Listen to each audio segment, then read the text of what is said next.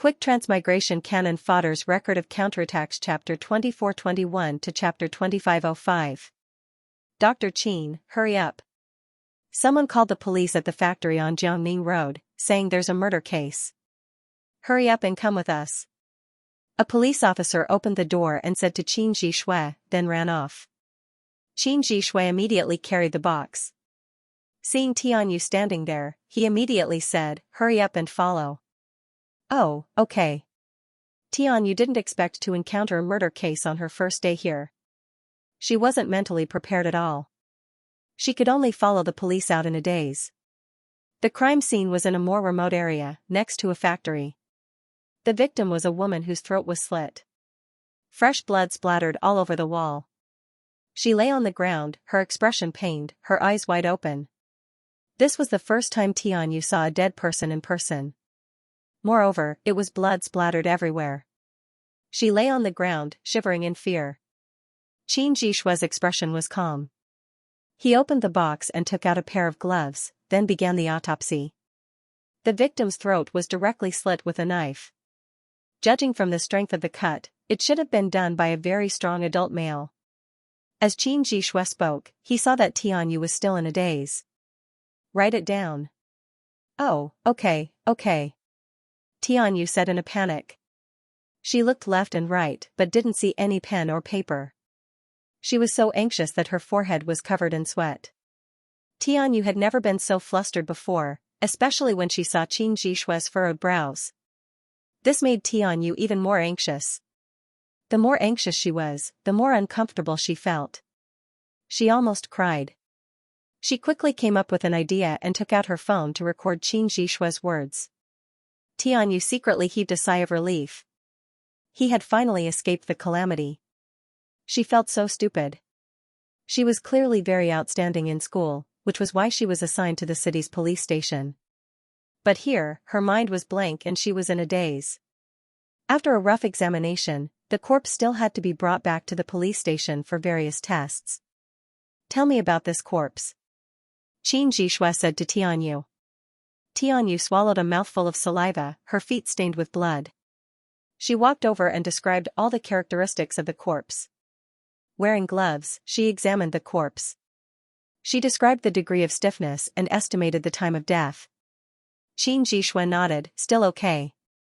Tianyu immediately smiled, thank you, master. Ah, it's already noon. Master, I'll help you get some food. You said. No need. Let's go together. You don't have to bring me food. Qin Zhishui removed his white coat. It's your first day here. Get to know your colleagues here. Yes. Tianyu had a sweet appearance. It was hard to imagine that such a girl would be engaged in such a profession. Therefore, she was very popular to have lunch in the canteen, especially in the bureau where there were more wolves than meat. That Tianyu could be said to be protected like a national treasure. The police station was filled with rough men. With such a delicate flower, she would naturally be protected. There were also some people who asked Qin Zhishui to be more lenient towards Tianyu, and to show mercy no matter what. Tianyu was natural and unrestrained when facing other people, but when facing Qin Zhishui, she was a little bashful and shy. Perhaps it was because this person wanted to guide her through her internship. Also, this man was mature and steady. He was different from other police officers. Actually, a man like Qin Zhishui was more attractive. In addition, Tianyu herself was a forensic doctor, so she more or less had the mentality of worshipping someone in the same profession. Thus, her heart naturally had a different feeling. Qin Zhishui glanced at Tianyu. The work of a forensic doctor is very important. Being able to understand the language of the corpse and what the victim is saying isn't something ordinary people can do. Tianyu immediately said, I'll definitely be serious. I'll seriously understand the language of the victim. I'll definitely learn well from master. Great forensic Dr. Qin, don't be so serious. You'll scare the little girl.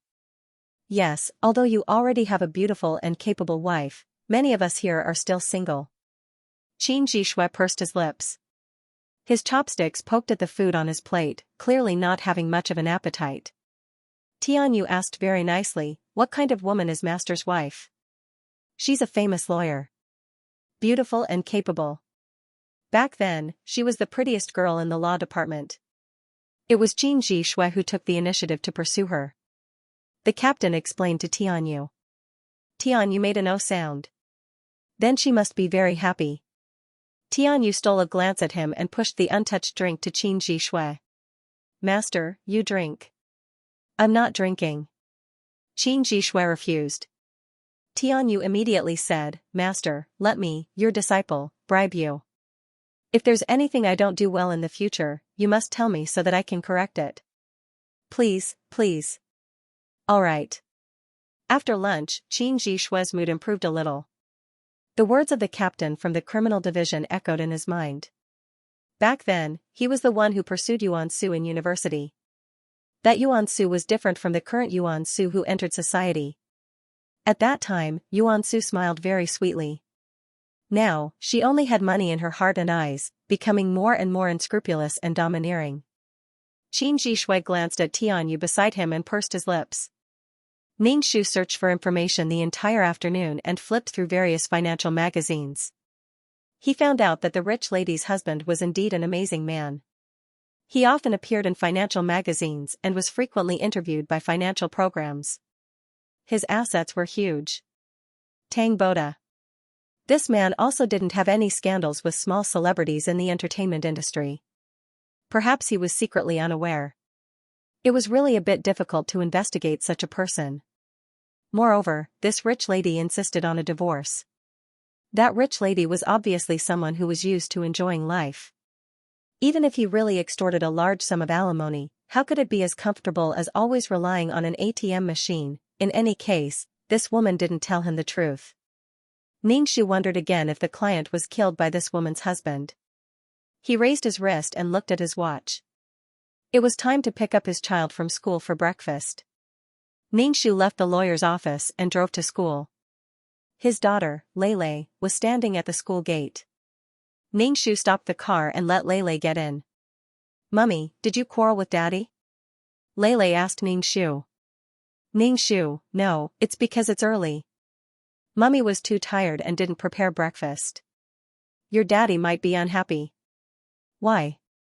Why would Daddy be angry over something like this? Mummy also said that she was too tired. Lei was puzzled. Then maybe it's because Daddy thinks that making breakfast is Mommy's responsibility and Mommy didn't fulfill it. Ningxu said without much care. There were children in this world. Ningxu really didn't like missions with children. Especially when it came to educating children, it was too simple and crude.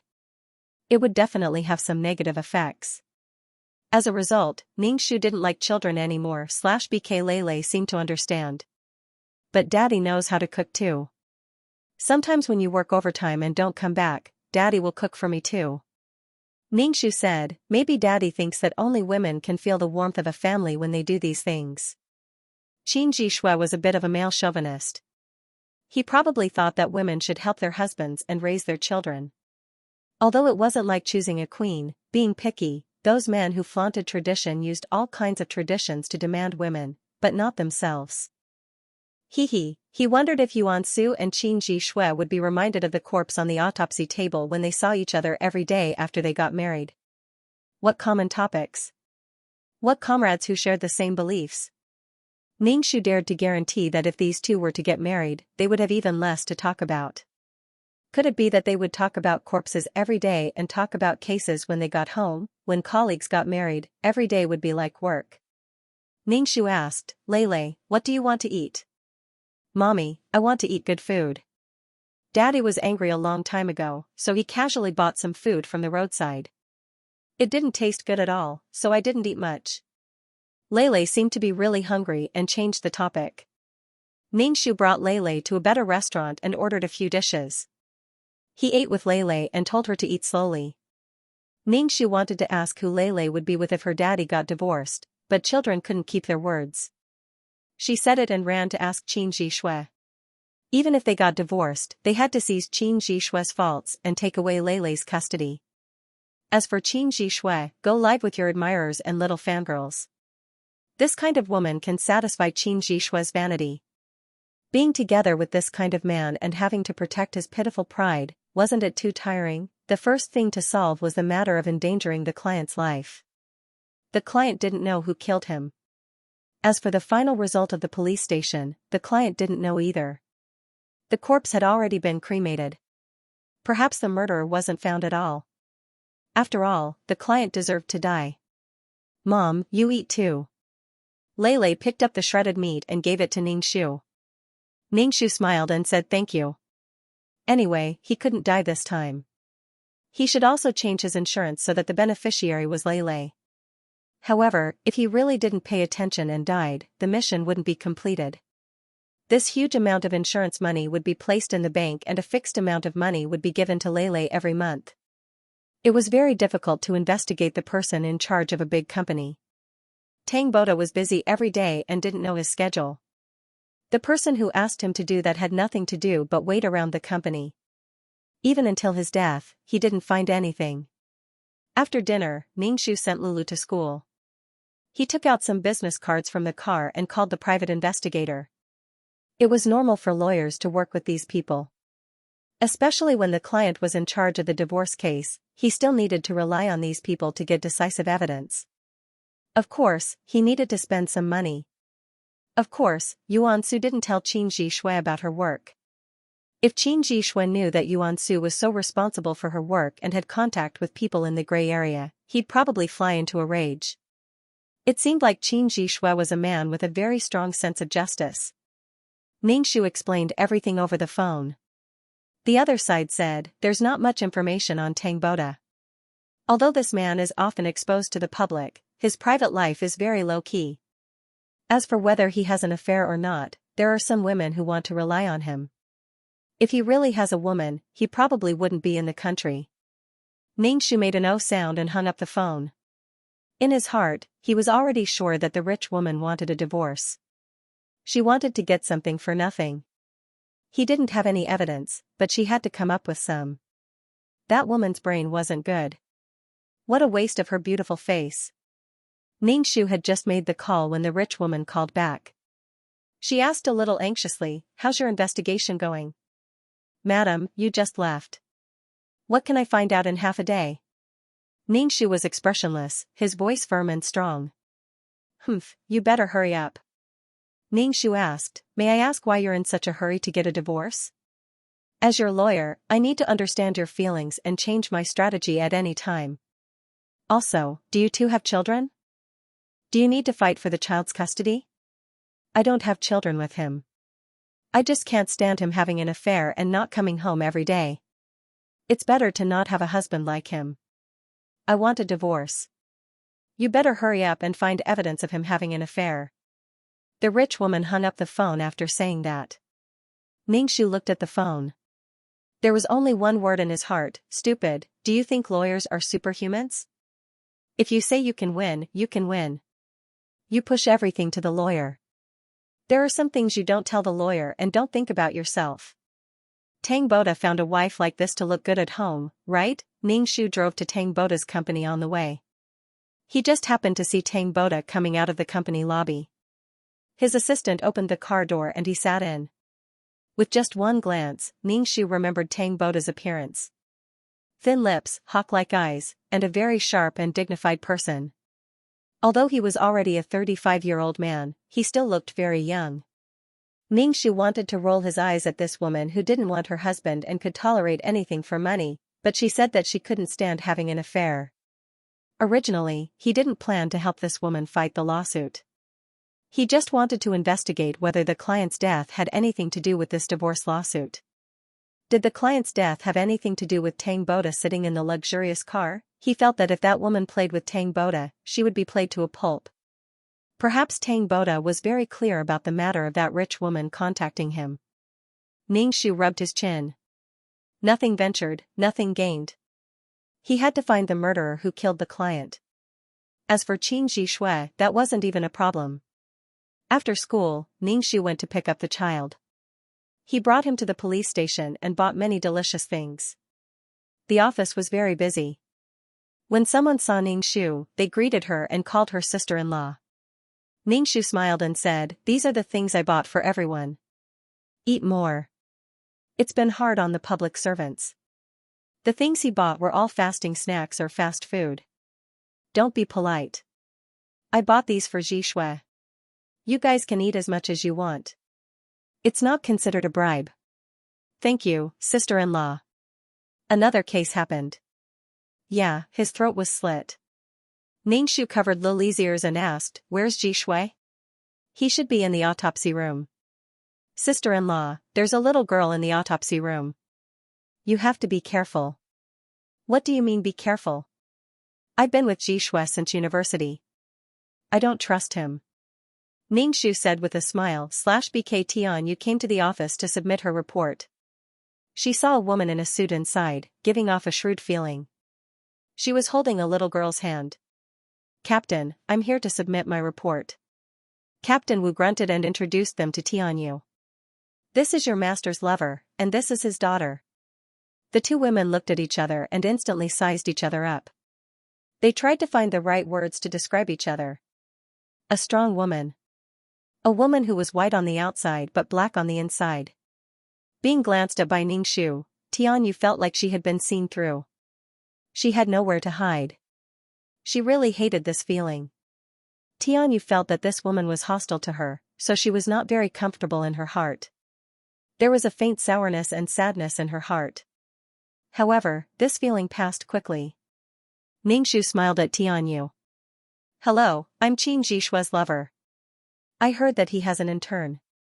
"So it's you. Being a forensic doctor is such a tough job. There aren't many girls, and such a beautiful one at that. I like forensic medicine." Tianyu turned to Captain Wu and said, "Captain Wu, I'm going back to the autopsy room. Wait, help me bring this to Xianxia. You two can eat together.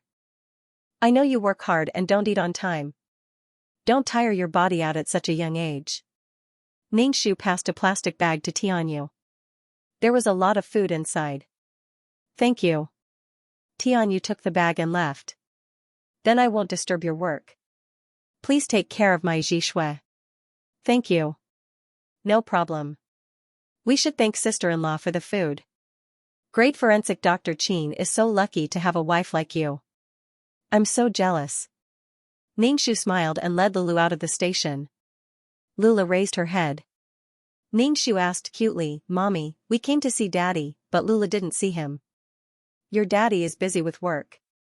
He's going to play the piano now. Mommy will accompany you."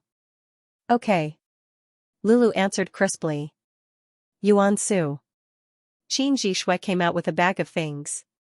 Lulu called out crisply, "Daddy." Qin Xianxia walked up to Ningxu and handed him a bag of things. "Don't send things to the station in the future. It's bad for your reputation." With his hands behind his back, Ningxu tilted his head and asked, "What do you mean by bad influence?" "I'm here to give you something to eat. I also bought some for your colleagues." "That's nothing, right? This is a very, very serious place. Don't think that this is some unscrupulous place like a lawyer's office where you need to see me off. There's no need for that here." Qin Xianxia said, "You're making me very uncomfortable like this." He didn't go to his wife's law firm to make his presence known, but his wife would come to the police station from time to time, making Qin Xianxia feel uncomfortable. Every time he saw the envious and jealous expressions of his colleagues, he was not happy at all. Only he knew the bitterness in his heart. Ningxu was about to accept the bag and said, "I respect your feelings," but Ningxu hadn't finished speaking when Captain Wu came out with a group of people. He said to Qin Xianxia, "Another murder happened. Master, I've already brought the box for you." Yuan Su carried the box and said to Qin Xianxia. Qin Xianxia stuffed the box into Ningxu's arms and left with the car. Ningxu looked at the box in his arms and curled his lips. He carried the box with one hand and held Leilei's hand with the other. "Mommy, why is Daddy unhappy?" Leilei asked, confused. "Because he doesn't like Mommy's behavior." "Why?" "Mommy is clearly worried about Daddy and is giving Daddy something." "Because the person is wrong. When someone doesn't like you, even your breathing is wrong." "Why is the person wrong?" "Because when you drink soup, you're holding a fork. Naturally, you can't scoop up the soup." Why do you have to hold a fork when you drink soup? Because you took the wrong one. If you took the wrong one, then take another one. Leilei's right. If you took the wrong one, you have to put down the fork. The client didn't despise Qin Zhishui for being a coroner who dealt with corpses every day. He loved his job, but despised other people's jobs. A coroner despised a litigator. How noble was his job? It was natural for him to be busy, but the client was so dissatisfied with his work. When they arrived at the piano training center, Leilei went to learn piano. Ningxu took a taekwondo class at the side. Although she knew it, if she learned it, no one would suspect her when she used it in the future. After Leilei finished learning, the mother and daughter pair went back. Ningxu suddenly felt like she was a single mother.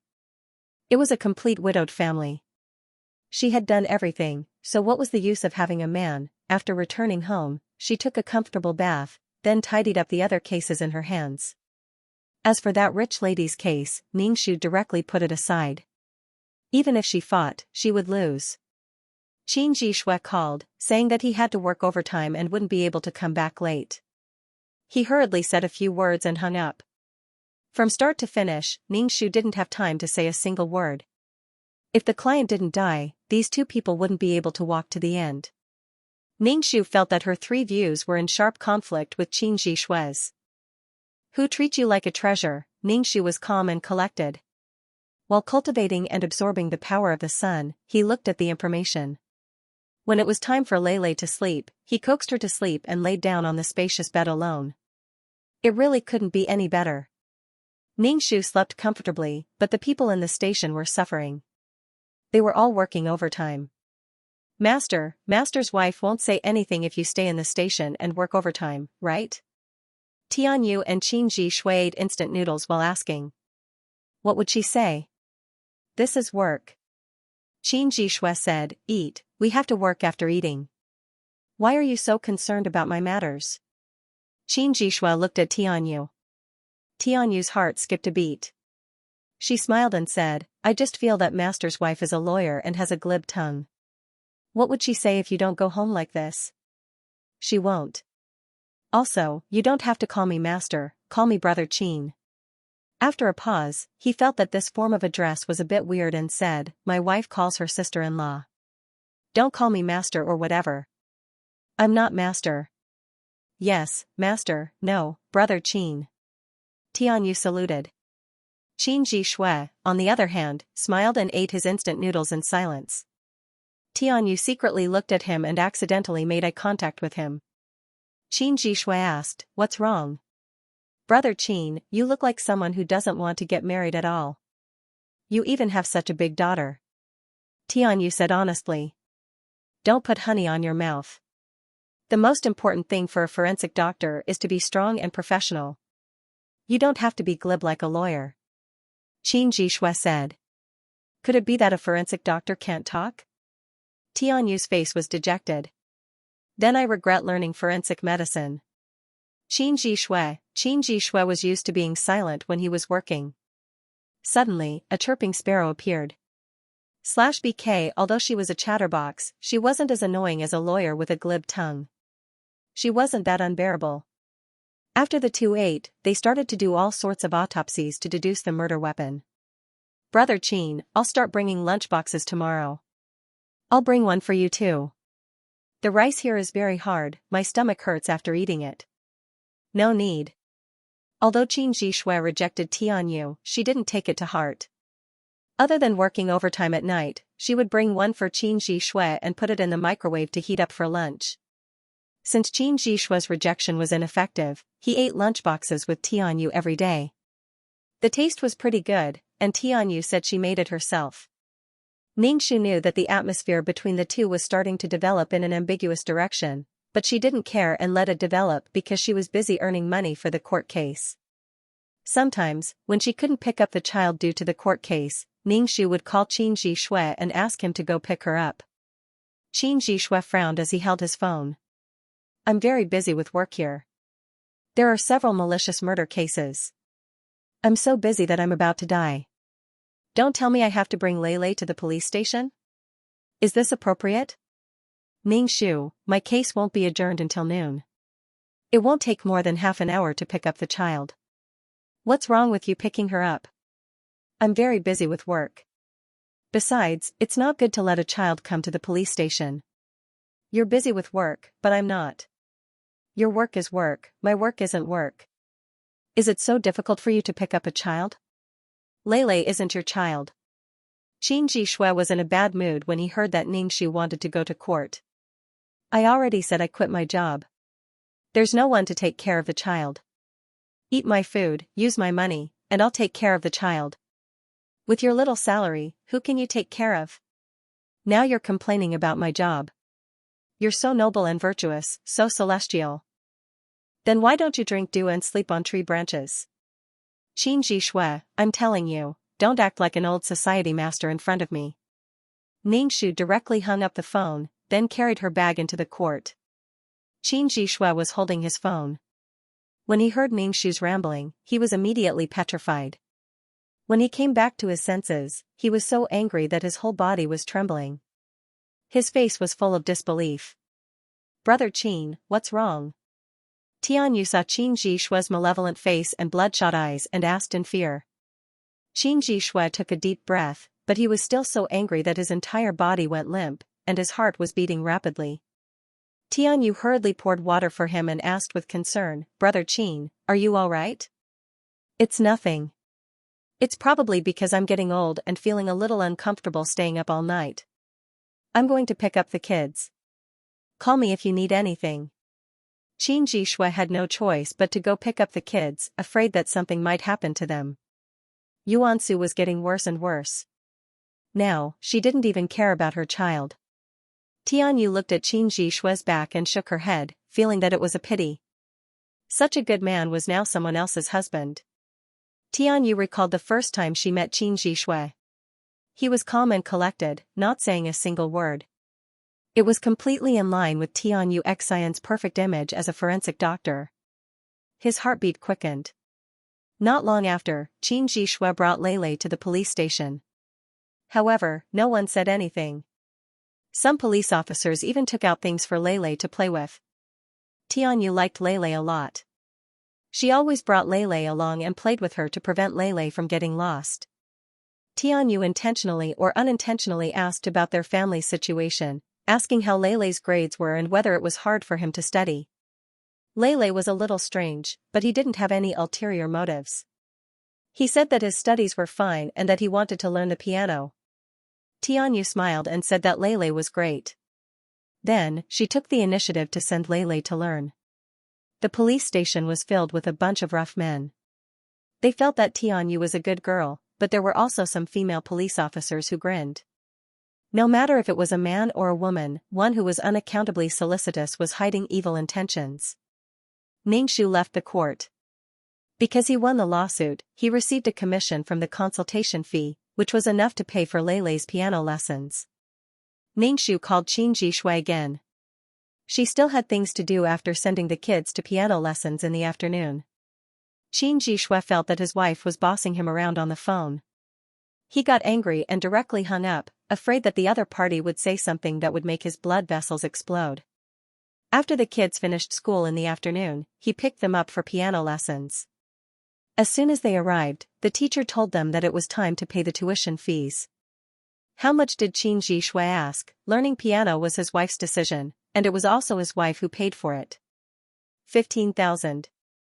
The price of 15,000 really shocked Qin Jishui. He couldn't even earn that much in a month. Forensic doctors were also civil servants, and their salaries really weren't that high. However, the kids were looking at him.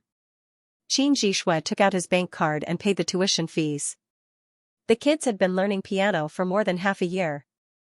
The tuition fees were around 10,000 a month, so half a year would be around 90,000. After the kids finished learning, Qin Jishui brought them home. Seeing Ningxu boiling soup, he took a deep breath and said to Lele, "Go back to your room and do your homework." Lele made a sound of acknowledgement. After she went in, Qin Jishui said to Ningxu, "Go to the bedroom, I have something to tell you." Ningxu made a sound of acknowledgement. He took off his anti-heat gloves and went straight to the point. "What? Lele's piano fees are that expensive? You only No. So, with your little salary, it's not even enough to pay for Lele's piano fees for a month. All the cars in this house, which one of them wasn't bought by me? Xianxia furrowed his brows in annoyance. Money. What else do you have in your heart besides money? If it wasn't for this family, why would I work so hard? If you have the ability, don't drive the car I bought? Ningxu sneered. Enjoying everything, yet blaming others for being unscrupulous. In this world, you're pure and clean, yet you're not a demon. You're untainted by the mud. Xianxia took out his car keys and threw them on the bed. Take it. From today onwards, I won't drive. Ningxu picked up the keys and didn't say anything. Also, I've never said anything bad to you. Look at the attitude you spoke to me today. You've never said anything bad to me. You've always treated me coldly. Ningxu sneered. You're really repulsive. Xianxia slammed the door and left. Ningxu swung his key ring as he watched Xianxia walk down the stairs from the balcony. Xianxia originally wanted to drive away, but he remembered that he'd already given the keys to his wife. He could only walk out of the neighborhood and take a taxi to the police station. The next day, Ningxu bought Xianxia's car. Of course, a second-hand car couldn't be sold for much, but it was still a sum of money. He'd rather sell it than let him use it. He squeezed into the bus to go to work. When he had it, he didn't feel it, but when he lost it, he knew how inconvenient it was. The whole world was different now, and it was difficult to go against him everywhere. When Xianxia returned, he saw that there was another car in the parking lot. BK Tianyu saw that Xianxia was beaten up and instantly felt her heart ache. She couldn't separate the two of them, so she hurriedly entered the station to look for help. Captain Wu was still discussing the case with his subordinates when Tianyu, this little brat, took his wine glass away. When he went outside and saw the entangled couple, he hurriedly ordered the others to separate them. Both of them had bruises on their faces. Tianyu immediately asked, Brother Qin, are you okay? Wei Dong, if you continue like this, I'll really get angry. He started it. Wei Dong felt wronged and angry, feeling that his girlfriend had betrayed him. Also, the place where this man hit him was very painful, making him gasp in pain. He treated her so well, giving her anything she wanted, yet now she was siding with someone else. The Wei Dong in the past didn't dare to think about it, nor did he dare to offend Tianyu. However, under Ningxu's repeated psychological hints, he felt that he and Tianyu were a pair in love. As long as they made it clear, they could be together. What's going on? Why did you start fighting? Don't forget your identity. Captain Wu frowned. Xianxia was a calm man, how could he fight with someone? Who knows, if the other party made a complaint, Xianxia might not want to work anymore. Why was he acting like a brat? Xianxia's mouth was bruised. This brat keeps harassing Tianyu. If I don't teach him a lesson, he won't learn his lesson. He even attacked a police officer. Bullshit, you were clearly the one who started it. Wei Dong didn't expect this guy to spout nonsense. If you don't believe me, ask Tianyu.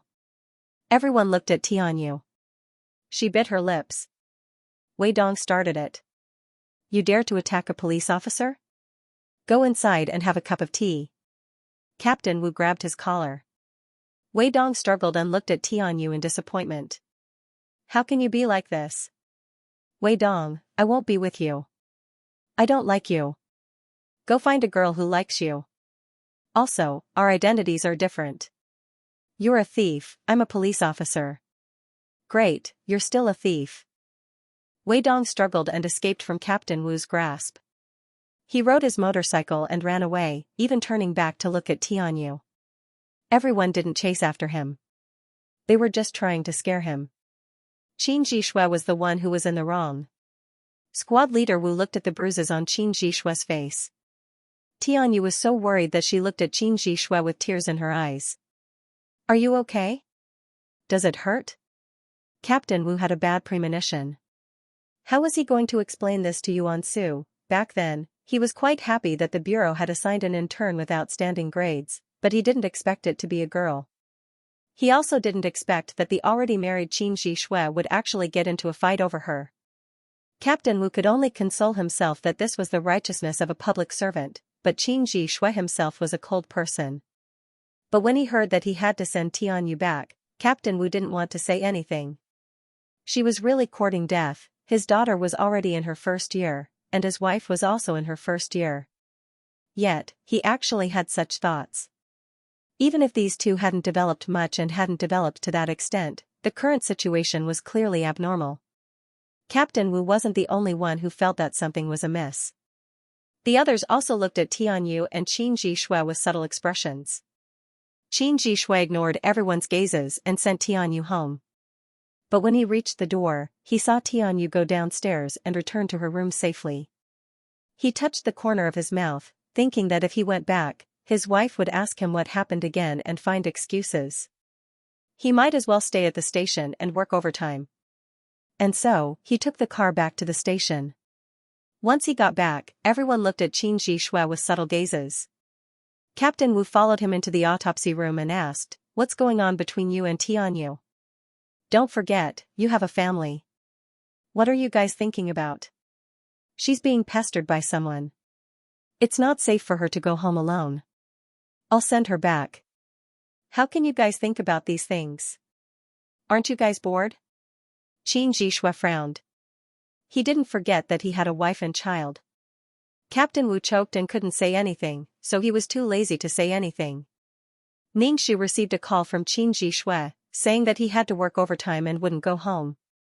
Ningxu, working overtime, this was definitely the prelude to a broken relationship. He didn't want to face his family, and even hated seeing each other. Ningxu smiled and said, "Take care of your body." After hanging up Qin Ji Shui's call, Ningxu received a call from Captain Wu.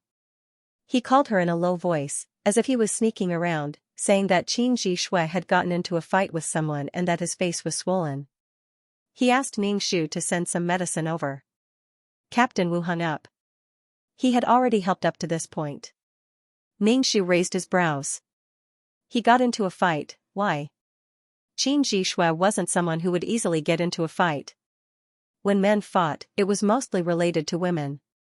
Just like how males in the animal kingdom fought for the right to mate with females, it was a way to show off one's strength. Ningxu thought of Wei Dong, and the corners of his lips hooked up. After Lei finished learning the piano, he brought her to the police station and bought some ointment for promoting blood circulation and removing blood stasis on the way. Qin Ji Shui suddenly saw Ningxu, and a trace of guilt involuntarily appeared in his heart. Lei crisply called out for her daddy. Qin Ji Shui carried her up. Ningxu asked, "Why are you here?" "I heard you were injured, so I brought some medicine for you." Ningxu smiled and said, "I didn't know you could fight so well." Qin Ji Shui didn't say anything and asked about Lei's situation in school. When the father and daughter spoke, Ningxu naturally wouldn't interrupt. "Look at this guilty look." Ningxu let the two talk while he left the autopsy room. Someone pulled him to tell Ningxu everything that happened today from beginning to end. As he spoke, he also observed Ningxu's expression. Ningxu didn't think that Wei Dong would act so quickly. It seemed like he liked Tianyu a lot. Ningxu could imagine Tianyu's expression at that time. "I used you as a spare tire to relieve boredom, but you actually wanted to chase after my F***cat up mood." Listening to the end, Ningxu's expression became more and more gloomy. Really? Then, she felt conflicted. But, I believe him. Idiot, Ningxu distributed the food he brought to everyone, but his expression was a little forced. Everyone thanked him. Seeing his expression, they didn't continue to argue with him. Ningxu walked into the autopsy room and said, "Someone already came to look at the house. It should be sold soon. I found a new place to live, so don't worry." Qin Ji Shui nodded. He suddenly realized that he had nothing to say to his wife. The suffocating silence between the two made him feel very anxious. Ningxu held Lei's hand and left. Qin Ji Shui almost imperceptibly let out a sigh of relief. Even he himself didn't understand why he was like this. Maybe he really did make a mistake, so he felt guilty. Ningxu was already drafting the divorce agreement. He also wanted to find some evidence to make Qin Ji Shui the wrongdoer in this marriage. Only then would he be able to fight for the child's custody. Every day, there were several groups of people coming to look at the house. Because the house was renovated well, there were several groups of people who wanted to buy it. /BK Ningshu sold the house to the highest bidder and it was quickly sold off. When Qin Jishui returned home, he found that he couldn't even open the door with his keys. He then called Ningshu and was told that they'd moved and gave him an address. Qin Jishui was flabbergasted. How could she be so capable? After such a long time, they'd already bought a house and reached the location of the new house. It was a house that was much smaller than before. Qin Jishui couldn't get used to it. We haven't bought a new house yet. We still have to look at the real estate, so we'll stay here for now, Ningshu explained. Qin Jishui was very unhappy. Living in a place like this, was the family really short on money? Why did they have to sell the house? In front of his daughter, he couldn't tell her not to learn the piano. Qin Jishui's heart wavered a little. Should he not let Yuan Suci work? Right now, the entire family's livelihood was on his shoulders. He suddenly felt a little pressured, but this feeling was immediately ignored by Qin Jishui. Although the house was a bit small, family warmth was also good. Although he thought this way, Qin Jishui's heart couldn't lift. He thought about all sorts of things and even thought about how that hooligan didn't harass Tianyu again. Ningshu looked at the absent-minded Qin Jishui. He was in Chao's camp, but his heart was elsewhere. TSK, Ningshu had already asked a private investigator to help take some photos. When the time came, they'd go to court against Qin Jishui to fight for Lily's custody. Lula definitely wouldn't be given to Qin Jishui. She had a stepmother and a stepfather, especially since Qin Jishui liked Tianyu so much. Tianyu couldn't say anything. Even if Tianyu was willing to spread her love, she'd still have her own child. Thinking about the money for the child's diapers, milk powder, and education fees, Qin Jishui who didn't have a house already. Although he'd get a share of the money, he'd be in a tight spot. Let's just go with the poetry. When the basics of life weren't guaranteed, one wouldn't pursue higher spiritual pleasures. Ningshu chuckled. Lula looked at Ningshu and asked, Mommy, what are you laughing at? Mommy's happy. Tianyu who was confessed was furious. In the end, that Wei Dong came again on a broken motorcycle the next morning. Tianyu was so annoyed that she was about to explode. I'll drive you to work, Wei Dong said. Seeing Wei Dong acting so familiar with her, her blood vessels were about to explode. The way he acted as if he was her boyfriend was really annoying. Tianyu did not want to have anything to do with him, especially since she was a forensic doctor and he was a thief. Tianyu didn't get into the car, so Wei Dong drove behind her. Tianyu sped up, trying to get rid of Wei Dong behind her. Wei Dong got out of the car and reached out to grab Tianyu's arm. Why are you running? Tianyu was a little scared now. In the past, she felt that although Wei Dong was a petty thief, he treated her well. Now, Tianyu was afraid that the hooligan would hurt her. Let me go. Let me go. Tianyu was very excited. She bit Wei Dong's arm. Wei Dong was in pain and let go. Tianyu immediately crossed the road to escape. In the end, she was hit by a car head-on. Tianyu was scared out of her wits and stood still. The car braked and stopped before it hit Tianyu. Tianyu sat on the ground and Wei Dong hurried to help her.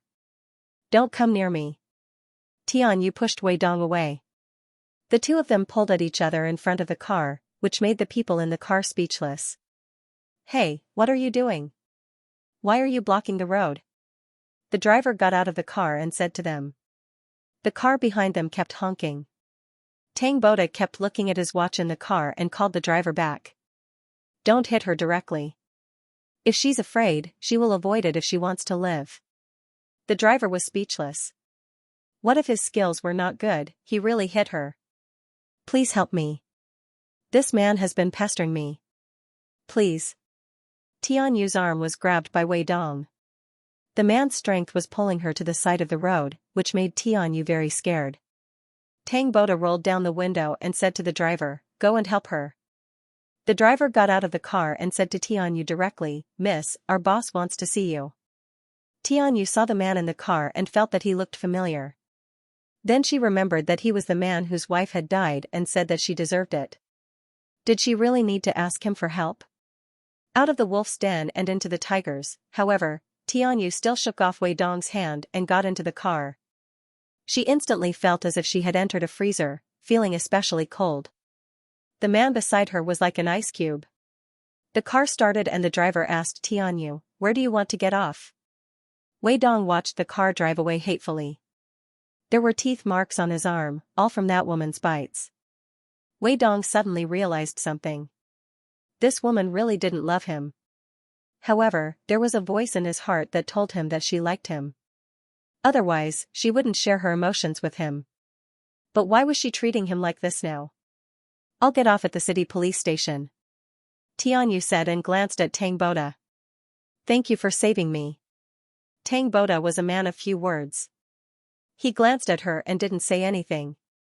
Tianyu was snubbed and didn't say anything. If Tianyu got together with Qin Zhishui, it would be a forensic novel. If she got together with Tang Boda, it would be a domineering CEO who loved his forensic wife. Ningshu still didn't know that Tang Boda was actually the second male lead. Also, he didn't know what kind of physique Tianyu had. She only attracted married men. Moreover, one of them must have a dead wife. When they arrived at the police station and Tianyu got off, Tang Boda finally spoke. "What's your name?" "Tianyu." Tianyu didn't understand why he asked for her name. "Are you married?" Tang Boda asked again. Tianyu wanted to roll her eyes. "Unmarried." "That's fine. Marry me," Tang Boda said calmly, but this shocked Tianyu so much that she almost jumped up. F***ck, this person must be crazy. "I'm sorry, I won't marry you." Tianyu felt that it was an unlucky year. Otherwise, she wouldn't have met so many crazy people. "Why? Do you have someone you like or someone you're married to?" Tang Boda asked indifferently. "Yes, I have someone I like, so I can't marry you." "Your wife just died not long ago and you want to get married. Do you even have a heart?" Tianyu couldn't help but say. In the interrogation room, he said that his wife was an idiot and deserved to die. Whoever marries this kind of person would be unlucky. If that's the case, then forget it. I find you pleasing to the eye and lack a wife. Since you have someone you like, then forget it. Tang Boda said and let the driver drive away. Tianyu scolded him in her heart for being crazy. Marrying someone pleasing to the eye? How could marriage be so casual? She was harassed by hooligans early in the morning, and now someone suddenly proposed to her. /BK the one who was proposed to was a rich man. Although he was rich, he was cold and heartless. His wife died, but he didn't shed a single tear. Never in her wildest dreams would she have thought that this person would actually tell her that he wanted to get married. She already had someone she liked. But in the following period of time, Tianyu often met Tang Boda. The first time was a coincidence, but what about the second and third time? So, she met another stalker. F***ck, Tang Boda coldly asked Tianyu to get in the car and send her to work. Tianyu rejected him directly. She had seen his cold side. She would not marry such a man unless her brain was eaten by a zombie.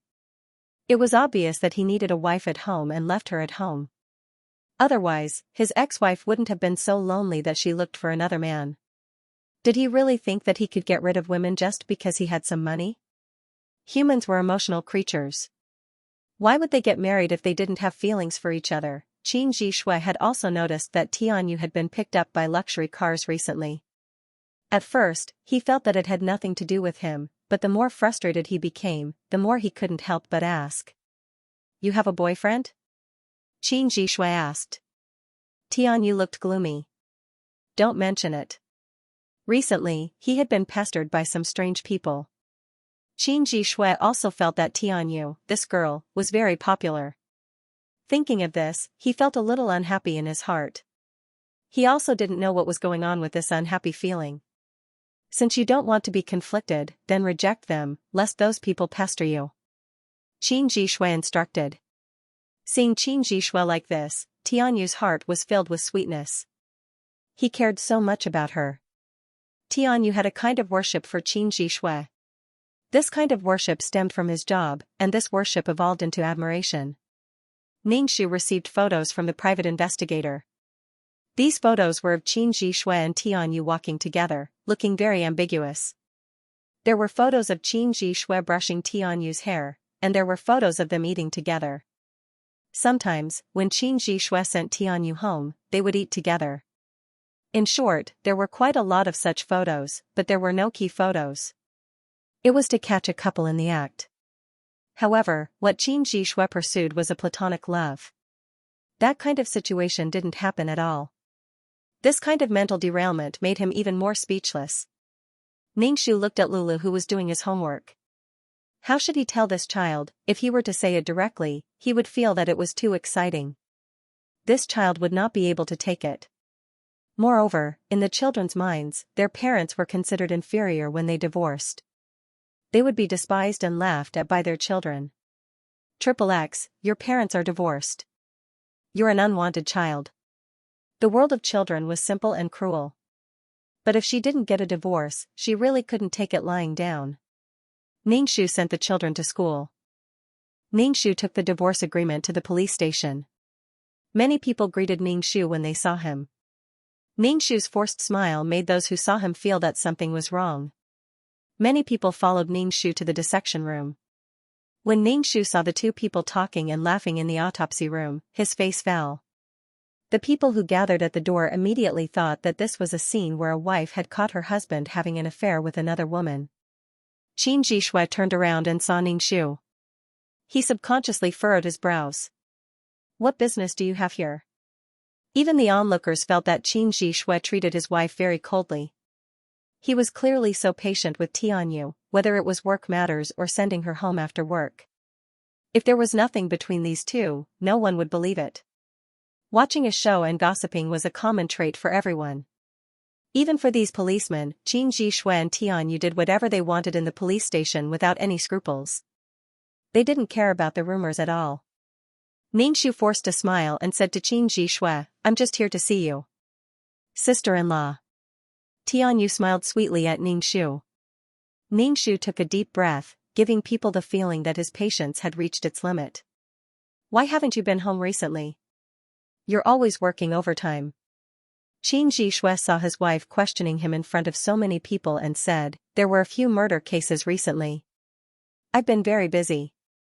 Ningxu, Qin Zhishui, let's get a divorce. I can't stand your cold treatment anymore. No matter what I do, you're not satisfied with me. I already said that I want to quit my job, but I realized that whether I have a job or not, you treat me the same. Qin Zhishui was stunned for a moment, as if he didn't understand. In the end, when he saw everyone whispering to each other, blood rushed to his head. What are you talking about? I know you're annoyed with me right now. You don't even want to see me. I'm here to bring you things, but you're already so annoyed, yet you can send your other female colleagues home. You don't have any patience for me at all. I've had enough of this kind of life. Ningxu said tiredly. The surrounding people looked at Ningxu with sympathy. Tianyu was only young. In terms of beauty and ability, how could she compare to Yuan Su? Moreover, the two of them had a child. Tianyu was stunned. She hurriedly waved her hand and said, Sister-in-law, I really don't have that kind of relationship with Qin Ji. Really, you guys mustn't divorce because of me. Also, I don't want to be called a vixen. If you guys want a divorce, please wait until I finish my internship and leave this place. Ningxu said coldly, do I have to pick the time when you're gone for a divorce? I can't divorce even if you're here. Qin Zhishui pulled Ningxu out of the autopsy room. When they were outside, he said impatiently, what are you doing now? Ningxu stepped on her high heels and walked in front of Qin Zhishui. Qin Zhishui couldn't help but take a step back and look at Ningxu. What's the matter? Pay attention to your attitude. I'm an independent person. You're treating me and your wife with such an impatient attitude. Even if it's a marriage, it's only a cooperation between two people based on love. We're partners who strive for life together. It's a kind of contract spirit. I'm not your possession. You can do whatever you want. Ningxu sneered. When there was no one else around, Ningxu's aura was on full display. She looked at Qin Zhishui coldly. Didn't you say you're strong? Then I'll show you. Iron blood and tender feelings were hard to reconcile. Qin Jishui was a bit stuffy, especially the way his wife looked at him. He felt that the way his wife looked at him was simply amazing. As if he was mud on the ground. Ningxu said, "I'm going to break the contract with you now. Moreover, you've violated the contract and violated the most basic mutual loyalty. I'm clear about the matter between you and Tianyu. I'm willing to give you face. Otherwise, as a national civil servant, do you think you can continue to work after this kind of thing happened? I have nothing to do with Tianyu." Ningxu smiled and flipped her hair. "Is that so? Then let's go to court. You probably haven't seen me fight a lawsuit before, right? You can see how a Philistine lawyer fights a lawsuit." BK Qin Jishui was originally a man who wasn't good with words. After listening to Ningxu's one-sided long speech, he concluded that the two were divorcing. Qin Jishui was really annoyed. "Stop messing around, okay?" Ningxu took a step forward and Qin Jishui took a step back. Ningxu said, "I'll warn you again. Watch your attitude. You're so impatient that you're not even willing to talk about serious matters. Do you think we can still continue? If you don't agree, you should think about the consequences." Qin Jishui retracted his annoyance and rubbed his brows. "Why do you want a divorce for no reason?" "Because I hate you. Also, you didn't abide by the contract rules and flirted with the little girl." Qin Jishui, "I'm willing to give you some face because you're the child's father, but you don't seem to want to talk to me. Just wait for the court summons." Ningxu couldn't be bothered to talk to him anymore and took out the divorce agreement. "Take a look." "You can sign it," Ningxu said directly. "I don't agree to the divorce, Ningxu interrupted him. "Don't make me look like I'm messing around. Qin Jishui, if you don't agree, we'll fight to the death." Qin Jishui looked at Ningxu. He felt that his wife's current attitude, looking down on him, made him feel especially uncomfortable. Qin Jishui lowered his head and finished reading the divorce agreement. "Lulu belongs to you?" "Yes." "Can you be responsible for Lily's life? Can you guarantee that she'll continue to learn piano and receive a good education?" "You can't. What right do you have to let Lulu live with you? Also, you're the one at fault in this marriage. Don't say that it has nothing to do with Tianyu. I can't be bothered to listen. It's disgusting." Ningxu's words weren't polite at all. She didn't consider Qin Jishui's self-esteem at all. Qin Jishui trembled in anger. How could this woman be so sharp and mean? How did Yuansu become like this? Everything's fine. Why do you want a divorce? Also, you quit your job, Qin Jishui said. Ningxu reached out a finger and poked at Qin Jishui's heart. Come, tell me. Do you like Tianyu? You're beating. Qin Jishui was stunned as he watched the other party's finger drawing circles on his chest. His heart almost couldn't help but beat faster. What a cowardly young man. You want a stable family, yet you seek excitement. You're afraid that your life will be stagnant. Qin Jishui, this old lady won't spoil you. Take the divorce agreement. Let me know when you sign it. If you don't, let me know too. Then, I'll tell you the court date. Ningxu walked away, her high heels clicking against the floor as she waved her hand without looking back. Qin Jishui took a deep breath. Holding on to the divorce agreement, he didn't have the courage to sign it. Moreover, the child was still hers. Lele was the Qin family's child. Qin Jishui returned to the autopsy room. There were quite a few people there, and all of them were asking what had happened. There were also people who took a look at the divorce agreement in Qin Jishui's hands. There were also people who commented that their sister-in-law was indeed a lawyer. All the rules and regulations, as well as the division of assets, were accurate to 2 decimal places. Of course, the person who spoke received a bunch of supercilious looks. Was that the main point? Captain Wu swept a glance at Tianyu, telling Qin Jishui to think about it carefully and not let his head get hot. He was already a young man. He couldn't bear the torment. Qin Jishui was also over 30 years old. Qin Jishui considered it over and over again. In the end, he decided not to divorce because he was afraid of instability. Qin Jishui recalled the words his wife had said. What a cowardly young man. Qin Jishui felt that his current wife was like a lioness who had revealed her claws. Before, she could still hide a little, but now, she had no scruples. She didn't care about his feelings at all and acted recklessly. This made Qin Jishui feel very panicked. That day, Qin Jishui got off work and returned home. Ningxiu and Lei were eating. They were eating a fragrant soup. "Daddy, you're back," Lei called out crisply. Qin Jishui took a deep breath and went to the kitchen to get a bowl. He scooped some soup and drank it. Ningxiu said to Lei, go do your homework after you're done eating. Mommy will check on you later. Okay. Once Lei left, Ningxiu retracted her gentle smile. She looked at Qin Jishui and said, "Have you thought it through?" "I'm not divorcing." Ningxiu held a spoon and supported his chin with his left hand. He narrowed his eyes and looked at Qin Jishui. "Qin Jishui, who do you think you are? What right do you have to make me do this to you? Can't we talk nicely?" Qin Jishui listened to these harsh words and tried his best not to get angry. Ningxiu drank a mouthful of soup. This was soup that had been simmered for a few hours. It tasted very good. "Qin Jishui, don't take other people's tolerance for granted.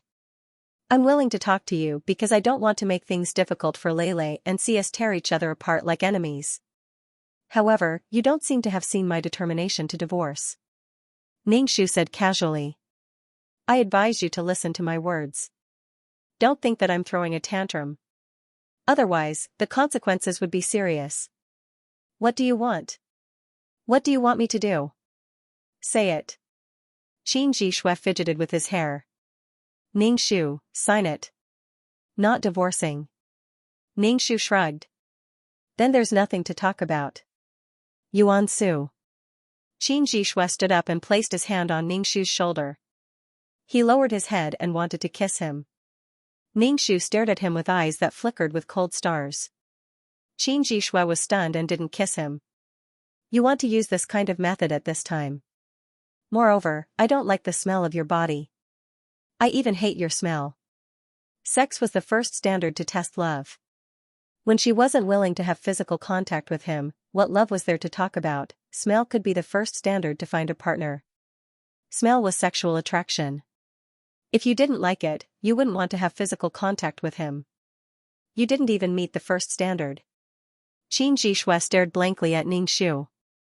"In the end," he said, "even if we divorce, Lei should still be mine." TCH. Ningxiu couldn't hide his disdain. "Lei is very expensive. You can't afford to raise her. She's precious." "Why did I raise her to be so precious?" "It's to keep her away from vulgar interests in the future. Men who don't have any ability but demand things from women can't afford to marry my daughter. Away from those men who said you looked good without makeup when you bought a bag or lipstick, but stared at the beautiful women passing by." Qin Jishui's face alternated between red and white. He felt like she was scolding him indirectly. "No matter what, Lei is a child of the Qin family," Qin Jishui said. "Haha, you're busy with work when you're picking up your child, yet you have time to send your female colleague home. Qin Jishui, don't think that just because you gave Lei a life, you can treat her as your possession, your Qin family's possession. Be patient with your colleagues and your child. I know you're tired of this stagnant life, but you're also afraid of the waves that will arise next year." BK Qin Jishui couldn't refute because he really did send Tianyu home. "There's a reason for that. I know. One who is unaccountably solicitous is hiding evil intentions." Ningxiu nodded in understanding. "Qin Jishui, can you not be so sarcastic? If you can do it, why can't I say it?" TSK. Ningxiu said directly, "Then let's meet in court. There's nothing to talk about. Go work, don't stand in front of me. I don't really want to see you." Qin Jishui took a deep breath and told himself to calm down. "I'll sleep at home today." Ningxiu ignored him and took the bowl and chopsticks. At this moment, Qin Jishui became diligent and even helped wash the dishes. "Since you like to wash the dishes, then do it. Being solicitous at this time is even more disgusting. Do you think I'm so easy to fool?" Qin Jishui originally wanted to talk to her, but the other party turned and left. Qin Zhishui sighed. After washing up, he took another shower and found his way to the bedroom. From behind, he hugged Ningxu, who was using the computer. Your smell is disgusting. Don't come near me, Ningxu said directly. Qin Zhishui was furious. Can you not be unreasonable? I'm respecting the choice of my heart. I don't want to have any contact with you. Qin Zhishui, who gave you the courage? Qin Zhishui's head was buzzing from anger. He picked up his clothes and left. Did you really think this matter was resolved with a slap? Ha ha ha, Qin Zhishui kept dragging on and refusing to divorce. He wanted to deal with this matter coldly. He felt that his wife was angry and it would be better after her anger subsided. As a result, the relationship between Tianyu and Qin Zhishui became more or less awkward. Tianyu asked Qin Zhishui if it was because of her. Qin Zhishui shook his head. This has nothing to do with you. I think I've really neglected her for a long time. That's why she wants a divorce. Then will you divorce sister-in-law? Tianyu asked. Facing Tianyu, Qin Zhishui was a little hesitant. In the end, he said, I won't divorce. Tianyu's heart was filled with immense sadness. She almost couldn't hold it in. In the end, she had to pretend to be happy and said lightly, that's good. This way, no one will say it's because of me. Divorce. I'm sorry for dragging you into this.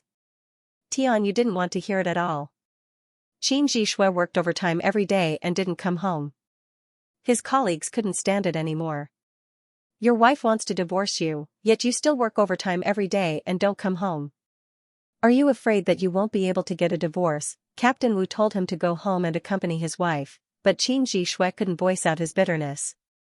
There was nothing he could do even if he went back. He simply couldn't take his wife's mouth off. There was nothing he could do. He might as well wait for her anger to subside. Ningxu ran to the police station to ask Qin Zhishui for the divorce agreement. Qin Zhishui had repeatedly said that he wouldn't divorce her, that he definitely wouldn't. Ningxu looked deeply at Qin Zhishui. Are you sure you don't want a divorce? I'm sure. Isn't it good for us to live peacefully? Qin Zhishui asked. Ningxu snorted and asked again, are you sure you don't want a divorce? You don't want a peaceful divorce? You don't want a divorce because you don't want to destroy the stability of your life, but I have to dump you, a man who always gives me a cold shoulder. I'm not getting a divorce.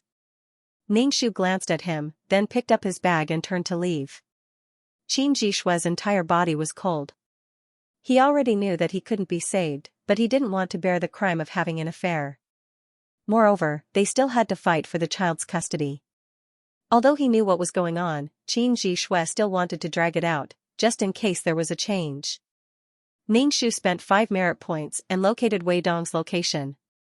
Although Wei Dong was a thief and gangster, because he was involved with the main character, he could be considered a side character. Although he was cannon fodder, he still found him. Otherwise, with such a vast sea of people, even a GPS device wouldn't be able to locate him. Ningxu found Wei Dong. Wei Dong was drinking at a food stall. He was drunk and vomited as he walked, his mouth still muttering about Tianyu. So ugly. If Wei Dong was an extremely handsome man, Tianyu wouldn't have rejected him so directly. The world that looked at looks was very hopeless. Ningxu took advantage of the night and dragged Wei Dong to an alley, then hypnotized him. Was the confession successful? No, woo-woo, I don't understand. The hypnotized Wei Dong cried until he was about to wake up. Ningxu, love pierces my heart. That's because she fell in love with someone else. She fell in love with someone else. She doesn't love you anymore. She fell in love with her colleague, and it's Qin Zhishui who has a family, Ningxu said in a low voice. It didn't matter if he could hypnotize him or not. Anyway, if he told Wei Dong these things, Wei Dong would definitely kick up a fuss. After telling Wei Dong these things, Ningxu left. Following that, he handed over the documents to the court and waited for the court session to start. Since Qin Zhishui felt that dragging it out would solve the problem, then let's drag it out. When the court summons arrives, it'll give him a surprise. Ningxu didn't return to the rented apartment anymore. Every day, he brought Lulu to another apartment, one that was very close to the school. Now, Ningxu brought Lulu along. Other than practicing the zither, the mother and daughter pair also went to learn taekwondo. Looking at Lily's appearance, she'd grow up to be a beauty too. Learning taekwondo was very necessary. Lulu was very happy to learn this with Ningxu. Wearing her taekwondo uniform, she looked like a mother and son outfit with Ningxu. Ningxu never told Lulu about his parents' divorce. Recently, Ningxu had been thinking about how to break the news to Lulu. If he told her when she was a little older, she'd definitely be angry. But if he didn't tell her, the paper couldn't hold fire. Ningxu looked at the little Lulu. She was like a snow-white glutinous rice ball. He really couldn't bear to hurt her. However, Ningxu still wanted to say, "Lulu, stay with mommy in the future, okay?" "Okay, haven't Lulu always lived with mommy?" Lulu said crisply. "It's just mommy and Lulu." Lily's expression began to slowly become dignified. She let go of Ningxu's hand. "You and Daddy are going to divorce?" Ningxu was surprised. "Who did you hear this from?" Lulu said, "There's also a classmate in my class whose parents divorced. Her parents didn't want her. In the end, she lived with her grandmother." Ningxu squatted down and said, "No one doesn't want Lulu. Mommy and Daddy are going to be separated, but they don't want to give you a fake home. Lulu, mommy will be with you." Using the child as a link, forcefully twisting the family together, saying that it was for the child. Was the child really happy, but using the child as an excuse? Lele burst into tears. "Why? Aren't you doing fine?" Lulu collapsed. She was still sympathizing with the classmate who divorced and lived with her grandmother. Now, it was her turn. She was so desperate. /BK Ningxu wiped away Lele's tears when he saw her crying like this. That's why having a child was especially difficult. If it was just Qin Ji Shui and Yuan Su, then a divorce would be a very clean and straightforward matter. That's why it wasn't wrong to say that a child was the link of a family. Because with a child, there were a lot of things that concerned the child. "Lele, do you think it's fine? How much time have you seen your father?" "Lele, even if your father and mother separate, you'll always be your father's child. When you miss your father, you can go see him," Ningxu said. "No, you'll reorganize your family. You'll have a new husband, and your father will have a new wife." Lele wiped away her tears. Ningxu really didn't know what to say. One had to be careful when having a child. Once Lele returned home, she locked herself in her room and didn't come out. Ningxu also followed her and used his mental power to look through the wall to see what she was doing in the room. Lele cried nonstop under the blankets. Ningxu took a deep breath, then another. Was he really not going to divorce? If he didn't divorce now, when would he? He should take advantage of his youth and work hard. He didn't have to look at the other party's face. Lele cried until she fell asleep. Ningxu wet his handkerchief and walked into the room to wipe her face. Her face was flushed red. This child would definitely be a beauty in the future. He couldn't let her marry that man so cheaply. Especially a man like Qin Ji Shui. Some people said that a daughter would look for a partner based on her father's standards. Thinking of this, Ningxu really wanted to divorce immediately and stay away from Qin Ji Shui. Perhaps in the eyes of outsiders, Qin Ji Shui didn't have any problems and could be used. Ningxu only chuckled. Shoes looked good there, but whether they were comfortable or not, only the wearer would know. No matter what, he had to divorce anyway.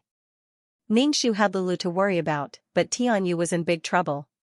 Wei Dong was originally a person who made people mess with him, and he was not stingy.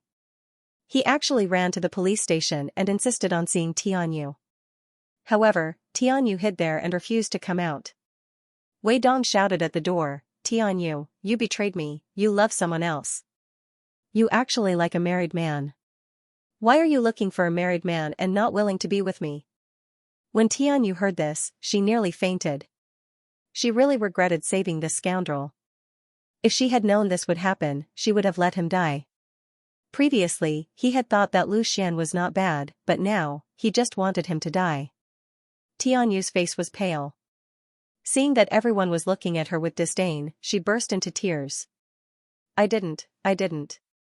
Her heart was filled with admiration for Qin Shui, but it was also a secret. Now that Wei Dong had pointed it out so bluntly, she couldn't take it anymore. He was so ashamed that he wanted to die. He hated Wei Dong to death. Wei Dong was still making a ruckus outside. Qin Shui couldn't stand it anymore. If this continued, his job and reputation would be gone. "You're the man Tian Yu fell in love with. You old man, don't you have any shame? You actually lied to a young lady." Wei Dong saw that Qin Shui's eyes were red. No wonder this man wanted to hit him back then. Tian Yu was still on his side. Now, everything was clear. Sure enough, they had hooked up. Qin Shui clenched his fists. Wei Dong looked at him and sneered, "Hit me then. I didn't do anything wrong. Do you dare to hit me? I'll call the police immediately." Qin Shui was so angry his chest heaved up and down. He clenched his fists so hard that his knuckles turned white. More and more people gathered around. Wei Dong was getting more and more excited. He even told Tian Yu to stop hiding inside and come out to clarify who Tian Yu liked. Otherwise, this matter wouldn't end here. Qin Shui really wanted to stuff this man's stinky mouth up. The recent events had made Qin Shui very tired. His wife wanted to divorce him, and now there was this kind of hooligan causing trouble. "If you keep talking nonsense, I'll sue you for slander." Qin Shui threatened Wei Dong. "Then sue me for slander. Let Tian Yu come out to clarify." Wei Dong's heart was now filled with anger. He loved her so much, but she'd rather get together with a married man. The cinnabar mole that blinded his heart, Tian Yu's unsullied goddess image in his heart, was crumbling. Tian Yu didn't dare to go out at all. She locked herself in the autopsy room. She was harmed so badly by that man. Why didn't he just die? He was a thief. He should be arrested. Tian Yu only wanted this Wei Dong to disappear now. A luxurious car stopped in front of the police station. The driver said to Tang Boda, "There's a lot of people around. Go see what's going on." Tang Boda said. Since he wanted her to be his wife, he definitely needed to spend some time. The driver got off the car and ran over to listen to the gossip and liveliness. Finally, he came back and turned to Tang Boda, not knowing what to say. "What's wrong?" Tang Boda asked. "This seems to be about Miss Tian Yu." The driver told Tang Boda all the news he heard. Tang Boda's brows furrowed even tighter. "Is this confirmed?" "I can't be sure, but from what they said, I feel like it's most likely true." "Then are we still waiting for Miss Tian to get off work?" the driver asked. Tang Boda glanced at Qin Shui and retracted his gaze. Women always like to play with these things. "All right, let's go." He couldn't find this kind of wife. Tang Boda needed a wife with a clean background. As for whether she was rich or not, it didn't matter. In any case, she wasn't as rich as him. But his taste didn't seem too good. His previous wife was always talking about whether she loved or not. She couldn't stand the loneliness and found another man. She was deceived by that man's love until she was dizzy and disoriented. Tang Boda didn't say anything about this.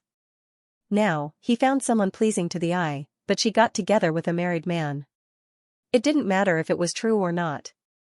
There were traces of what happened. Finding a wife was nothing more than to establish a mature and stable image of an entrepreneur. Which man in his 30s didn't have a wife? Tang Boda was willing to establish such an image. The driver started the car, feeling a little regretful. He wanted to enjoy a rich life, but in the end, it was gone. Tang Boda was very generous, especially towards his own wife. That unlucky person who died, if it wasn't shopping, it was beauty treatments. She didn't have to do anything. Perhaps it was because of this that she felt even more lonely and needed emotions to comfort herself. A husband could give money, but it couldn't make up for the loneliness in her heart. Tian Yu didn't know that her second male lead had left just like that. In the plot, Tian Yu and Qin Shui revealed their relationship after Yuan Su died. Tian Yu also met Tang Boda. In the end, Tian Yu chose Qin Shui and Tang Boda even gave her a big gift. For a rich man like Tang Boda, the gift he gave was enough for Tian Yu to live well. But now, it was all gone. Tianyu was now facing an unprecedented crisis in her reputation. Moreover, Tianyu was still in the internship period. Once the internship period ended, she still needed the signature and seal of the institution/BK, but now that something like this had happened, she might not be able to complete her internship smoothly. If news of this spread back to the school, it would be too embarrassing. Who knew if it would leave a mark on her record? Wei Dong was a bastard, a hooligan. To think she used to think that Wei Dong was different from other hooligans and thieves. At least he had some morals. Looking at it now, morals my ass. He was simply a bastard, a scum. Captain Wu facebombed. Their department had never been so lively. There were people everywhere, and there were even people peeking out of the windows to watch the show. Qin Jishui was usually a quiet person, but when he made a scene, it was earth-shattering. In the end, Captain Wu arrested Wei Dong for obstructing official business, so as to prevent him from yelling nonsense outside. Captain Wu was simply annoyed. After dealing with Wei Dong's matter, he said to Tianyu, "Your internship has ended early. Don't worry, we won't say anything and we'll seal your internship report." Captain Wu couldn't bear to ruin a girl like this. Moreover, this girl was still so young. But if she continued to stay here, the station would become an 8 o'clock soap opera. Tianyu felt like she was struck by lightning. In the end, she cried and ran away. Captain Wu said to Qin Jishui, "You're also a muddle-headed person. She's just a little girl and hasn't seen much of the world. She just entered society. What about you? Where's your brain? No wonder your wife wants to divorce you." Qin Jishui didn't even have the strength to refute Captain Wu. He was exhausted. He had never been so tired before. Tianyu didn't even finish her internship and had to leave. When Tianyu came to pack her things, the two looked at each other speechlessly. Tianyu's tears fell. She packed her things and finally said to Qin Jishui, "Brother Qin, I'm leaving." "I'm sorry." Qin Jishui felt that it was because of him that she was in such a difficult situation. Tianyu bit her lips and said, "Wei Dong was right about one thing. I do like you." Qin Jishui was stunned. He stared blankly at her hugging her things and leaving. When he finally reacted and chased after her, she had already left in her car. Qin Jishui felt like his heart was about to be torn into two. At this time, the court's summons had already reached the station, informing Qin Jishui to appear in court on time. Qin Jishui was so angry that he directly threw the summons to the ground. What did Yuansu mean by this? Why did she insist on sending the court summons to the police station? She wanted him to embarrass himself again. Qin Jishui could say sorry to Tianyu, but towards his wife, he was filled with resentment. When Qin Jishui returned home, he discovered that there was no trace of his wife and daughter in the rented apartment. He angrily called Ningxu. Ningxu only said that they had moved and that they would meet at the entrance of the court. Qin Jishui sneered. Divorce, divorce. Who can't live after divorce? Today, when Tianyu cried and told him that she liked him, Qin Jishui's heart was trembling. Since his wife insisted on a divorce, Tianyu would not have to bear the title of a mistress. Ningxu handed the phone to Lei. "It's your father. Talk to him." Lei wasn't happy and ended the call. On the other side, Qin Jishui didn't know that the person on the phone had changed and was still saying, "Yuansu, Lei is a child of the Qin family. What right do you have to take her away? Even if we're divorced, Lei still wants to live with me." Lei burst into tears. "Daddy, it's me. I'm Lei." Qin Jishui heard the child on the other end of the phone wailing and couldn't be coaxed. Qin Jishui let Lei pass the phone to Ningxu, then shouted at Ningxu, "Look at the damage you've caused to Lei." Ningxu slammed the phone down. Mother ***, idiot, it was a waste of time to talk. Some people's logic could anger people to death. Out of sight, out of mind. Lei cried and begged Ningxu not to divorce her. Ningxu didn't say anything. He just patted her head and comforted her. Ningxu collected all kinds of evidence for the court. Qin Jishui also found a lawyer to go against Ningxu in court. When the court session started, Ningxu was wearing an L suit, looking smart and capable. He smiled at Qin Jishui. Qin Jishui had lost a lot of weight recently. Probably because he was too busy, he didn't pay attention to his image. His shirt wasn't ironed and was a little wrinkled. He also lost weight. Ningxu even greeted Qin Jixue politely. Qin Jixue looked at the spirited Ningxu. Compared to his own struggles and pain recently, she seemed like a newborn. Qin Jixue could divorce. If the other party wasn't doing well, he wouldn't feel anything. But if the other party was doing well with him, he would feel uncomfortable. In court, Ningxu took out the salary data of both parties and the nature of their jobs. Qin Jixue, who had to face unexpected situations at any time, couldn't take good care of the child.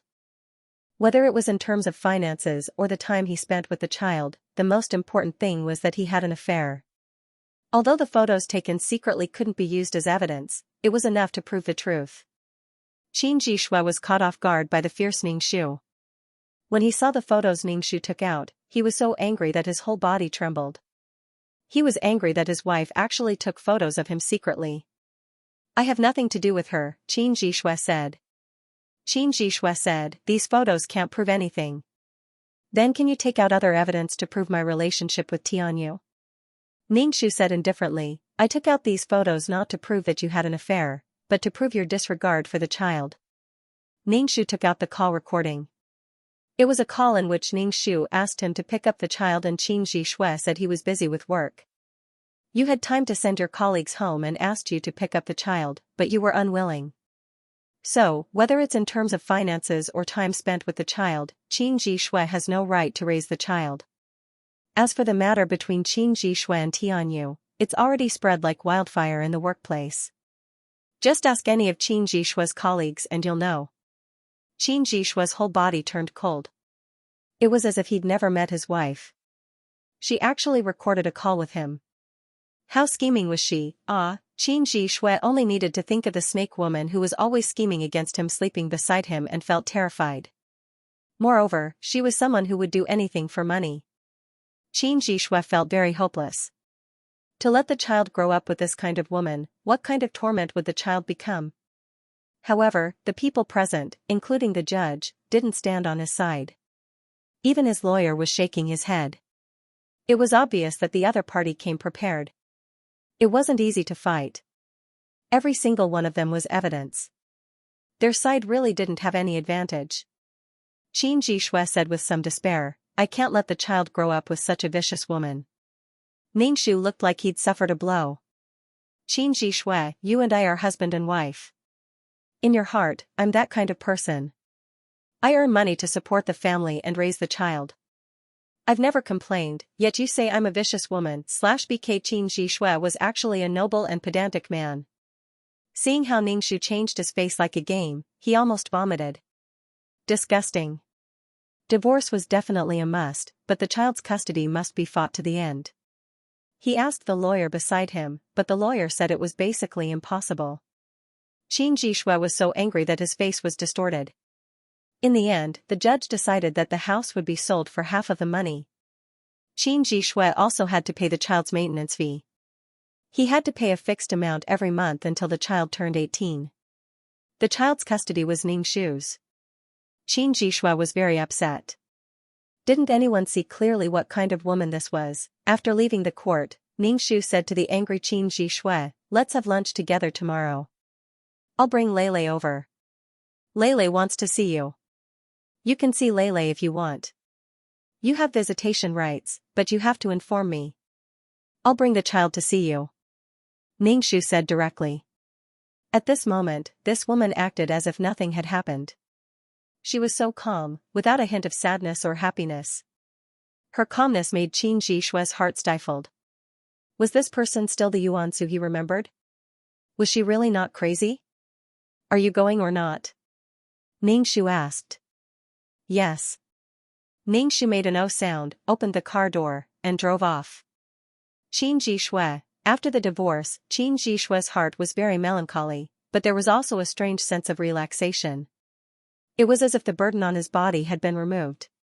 He felt so relaxed that it was as if his soul was floating. However, Qin Jixue also felt that he was a traditional man. He should feel sad after the divorce, so he suppressed that elated feeling. Anyway, Qin Jixue and his wife's divorce still. caused some discussion in the station. Some people felt that Qin Zhishui might have some problems with his brain. They didn't know what was going on. Especially when Qin Zhishui told Captain Wu to let Tianyu finish her internship. Captain Wu looked like he was struck by lightning. Didn't I already sign and stamp it? The evaluation is still okay. Pull her back and continue her internship? Captain Wu was flabbergasted. Captain Wu only thought that this young lady had just entered society and was easily attracted to mature men who were different from the ones in school. It was a mistake to change. But now, Qin Zhishui still wanted her to come back. Captain Wu really didn't know what to say. We definitely have to make her complete her internship. If she doesn't complete it, she'll be implicated by this matter when she goes to another station in the future. What's more, this is a groundless matter to begin with. If she avoids it like this, she'll seem guilty. Qin Zhishui said. Captain Wu looked at him strangely. You seem to care about her. I'm the one who brought her out. Captain Wu was suddenly choked. He turned around and left. He was too lazy to talk to this guy. No wonder Yuan Su wanted to divorce him. It was fine if nothing happened to this kind of man. Once something happened, one could see what kind of person he was. Right now, their department had become a joke. At this moment, Qin Zhishui was still magnanimous and even wanted to transfer the interns back to continue their internship. Was there something wrong with him? He didn't think there was anything wrong with it. A rat's dropping spoil a pot of soup. Not long after, Qin Zhishui's job transfer was announced. He was originally a police station in the city, but now he was being transferred to a police station in the suburbs. He was basically going to sit on the cold bench. For these small police stations, if something big happened, it would be the local police station that would come over to investigate. Other than that, he would have nothing to do. The impact of Qin Zhishui's incident was too bad. The fact that he wasn't directly fired was already the result of Captain Wu's efforts. Qin Zhishui even asked Captain Wu why he was being transferred. What could Captain Wu say? Look at the good things you've done. You've let others watch one big show after another. Sometimes, it's really helpless to have someone with low EQ by your side. If it was low EQ, then so be it. But he couldn't differentiate between good and bad. This made people feel a little helpless. Don't use low EQ as an excuse. You're just ignoring others and being selfish. That's how you treat your own wife. Qin Zhishui had no choice but to pack up his things and sit on the cold bench. Before he left, he even went to see his child. Qin Zhishui looked at Ning Shu, who was wearing a wool coat, walking over while holding the child's hand. He was a little absent-minded. Recently, the weather had started to turn cold.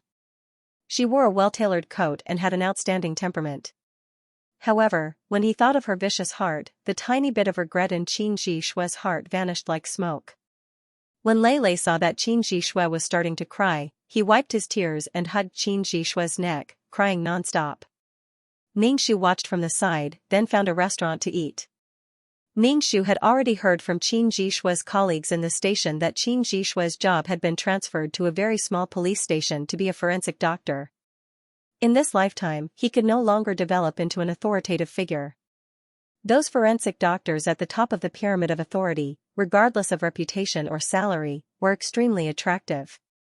Ning Shu and Qin Zhishui didn't seem to realize their fates. She was too lazy to say anything. In any case, the two of them had nothing to do with each other anymore. They were strangers. Qin Zhishui asked Lei about his studies. Lei said that he was very sad recently. When he was learning the piano, his teacher told him that he pulled his leg while practicing taekwondo. Qin Zhishui frowned. Why did you let the child learn this? It's all about falling and hitting. Ning Shu, I have so much money that I don't know where to spend it. Qin Zhishui gave up on communicating with her and continued talking to Lei. When Qin Zhishui arrived at the cold yamen, he had nothing to do every day. He practically lived the life of a middle-aged man who drank goji berries and chrysanthemum from a thermos. It wasn't like when he was busy to death every day in the city. Qin Zhishui wasn't used to this kind of life. Then, one day, Tianyu suddenly appeared in front of him. Brother Qin, I'm here to find you. Qin Zhishui was very absent-minded. He somewhat understood but didn't dare to think about it. Qin Jishui and Tianyu were about to get married. Ningxu even received an invitation from Tianyu. Ningxu looked at the invitation and couldn't help but laugh. In the end, they were still together. She even specially sent a wedding invitation. Thinking about it, it hadn't even been 3 months since her divorce with Qin Jishui. Go, why wouldn't he go? He suddenly wanted to see the scene of these two getting married. The person who sent him the invitation didn't even have the chance to see it. It could be considered as fulfilling a wish. Getting married like this, and in such a short period of time, no one would believe that there was nothing between these two before. Who would be in such a rush to throw a bucket of sh*t on their own head? Ningxu suddenly felt like he was fighting with a retard. She even used 120% of her energy to deal with it. But it was good that the matter was resolved. Was Tianyu showing off by sending an invitation? Did she successfully steal someone else's man? Qin Jishui's former colleagues all received an invitation. Captain Wu slapped his forehead and wiped his face. In this kind of situation, he shouldn't go.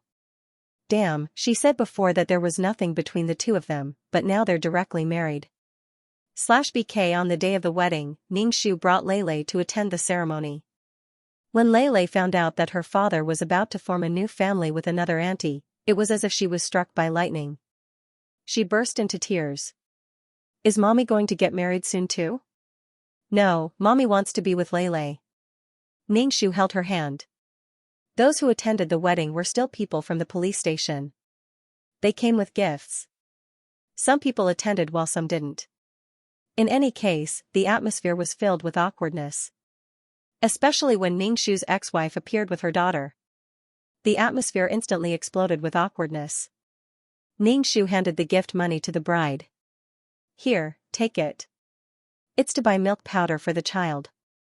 Thus, everyone's gaze fell on Tianyu's stomach. Although her stomach was flat in the wedding dress, everyone still felt that she was pregnant. Otherwise, why would she be in such a hurry to get married? Tianyu's expression instantly turned ugly. Ningxu leaned in and said, if you like it, you can pick it up. I don't even want it, so why are you showing off your happiness in front of me? In the future, whatever baby's 1-month-old banquet or something, don't invite me. You're making it sound like we're relatives. Ningxu then looked at Qin Jishui. Qin Jishui was very nervous because he didn't know what kind of words would come out of this firecracker's mouth that would make his blood vessels explode. Ningxu only said, congratulations on finding the perfect wife in your heart. She's not mean, she doesn't love money, she's indifferent to fame and fortune. She's not domineering and loves work. From her, you'll feel the warmth of a family. You'll definitely be happy. Congratulations. Qin Jishui thanked him. Ningxu curled his lips and led Lei away. Lei still turned back to look at Qin Jishui. Once they left the wedding venue, her tears couldn't stop. Mommy, I feel like daddy belongs to someone else. No, he'll always be your daddy. This will never change. Ningxu wiped her tears. Ningxu still wanted to say something, but he saw Wei Dong arrive on a very loud broken motorcycle. Once he reached the entrance, he anxiously got off the motorcycle and rushed into the wedding venue. Ningxu wanted to go and watch the fun, but the children were here, so he held back. He used his spiritual power to envelop the wedding venue. When he saw Wei Dong go in, he picked up a chair and smashed it. The scene was chaotic. Tianyu was so scared that her face turned pale. She couldn't help but scream. Qin Jishui hurriedly hugged her to prevent her from being hurt by the chaos. Fortunately, there were many people from the police station who came to attend the wedding. They stopped Wei Dong immediately. Wei Dong, who was pressed to the ground, kept shouting, "You can't marry him, you can't." Wei Dong was really sad as he watched Tianyu marry someone else in a wedding dress. Wei Dong was dragged out. Although the commotion had subsided, the scene was still a mess. The wedding ceremony had ended with a strong start and a weak finish. In short, it was not very pleasant. Ningxu watched as Wei Dong was dragged away. Was this man the one who killed the client? She remembered that this man wanted to push her into the water and drown her. He couldn't let it go. If it was the client, he might have been pushed down and drowned if he wasn't careful. Therefore, this man was very likely to be the person who killed the client. I can't let him off so easily. Moreover, leaving him alive was always a disaster. Moreover, he was a petty thief. Who knows when he would come back to cause trouble. However, the most important thing now was Lulu. Her father getting married so quickly was a huge blow to Lulu. It hadn't been long. They were a loving family before, but now her father was married to someone else. Moreover, it was a girl she used to work with. It was hard to accept. Moreover, Lulu was more afraid of when her mother would marry another man. Lulu didn't feel safe at all. She felt terrible and helpless. Xianxia hugged Lulu to sleep at night, giving her a sense of security. Usually, when he played the piano with her, Xianxia felt that he had quite a lot of skills. It was just that he didn't know how to play the piano. He told Lulu that he planned to buy a piano with Lulu and learn from her at home. Lulu was very happy that she could own a piano, but she also knew that it was very expensive. Xianxia said that she would work hard to earn money. Moreover, she still had the money from selling the house. The joy of getting a piano temporarily diluted Lulu's sadness. When she returned home one day, she saw a piano in the living room near the balcony. A gentle breeze blew against the floor-to-ceiling windows, and the soft curtains fluttered. It was poetic and picturesque. Lulu hugged Xianxia and kissed him fiercely. Because he had to raise a child, Xianxia used to have a little more cases, but he could still handle them. On the contrary, before the divorce, he was like a fish in water. In the past, he had to worry about two people, his husband and his daughter. Now, he only needed to work wholeheartedly and take care of his daughter. He was much more relaxed. When he had nothing to do, he played the piano with Lulu. Xianxia felt that his hands might have killed too many people. He really couldn't adapt to such an elegant thing like the piano. Although he played the piano with Lulu, his fingers didn't stop directing at all. She could only play a piece of music intermittently, and it was not as smooth as an 8-year-old girl's. Lulu couldn't help but complain about Xianxia. "Mom, you're so stupid." "Xianxia. What can I do? I'm in despair. Elegance doesn't have anything to do with her." "But, Mom, I'll teach you." Lulu took on everything. Xianxia tapped her nose. Not long after Xianxia and Tianyu got married, they found out that she was pregnant. Xianxia didn't tell Lulu about this. If Lulu knew, she'd probably have a weathered expression again. She probably never dreamed that her own father would be able to withdraw from her life so quickly. He got married and had other wives. His wife got pregnant and he became someone else's father. Xianxia was very happy that Tianyu was pregnant. Tianyu married Xianxia after graduating from university. They were sweet and didn't experience complicated society. The biggest thing was Wei Dong's pestering. Everyone in the station knew about it and it was very embarrassing. But now that she and Xianxia had a happy ending, there was no such thing as a mistress anymore. Moreover, they got together after the divorce. Anyway, many people in the station scoffed at their relationship. How thick-skinned were they? Many people didn't want to interact with this couple. They lived in their own world and didn't care about what others thought of them. In short, Xianxia felt that he was very blessed, especially now that his little wife was pregnant. Right now, the whole family was still living in a rented apartment, so they had to buy a house. But after getting married, they didn't have much money left after paying for all kinds of living expenses, utilities, food, drinks, and toilet expenses. When he went to look at real estate with his wife, he discovered that the house prices were really king expensive. Moreover, the money they had wasn't enough to buy a big house. BK Tianyu, on the other hand, was a girl who still had romantic feelings in her heart. Plus, she had just graduated not long ago. When buying a house, she wanted to buy a big one. Even if it wasn't big, she hoped it would be as big as the one Xianxia and his ex-wife had. That way, the child would have enough space to move around. If Tianyu got together with Tang Boda and married him, she would have enough money for the little romance she needed. When two romantic people were together, reality was always cold. Tianyu wanted to buy a big house, but Xianxia was shy and didn't have that much money. But Tianyu acted coquettishly because she saw a big house with a balcony. But the price made Xianxia vomit. It was too expensive. He could only afford a down payment and needed a loan from the bank for the rest. Tianyu said it didn't matter. She could live in the house first and repay the loan slowly. She could live in a good house with a little money every month, so why not? Qin Zhishui still felt that it wasn't appropriate and said it tactfully. In the past, Qin Zhishui never needed to worry about money, but now he had to. He had to arrange the money at home reasonably to ensure that he could support his wife and the child in her stomach. Because of this, Tianyu was angry for a few days and even questioned why she could live in such a big house with Yuan Su in the past. Qin Zhishui was biased towards Tianyu and thought about how much she had done for him, so he gave her a down payment and became a mortgage lender. Qin Zhishui was the only one working at home. He was only a forensic doctor now and his salary wasn't much. With such a big house, the monthly loan to the bank was 3/4 of his salary. With a house to renovate, Tianyu was like a carefree little wife, choosing the furniture, curtains, and even the color and patterns of the bricks for the new house. Of course, only Qin Zhishui could understand the bitterness of this. Of course, he could only watch as Tianyu chose the best things. Since he already owed so much money, he didn't have to worry about it anymore and let her buy it. During this time, Tianyu was harassed by Wei Dong again, making her hide at home and not dare to come out. Especially since she was pregnant recently. Wei Dong wasn't willing to let his goddess get married just like that. She would rather marry an old man than be with him. What's so good about that man? Tianyu had no choice but to call the police. She really wanted to kill Wei Dong. She shouldn't have saved him at that time.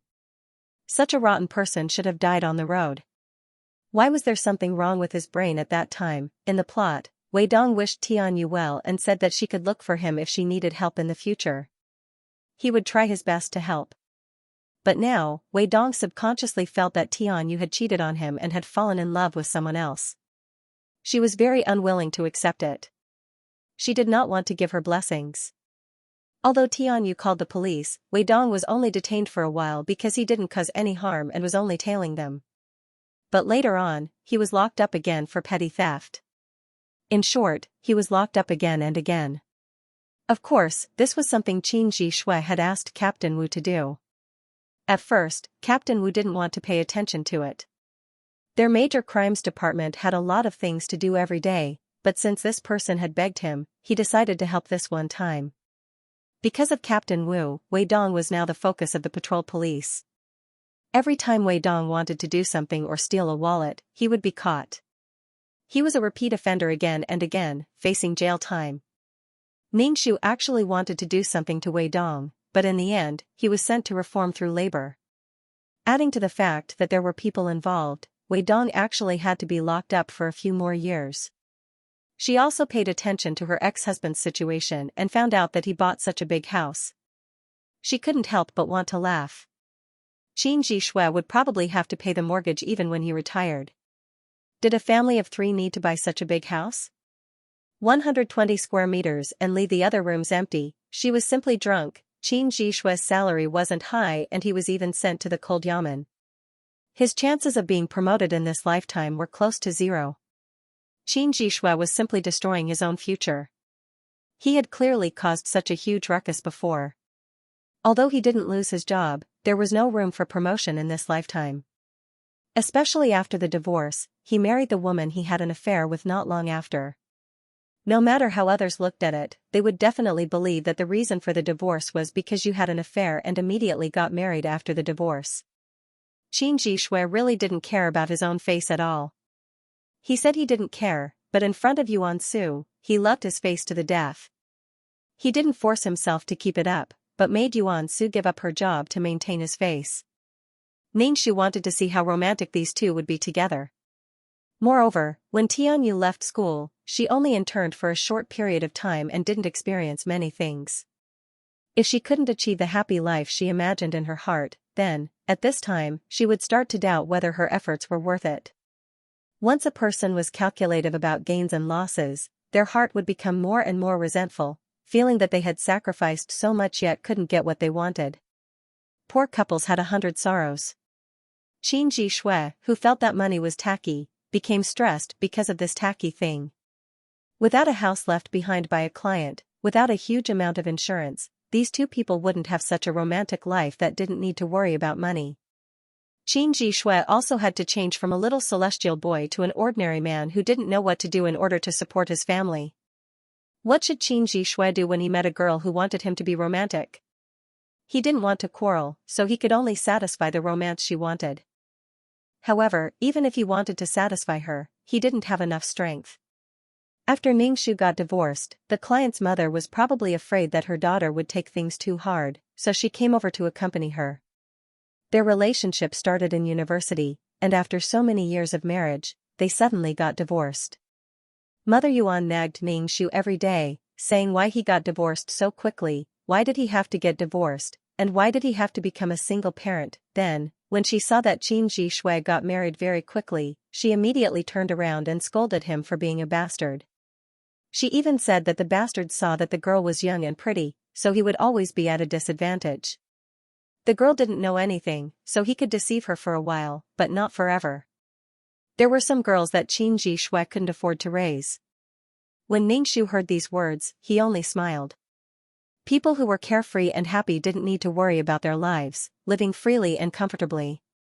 However, once the situation went wrong, that would be called suffering. After that, Mother Yuan started to arrange blind dates for Ningxu. At the dining table, in front of the child, she was so careless, causing Leilei's face to turn paler and paler. In the end, Leilei pushed her bowl away and locked herself in her room. BK Ningxu looked at Mrs. Yuan. Mrs. Yuan was a middle-aged woman who was a little chubby. She talked a lot about her daughter and her granddaughter. Ningxu said, "Mom, I'm fine. You don't have to arrange any blind dates for me. I finally got divorced, but you want me to get married again. Are you going to take care of this child for the rest of your life? A woman needs someone to rely on." Mrs. Yuan chattered. Ningxu turned around and saw Lula looking at them through the gap of the door. Lula closed the door. Ningxu said indifferently, "Is the world going to be destroyed without a husband?" Many families were widows. Women had to do everything. Having a husband or not was just a title. Who made my mother strong and great? Of course, it was your incompetent father. A woman needs someone to rely on, don't talk like that. I have to take my child to other people's houses to suffer. I have to take care of a man and his parents. I have to fulfill my duties as a husband and wife. I have to work and take care of my man. You're my mother. You think that my life is too easy, so you want to give me more work so that I can live a more fulfilling life, right? Ningxu put down his chopsticks. Mom, I'm fine. When are you going back? Mrs. Yuan said, "What are you talking about? Where did you get your twisted logic from? Okay, I'm living a good life with my child. Don't always ask me to go on blind dates. You don't care about your daughter's feelings, but I have to care about mine. Okay, I'll treat your kindness as malice. I'm just anxious. You're married again and you have a child." Mrs. Yuan was still talking. Ningxu just looked at her indifferently. Mrs. Yuan was speechless. The next day, Ningxu asked Mrs. Yuan to pack up. She didn't need to take care of them. She wasn't here to take care of people, but to poke at their hearts. Mrs. Yuan had no choice. Ningxu warned her not to always ask her to go on blind dates. She was busy with work. Every day, she had to learn piano and taekwondo with her daughter. If she had to find a man to disturb her, she wouldn't be polite to anyone, including her own mother. If he followed blindly, what awaited him would be endless trouble. Mrs. Yuan left angrily. Leilei asked Ningxu carefully if he was going to get married. Ningxu said no. Even if they wanted to get married, if Lula didn't agree, they wouldn't get married. Leilei's mood improved a little. Now, her father didn't even call her, so she had to call him.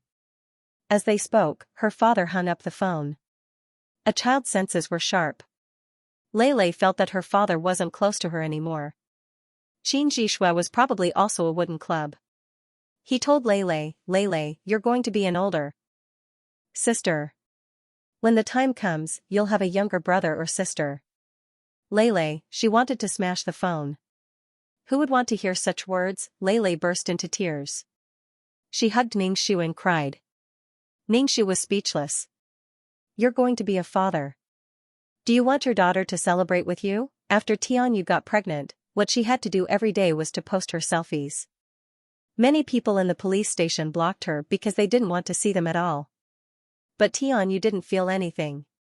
She continued to post her happiness in all sorts of ways. Her circle of friends was filled with dog food, especially those who knew the situation between these two. Everyone in the police station knew what was going on between these two. So when they saw this dog food, the feeling was really disgusting. There was no disgusting feeling. She caused someone to get a divorce, yet she could still show off her happiness. If she wasn't stupid, then she was thick-skinned. It was so annoying that she directly blocked this person's circle of friends. Qin Jishui wasn't as stupid as Tianyu. Because this was a small place, there weren't any major cases. Sometimes, Qin Jishui wouldn't even do an autopsy once a month. Even if something happened, there would be a forensic doctor to examine it. The corpse also had to be moved away, so there was nothing for him to do. Qin Jishui had nothing to do every day, but his daily expenses were not small. He had to pay for the birth of his child and support his wife and children. As for the future, his child wouldn't be like his eldest daughter, practicing piano and learning other things. Qin Jishui couldn't even earn that much money in a month for the piano fees. There was also the mortgage. Every day, he listened to Tianyu talk about how outstanding their future child would be. She wanted him to learn many things and become an outstanding person. As Qin Jishui listened, his heart was filled with fear and despair. He couldn't do it, he was powerless. Where was he going to get so much money to raise an outstanding son? Why was it a son? Because Tianyu was very certain that the child in her stomach was a boy. At this time, Qin Jishui couldn't even refute because it would only attract Tianyu's blank gaze. Why couldn't he do it? Why couldn't he? Didn't your daughter practice piano every day too? As a man, he was actually so troubled by money. Tianyu wasn't someone who loved money, but she was a girl who didn't have any concept of money. Her family's situation was still okay. It seemed like she hadn't suffered much since she was young. After marrying Qin Jishui, she naturally felt that this was just the basics. Her child was the best. Of course, he had to be raised better. At least, he couldn't be worse than his half-sister. Qin Jishui felt very helpless. This kind of guilt and helplessness made Qin Jishui unable to raise his spirits when facing Tianyu. Qin Jishui was so worried that his hair was about to fall out. The psychological pressure was huge. In the past, when he was with his ex-wife, he never worried about money. He paid a fixed amount of his salary every month, then he didn't need to worry about anything at home. Qin Jishui vaguely felt that his past self was like the current Tianyu. Because Tianyu was pregnant, she was very delicate. She would want to eat this one moment, then eat that the next moment. She would buy it at a high price, but she didn't want to eat it because she thought it was too oily. Qin Jishui ate silently. In this way, the pregnant Tianyu didn't gain weight, but Qin Jishui did. Qin Jishui now needed to worry about money. He felt that it was a pity to throw away the food he couldn't finish. If he couldn't finish one meal, he would eat two. No matter if it was a man or a woman, it was easy to gain weight if one didn't pay attention at the beginning of the year. Qin Jishui had a leisurely job, so he read the newspaper and drank chrysanthemum wolfberry tea every day. Because Tianyu was picky, she didn't eat this or that. In the end, Qin Jishui ate it. When Ningxu saw Qin Jishui again, he noticed that Qin Jishui's face seemed to be swollen like a steamed bun. Once a person gained weight, it was easy to get oily. In any case, Qin Jishui looked a lot more oily before his divorce. This time, Qin Jishui wanted to visit Lulu. Ningxu brought Lulu outside to meet him. He wouldn't let Qin Jishui take a single step into their house. In the future, if he had nothing better to do, who would he disgust? /BK Ningxu guessed that the little beggar would have a fortuitous encounter in the future. Otherwise, with his aptitude, Ningxu felt that it would be quite difficult for him to take revenge. She couldn't be some old grandpa, right? Did she give this child a golden finger? Ningxu was thunderstruck by his inner thoughts. If he let this child cultivate, it wouldn't be bad if he could make the water even more muddy. Ningxu stared at the child and coughed. Child, come here. Ningxu pretended to be unfathomable, but the little beggar glanced at him and closed his eyes again to cultivate. Alright, up to you. This child was about 8 years old and was very thin. It was probably because his family had undergone a great change that he was more mature and cynical than other children his age. Ningxu felt very uncomfortable staying in this small shed. He always felt that if he stood up, he would poke through the roof. He unexpectedly felt that he was very tall. The earthworm lay on Ningxu's shoulder as if it was dead, not moving at all. Ningxu said to it, "Let's go back. It's so early, I don't want to go back. I feel very uncomfortable in that world, very uncomfortable." The earthworm immediately shook its head, its face full of fear. "Ningxu, useless, you will starve to death here. There are no soulstone mines here," Ningxu said indifferently. "It's okay, I think that little brat is okay. I will stay here. Although it stinks, it is better than down there." "Leave some soulstones for me," the earthworm said. Ningxu, you want to take the soulstones from her pocket? Dream on. "Without soulstones, you can eat dirt," Ningxu said directly. "I helped you find so many soulstone mines and didn't ask you to give me the golden soul fluid. You are actually so stingy with 2 soulstones. Two-legged monsters are really greedy and selfish." The earthworm bounced on Ningxu's shoulder. It was very heavy. Ningxu directly threw it to the ground. The little beggar opened his eyes and stared blankly at the jumping earthworm. Is this your pet?" Why was it so ugly? The little beggar had seen powerful people whose pets were especially domineering. Ningxu looked at the beggar. Why did the task of saving the world fall on a man? What Spider-Man? What Superman? Could it be that the heavenly Tao was afraid that girls would talk about revenge and then fall in love? World peace? It's not my pet. I don't keep such a disgusting thing. Ningxu refused. Who are you calling disgusting? Since the 2 of us are sick of it, leave the soulstones behind and leave. Don't come back after you leave. Ningxu was speechless. She hadn't been with Liren for long, but she had learned all of Liren's pretentious ways. The little beggar looked at the insect and the man confronting each other silently. In fact, the 2 of them were already quarreling with each other. "I say, why are you so stingy? I've helped you find so many soulstone mines. Why don't you leave me some food and then leave? Are you going to stay here and not go back?" Ningxu asked. "I'm not going back. Maybe after a long time I won't eat soulstones anymore. I'll eat spirit stones, he. The earthworm was dreaming. Ningxu threw out 2 soulstones with a lot of impurities. The earthworm jumped up and down. Were these things for it to eat? However, the earthworm still ate them. In the end, it spat out a lot of impurities as if it was eating sugarcane. The little beggar stared at the little insect in surprise and then looked at Ningxu. His eyes turned. As his eyes moved, the whites of his eyes seemed especially lively under the contrast of the pitch-black alchemy. Ningxu looked at the little beggar calmly. He had to maintain his attitude. Good things had to be asked for by himself. If he forced it into the little beggar's hands, he might even dislike it. "Senior, which family are you from? I've offended you before, please forgive me." The little beggar knelt on the ground and bowed to Ningxu. Ningxu maintained his noble and elegant demeanor. He didn't say anything. "Do you know what the consequences would be if the words you said before were heard by others?" I just... The little beggar raised his head and looked at Ningxu with a bit of stubbornness. "Could it be that I'm not telling the truth? Senior can hand me over to General Wei." The little beggar's whole body was trembling. He was betting that this woman wouldn't hand him over. She was being chased by General Wei before. Ningxu looked at the trembling little beggar and asked, "What is your name?" "My name is Yi Lin," the little beggar said. Ningxu made an O sound and didn't say anything else. There was a suffocating silence in the hut.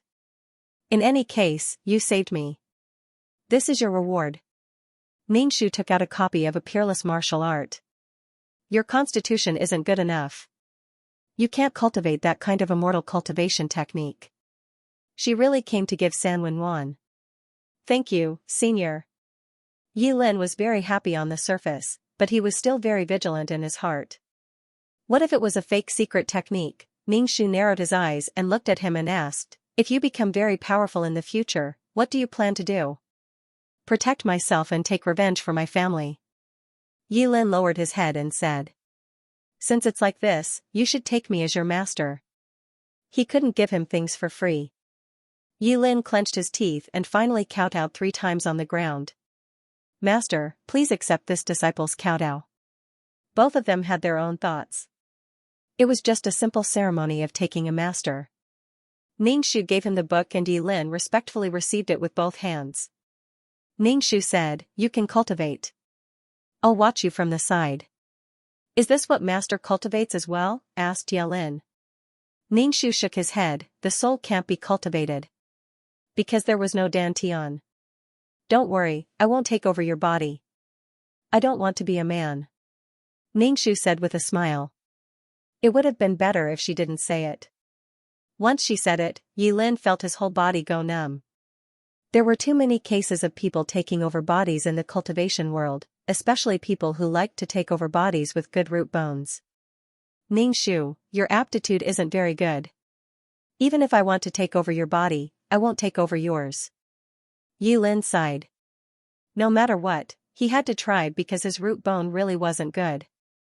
Now that there was a chance to make himself stronger, he had to try. The little beggar's body was very dirty. Only the white of his eyes could be seen on his face. The other parts were negligible. His hair was messy and there was a thick layer of dust on his head. There was a smell on his body. Ningxu didn't say anything. It was good to protect himself in this way. If he walked on the street fair in Tender, he would be caught by some people with special hobbies. At the very least, he would be sold as a slave or killed to take his soul. Anyway, it was useful whether he was dead or alive. The little beggar opened the book and sat cross-legged on the ground. He looked at the book and said after a while, what language is this? Ningxu, you don't even know how to read. Will you have a share of good things in the future? Ningxu said calmly. Although I don't know many words, I don't know any of these words. Yilin frowned and said. It was indeed not the language here. Ningxu asked, you can read even though you're from the slums? Yilin said. My father knows some. How old are you? Ningxu asked. 12. Yilin didn't understand why the topic was about age. 12 years old? He was only 8 or 9 years old. Poor nutrition affected growth, she basically had no chance to grow taller in her life. She was already fixed. You don't have anything to eat, right? I'll bring you some next time, Ningxu said. Linyu lowered his head and said lightly, thank you. For a beggar like him, it was a good thing to have charity. Since he couldn't read, Ningxu could only tell him so that he could cultivate. The spiritual energy in this world was still very abundant. As long as there was spiritual energy, peerless martial arts would be very powerful. Even if there was no spiritual energy, there was still the power of the fire sun to absorb. Without the power of the fire sun, he could find lightning to strike him. It would be great if he could absorb it, but if he couldn't, he would be unlucky. Ningxu cast a spell and set up a spirit gathering array. The spiritual energy in the surroundings gathered over. Yilin began to absorb the spiritual energy according to the method Ningxu taught him. The spiritual energy entered his body and gathered in his dantian. Although it wasn't much, Yilin was very excited because he had never felt so much spiritual energy before. He had a carefree feeling that made him want to look up to the sky and roar. When he cultivated by himself in the past, that kind of difficult feeling was like pushing a mountain. No matter how hard he tried, he couldn't get up. For the first time, he felt that cultivation was so interesting. It wasn't so difficult or painful, only a carefree feeling. Yilin opened his eyes and knelt on the ground. Ningxu kowtowed. This time, he kowtowed more sincerely than before. Thank you, master. I can't thank you enough. Okay, get up. Cultivate by yourself. Even if you have the ability, don't bully those who don't have the strength to truss a chicken. If you want to fight, fight with cultivators on the same level. Disciple will remember. Thank you, master. Yilin stood up. Ningxu glanced at the earthworm that was gnawing on the soul stone. Help me look after this worm. I won't take it away. Okay, Yi Lin said without thinking. He was just bringing a bug with him. Earthworm, follow it. If there's anything you need to do, you can do it yourself. By the way, other than the soulstone mine where you were temporarily staying, do you know of any other soulstone mines? Ningshu asked. No, the earthworm said decisively. You want to eat dirt? Alright, there are 2 places. Give me some more soul stones and I'll be full in one go. I can last for a while, the earthworm said. Ningshu took out the soul stone and tossed it up and down in his hand. The earthworm looked at the soul stone and its eyes followed it up and down. It was truly heartbreaking. How did it become so depraved? It actually ate such an impure soul stone, and it even enjoyed it so much. What if there were no more soul stones in the future? It seemed that it really had to change its diet in the future. Otherwise, it would be threatened by this treacherous 2-legged monster in the future. Was it going to change to eating spirit stones? Was she going to force it to find a spirit stone mine again? According to the greedy 2-legged monster, it was very possible. What do you mean? The earthworm looked at the soul stone in Ningshu's hand. Didn't I already tell you that there are 2 soulstone mines? Ningshu, I'll just play with it in my hand. Then he threw the soul stone to the earthworm. Ningshu was not worried about the earthworm. After all, the earthworm's poison could pollute the soul. The premise was that it was not killed before it bit people. Ningshu said to the dirty Yi Lin, I'm leaving. Ningshu opened the black hole and walked in, disappearing into the house that was about to collapse. Such a sudden disappearance made Yi Lin's face gloomy. After all this time, this person had been playing with him. She clearly had the ability to escape, but why was she chased by the guard generals all the way? He felt very stupid for being a busybody and dragging her over. Yi Lin turned his eyes and then stared at the earthworm gnawing the black stone. What was the origin of this person? Could it be that she was a powerful young lady from a big family who had absorbed the soul fluid and ran out because she thought it was fun? Those guard generals were there to capture her, not to turn her into soul fluid. In short, Yi Lin imagined all kinds of things in his mind. At first glance, he knew that she was not a frightened and humble soul. Feeling the abundant strength in his body, Yi Lin pursed his lips. No matter what, he had power. As long as he had power, he could do what he wanted and avenge his family. Yi Lin's heart was full of vigilance against this cheap master. He also wondered if the secret book she gave him would be harmful. Yi Lin, who was rolling in the underworld, had seen all kinds of people and things. There were all kinds of schemes between master and disciple. The master passed on a tampered secret book, and the disciple served the master like a servant. He cursed the master in his heart. There was too much intrigue. The father was not the father, the son was not the son, the master was not the master, and the disciple was not the disciple. Yi Lin did not believe in this master. In the past, it was very difficult for him to cultivate, but now it was not so troublesome. There was no such thing as a free lunch in the sky. Especially secret books that could help one cultivate quickly.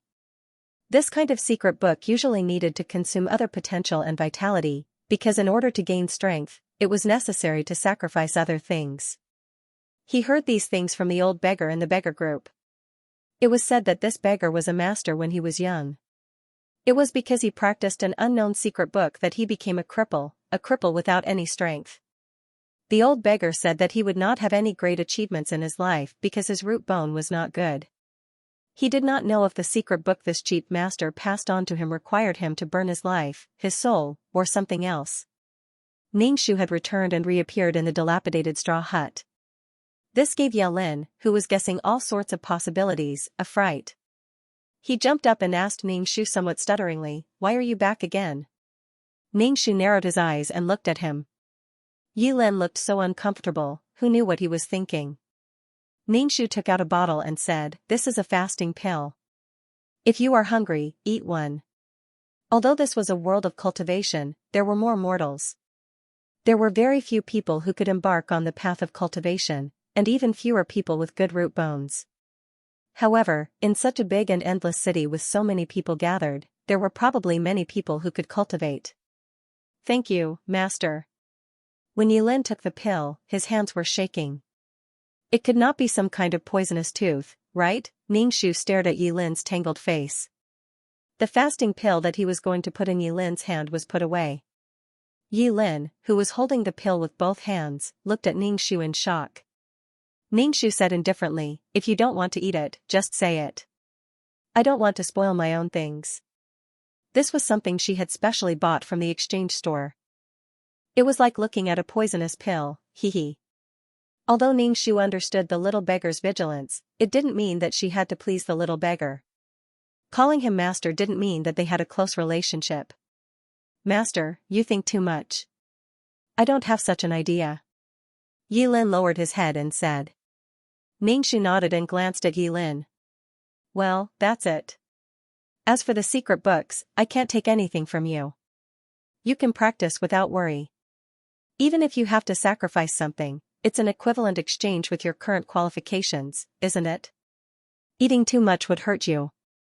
Yilin lowered his head and said, "Master, I never thought so. It's good to be vigilant. That's it. I'm leaving." Ningxu planned to open the black hole and leave. He entered the world on the first level and dug the 2 mines mentioned by the earthworm. He seriously suspected that the earthworm was hiding something. But it didn't matter. He would make the earthworm tell him everything sooner or later. When Yilin saw that his cheap master was going to disappear suddenly like this, he couldn't help wiping the cold sweat on his head. His master came and went without a trace. Had he been hiding in the dark and secretly observing him? When Yilin thought of this, he felt cold all over. Ningxu went to the first level and found the place mentioned by the earthworm. Then he took out the tools and began to dig. Ningxu felt that he should turn over every place on the first level to know if there was a soul stone mine left behind. Very few people would be able to find these soul stone mines buried deep underground. Even if there were earthworm-like soul worms, in the world of samsara, they would only become souls without a body. It was impossible to find a soul stone mine. Maybe this earthworm was the only earthworm. Ningxu went back to the second level and looked at the earthworm kindly. The earthworm was disgusted by Ningxu's eyes and spat out the dregs in its mouth. "Don't stare at me with your lustful eyes. You're thinking about my body again." Ningxu chuckled. "Don't worry, I'll treat you well in the future." Ningxu left the straw hut. Yilin approached the earthworm that was chewing on the stone. He poked the earthworm with a stick and asked, "Who is she?" The earthworm bared its sharp fangs and glared fiercely at Yilin, scaring Yilin so much that he fell to the ground. The earthworm snorted and began to chew on the stone again. These 2 mineral deposits were small and did not have many soul stones. The earthworms were probably scared of starvation. If it was in the past, they would have looked down on such small mineral deposits. Now, they were still secretly keeping it a secret. After mining 2 mineral deposits in a row, his wallet was slightly less empty. Ningxu returned to the system space and took out a lot of soul stones and golden soul stones to be purified by the main system. Now that the world of samsara was self-reliant, she could absorb more pure soul power. She felt great. She felt like her baby had finally grown up and didn't need to suck her blood anymore. Now, she only needed to repair the peerless martial art. She could also absorb some soul power. After sending away the large pile of soul stones, Ningxu entered the peerless martial art. Looking at the huge lake of the law of nothingness, she sat down and looked at the sparkling lake. It was very beautiful and was not easy to be dirted. However, Ningxu's heart was not beautiful at all. She took a stone and threw it in. Putong, the stone was swallowed up in the end. Ningxu did not know what to do with this thing. If the peerless martial art had no faith and no ability to save itself, what should he do? Therefore, to repair the world as quickly as possible, Ningxu could try any method. Anyway, no matter how big the reaction was, it would not be as big as throwing the will of the law of destruction inside. Ningxu gave the law of nothingness a middle finger. Sister will conquer you sooner or later. Even if I can't, I can make you suffer. Ningxu was terrified. If it was not for the peerless martial art, he would have fought with this girl. The world of reincarnation was settled. Now, it was time to deal with you. Ningxu condensed a huge green water droplet and sprinkled it on the ground. He hoped to strengthen the energy hidden in the ground and rely on this energy to protect the world. Although it might not be useful, Ningxu felt that it was better than nothing. Ningxu put his hands on his waist and scolded the law of nothingness for a while. He felt very satisfied. So what if you were strong? I can't even talk back when I scold you. 2333, do you not want to do missions anymore? When Ningxu returned to the system space, 2333 asked directly. Ningxu, no, I have to do missions my whole life. Why would I not want to do them? Missions were missions. Resting was resting. When resting, one could do other things. 2333, everyone is doing missions. You are wandering around every day. I don't think you can complete your missions. Ningxu did not care too much. Take it slow. If I rush, problems will arise. Every mission counts. He wanted everyone to have a 100% completion rate. In the previous chain of missions, there was a mission that only had a 60% completion rate. It seriously affected her performance. Do you know that your quests are piling up more and more? There are fewer and fewer quest takers now. Especially before the war, a bunch of failed quest takers were killed. Now there are a lot of low-level quests that no one is doing. 2333 sighed. I'm so worried. It's okay. I am the one doing the missions. I am not worried about you. Why are you worried? Ningxu was not very worried. After all, every mission was one less mission. There were billions of worlds. The missions could not be completed. Did the organization not take in new members? Billions of worlds. Even if there was only one soul that could become a mission taker in each world, there should be a lot. Such a huge team. Sometimes, the consumption can't catch up with the replenishment. You know. 2333 said. What do I know? Thinking of such strict standards, Ningxu understood instantly. There was no choice. If you passed, you would become a mission taker. If you failed, you would be completely annihilated. You could only grit your teeth and charge forward. You could be wiped out at any time. 2333, don't think too much about reincarnation. People will encounter many accidents in their lives. Even if an ordinary person dies, they may not be able to reincarnate. For example, they may not be able to enter the world of reincarnation. Otherwise, their soul may be destroyed. Also, even if you reincarnate, the soul will become weaker and weaker. Who knows when it will be completely annihilated? Don't feel wronged. Ningxu, when did I feel wronged? I feel that I am awesome. Perhaps he was forced to take this path, but Ningxu was willing to take this path. So what if he reincarnated again and again?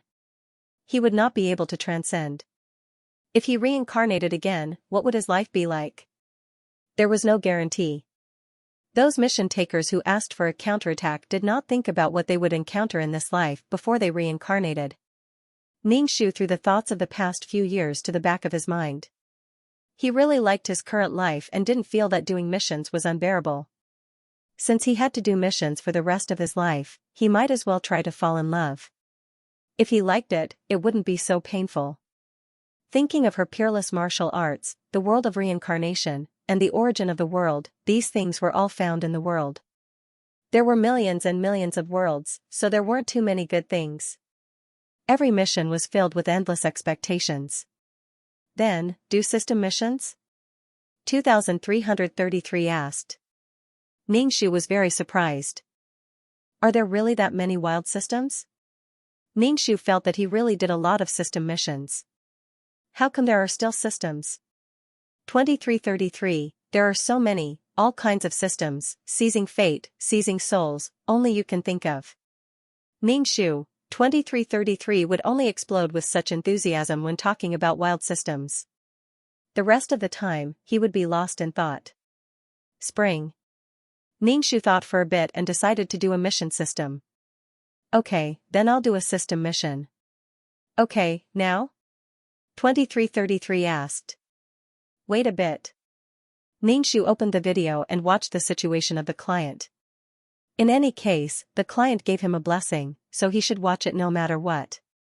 Not long after Qin Zhishui got married, Yuan Su moved out of this city and went to another city to develop. She bought a house in another city and took her household register with her. Qin Jishui and Tianyu's life was still the same. Qin Jishui's pressure was so great that he was about to hit the Mediterranean, but Tianyu was still like a carefree little girl. To Tianyu, love and marriage were the same thing.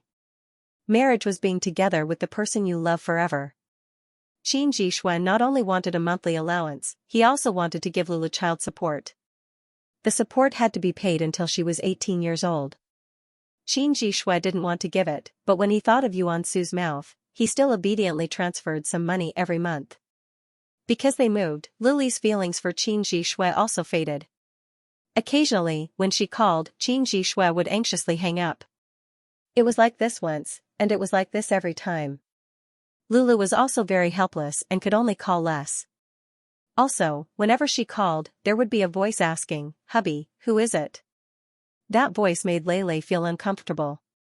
Probably because she was a mistress, Tianyu kept a close eye on Qin Jishui in this aspect. Even when Qin Jishui called her own daughter, Tianyu was worried that he would use this opportunity to contact his ex-wife. Although Qin Jishui was a little plump now, Tianyu could still convince herself that this was the man she loved very much, the man she loved so much. Add to that the various unbearable pregnancy reactions during pregnancy, and the sensitivity of the mind, Qin Jishui had to go to work honestly and get off work on time, not even a little later. Qin Jishui felt like he was a bird that was released at a fixed time, then returned at a fixed time. There was no room for discussion. After Tianyu gave birth, she was still in confinement. She clamored to sign up for fitness and yoga classes, saying that she wanted to maintain a fit and beautiful figure. After that, Qin Jishui began the painful process of raising a child. In Mingshu's opinion, there should be such a person to deal with him. Of course, fitness and yoga classes cost a lot of money, so Qin Jishui was already numb to it. In the end, the two of them had a sharp argument.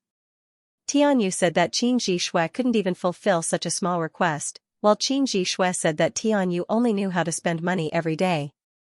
In any case, Qin Jishui eventually became the person he hated the most. His mouth was full of money, and he only thought about money all day long. He wanted money, he wanted money, he wanted money. When he couldn't get Tianyu's understanding and comfort after suffering so much, Qin Jishui finally exploded. In the end, the two of them quarreled and everyone took 2 steps back. Tianyu also felt sorry for her husband and decided to go out to work. It was impossible for Tianyu to become a forensic doctor. After all, she got married right after she graduated.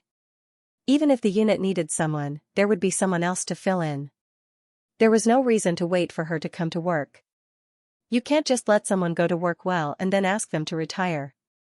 Tianyu couldn't go to a national unit and could only go to a normal unit to work as an office clerk. In any case, she was still a university graduate. Coincidentally, Tianyu went to work at Tang Boda's company and got hired. Tang Boda saw his company's work tag hanging around Tianyu's neck and couldn't help but ask, "You're not a forensic doctor anymore?" Tianyu was especially embarrassed to see the man who proposed to her in the past. Moreover, he was the boss of the company she worked for. She only said that she wasn't a forensic doctor anymore. Back in the office, Tianyu slumped in her seat. She looked at the tall and straight boss and thought about Qin Jishui. There was no comparison. Because of her family's poor financial situation, she had no choice but to come out to work. Tianyu bit her lips, her expression a little unwilling. Tang Boda saw that Tianyu's employee profile had the word married written on it and threw it aside. After Tianyu got off work, Qin Jishui came to pick her up. Coincidentally, Tang Boda also came out at this time. He was majestic, followed by a team of elites in suits and ties, looking especially domineering. Tianyu hurriedly dragged her husband into the car. She looked at other people's cars and then at this car. This car was bought by her under pressure. Of course, it couldn't compare to Tang Boda's luxury car in front. Qin Jishui was a little puzzled that Tianyu's face suddenly turned black. He wondered if she was wronged at work. Tianyu's mood could be described as unbearable. She once had a chance to reach the peak of her life, but she didn't cherish it. Now, she felt especially regretful. When there was a comparison, there would be hurt. Tianyu felt that Qin Jishui couldn't compare to Tang Boda, who proposed to her in every aspect. She couldn't stand him in every aspect. Even her own daughter was a little displeased. Love the house, love the crow. She felt that this man wasn't good, so naturally, her daughter didn't like him either. Moreover, she cried all night long, so much so that it gave her a headache. She still had to go to work the next day. Tianyu felt that this life wasn't quite the same as what she imagined. The life she imagined was to go to work and get off work with Xianxia every day. Every day, there would be many cases to discuss together. She didn't need to rush about for the sake of living but for her dreams. She didn't need to worry about money and had a life together with Xianxia. But now, it was different. She got pregnant not long after they got married. She naturally couldn't go to work and become a forensic doctor. Even if she had the chance to become one, her body wouldn't allow it. Tianyu sighed. In the company, she saw that he was always in a suit and had a particular look. He seemed to be especially charming. In the company, Tang Boda was practically the target of all the women. Although his ex-wife was dead, Tang Boda was really a golden turtle's son-in-law. He had looks and money, such a treasure that everyone was thinking about, but she missed it. It was too regretful, especially regretful. The earthworm felt that it was about to explode from anger because of this two-legged monster. Ningxu swaggered out of the city gate with the earthworm. As soon as she walked over, the guards surrounded her. The earthworm's voice was sharp. "Why aren't you invisible?" "I want to be caught," Ningxu said. How could she fish in troubled waters without causing a disturbance? One of the guards recognized Ningxu. "Why are you here again? Where's your identity card?" "I don't have one," Ningxu said directly. "No identity card? Catch her," a tall and sturdy bodyguard said directly. His voice was low and deep, and there was the sound of a strong army fighting. The guard took out a magic tool. This magic tool looked like a bottle. It was a jade bottle. A powerful suction force directly sucked Ningxu into the magic tool. The earthworm clung tightly to Ningxu. "I just want to experience the normal world. I don't want to take such risks with you." After entering the jade bottle, Ningxu found that this was a vast space. Besides Ningxu, there were many souls imprisoned here. Ningxu in red clothes was very eye-catching. These wandering souls glanced at Ningxu and withdrew their gazes. In addition to the souls of humans, there were also some souls of spirit beasts. According to the guards, they killed spirit beasts to collect their souls. Otherwise, they collected the souls that were wandering outside the city. These people's souls were not very strong. Some of their souls were almost transparent. Ningxu's soul was the toughest here. Ningxu found a place to sit down and closed her eyes. No one came to disturb her. The earthworm was chattering non-stop. It said that it was uncomfortable. It seemed that this space could not contain living creatures, so the earthworm was uncomfortable. Ningxu set up a barrier around its body. Then, she dripped a drop of green water on its body. When the water dripped on the earthworm's body, the black spots on its body disappeared. "Wow, what is this? Give me a little more. Give me a little more." The earthworm felt very comfortable. It was as if it was bathing in golden soul liquid. Its entire body was filled with a light and airy feeling. Dream on. Ningxu never spoiled it. The earthworm's disgusted face squeezed out a disappointed expression. Ningxu did not look at it. Ningxu saw that the other souls were huddled together. She stayed in a corner and slowly moved towards these souls, wanting to ask them something. Seeing Ningxu move over, these souls quickly moved away. Ningxu, could it be that she looked very repulsive? Ningxu touched her face. She wasn't ugly. Ningxu felt that her taste in beauty was getting better and better. Furthermore, with 2 law imprints on her body, her temperament wouldn't be too bad.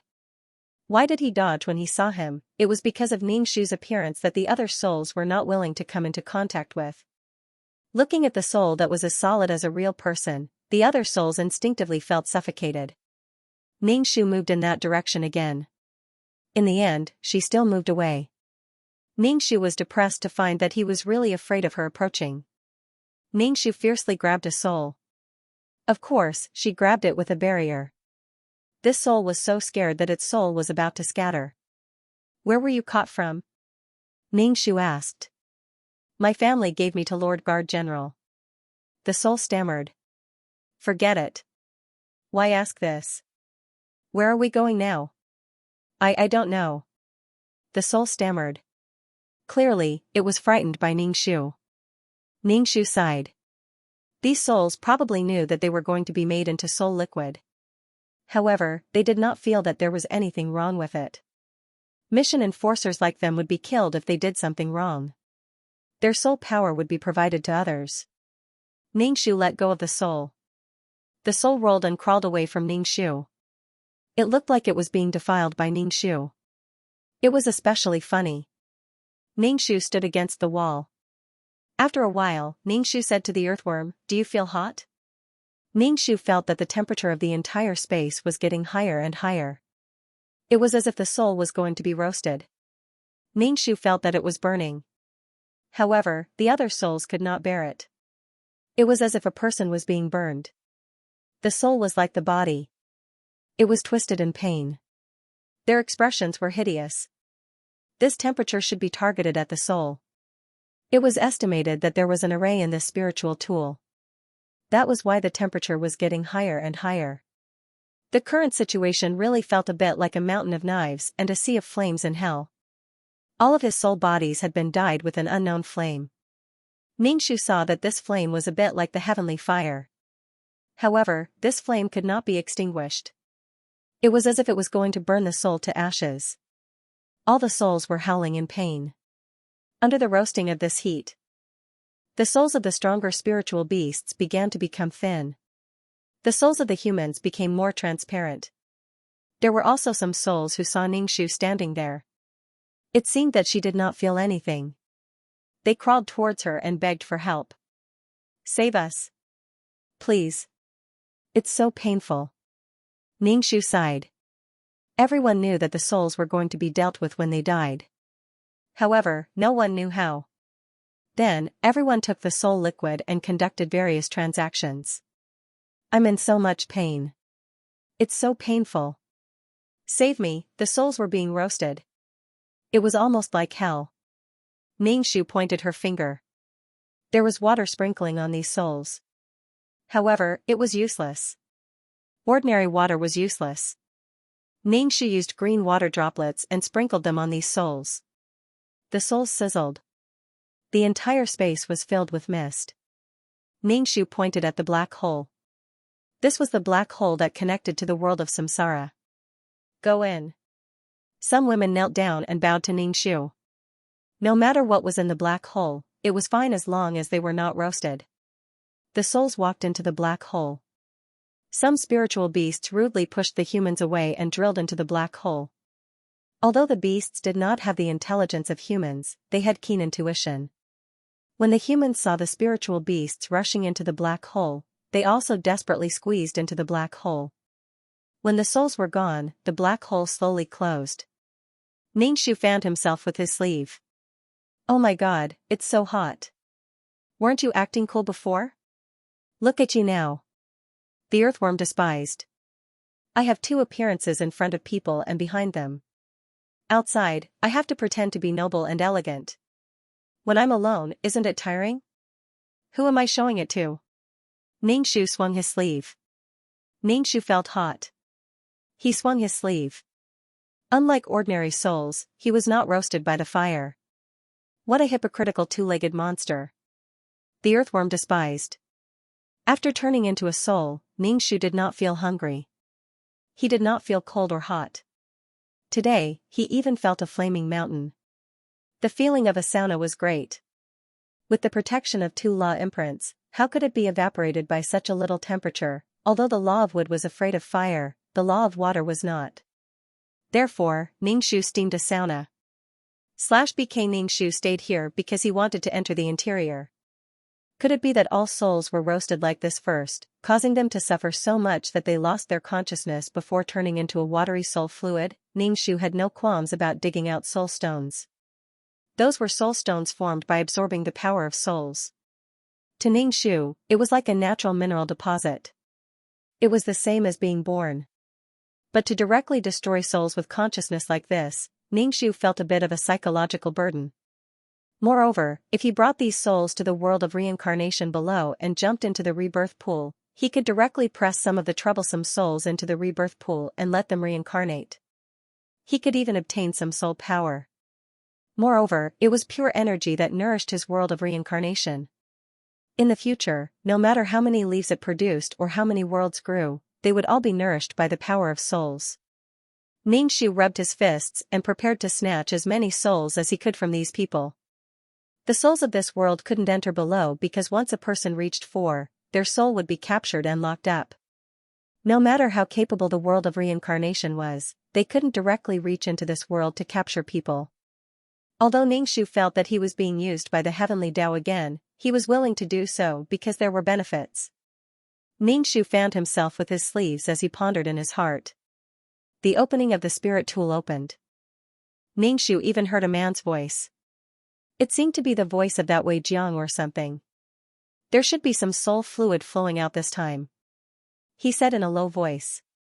But after pouring it out several times, not a single drop of soul fluid came out. This kind of soul fluid was very coarse. It was a space built with fiery stones that restrained souls.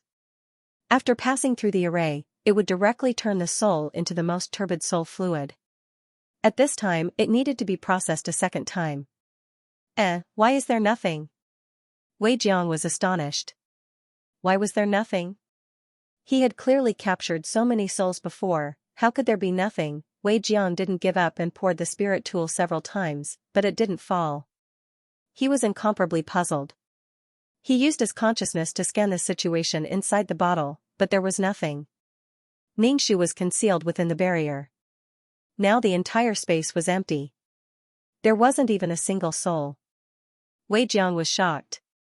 Where did all the souls go? Could it be that there was a problem with his spirit tool, and those souls all ran away? But even if he ran out, he should still be able to see him. Wei Jiang face-bombed. It wasn't easy to get rid of so many spirit beasts and some human souls. He originally thought that he would be able to take the lead this time, but he didn't expect that all the souls would disappear. There were many guard generals like him in the city. The more souls they captured, the better their performance would be, and the more rewards they would receive. Especially the souls of spirit beasts, the more the better. Spirit beasts were not like humans who lived in cities. They lived in the mountains. If they wanted to obtain souls, they would have to hunt them down. Of course, they couldn't rule out the possibility that some spirit beasts had died and their souls were wandering around. At this time, these guards were the ones who benefited. He had been saving up for a long time, and now his soul was gone. What the F***ck? Gone? The spirit artifact was not broken, so how could it have disappeared? Or was it that someone had swapped his spirit artifact? Of course, there were also some guard generals who killed others to steal their treasures, assassinated other guard generals, and stole their spirit artifacts. In short, these souls were his performance, his face, and his bright future. Wei Jiang was furious. It was almost time for the assessment. Was he going to take the empty spirit artifact to report, but the spirit artifact had his consciousness and he had placed a restriction on it. How could the soul disappear? He didn't believe it. Wei Jiang was so angry that he almost smashed the spirit artifact. However, he raised it and put it away, because if he broke it, he would definitely be punished. Without any other choice, Wei Jiang could only go out of the city to hunt spirit beasts. The stronger the spirit beast, the stronger the soul. Some wild beasts that didn't have any fighting strength had very weak souls and didn't have any strength at all. Wei Jiang was annoyed and angry. The culprit, Xianxia, sat on the ground and kept fanning himself with his sleeves. He even said to the earthworm on his shoulder, "This is too hot. I feel like I'm going to melt." As time passed, the temperature became higher and higher. However, when it reached a certain level, it would drop and become cool. However, after a while, it would become extremely hot again. One cold and one hot, such a cycle. If he had a physical body, he would probably have caught a cold long ago. Should I leave this place and find a new place to torment myself? Xianxia stood up and was about to destroy the spirit artifact when another soul was thrown in. Upon closer inspection, it seemed to be something that looked like a rabbit but also not a rabbit. However, it was much bigger than an ordinary rabbit. Its two front teeth were incomparably sharp and its eyes were completely red. From the soul, it was a very bloodthirsty rabbit. When these rabbits saw Ningxu, they rushed towards her without thinking. Ningxu was too lazy to move and casually set up a barrier. The rabbit was trapped inside and its two front paws were constantly digging at the barrier. In other words, there would be a lot of souls here. This Wei Jiang would catch a lot of souls. Ningxu sat down. Then she would guard here. Maybe there would be a lot of souls. Once she had accumulated enough, she would send them away. It didn't take much effort to send the souls away. Comfortable, it felt great to enter the spirit artifacts of these Wei Jiang. Fortunately, she caught the souls and then sent them away. If there were no souls, these Wei Jiang might kill people to make up the numbers. From Ningxu's point of view, these Wei Jiang's business was more or less the same. Of course, the more the better. Of course, it didn't rule out that some Wei Jiang would kill people to make up the numbers. Now there were a few more spirit beast souls in the space. It seemed that this Wei Jiang had already left the city. After returning to the city, she changed the bottle of another Wei Jiang. One after another, the souls were thrown into the spirit artifact. Ningxu suspected that the Wei Jiang was killing people outside. However, the souls of these spirit beasts were relatively weak. There were no powerful spirit beasts. It was estimated that the souls killed were relatively weak spirit beasts. Ningxu held her chin and sighed. She couldn't get the soul stone in the second level and had to do these things bitterly. Moreover, if these souls were released, the Wei Jiang wouldn't stop collecting souls. Maybe because these souls were released, he would kill more people. She couldn't get the little bit of soul power in the reincarnation pool. It was directly absorbed by the world of samsara. For example, when the crazy rabbit spirit beast saw that it couldn't do anything to Ningxu, it gave up. Besides, some snake-like spirit beast souls were thrown in. The rabbit was so scared that it trembled in the corner. Although it had become a soul, it was still very scared. Ningxu felt that this place would soon become a zoo. There were all kinds of spirit beast souls. When Lingji heard her young miss say this, she immediately felt that her young miss's heart was very bitter. Young miss, Lingji will send it to her. Please don't be so upset. Lingji returned with the things. Her face was flushed red and she looked extremely embarrassed. Young miss, Ningxu snorted. What's wrong? Young miss, this servant went to concubine Mother Yan's courtyard. The entire courtyard. The entire courtyard was filled with sounds. Ningxu understood and waved his hand. All right, don't say any more. Go to Madame's room. Ningxu went to the heir's mother, the entrusted mother-in-law's courtyard. He walked in and respectfully bowed. Mother-in-law, when the Marquise saw Ningxu sigh, her face hardened. What's the matter? Ningxu's cowardly expression and his lack of courage to speak made the Marquise very annoyed. What's wrong? Yes, mother. Can you let the heir take care of his body? He can't always empty his body. What if his kidneys are depleted? Ningxu said while using a handkerchief to wipe the corners of her eyes. She looked like she was about to cry. The Marquise was very uncomfortable with her daughter-in-law's appearance. She looked sick all day long.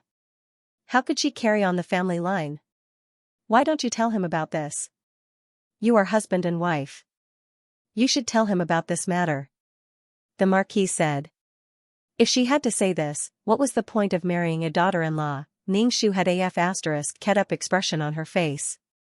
She was embarrassed, upset, and desperate. Like a drama queen, she bowed down. Heir, he never comes to daughter-in-law's courtyard. Daughter-in-law really wants to carry on the Marquis Fu's ancestral line, but this is not something that daughter-in-law can do alone. If you really give birth, you will make a fuss. The Marquise's face hardened. It made her, who was graceful and elegant, look especially imposing. Speaking of which, being a daughter-in-law in the inner courtyard was really tough. The entrusted mother-in-law was the Marquise, and the Marquise also had the old madam. Although the Marquise was in charge of everything, she still had to listen to the old madam's opinion on some important matters. The entrusted mother-in-law's life was really not good. She had to face two female elders urging her to have a child. How could one person give birth to a child, the marquise's face was somewhat embarrassed and angry, thinking that her daughter-in-law had come to denounce her.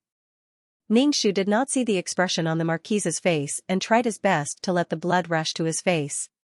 With a red face, he shyly said to the marquise, "Mother, daughter-in-law wants heir to control himself a bit. Daughter-in-law heard from the doctor that if he is too diligent, it will not be easy to get pregnant and will also harm his body. Also, this daughter-in-law had a maidservant send something over when it was almost noon today. There was still some movement in that room. I heard that they had been busy the whole night and were busy again in the morning. Daughter-in-law heard that the assistant minister of the Ministry of War was a bastard who didn't know how to control himself. In the end, he died in the belly of a brothel girl. The assistant minister of the Ministry of War was impeached by the imperial censor because of this," Ningxu said softly.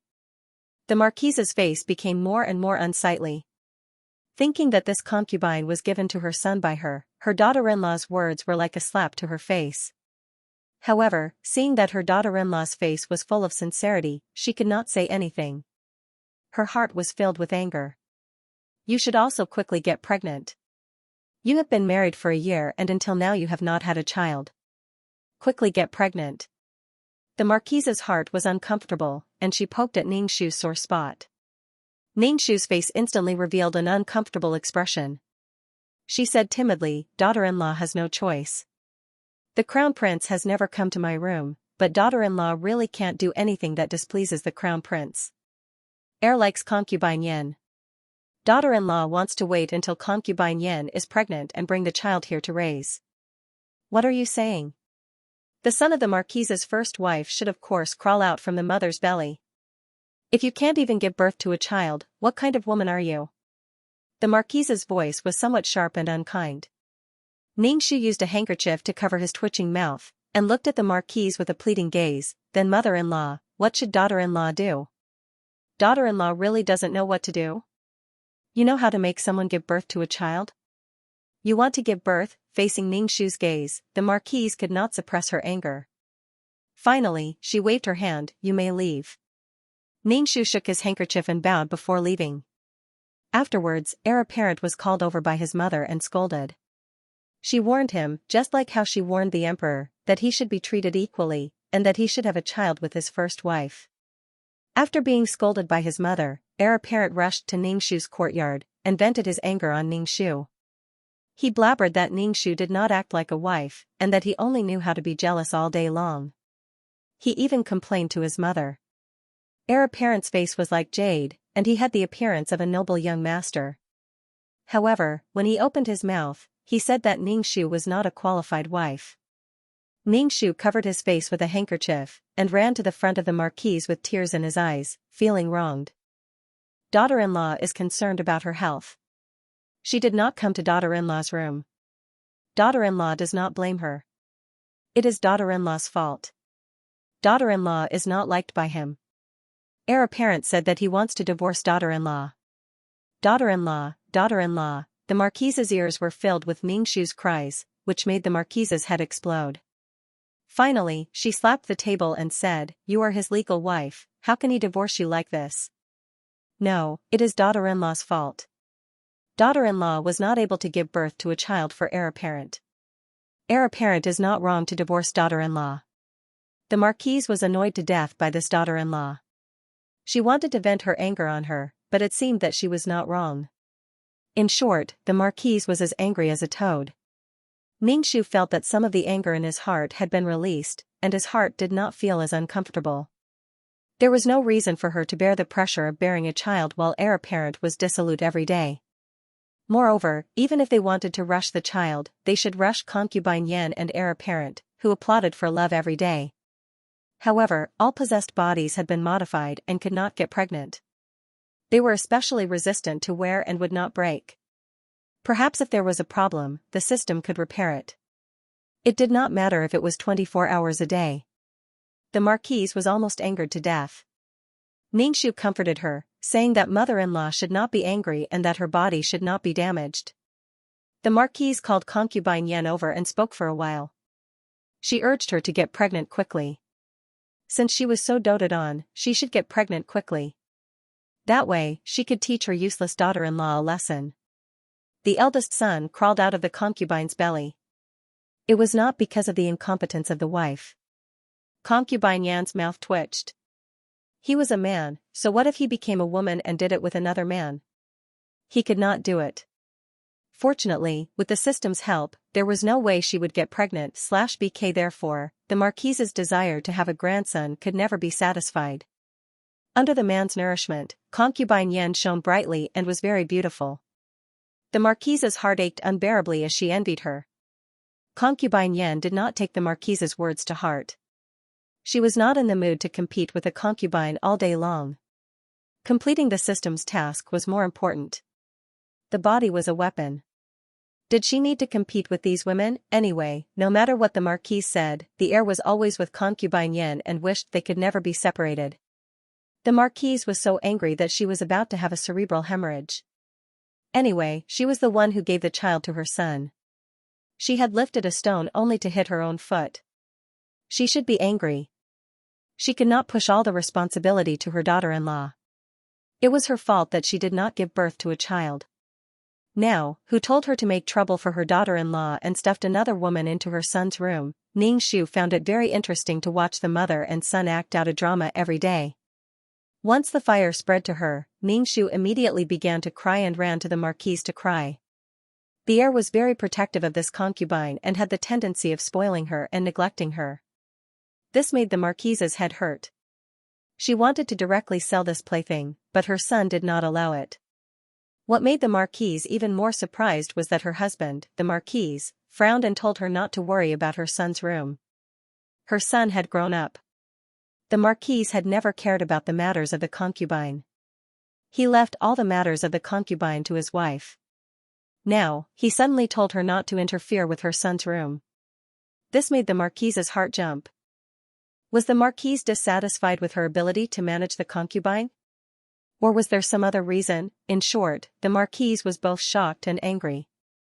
Why didn't she see that this little wench was so capable of causing trouble? Did she think that she could become a phoenix just by being a concubine? There were many ways to deal with her.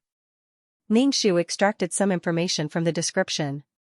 Then one day, after lunch, he went to the marquise and said that they would go together to digest the food. When the marquise saw Xianxia, her mind instantly rang with three voices, as if she had been brainwashed. I won't go. You go by yourself. The marquise was now just like the previous client, depressed and suffocated. Especially when the marquis had asked his mother to help him take care of the backyard. What was the meaning of this? Didn't she say that she didn't manage the backyard well, so she asked her mother-in-law to help look after it? Afterwards, the old madam called the marquise over and scolded her, which almost made the marquise sick from anger. Speaking of which, the main culprit was this daughter-in-law in front of her. If she could let her husband's heart be with her, why would she find trouble for no reason and insist on giving such a vixen to her son? Every day she seduced her son to be so happy that he forgot home. If her daughter-in-law worked hard and gave birth to a grandson of the Marquis Fu, why would she bother to be a bad person? In short, it was her daughter-in-law's fault. Now, she even shamelessly invited her to take a walk with her to help with digestion. She was not in the mood. Seeing this daughter-in-law of hers made her heart ache. Idiot, Xianxia pretended not to see the marquise's ashen face and said to her mother-in-law with a smile, "Daughter-in-law thinks that walking more is good for the body. Daughter-in-law is now recuperating and striving to have a child soon. Daughter-in-law heard that mother-in-law is not feeling well and wants to go out with you to get some fresh air." In the garden. The marquise did feel that the room was stuffy and it was good to go out and get some fresh air and sunshine. Therefore, surrounded by maids, she went to the garden. The Marquis Fu occupied a large area. There were pavilions, terraces, gardens, fish ponds, small bridges, flowing water, rockery and strange rocks. The sun shone down warmly and the flowers in the garden were in full bloom. It was a scene of wealth and splendor. Xianxia handed the fish food to the marquise and then sprinkled it in the water himself. The koi fishes crowded together to fight for the food. Even though the sun was shining, the marquise's face was still dark. Ah! A coquettish voice rang out, but it seemed that someone had covered the mouth. It was like an auditory hallucination. The marquise heard it. Xianxia asked, "Did you hear something?" Of course, Ningshu heard it. Not only that, but he also saw the Marquis and concubine Yan inside the rockery. The structure of the rockery was not easy for passers-by to find. They could find people passing by, but it was not easy to find people inside. Even so, the Marquis and concubine Yan were not separated and stuck together. Was it a pleasant surprise? Was it unexpected? Ningshu looked at the Marquis blankly. What sound? There was no sound. The Marquis was puzzled.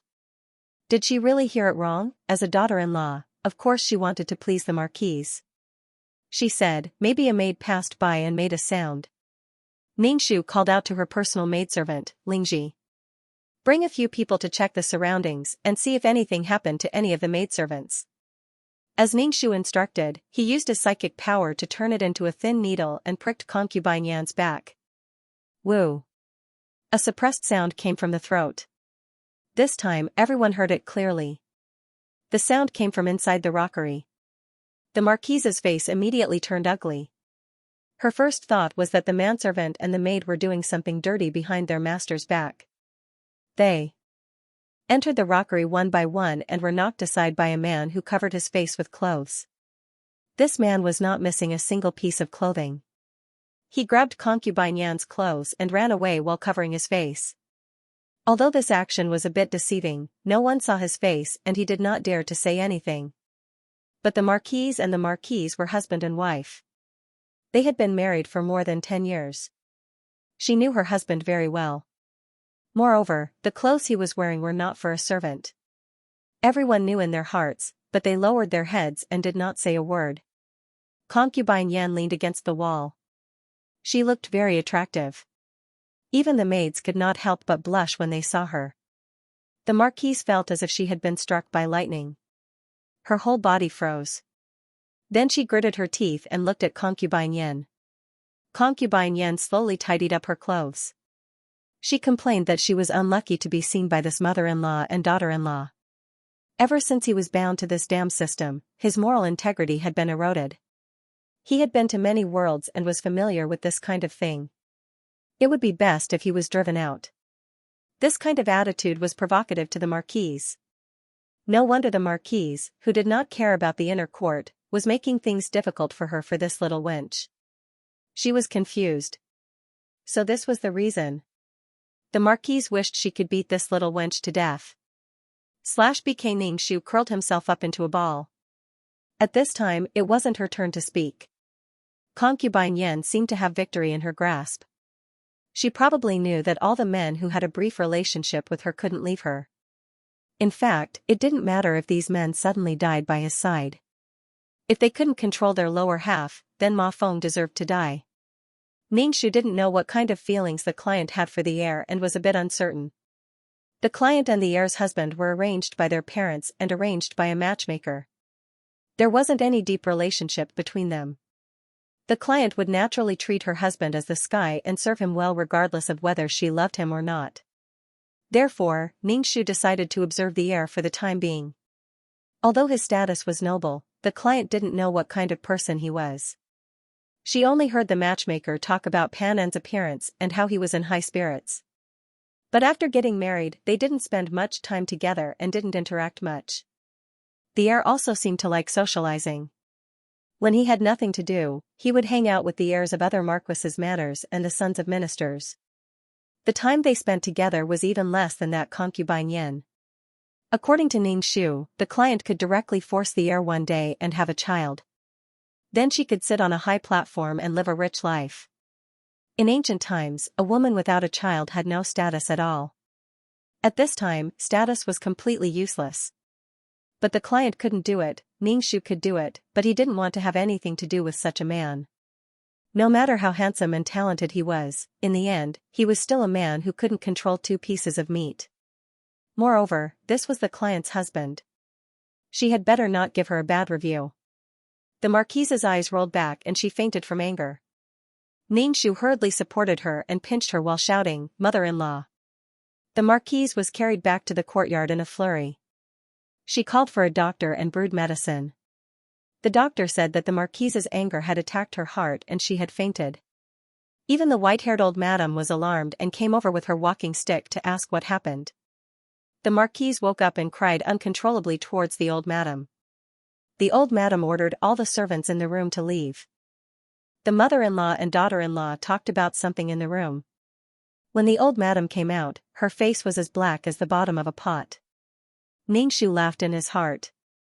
Now he didn't have to stare at her stomach all day. For the glory of the family, this matter had to be suppressed. It was embarrassing for a father to snatch a woman from his son. It wasn't that she didn't want to have children, but it hadn't happened yet. This matter would definitely not be publicized, so Ningxu was not worried at all. Even if the man couldn't bear to part with concubine Yan, according to the old matriarch's ruthlessness, she wouldn't let concubine Yan leave this matter. Lingxi's face was pale as she followed Ningxu back to the courtyard. She said to Ningxu in disbelief, "Miss," Ningxu asked, "what's wrong?"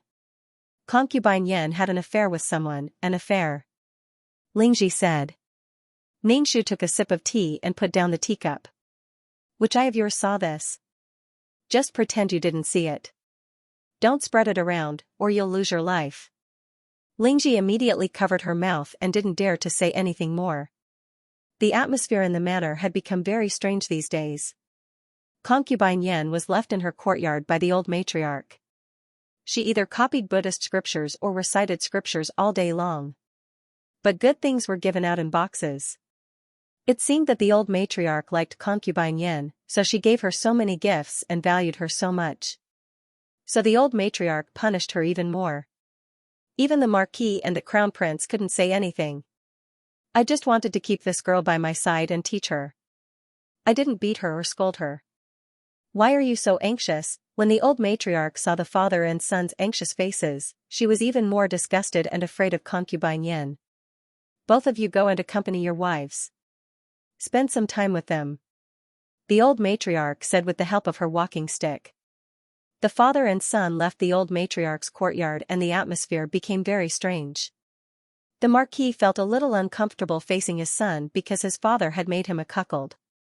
The crown prince snorted. His image of a lofty father had collapsed. Ningxu was stroking the cat. This snow-white cat had been entrusted to him. It had blue eyes and was a beautiful cat. Lingxi rushed over excitedly and bowed. She said happily, "Miss, the crown prince is coming this way. Hurry and tidy up." Ningxu let go of the cat, patted its fur, and greeted the angry crown prince. The crown prince walked in and ignored Ningxu, who was bowing. He sat down and drank a cup of water. He was so angry that he smashed the quilt into pieces. Lingxi was so scared that she almost screamed. But she covered her mouth and didn't say anything. Ningxu looked calm and asked, "Crown Prince, what happened? Don't you know what happened?" The Crown Prince looked at Ningxu. "Damn, why are you angry with me?" Ningxu poured a cup of water and drank by himself. "I don't understand what you mean. I don't know anything. If you have the ability, go and make a scene with your father." The Crown Prince was depressed. He hated the Marquis and blamed him for making his mother sick. He didn't know how to behave. The Crown Prince thought for a moment and said to Ningxu, "Go and tell grandmother tomorrow and ask her to release concubine Yin." Ningxu was unmoved. "Okay, I will tell the old madam tomorrow. But I can't guarantee that concubine Yin will come back."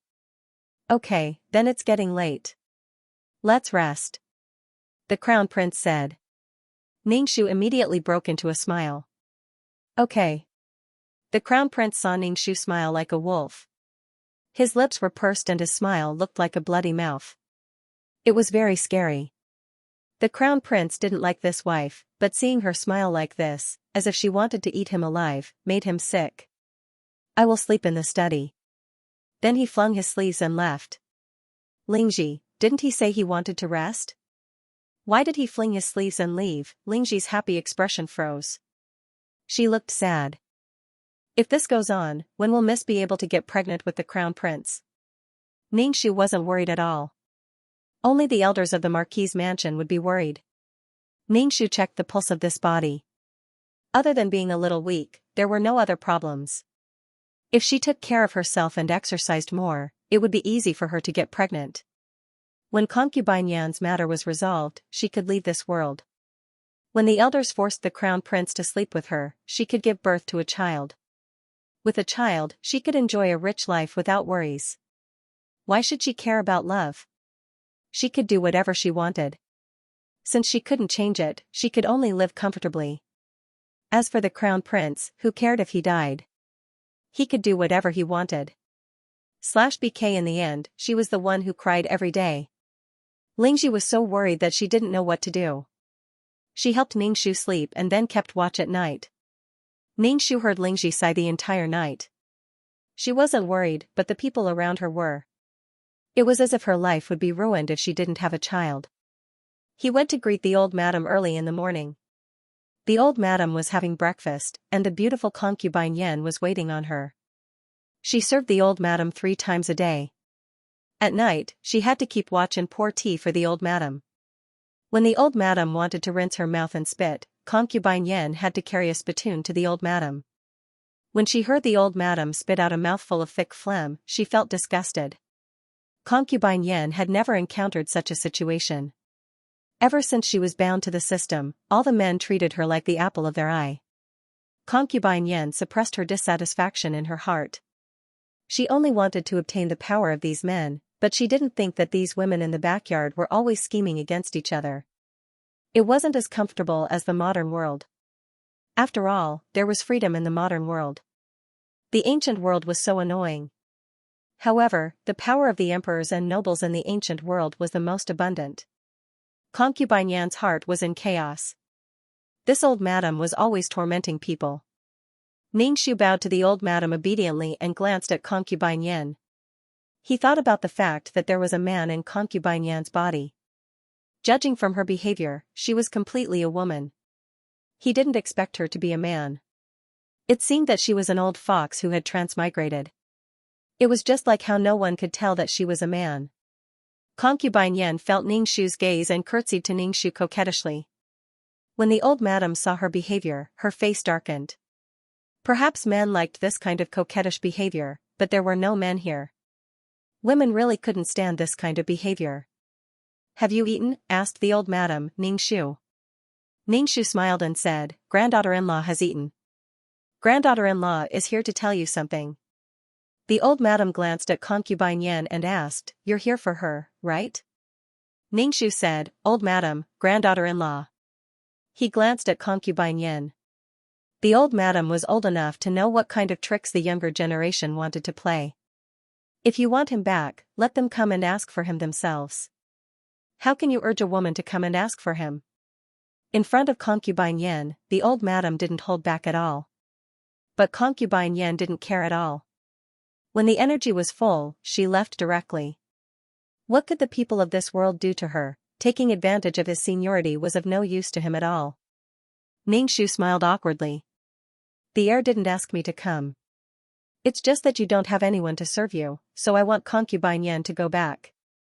The old madam was exasperated. "Can't you serve the heir apparent?" He had married a stupid granddaughter-in-law who still had to worry about her at such an old age. It was simply killing him.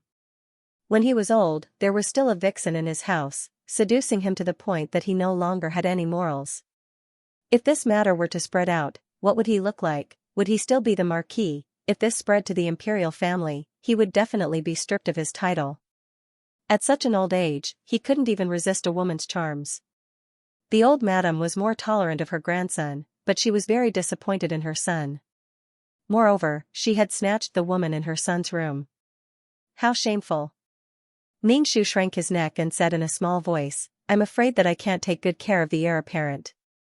The heir apparent prefers concubine Yan, so I shamelessly asked you to come and ask for her." Concubine Yan was a little surprised. This ancient woman was too virtuous. At this time, she still wanted to ask for her husband's wife. TSK, these men in ancient times were really lucky. Of course, this also had to do with the fact that men were the heads of the family and women basically didn't go out to work. Without a source of income, they had to compromise and be obedient if they wanted to survive. That's enough. If the heir apparent wants you to ask for her, just tell him to come and find me. The old madam's face darkened as she chased Ningxu away. Also, Ningxu hurriedly turned back to listen to the old madam's instructions. He was all ears. If your mother-in-law stuffs another woman into the heir apparent's room, come and tell me first. I'll take a look. Yes, granddaughter-in-law will remember. She didn't expect to receive an imperial sword. The Marchioness probably stuffed such a scourge into the heir apparent's room, which made the old madam very dissatisfied. She was also stupid. What kind of eyes did she have? She harmed both her son and her husband. After leaving the old madam's courtyard, Ningxu went to the Marchioness's courtyard. Ever since she fainted, the Marchioness's mental state had not been good. It was obvious that she was very angry. What's the use of being angry at yourself? We should work together to deal with the foreign soul. Now, she couldn't blame the heir apparent's inability to have children. It was clearly the man's fault. If they had to suffer, everyone would suffer together. The two men in the residence missed concubine Yan to the bone. However, they couldn't go to the old madam to ask for her. What if the old madam tormented concubine Yan even more? The two men who originally hated each other felt that the most important thing now was to rescue concubine Yan. As for the problem after that, it was a matter between the two men. In the original plot, the heir apparent didn't know that his father had given him a green hat. No one fought with him for it. He generously gave it to his good friends so that they could share it. He wanted to show them how good his skills were. Snatching food was popular.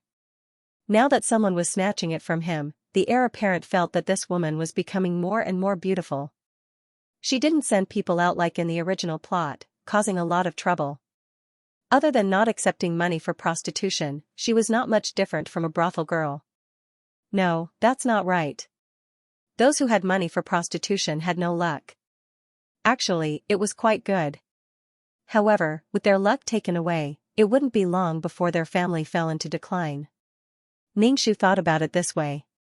He was determined not to let these two men have sex with concubine Yan. Otherwise, their luck would be taken away and their family would fall into decline. How could the heir apparent enjoy a rich life? At night, the heir apparent came to ask about the situation. Ningxu looked at the handsome heir apparent. Only she didn't feel anything. If the heir apparent came to ask about the concubine's situation, he would probably be furious. Ningxu smiled gently and gracefully. Heir apparent. The old madam said that if you want her back, you have to tell the old madam yourself. The heir apparent's expression immediately darkened. It made people feel uneasy. Ningxu, it's useless to be angry with her sister. Go do it with the old madam.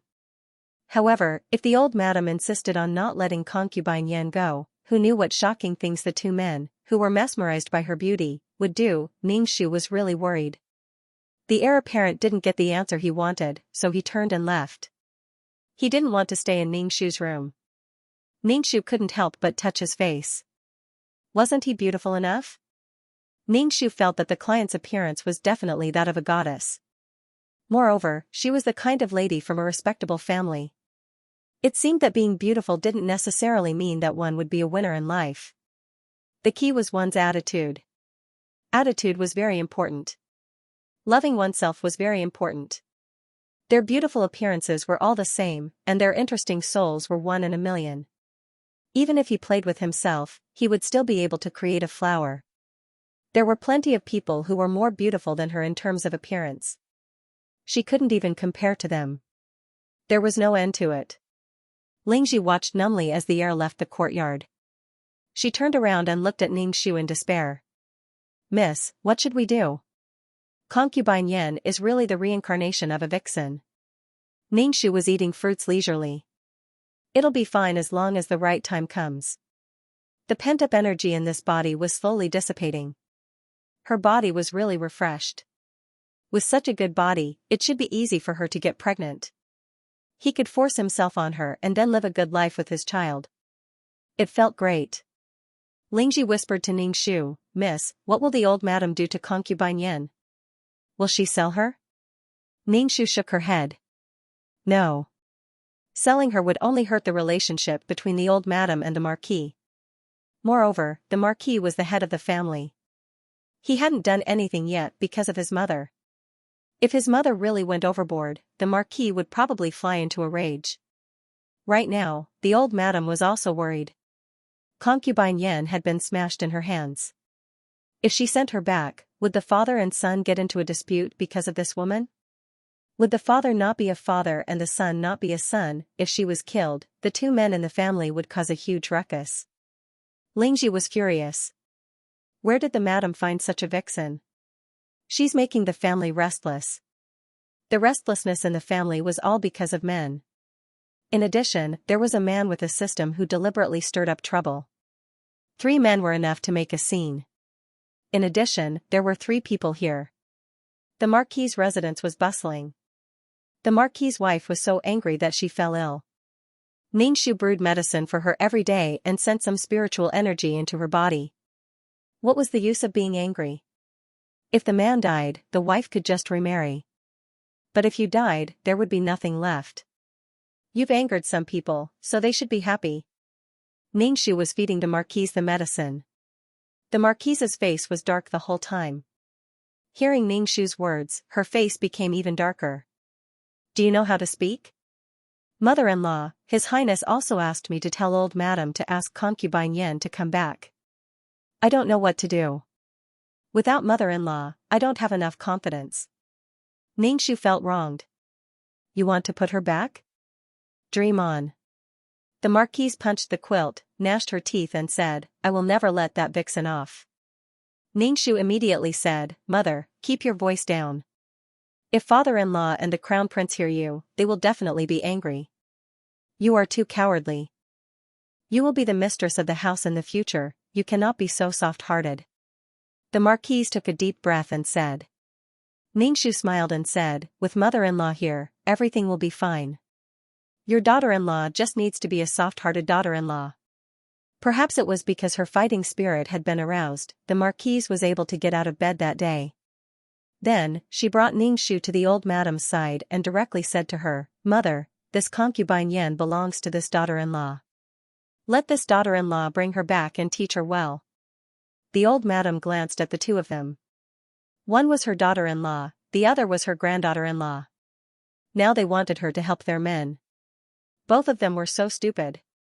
They couldn't resist their men's requests. This concubine Yan still needs to be taught. We will talk about it after a period of time. The old madam felt that she was going to be worried to death. All the women in the house were so stupid. The Marquis said, Your daughter-in-law also wants to teach that concubine Yan. How can I trouble mother with this kind of thing? Your daughter-in-law will teach her myself. The old madam thought for a while. Seeing the Marquise's angry face, she guessed that concubine Yan would definitely suffer a lot in the hands of her daughter-in-law. It would affect the relationship between her son and daughter-in-law. It might also affect the mother-son relationship between her daughter-in-law and her grandson. How could her daughter-in-law be so stupid? However, it wouldn't be good for this person to fall into her hands. Thus, the old madam generously handed concubine Yan over to the Marquise and let her torture her. If concubine Yan died, it would be her daughter-in-law's problem. Ningxu didn't have any sense of presence. Among the 3 mothers-in-law, her status was the lowest. No matter what happened, it wasn't up to her to make the decision. Ningxu felt that the Marquise was being a bit impulsive. When she calmed down, she would know that it wasn't a wise decision to let concubine Yan fall into her hands. Especially now that the 2 men in the house were obsessed with concubine Yan. Whoever made them uncomfortable would be their enemy. Whoever didn't let them be with concubine Yan would be their enemy. Concubine Yan passed from the old madam to the Marquise. Kneel. The Marquise directly made concubine Yan kneel. She raised her teacup and said coldly. Concubine Yan was speechless. These women really knew how to act. I told you to kneel. The Marquise directly threw the scalding hot teacup at concubine Yan's face. The cup was filled with hot water. If concubine Yan didn't dodge, she would definitely suffer. Concubine Yan dodged. The teacup fell to the ground and shattered into pieces. You actually dared to dodge? The Marquise was shocked and angry. I told you to kneel. Do you have any sense of seniority? Concubine Yan directly sat down and said to Ningxu and the Marquise, I don't want to have any conflict with you. Your man, I will return him to you. Therefore, if there's nothing important, don't bother me. The marquise was stunned. Her eyes bulged as she looked at concubine Yin. Are you crazy? She was simply disgraceful. Ningxu could understand concubine Yan's mentality.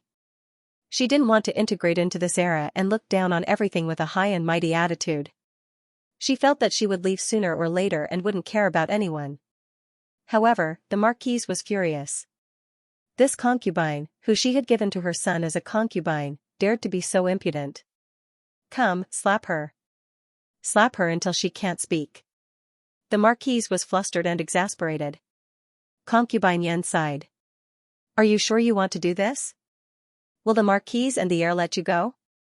Shameless, are you threatening me?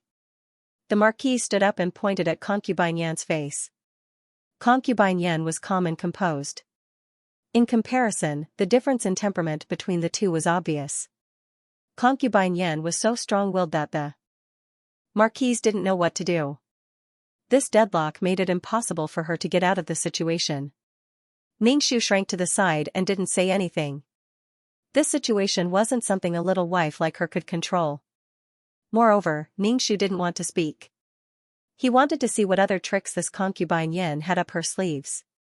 Although concubine Yen was strong-willed, she was also a little desperate. This kind of situation would never happen when she was on a mission, especially in a world with a strict hierarchy. The less tolerant a world was, the more careful one had to be, especially in this era. Slap her. Slap her. The marquise was so angry that she staggered. Two servants walked towards concubine Yen. Concubine Yen sighed. It seemed that they had to use violence. Women in ancient times were troublesome. The two strong servants stretched out their hands and wanted to press concubine Yen to the ground. There were broken pieces of the teacup on the ground. They pressed concubine Yen directly on the pieces. It was not winter and she was wearing a lot of clothes. If they pressed her down, her legs and knees would definitely be injured. Concubine Yan's expression was ugly.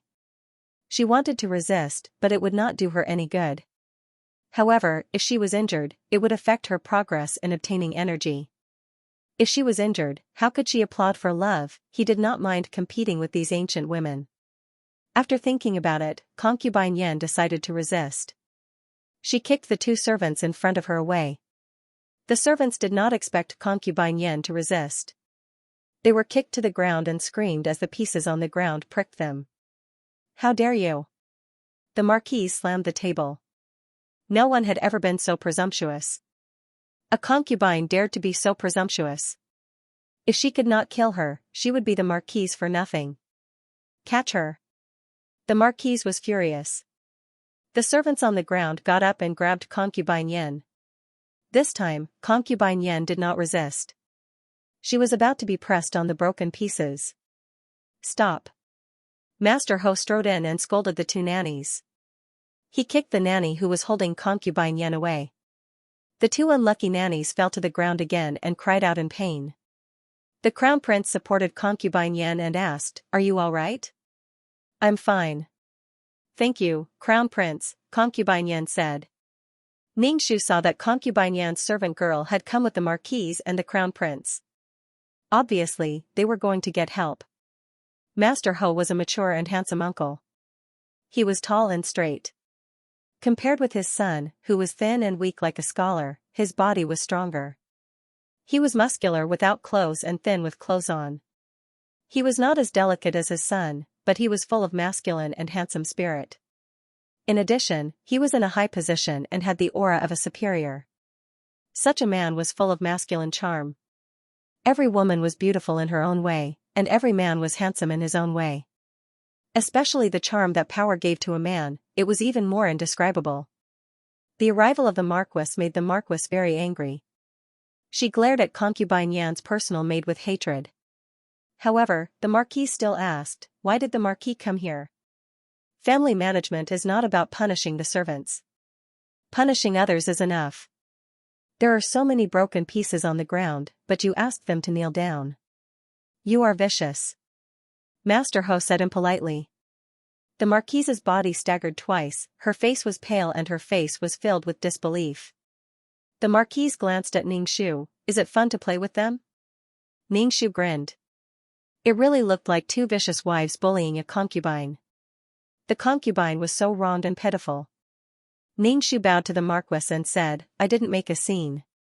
Mother went to the old madam to call concubine Yen back. Mother wanted to set some rules for concubine Yen, but concubine Yen didn't listen. Mother was so angry that she smashed the cup. Mother also wanted to teach concubine Yen what to do and what not to do, and then let her serve the crown prince well.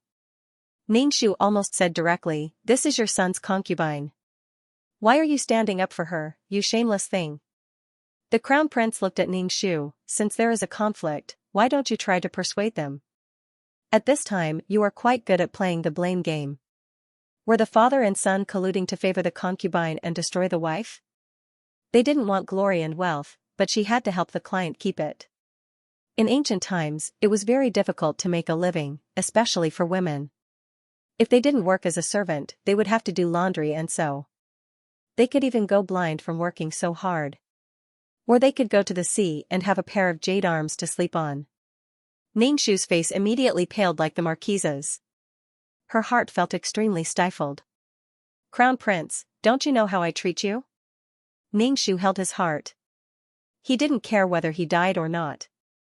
If it wasn't for the client, he would have castrated him. If he castrated him, the client wouldn't be able to have children. Anyway, in this era, it was the woman's fault that she couldn't have children. Even if the problem was with the man, he still attacked the woman. Ningshu looked at the Marquis. Since the Marquis already had children, it didn't matter whether he had children or not. He could castrate him. Ningshu's face was very sad. He was thinking about how to stop these two people from having sex with concubine Yen and being robbed of their luck. Concubine Yen looked at the two main wives and felt that they were really good actors. They were so good at acting. Without a man around, they both looked fierce. Now, they looked pitiful and delicate. The speed at which they changed their faces was really too fast. Concubine Yen didn't want to stay here anymore. She said directly to the Marquis and the Crown Prince, I don't want to stay here anymore. Please let me go.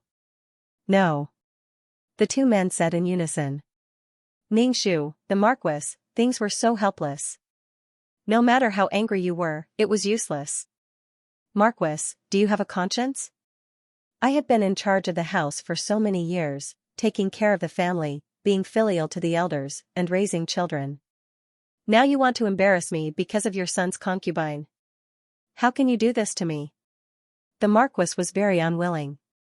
Like all the wives who had been betrayed, she cried and made a fuss. She was desperate and angry. As a man, he didn't like to be criticized by a woman. He might have felt a little ashamed, but the woman's series of questions turned into anger. I let you not worry about food and clothes. I let you become a high and mighty Marquis. You will live a luxurious life and have people to serve you. You will not be like a country bumpkin who does everything. What else are you dissatisfied with? You're either torturing this concubine or that servant all day long. You don't have the slightest tolerance for others. If you're so idle, then go to the manor and stay there. The ruthlessness and cruelty of a man when he shed all pretense of cordiality was something a woman could not imagine. The Marquis staggered and was about to fall to the ground. Ningshu hurriedly held her and didn't let her fall. From now on, you two don't have to worry about concubine Yen. The Marquis said directly to them. Ningshu lowered his head and said, I understand. The Marquis cried and grabbed Ningshu's hand so tightly that it hurt Ningshu. You don't have to leave the Marquis. The outside world is not so safe. It is very unsafe for a woman like you to be out there. The Marquis said to concubine Yen, how about staying in the manor? His gentle attitude was a far cry from his previous harsh attitude. Concubine Yen thought to herself that she had already offended the three most powerful women in the Marquis' household. She might as well leave the Marquis' household. As for the danger mentioned by the Marquis, concubine Yen didn't care about it at all. This kind of danger was exactly what she wanted. Especially the best men selected by the system. The higher the score, the better. Of course, this kind of man's family background and appearance wouldn't be too bad. Concubine Yen wanted to leave, but before she could collect enough energy, the mistress of the Marquis's household rolled her eyes. In ancient times, after a woman got married, she basically didn't have the chance to go out. She couldn't get in touch with other men. When would she be able to collect enough energy to leave this world? She really didn't like this world. She was bound by fame and collected energy very slowly. Marquis, I want to leave the Marquis's household. Please help me. Also, don't disturb the household because of Yen Yun. Concubine Yen bowed and said yes with a sincere expression. However, the two men misunderstood and thought that Concubine Yen was really a considerate woman. The Marquis said excitedly, you don't have to leave the Marquis's household. No one can hurt you here. Concubine Yen, what I said is true. I really want to leave the Marquis's household. But Concubine Yan's sincere words were misunderstood by everyone except Ning Shu. Ning Shu knew what Concubine Yen meant. It would be easier to find a target if she left. You are my woman. You want to leave? Dream on. I promise that no one can hurt you here. The Marquis said solemnly and looked at the Marquis's wife. Mother, you won't hurt Concubine Yen, right? The Marquis's wife almost fainted. She didn't feel good and couldn't say anything. The two most important men in her life, her husband and son, both sided with the same woman. Ning Shu bowed and said, Concubine Yen belongs to the Marquis's household. Naturally, you don't have to leave. As long as Concubine Yen follows the rules, the Marquis's household can take care of one person. You can rest assured about this. The Marquis's wife couldn't say anything. As for Ning Shu's words, she couldn't refute them. She just waved her hand weakly. The Marquis nodded with satisfaction. Very good. The Marquis nodded. Yes. Ning Shu said in her heart, awesome. In any case, as long as Concubine Yen stayed in the Marquis's manor, there were plenty of ways. But how could they not clap for Concubine Yen? Concubine Yen was very disappointed. She really wanted to leave the Marquis's estate. Concubine Yen did not stay in the Marquis's courtyard for long before she returned to her own courtyard. Madame Dowager put her hand to her forehead when she heard this. She knew that this would be the result. Madame Dowager had an advantage in terms of status, so Master Ho and heir apparent did not dare to say anything. However, they did not need to be polite to their wives who depended on them. He thought that he would be able to last a little longer, but in the end, it was so short. How disappointing. His ability was not good enough. Concubine Yen returned to her courtyard. Later, for some reason, the Marquis and the Crown Prince both fell ill and fainted. After fainting and lying on the ground for a long time, they caught a cold and caught a magnificent cold.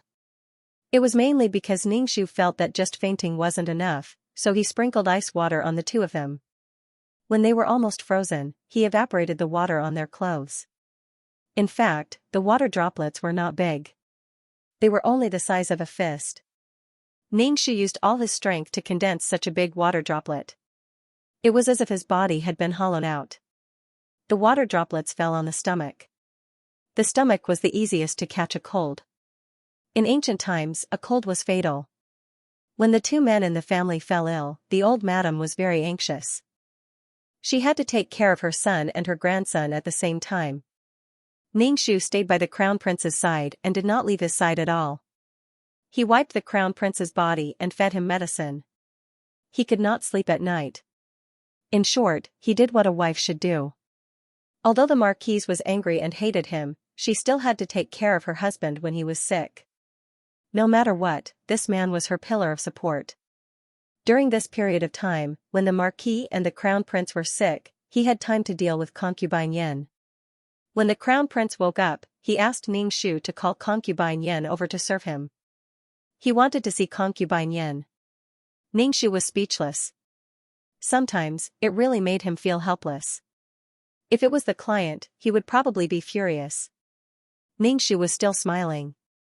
He nodded and said, okay, just wait. Ning Shu personally went to Concubine Yan's courtyard. This was the first time Ning Shu met Concubine Yan alone. Concubine Yan bowed to Ning Shu and asked, is there anything I can help you with? Yes, the Crown Prince is sick. He wants you to take care of him. It is your honor that the Crown Prince likes you. Ning Shu approached Concubine Yen. You are indeed a beauty. Concubine Yen felt that ancient people were really troublesome. One moment, they would do this and the next, they would do that. It was not like the modern world, where everyone would be happy after being intimate with each other. Concubine Yen had no choice but to take care of the crown prince. Every day, she would pour him tea, drink his medicine, and feed him. Ningxu was very relaxed. He would hypnotize someone and say that Concubine Yen was a demon. The marquis and the crown prince had been hollowed out and their vitality had been sucked dry. If one's body was not good, they would fall sick easily. In any case, the old madam was very superstitious. When she was young, there were all kinds of internal strife, such as humiliating a concubine, aborting a child, killing a servant, and so on. But when she was old, whether it was for peace of mind or to atone for her sins, she especially believed in such things. When this matter reached the old madam's ears, the more she thought about it, the more convinced she became. She immediately went to invite a senior monk from the Imperial Buddhist temple to take a look. He wanted to see if there was really a demon in the matter. The senior monk, who was wearing a kasaya, walked around the manor. He looked at everyone in the manor, including the servants. His gaze moved back and forth between Ningxu and Concubine Yen. Ningxu's expression was calm. Sister has the destiny of an empress. She has the destiny of an empress. She is more than qualified to be the crown prince's consort. The senior monk took a pen and wrote a poem on a piece of paper. He said that the mystery was hidden in it. Ningxu's mouth twitched. Just say it directly. Why did he like to play with Buddhist scriptures? The old madam respectfully took the paper and added a lot of money to the temple.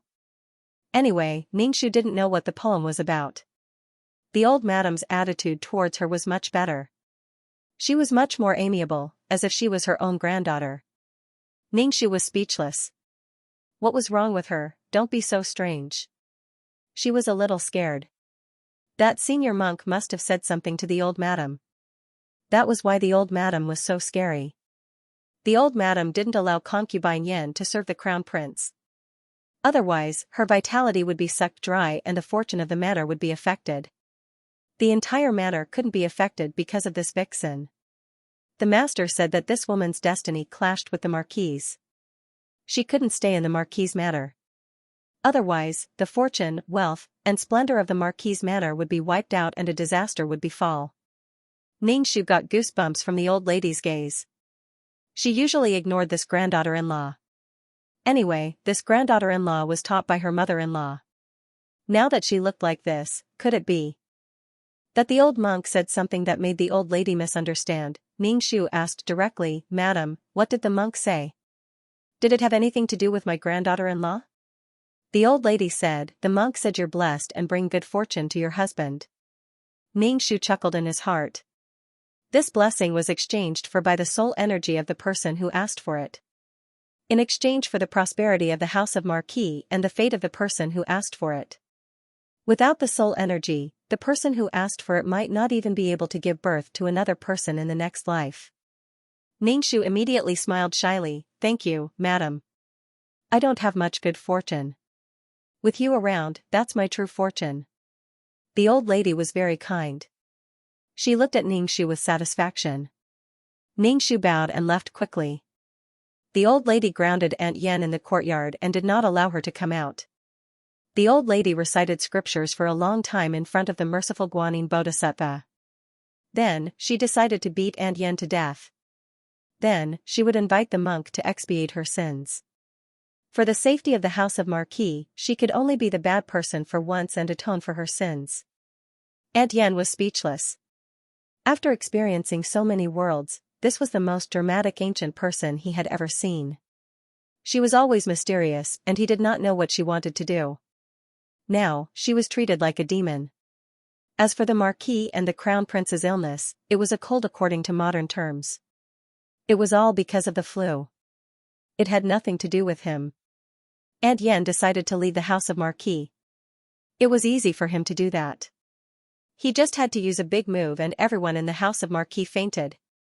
Ningxu fell to the ground and used all his strength to set up a barrier. Damn it, the lower the level of the plane, the greater the restriction. Aunt Yen opened the gate of the house of Marquis and wanted to leave. She bumped into the barrier as if she had bumped into a brick. Aunt Yen touched her head and touched the invisible barrier. She quickly asked the system, "What's going on?" "I can't get out." The system said, it's a barrier." "Was it set up by those monks? Are there really such powerful people in this era?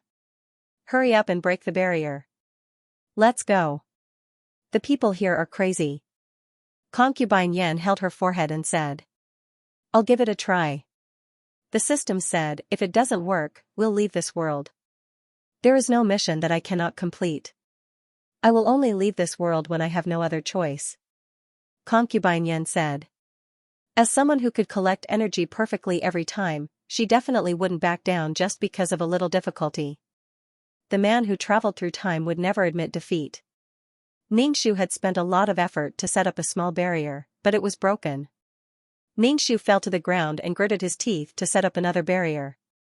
He then dripped some green water into the bodies of the unconscious people. The unconscious people slowly woke up. Ningxu also pretended that he had just woken up, with a confused and stupid look on his face. As soon as the old madam woke up, she immediately thought that the evildoer must have used a witchcraft on them, which was why everyone was unconscious. The old madam felt that the responsibility on her shoulders was incomparably heavy. She was already so old, but she still had to worry.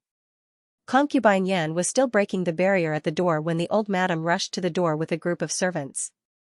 "Capture her." The old madam pointed at Concubine Yen and shouted loudly. The old madam's body wasn't very good, but she could still be so energetic. It was all because of the liquid that was filled with vitality.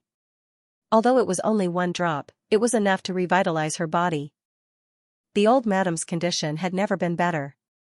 Concubine Yen was speechless. Why did she wake up so quickly?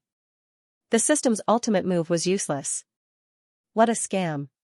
The servants surrounded Concubine Yen. Concubine Yen sighed silently. She tidied up her clothes and said to the old madam, "Is this necessary?" The old madam was expressionless. "Evildoer. I came here for a mission. Once it's completed, I will leave. There is no need for you to do anything." Concubine Yen was a bit annoyed. Why did they have to make things so complicated? Were they crazy? Evildoer harmed the Marquis's matter. The great master was right. The old madam's expression was cold.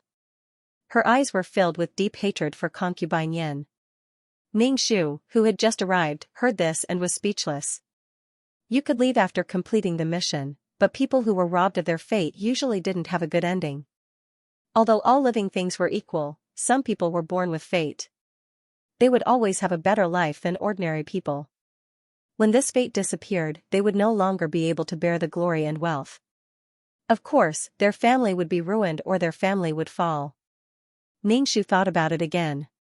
Did Concubine Yen not know what she was collecting? She was only talking about energy. But did she know what this energy was? The system probably told Concubine Yen to find a man with fate. As for why, the system didn't say. No one in the world would do something so strenuous and unrewarding. The system wouldn't do something like this either. Was the system really so kind as to let you travel through different planes so that you could have a casual relationship with all kinds of men? It would even turn from a casual relationship into the love of the chosen man's life. This kind of person was clearly here to rob someone of their fate. Why were they being so unreasonable and annoying? Don't disturb me. The servants rushed forward, wanting to grab Concubine Yen. In the end, when they got close, they were all sent flying. They fell to the ground and fainted. The old madam and the Marquis's wife looked at Concubine Yen in horror. What kind of sorcery did you use?" Concubine Yen charmingly stroked her hair. As a woman, of course she was very beautiful. However, when Ningxu thought that her soul was a man's, he felt very disgusted. He didn't feel too good. The old madam didn't know what to do. This woman could use sorcery. Others couldn't get close to her at all. Ningxu set up a barrier around Concubine Yen so that she couldn't move. Concubine Yen suddenly felt that her body was bound by something. She found that she couldn't move. She hurriedly said to the system, "Why can't I move? It seems to be a barrier." Were the people here really so powerful? The system was a bit scared. It was actually a very weak system. Otherwise, it wouldn't use such a direct method to rob the fate of heaven and earth. Then help me remove the barrier. I can't move. I'm going to be caught and beaten to death. He looked at the old madam staring at him like a wolf. It looked like she wanted to eat him alive. I'll try. The system said weakly. It had used up a lot of energy to break the barrier. I can't break it, the system said weakly. Concubine Yen was speechless. What's going on? This damned system. Is there any other way? Concubine Yen felt like she was tied up by thousands of ropes. She couldn't move at all. Ningshu dripped some water on the unconscious servant on the ground. The servant shook his head and woke up. Catch her. The old madam pointed at Concubine Yen. The servant was afraid and didn't dare go forward. After all, the other party was a demon who could use witchcraft. I'll do it myself. The old madam was a rich madam. Now she had to do it herself. Concubine Yen watched as the old madam walked over with her walking stick. She raised the stick and knocked it down on her head. Although Concubine Yen was in this body, she felt like her head was going to explode from the pain. Her eyes rolled back and she fainted. The old madam felt a little guilty. But when she saw that she had knocked the demon unconscious, she didn't feel so scared anymore. She was indeed protected by Bodhisattva. Tie her up. The old madam saw that she was the only one in the family who could fight. She felt lonely and pressured. The granddaughter-in-law didn't say anything. Although she was stupid, she had a good life. Daughter-in-law, haha.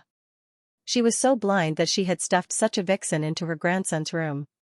If she hadn't caused trouble, would all this have happened? The servant tied up the unconscious concubine Yen tightly and locked her up. The room's windows were boarded up and the door was locked with 2 locks. Ningshu praised the old madam. Old madam, you're so powerful. Even the servant couldn't get close to you. You actually knocked her out. You're really lucky. Even demons and ghosts are afraid of you. After all, they were 1 generation apart. The old madam didn't treat the client as harshly as the marquise. She urged the client to have a child every day and attacked the client from every angle. If the client didn't have a child, they weren't fit to be a woman. The old madam smiled. In the future, if anyone comes to the marquise manor, you have to be careful. Don't let anyone like this enter the manor. Ningshu sighed and glanced at Concubine Yen, who was lying on the bed like a caterpillar. Now, she couldn't get out. She couldn't obtain luck from other men to strengthen the system. She couldn't escape. When the time came, where would she go to find him? With so many planes, it would be very difficult to find him. In any case, Ningshu didn't take the lead in this mission. It was all thanks to the old madam. The marquise was probably furious. She wasn't in the right state of mind the whole time. Ningshu moved closer to the matriarch and asked, Old madam, I don't think we should treat Concubine Yen like this. Now that father-in-law and the heir are both sick, they will be angry if they find out that we treated Concubine Yen like this. The old madam glared at Ningshu. Useless. Since they don't want to give up, then let's see what kind of demon this Concubine Yen is. I don't believe that men will be so loyal to a woman who eats humans. Ningshu, the old madam is so mighty. When Concubine Yen woke up, she found that she was tied up. The room was dark and the windows were sealed. The room was covered with talismans. There were all kinds of drawings on the talismans. Concubine Yen was speechless. She wasn't a demon. Even if the talismans were real, they wouldn't work on her. She was very cautious when she came to this world. She didn't expect that she would still be treated like an alien. It would be better if she was in the modern world. If something was discovered in the modern world, people would at most say that she was sick. It wasn't like the ancient world where she was treated like a monster or a demon. Can you untie me? Encountering such a deceitful system was one of the toughest things in her life.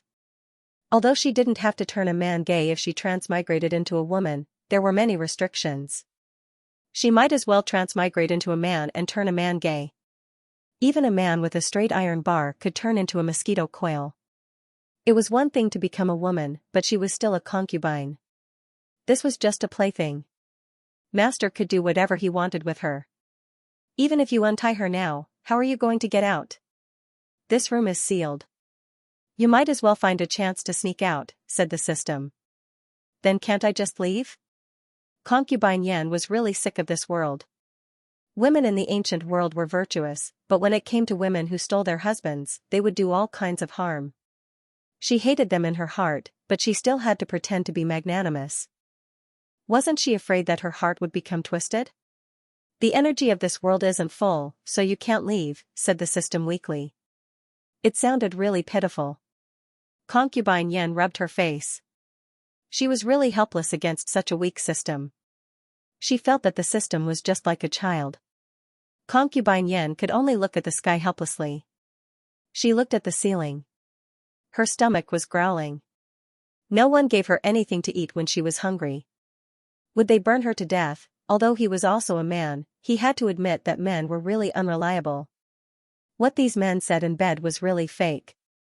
Now that he was tied up like this, no one came to see him, let alone say a word to save him. It seemed like she could only save herself. The next day, the weather was fine. The old madam brought Ning Shu and the Marquis's wife to a sealed room. The Marquis and the Crown Prince were also supported by the manservant. The whole family was here. Mother, what are you doing? Tying me up? The Marquis's face was red. It was obvious that he hadn't recovered yet. His body was weak. Even the Crown Prince's chin was thin and sharp. When he saw his beloved woman tied up like this, he immediately looked at his mother and wife with condemnation. The Marquis's wife didn't want to say anything. Her son and husband were both unreliable. What was there to look forward to in this life? Although her heart was dead, when she saw her son looking at her like this, she felt really bad. She hated Concubine Yan for seducing her husband and son. A mother spent 5 years to teach a child how to put on his pants. A wife only needed 5 seconds to make a man take off his pants. As a mother, the last thing she wanted to see was a man forgetting about his mother when he had a wife. Now the Marquis's wife was experiencing this. Moreover, this woman was given to her son by her. This feeling was even more heartbreaking. Compared to this situation, the Marquis's wife would rather force her son to have a child with her daughter-in-law than give her son a woman. This made her lose face in front of the old madam. Her daughter-in-law might also resent her. Both her son and her husband hated her. The Marquis's wife's heart was cold. Mother, what are you doing? The Marquis said weakly. The old madam ignored her son.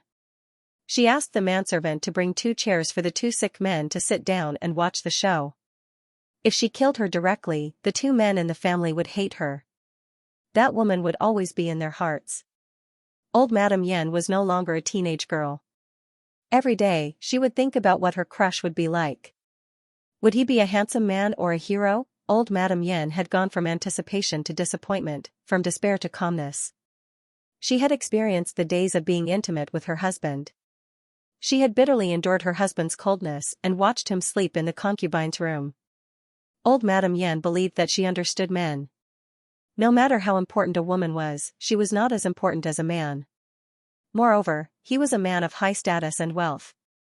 Naturally, he cherished his life. If his life was threatened by a concubine, no matter how charming his thoughts were, they would dissipate. Beat him to death and then cremate him. Old Madame Yan ordered a burly servant to press him against a wooden board. Beat him to death. Aunt Yan was speechless. Damn, ancient women were so cruel. They wanted to beat people to death so easily. The servant held a stick as thick as an arm and hit Concubine Yan with all his might. Aunt Yan, whose mouth was covered, was sweating profusely from the pain. Her beautiful face was a little distorted. Damn, what should I do now? If I don't fight back, I'll really be beaten to death. Aunt Yan communicated with the system. The system was also very anxious. But I used my power in front of those 2 men. Isn't this confirming that you're a demon? Can those 2 men protect you? Can they protect you when they know you're a demon? But if I don't do anything, I'll really be beaten to death. Beaten to death and turned into ashes? Aunt Yan said anxiously. Although I don't really care about this body, it's so embarrassing to be beaten to death. Bear with it. Don't give yourself away in front of those 2 men. The system comforted Aunt Yen. If this body really dies, we can find another one. Because the energy bar isn't full, we can't travel between planes. We'll all be in danger, the system said. Since this body couldn't take it anymore, they could find another one. Then they could stir up trouble again. No, they could continue to collect energy. Aunt Yen was speechless. So she was going to be beaten to death? Damn, this was a cruel way to die. Ningshu looked at concubine Yen indifferently. She didn't resist. It didn't matter to him whether she resisted or not. If he resisted, everyone would know that he would use witchcraft. If he didn't resist, he would definitely be beaten to death. When the system left his body, it would be the time for the system to fight against the system. When the Marquis and the Crown Prince saw the wooden stick the size of an arm fall on concubine Yen, their eyes turned red. They wanted to rush over to save her, but they were held down by the servant. They were already sick and had no strength. He could only watch helplessly as the woman he liked was beaten. Mother, must you do this? The heir could only look at the Marquis with red eyes. The hatred and resentment in his eyes made the Marquis's heart turn cold. Ningshu simply released some of his qi and directly bounced the servant who was punishing concubine Yen. The servant was bounced far away and hit the wall. He grimaced in pain. In the eyes of outsiders, the manservant was bounced away by an invisible force, and he was sent flying out of thin air. If this was not demonic art, then what was it? The Marquis had wanted to say something, but when he saw this scene, his words were stuck in his throat. He just stared blankly. Even concubine Yen was surprised. She hurriedly asked the system, "Did you use your power?" The system immediately cried out, "I didn't. Since I asked you to bear with it, why would I use my power? And in front of so many people. If you were a demon, these two men wouldn't protect you. You wouldn't be able to leave a deep mark in their hearts. Sometimes, the living could never defeat the dead. When the time came, she could change her identity and start over again. She could also lure these two men." What was going on? Concubine Yen felt that she was really unlucky. If she had known this would happen, she would have resisted from the beginning. Then she wouldn't have been beaten so many times. She felt as if her body was about to break. "Marquis, did you see that? This is the witch using witchcraft." The old madam was now glad that the old Marquis had died early. According to the old man's character, he might have happily fought with the goblins. At that time, it would be a family of 3 men entangling with a woman. Marquis's name would go down in history. No, it would go down in infamy for thousands of years. It would go down in history forever. This is a coincidence," the Marquis stammered. But he looked at concubine Yen with a scrutinizing look. Concubine Yen was sweating all over and her face was pale. The Marquis' lips trembled. He wanted to say something, but no words came out. He looked at concubine Yen with frightened eyes. He swallowed and asked, "Concubine Yen, are you really a demon?" Ningshu pressed the corner of his mouth with a handkerchief to prevent his disdainful expression from showing. If women were more lovey-dovey, then the Marquis could be said to be very selfish. Women felt that as long as it was the person they loved, they could accept any kind of monster. But when men faced wild monsters or demons, they would be scared out of their wits. At that time, would they still think of being lovey-dovey? Concubine Yen frowned tightly. She couldn't figure out what was going on. The pain in her body blurred her mind. Her soul seemed to be ejected from this body. Seeing the Marquis and the Marquis's incredulous and frightened eyes, concubine Yen was very unwilling to accept it. They used to call her a little goblin. But when she really became a little goblin, these two men looked so frightened. Concubine Yen's heart was in a mess. Although this was a whoring trip to the west, concubine Yen suddenly felt a lot of grievances and unwillingness in her heart. Once he changed his identity, he would make sure that these two men would never be able to love him and would never forgive him. Although he approached the two of them with a purpose, he was still very angry and indignant after being hurt by the two of them. Master Ho and the Marquis looked conflicted. Their eyes flickered. Finally, Master Ho said to the old madam, "If she is really a demon, let her go. She won't kill people and commit evil." The old madam couldn't vent her anger. Finally, she said bitterly, "If we let her go, what if she comes back for revenge? We are all ordinary people.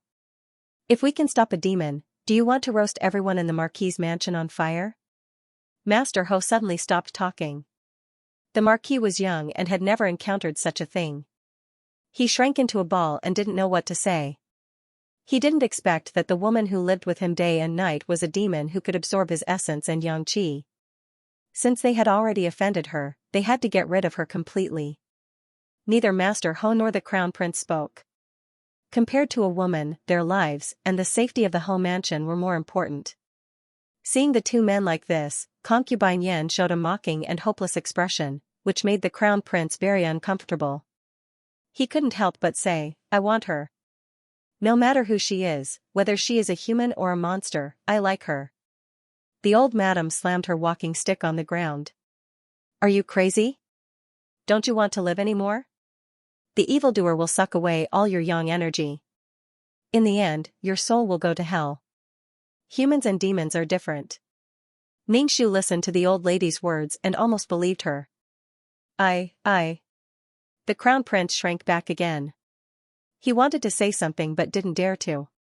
Concubine Yan was in so much pain that she felt like her body was about to break. She gritted her teeth. When she changed her identity, she would make the people of the Ho mansion suffer. She would make the two men kneel down and beg for her forgiveness. Continue beating her. If she dies, burn her, the old madam said in a low voice. There was a trace of viciousness in her hoarse voice. Mother, you want the Tian family to know about your foolish behavior. Don't implicate so many people in Lord Ho's mansion because of this woman. You are not alone. You have to take care of so many people in Lord Ho's mansion.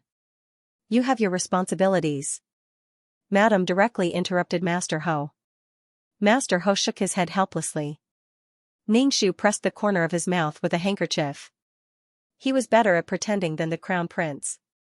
He had already given up on Concubine Yan, but he still pretended to be helpless.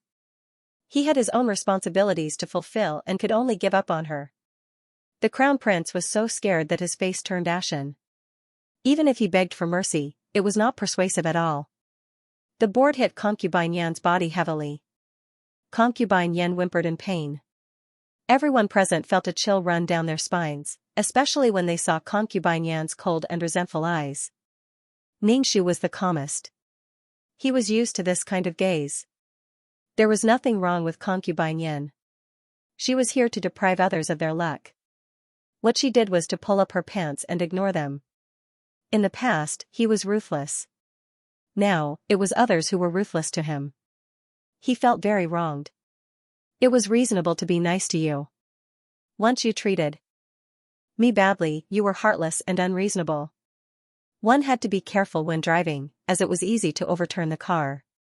Ningxu felt that he had to be extra careful when he was speeding. If he wasn't careful, he would overturn the car. Furthermore, martial prowess was extremely important. If he were to encounter such a situation again, he would definitely not allow himself to be tied up and beaten. It hurts so much. Can't we leave quickly and change to another body to fight? Being hit by such a big stick was really painful. They had to leave quickly. Wait a little longer. I'm looking for a suitable candidate. If it's an ugly girl, I'll have to waste energy to modify her body. I don't have enough energy to begin with, so I can't waste it. Otherwise, we'll have to stay here and can't leave. He could not stay here. In any case, he was an old fox who had transmigrated. How could he fall here? He had clearly walked the path of eating meat, but now he had to walk the path of fighting. He could not react for a moment. In his previous world, he spent most of his time in bed. Even if he wasn't in bed, he would be collecting energy. He hadn't paid attention to his mistakes. It seemed that it wouldn't be so easy to collect energy in the future. Only the heavy sound of the board hitting the body could be heard in the room. The old madam sneered. Look, the body of the evildoer is so strong. He's still alive. Concubine Yan spat out a mouthful of blood. Did she really think that he wanted to stay in this body? Didn't he feel pain? It was just that the system was now looking for the next suitable candidate. Gradually, Master Ho's face hardened. He was reluctant to part with her before, but now his reluctance was gone. Ordinary women couldn't bear so many beatings and would have died long ago. However, after so many beatings, he was still alive. Although he spat out blood, he wasn't dead. Master Ho's body was weak and he had fainted from overexertion. Ningshu glanced at Master Ho. He had the heart but no guts. How useless. Didn't they say that even if he died under a peony, he would still be a romantic ghost? Have you found one? Concubine Yen gritted her teeth and asked the system, "Can you hurry up? It hurts so much." How about the Xianxia princess? The system looked around and felt that the Xianxia princess was quite beautiful. She looked like a white lotus. If she had a black heart, it would be great. Puff. Concubine Yen spat out a mouthful of blood. What did you say? Actually, I've already scanned the surroundings. Apart from the maids, this Xianxia princess is the most beautiful. And you can take revenge. Isn't it good? The system said. You don't want the Xianxia princess? Do you want 2 old women? The old madam is already old. Madam Ho is going through menopause. She's already 30. That's not good, the system said. Puff. Why do we have to fight with Master Ho's family? Although I want to take revenge, I want to collect enough energy and leave this world. If I can't, I can be with someone more powerful. Wouldn't it be easier to take revenge? Concubine Yen spat out blood. She really admired the system. But I can't scan too much. The system said awkwardly. Anyway, there are 3 choices in front of you. Who should you choose? Concubine Yen felt like she was going to spit out all the blood. She gritted her teeth and said, the Xianxia princess. Everyone watched as Concubine Yen continued to spit out blood, but she didn't die. After being hit by so many boards, even a man in his prime would be on the verge of death. I'm going to send your soul into the Xianxia princess body. 2 souls in a body will repel each other, so you have to stay calm. Everything will be fine after I take the Xianxia princess soul, the system said to Concubine Yen. You've been talking for so long. Hurry up. Concubine Yen was about to explode. Damn it, the light in Concubine Yan's eyes became weaker and weaker. In the end, she was dying. Perhaps it was because of the world of reincarnation, but she could see a man's soul rushing towards her. Ningshu, this was a bit helpless. It seemed that the other party wanted to choose a new body and try again. She didn't expect that he would come for her. Was there something wrong with his brain? Not to mention the existence of 2333, she also had the world of reincarnation. She could get him there in a minute. Ningshu smiled at the man's soul. Then she pressed the corner of her mouth with a handkerchief, which made the man's hair stand on end. The soul looked like an ordinary man. She didn't know what these men, who were obsessed with her, would think if they knew. She really wanted to see the expressions of Master Ho and the Xianxia princess when they saw the soul. 2333 devoured the entire system without much effort.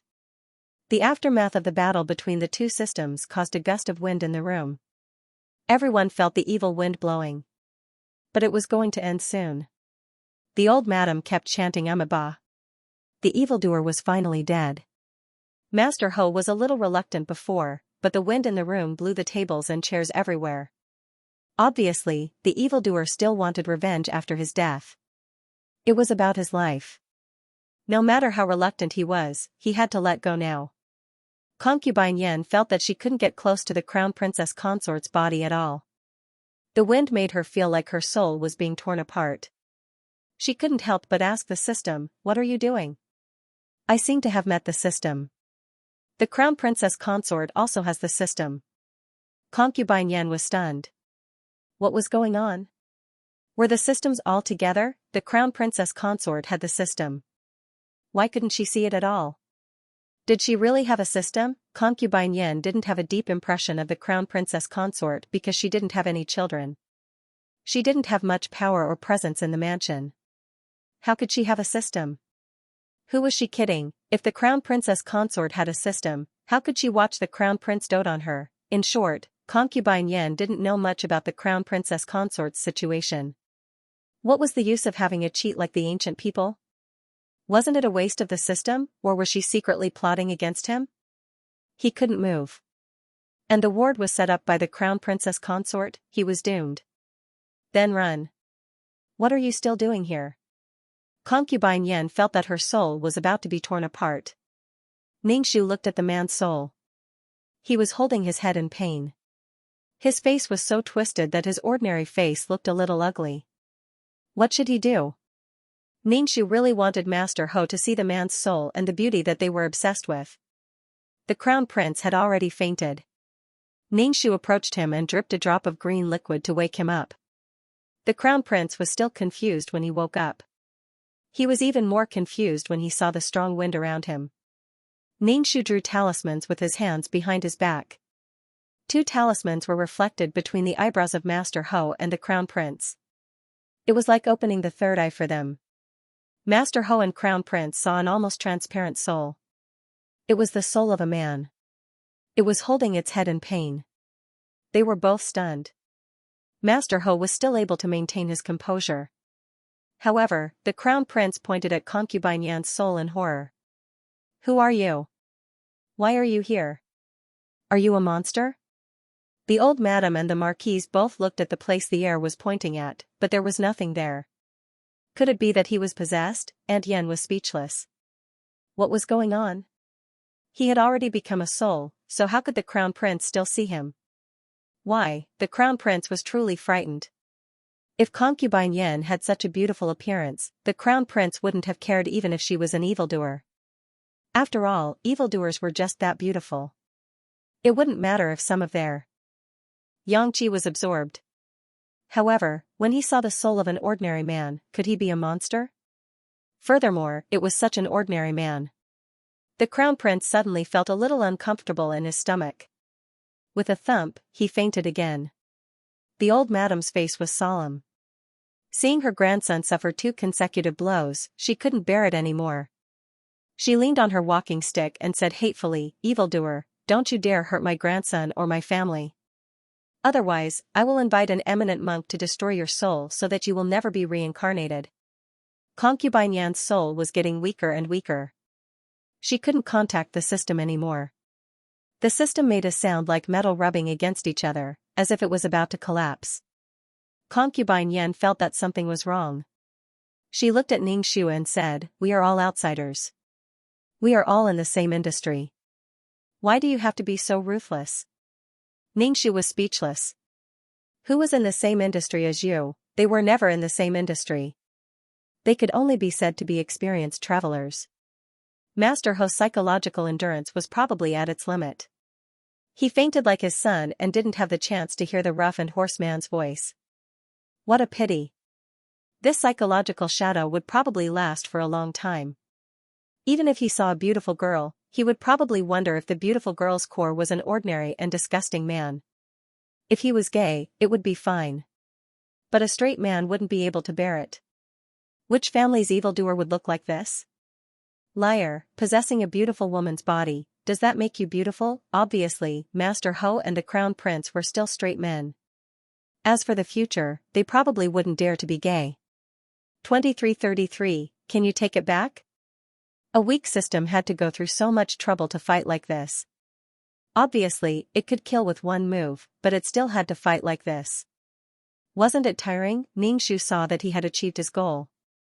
It deepened the fact that concubine Yan was an evildoer.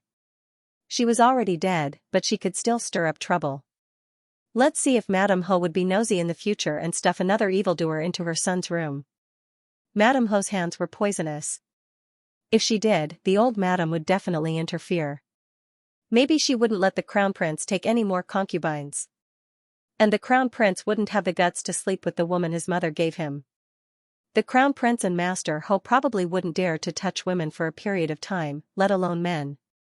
Without these women to worry about, the client's life would definitely be much better. You can take it back, Ningxu said to 2333. Anyway, the performance was over. The missions in this world weren't that complicated. The client could have wealth and status if they wanted. They also had good looks. All they had to do was relax. Sometimes, some things had to be said directly.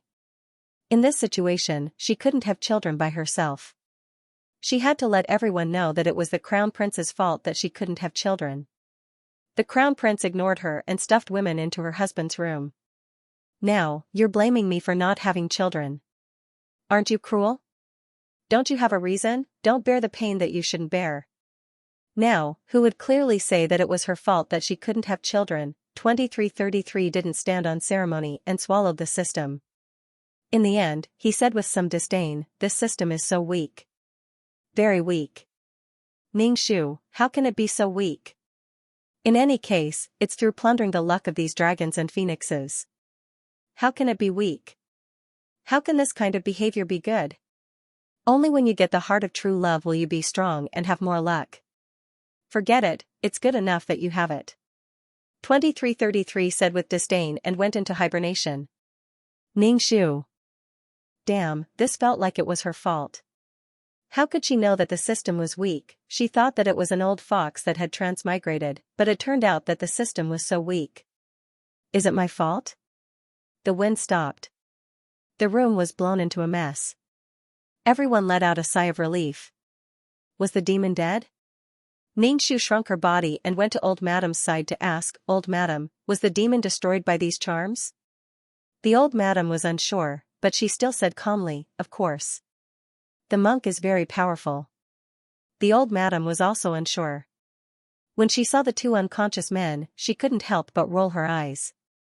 They were not even as brave as the three women. They fainted just like that. Hurry up and find a doctor to check on the Marquis and the heir. They must be frightened. Go to the temple and ask the monk to perform a ritual. Also, help them summon their souls. The Old Madam immediately ordered. Ningshu, summon their souls? I thought they were children. The Old Madam quickly asked someone to find firewood and prepare to cremate Concubine Yan's body. She was afraid that Concubine Yan would come back to life and take revenge on the Marquis. Ningshu didn't say anything and let the Old Madam do this. After doing this, everyone felt more at ease. As for the man's soul, it had been swallowed by 2333 along with the system.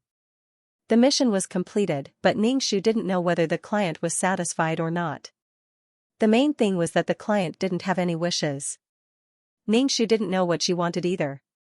The client was very unwilling, but she didn't know what she wanted. Her heart was dead. This kind of mission was the most difficult. Furthermore, she had also tormented the crown prince. She did not know what the client was thinking. Some women didn't like it when others tortured their husbands. At this time, it depended on the client's generosity. Actually, the heir would be more obedient after being scared like this. As for whether he would have any psychological trauma from this woman, it depended on his own ability to mediate. An aristocrat only had this little psychological endurance. She looked down on him. If he was an ordinary person who hadn't seen much of the world, it would be reasonable for him to be scared like this. Concubine Yan's body was dragged to the courtyard. A thick pile of firewood was set up in the courtyard. The Old Madam's expression was cold as she watched Concubine Yan's body turn into ashes.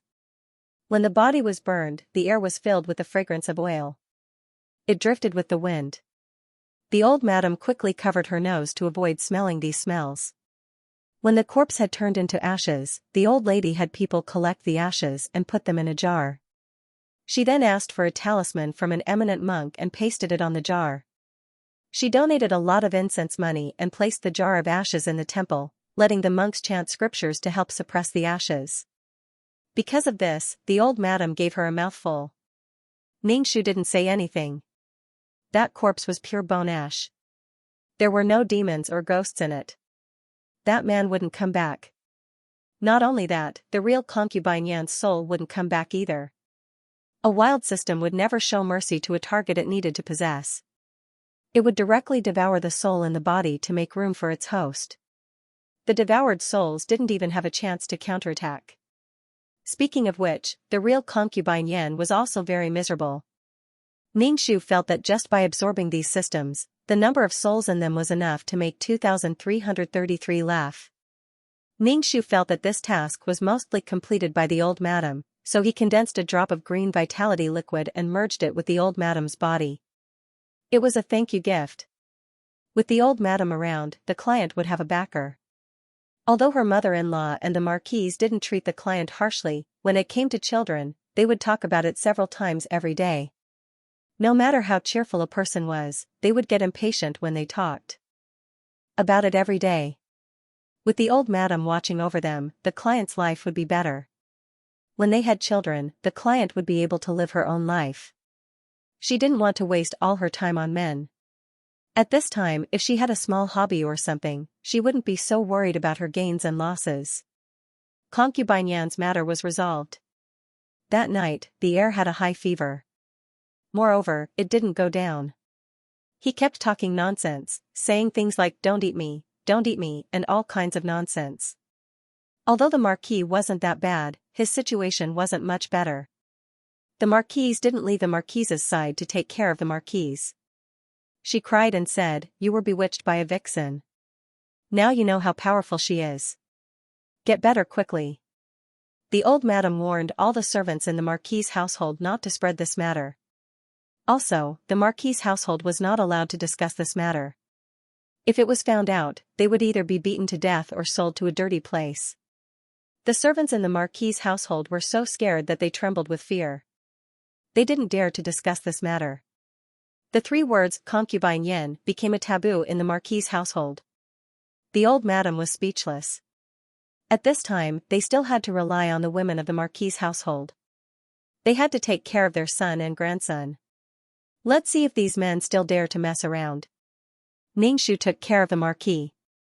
He saw that the Marquis' face was red from the fever. He wouldn't become an idiot, would he? If he became an idiot, the client would feel sorry for himself and feel that he had a hard life. Ningxu took out the fever medicine. He crushed it and put it in a spoon. He mixed it with water and fed it to the Marquis. As for the Marquis, whether he was alive or dead had nothing to do with her. If the Marquis died, the Marquis' title would fall to the Marquis. The client would become the Marquis' wife with a title. Life would be good. If the Marquis didn't die, it wouldn't affect the client. After all, a father-in-law couldn't control his daughter-in-law. If he dared to mess around again, the old madam wouldn't let him go. The Marquis' household was very important to the Marquis' household. For the old madam who had experienced ups and downs, nothing was more important than power and wealth. For the Marquis' household, even if he was an evildoer, she would still kill him. As long as the Marquis' household was threatened, the old madam wouldn't sit idly by. The Marquis was probably scared out of his wits. He was probably disgusted. Even if Ningxu fed him the fever medicine, it didn't reduce his fever. Ningxu fed him a few more times. The Marquis sweated profusely. Finally, the fever went down. However, the Marquis' face was pale.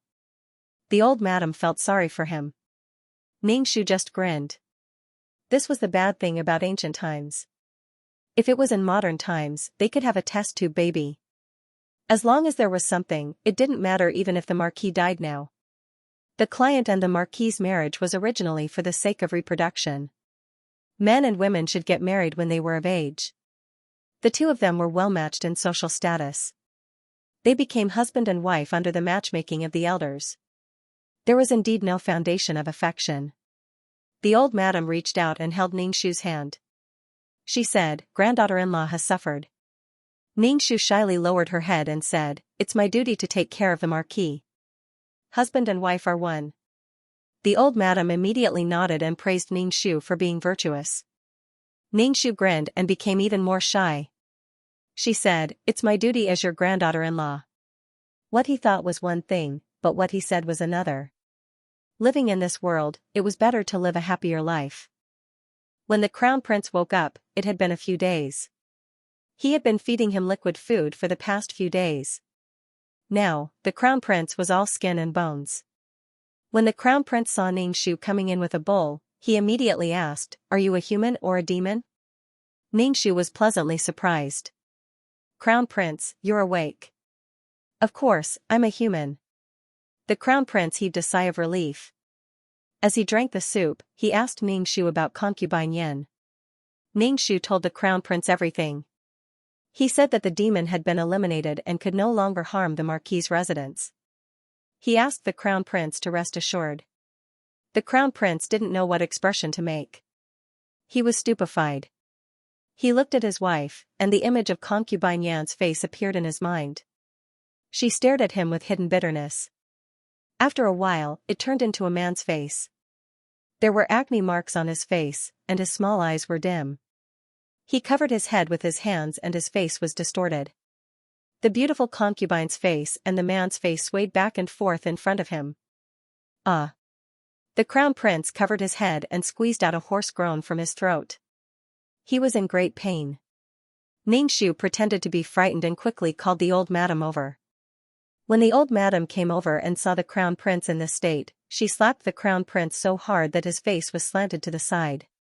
However, the old madam's expression became more regretful and helpless. Ningxu thought, the old madam is mighty. If she hit the crown prince, the old madam would definitely tear her apart. She had to be a virtuous wife. Life was like a play. It all depended on one's acting skills. The crown prince was stunned by the old madam's slap. He felt so wrong that he almost cried.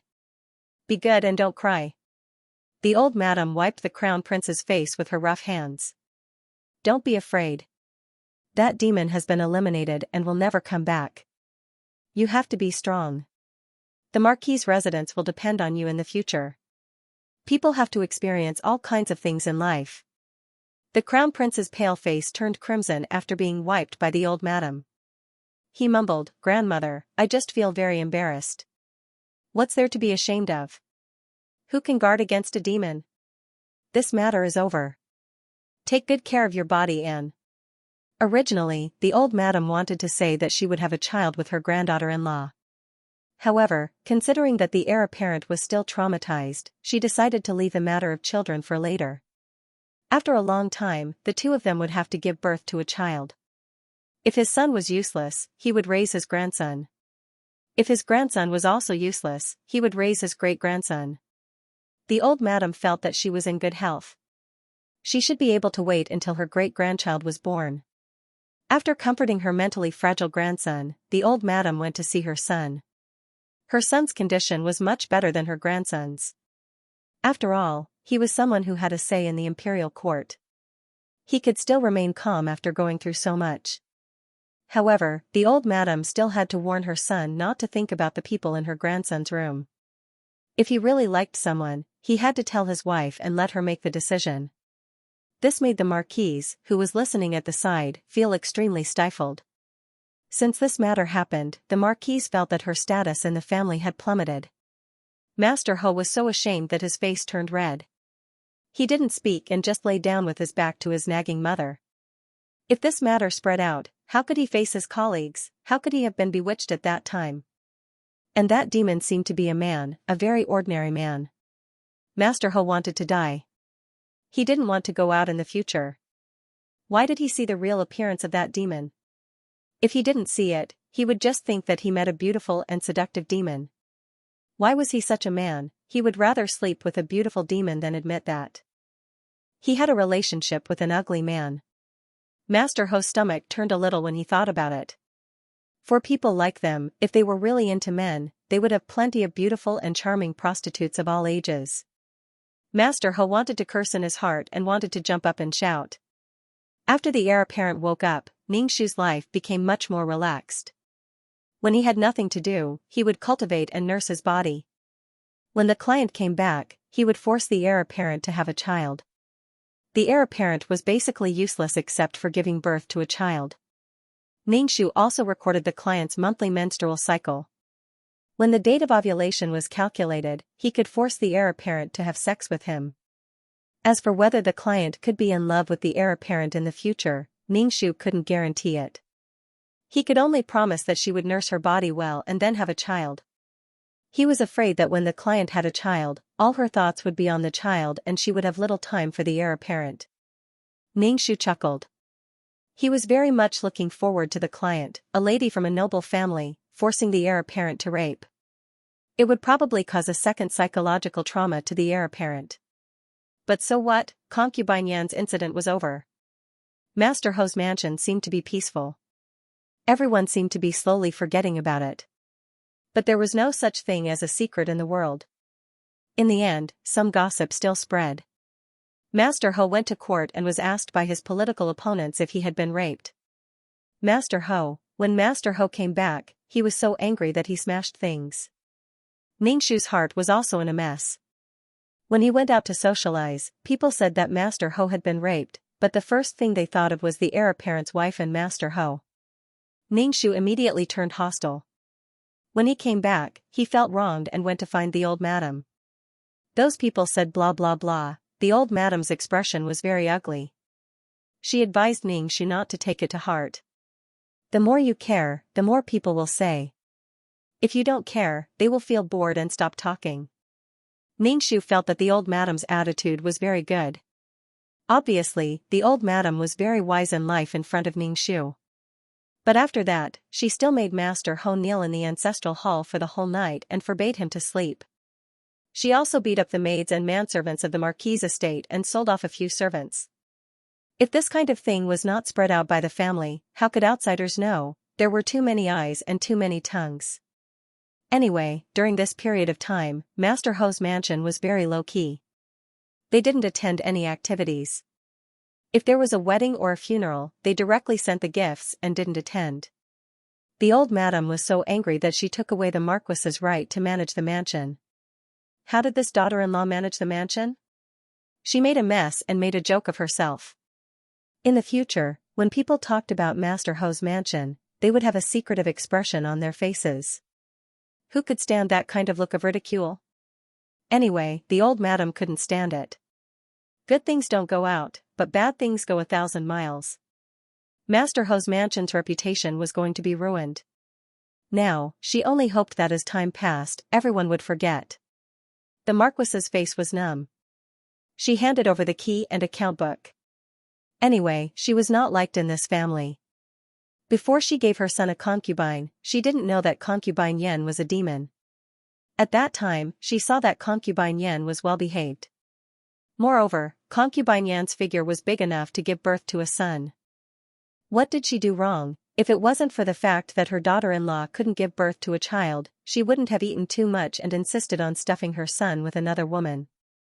The Marchioness, who was upset, could only blame her daughter-in-law. What was the use of her daughter-in-law if she couldn't even keep her own husband? She let her husband be infatuated with an evildoer. Thinking that her husband was also infatuated with an evildoer, the Marchioness had nothing to say. In short, the Marchioness was about to be depressed, very depressed. However, her husband didn't say anything for her and just watched her suffer. Now the Marchioness didn't dare to go against her mother. If it wasn't for her, the Marchioness would really be in trouble. At this time, the Marchioness didn't dare to go against the old madam. He had to be especially filial to the old madam. Otherwise, the glory of the Marchioness would be ruined in his hands. The Marchioness didn't know why he was infatuated with her at that time. As he thought about it, that man's appearance appeared in front of him and he felt uncomfortable. The two men in the Marchioness's mansion were depressed and didn't have any energy. This confirmed the rumor that their young energy had been sucked away by the evildoer. The Marchioness, the Xianxia, we are just disgusted. Disgusted, do you understand? As for whether their young energy had been sucked away, neither of them was very clear. Perhaps it was a psychological effect, but they always felt uncomfortable everywhere. They were sick all over. Ningshu was often called over by old madam for a chat. Old madam also liked to reward Ningshu with precious jewelry from her collection when she was free. Ningshu put it away with a smile and wore it the next time he went to see the old madam. Other than taking care of the Xianxia every day, the days were quite comfortable. Ningshu pinched the flesh on his face and felt that he had gained weight.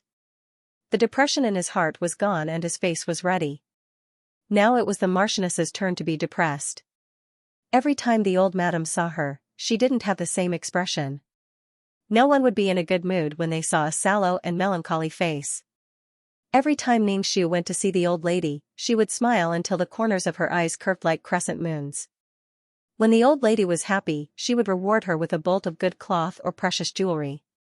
In any case, the days were to be lived by themselves. What was the point of being gloomy? It's not like I don't have anything to eat and wear. His good life had been ruined. The old madam whispered to Ningshu, asking him to find an opportunity to sleep with the heir and have a child. Ningxu smiled and said that the heir was not in good health now, and that they would have a healthy child when he got better. Old Madam asked Ningxu to do as he saw fit. The ancient people had some kind of ovulation method. Ningxu wrote this ovulation method down and left it to the person who asked for it. In the future, they would not need to have children because of love every day. I hope that the client can give me a good review. This kind of task without a wish is really not easy to do. When the body is well, the mood is not depressed anymore. Just find an opportunity to have a child. Don't be shy and be bold. As long as you have a child, you don't need a man. After this incident, Master Ho slept in the study every day. He didn't even go to his wife's room.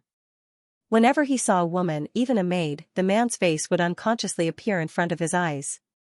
He hurriedly shook his head to get rid of the illusion. When he had nightmares at night, he dreamed that a man pressed on top of him. The dark circles under Master Ho's eyes became more and more serious. Every day, the old madam asked the servants to make soup for him to replenish his qi. Master Ho, I only have nightmares. I drink soup until I vomit. Of course, the heir did not escape the fate of drinking soup. Drinking this soup every day made the father and son feel that they might not live long. Ningxu looked virtuous and let the heir drink bowl after bowl of soup. At the same time, he injected some reiki into the heir's body so that the heir's body was in the best condition to prepare for the birth of a child. 2333, Mission completed. Do you want to leave the mission world? Ningxu nodded. Should he go to the next mission or go back? There was no world origin in this world. There was no world origin in the Marquis residence. As the heir's wife, it was impossible for her to wander around and look for world origin. Ningxu was puzzled. Why was it so difficult to find world origin now? After going through so many worlds, why hadn't he found world origin? It was probably because of the sea of laws that these worlds no longer produced additional world origin that they did not need. After all, the number of people in the sea of laws was limited. World origin was actually a kind of law condensed by the world, and it was not extra. When there was not enough law energy to condense the world origin would become less and less. The future was not optimistic. Mei Ziqing had to build the world quickly. Otherwise, it would be more and more difficult to build a world in the future. Ningxu wondered if he should buy a world carrier and spend some money to buy world origin to build a world. Anyway, he had the world of samsara now. If he built a world and developed living creatures, he could directly connect to the world of samsara. Moreover, the souls in the world of samsara could also be reincarnated into the world. The more he thought about it, the more excited he was. He would go back and ask Tian if there were any higher-level world carriers and spend money to buy world origin. 2333, are you going back? What about Chen? Let's go back. Other than missions, she had many things to worry about. Ningxu's figure flashed and he left the body of the client. When he opened his eyes, he was already back in the system space. He poured the soul origin on the table onto the peerless martial art. He felt that just relying on the soul origin was not very useful. He tried to find the fruit of the world tree. Ningxu absorbed the soul origin and went to the city of water. He went directly to Tian's auction house. After the restrictions in the Sea of Laws, the flow of people in the city of water decreased. The city that was bustling before was now deserted. All the shops were deserted. Luckily, he did not have to pay taxes for 100 years. Otherwise, his heart would be numb at the thought of losing taxes. Ningxu arrived at the auction house. There were many people in the auction house, but compared to before, the number of people was much smaller. Tian frowned and inspected the auction house. When he saw Ningxu, he cupped his hands. Before Ningxu could say anything, Tian said first, I know there will be restrictions, but what's the reason for the restrictions? Ningxu. You're so well informed. Even people who travel extensively don't know about it. How the hell would I know? She actually knows, but I don't want to say it. It's useless even if I do. Is the Sea of Laws going to dry up? Tian changed the topic. What does the city lord want this time? Is there a world tree fruit? No. Then is there a world tree carrier? Seedlings are fine too. He could slowly cultivate it. Releasing a sheep was the same as releasing a herd of sheep. Since there were so many to feed, one more didn't matter.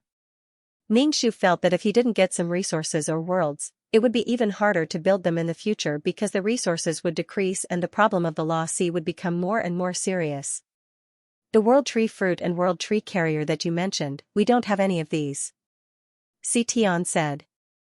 Either he didn't buy anything or he wanted these unique things. Where could he get them? If these things were cabbages, they wouldn't be worth so much. Ningxu.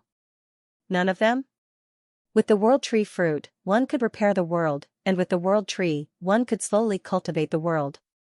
One leaf was a world, it was simply awesome. Although it couldn't compare to billions of worlds, this kind of carrier could be said to be the best. Xianxia took a deep breath and said, the World Tree won't bear fruit so easily because it's already not easy to support so many leaf worlds. Bearing fruit requires a lot of energy, from blooming to ripening. Do you know how much energy is needed? Ningxu shook his head. I don't know. As for the World Tree Carrier, this kind of thing shouldn't be on the market. Even if Xianxia wanted to earn money from you, I can't. Xianxia said directly. Don't you have any channels? Ningxu asked. If there were more world trees, I would keep them for my own use, but there aren't any. Xianxia said. Who wouldn't want such a good thing, but recently, business was getting harder and harder. Many resources and channels couldn't get goods in. In any case, the situation wasn't very good. Ningxu sighed. Then tell me, what better world carriers do you have? There are many world carriers, but they are all individual worlds, unlike the World Tree, where one leaf is a world. Xianxia said. Ningxu did some calculations in her heart. A single world would require the use of 7 world origins. According to the current situation, each world origin would cost more than 100,000 world origins. That would be nearly 1,000,000 years worth of world origins spent on a single world. This wasn't worth it. Moreover, Ningxu already had the reincarnation world, so he was no longer in a hurry to build a world to protect his life. Ningxu didn't want this kind of individual world. With this money, it was better to repair his peerless martial arts. There was a thick book of peerless martial arts, and one page might be a world. It was more worth it than having a single world. Ningxu waved his hand, saying that he didn't need a single world carrier. He said to Xianxia, World Tree World, if there is a World Tree's fruit, help me get it. Don't worry about money. If there is a World Tree, you can help us take it. I believe in your strength, Ningxu said with his hands behind his back. Xianxia, the question was where to find such a precious thing. Ningxu told Xianxia to do his best. She definitely believed in him. Xianxia T matter. Tst I want to keep the money to buy the World Tree Fruit and the World Tree. I don't need anything else. Ningxu shook her head. I can spend money, but it has to be something I want. Now, he would not be confused by Xianxia's strong recommendation at all. Xianxia didn't say anything. He just told him to try his best. This kind of thing was really rare. Even if he found it, someone else might take it away. City Lord, do you know the reason for the restriction? Xianxia was more concerned about the restriction. It was related to his business, so he couldn't help but be anxious. Ningxu spread his hands. I'm not sure. I just received a notice from above that the number of people in the lost cities is limited. This is something that can't be helped. As for the reason, I'm not very clear. You have many channels, so you can ask others. Anyway, don't ask me about it. The problem with the loss he can't come out of her mouth. Although he didn't know if this was a secret, the less he said, the better. Moreover, even if he knew, it wouldn't change the situation, so he might as well leave it at that. Xianxia saw that Ningxu really didn't want to say, so he asked, City Lord, do you have any soul origin fluid? Ningxu, no. He had to use it to feed the world, so he didn't want to sell it. Moreover, he couldn't find any soul origin fluid now. The world didn't have enough, so he wouldn't sell it. Xianxia's expression was a little disappointed. Many people have asked me. If City Lord has it, Xianxia will definitely help you sell it for a good price. This wasn't a matter of money. If he had to sell it, he might as well sell the soul power, not the sole origin fluid. Out of the auction house and seeing the deserted street, Ningxu sighed and went to the restaurant to order some food. Sometimes, eating was a kind of enjoyment. He didn't refuse all kinds of delicious food. After all, he wasn't afraid of getting fat. In the past, there were many people in the restaurant, but now there were so few people. The business of all the cities began to decline sharply. There were fewer people, but the shops raised the price of goods. Ningxu ordered some food. He spent nearly 3% more than before. 100 merit points had now become 103 merit points. The small goods didn't matter, but the large items were much more expensive. Inflation began again.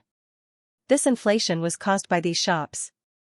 Because there were so few people, they tried to rip off anyone they caught.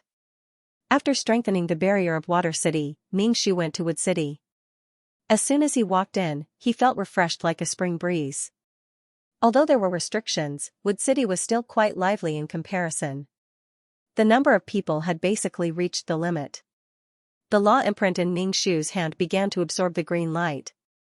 When he inhaled it, he felt a cool feeling. He went to the city lord's mansion to rest for a while. He lay on the bed and slept. When he woke up, he felt refreshed. After strengthening the barrier of Wood City, he would come to Wood City when he had nothing to do. This feeling was really comfortable. Before, he didn't know the effects of Wood City and didn't know how to come. Now, he felt that Wood City was really a good place. It was like his soul had gone to a spa. Originally, he came to look for the World Tree fruit and the World Tree, but he didn't find any. Ningxu decided to wander around the shops of every city. Maybe one of them had it. Ningxu went to Fire City. She had never been to this city before. There were too many law cities, and it would take some time to go through them one by one. As soon as she entered Fire City, Ningxu felt as if she had entered a steamer. The space was distorted by the heat. It was especially hot. Ningxu felt that her soul was about to smoke. In addition, she was the embodiment of the law of water, and her attribute was the opposite. A steady stream of steam rose from her body. She looked like a hot sweet potato that had just come out of the oven, giving off steam. Her soul had turned into water. She was afraid that the heat was evaporating her soul. Ningxu quickly asked the auction house and the shops if they had anything that he needed. They all said that they didn't, so Ningxu quickly left Fire City. She was really afraid that if she stayed for too long, her soul would be evaporated by the heat. She had to run. Ningxu looked like a walking humidifier, constantly emitting smoke. It would be better after she left Fire City. Ningxu fanned herself with her sleeves. She would definitely not go to Fire City in the future. Elements that countered each other were very uncomfortable, especially the two laws in her body. The law of wood and the law of water countered fire. Moreover, the law of wood countered each other one-sidedly. Ningxu raised her hand and saw that the law of wood was a little dim. She would never come again. In this life, she could comprehend many laws, but she could not comprehend the law of fire. Ningxu went to other cities. The various laws made Ningxu gasp in amazement.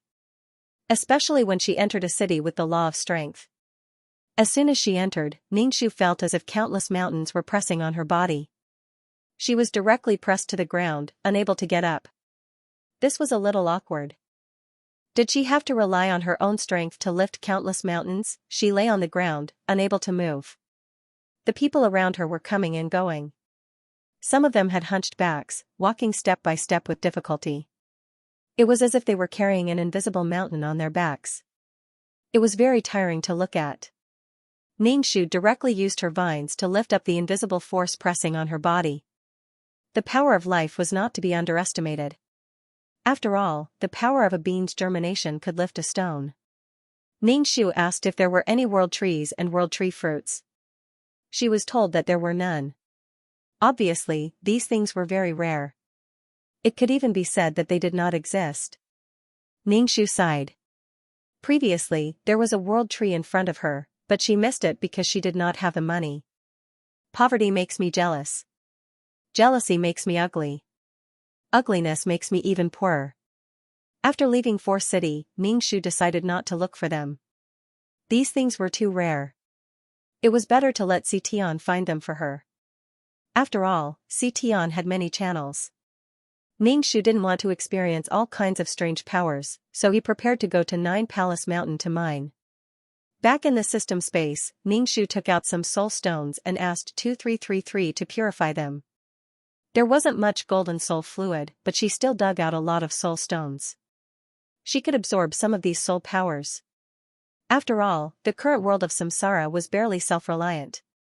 Ningxu wanted to find more golden soul fluid or golden soul stones. He urgently needed soul origin to repair the world. If possible, she still wanted a few more star rocks. She had already used up the 2 star rocks she had obtained earlier. She didn't know how much longer she could keep them. His heart felt stifled, extremely stifled. Whenever he thought of the law of nothingness, Ningxu's heart would ache. If the law of nothingness was a person, Ningxu would have already beaten him to death. Ningxu sat on the sofa and clicked on the attributes. He also took a look at the results of the previous mission. Because he did not have any wishes for the previous mission, he did not know how the completion rate was. Name, Ningxu. Age, 27. Rank, Super Mission Taker. Contribution card, 297 plus 20, 10 million points for 1 contribution card. Soul value, 26 plus 2 health value, 22 plus 2 wisdom, 26 plus 4 luck, 28 plus 4 charm, 21 plus 2 spirit, 29 plus 2 martial strength, 27 plus 2 aptitude, 27 plus 2 faith, 606149 merit, 329199 soul strength, 104 authorization ticket, plus 1 pure heart, none law comprehended, water law incarnation, wood law incarnation, constructed world, world of samsara items, calm aura, tranquil pill, faith aura. Amulet 4, upgraded amulet plus 2 honorary titles, goddess of war, selfless ancestor skills, 5th ring shooting technique, intermediate fighting technique, intermediate level poison technique, beginner level business management knowledge, beginner level code programming, beginner level lawyer skill, sage ghost catching skill, beginner level cooking skill, intermediate level embroidery skill, trash hypnosis aura, mother of the world, queen's blessing, sister model worker, Qinshi's blessing. Leader's aura, grass blessing, best friend of a lifetime, Miao Miao Miao's blessing, healer, Zhusu blessing, founding woman, Chen Ermiai's blessing, beauty in law, Chen Ning's blessing, bane of the blood clan, Jasmine's blessing, transcending race communication, Bai Sanyang's blessing, brave heart, Wang Ying's blessing, bloodthirsty tyrant, and I Bingyan's blessing, heart of peace and joy. Completed the wish of the princess consort. Mission completion rate, 100%. Mission reward, 20 contribution cards, 18 attribute points, 80% soul strength, 12,000 faith, including previous world's accumulation, 40% soul strength, 40% soul strength, 40% soul strength. Mission completion rate, 100%. It seemed that the princess consort was satisfied, but he didn't know what she was satisfied with. Did she get rid of concubine Yan, or did she give the marquise the cold shoulder? It was fine as long as she was satisfied. Ningxu clicked on the video. He was very curious whether the princess consort had forced the prince to have a baby. The Shitzi consort had learned from Ningxu's method of ovulation. After confirming the date, she gave up on shaving and actually forced herself on the Shitzi consort while he was still sick and had not fully recovered. She was still a little traumatized. At that time, the prince's expression was one of indescribable despair. He told his grandmother that the princess consort had forced him to have sex with her. Was she a demon that wanted to suck his essence? The princess consort hurriedly explained that she had heard the doctor say that it was easy to get pregnant during a certain period of time. That was why she had sex with him. Moreover, the prince didn't resist and thought that he had agreed. The prince was very desperate, but he had to be able to resist. However, what made him even more desperate was that his grandmother, the old madam, didn't stand on his side. She said that it was time for the marquise mansion to have a legitimate son. The prince hammered the bed and cried. In any case, the princess consort had been tormenting the prince during these few days when it was easy to get pregnant. However, she was unlucky and didn't get pregnant. Then, she would torment him during the next cycle. In any case, as long as she got pregnant, everything would be fine. The prince felt like he was a puppet for a pregnant child. Other than those few days, the princess consort wouldn't have sex with him at any other time. Whenever they did, she would torment him. He always felt a little cold. She was completely treating him as a tool for reproduction. His mission was to make the princess consort pregnant. The prince felt very wronged. The person he had been infatuated with was a demon. Now, he was being treated like this by his wife.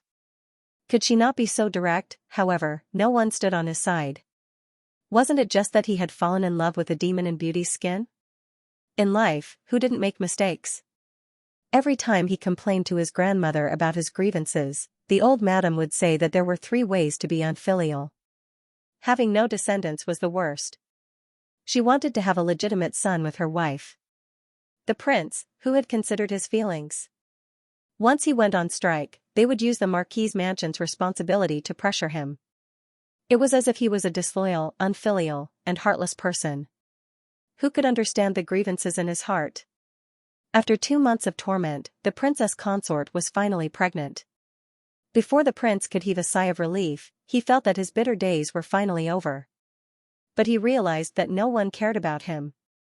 Everyone was circling around the pregnant princess consort, completely abandoning him. The prince was speechless. The prince's life was not good, and so was his father's. The marquise was probably too angry, so she directly sold off all the concubines in the backyard.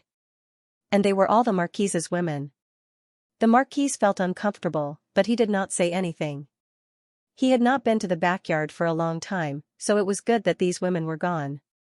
Now, the marquise felt that everyone was a demon, an ugly demon who leaned on the concubines. He was paranoid. Although these concubines cried and begged the marquise was not soft-hearted at all. He did not care at all. And the marquise was already very indifferent to this. Although it was a demon, it was indeed good. He did not feel anything for the others. Secondly, he was afraid that something would happen again. He was like a bird startled by the twang of a bough. The marquise also did not trust his wife very much. After 10 months of pregnancy, the princess consort successfully gave birth to a son. Now, the marquise finally had a legitimate son. With a child, the princess consort's status in the marquise rose, and she was more confident. The marquise also had no reason to stuff other concubines into her son's room. She also would not say that her daughter-in-law could not give birth to a child every day. In short, everything was enough with a son, and all troubles would be solved. Xianxia turned off the video. Since she was living well, it was good. After all, she had sacrificed so much soul power in exchange for today's situation.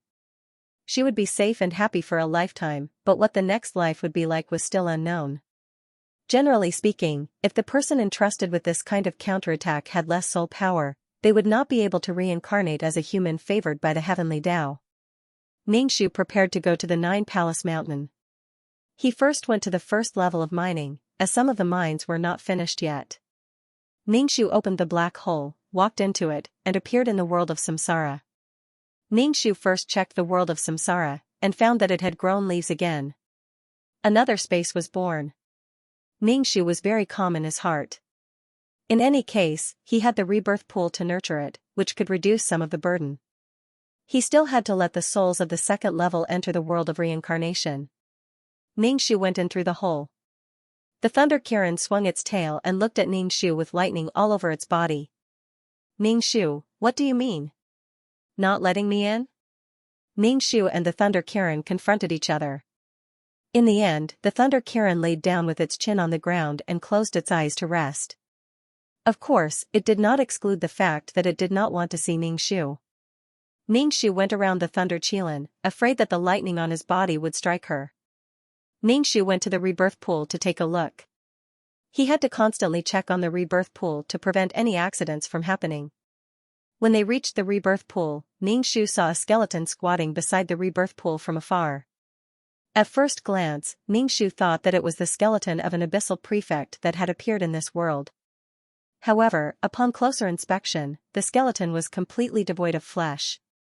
It was impossible to tell who it belonged to.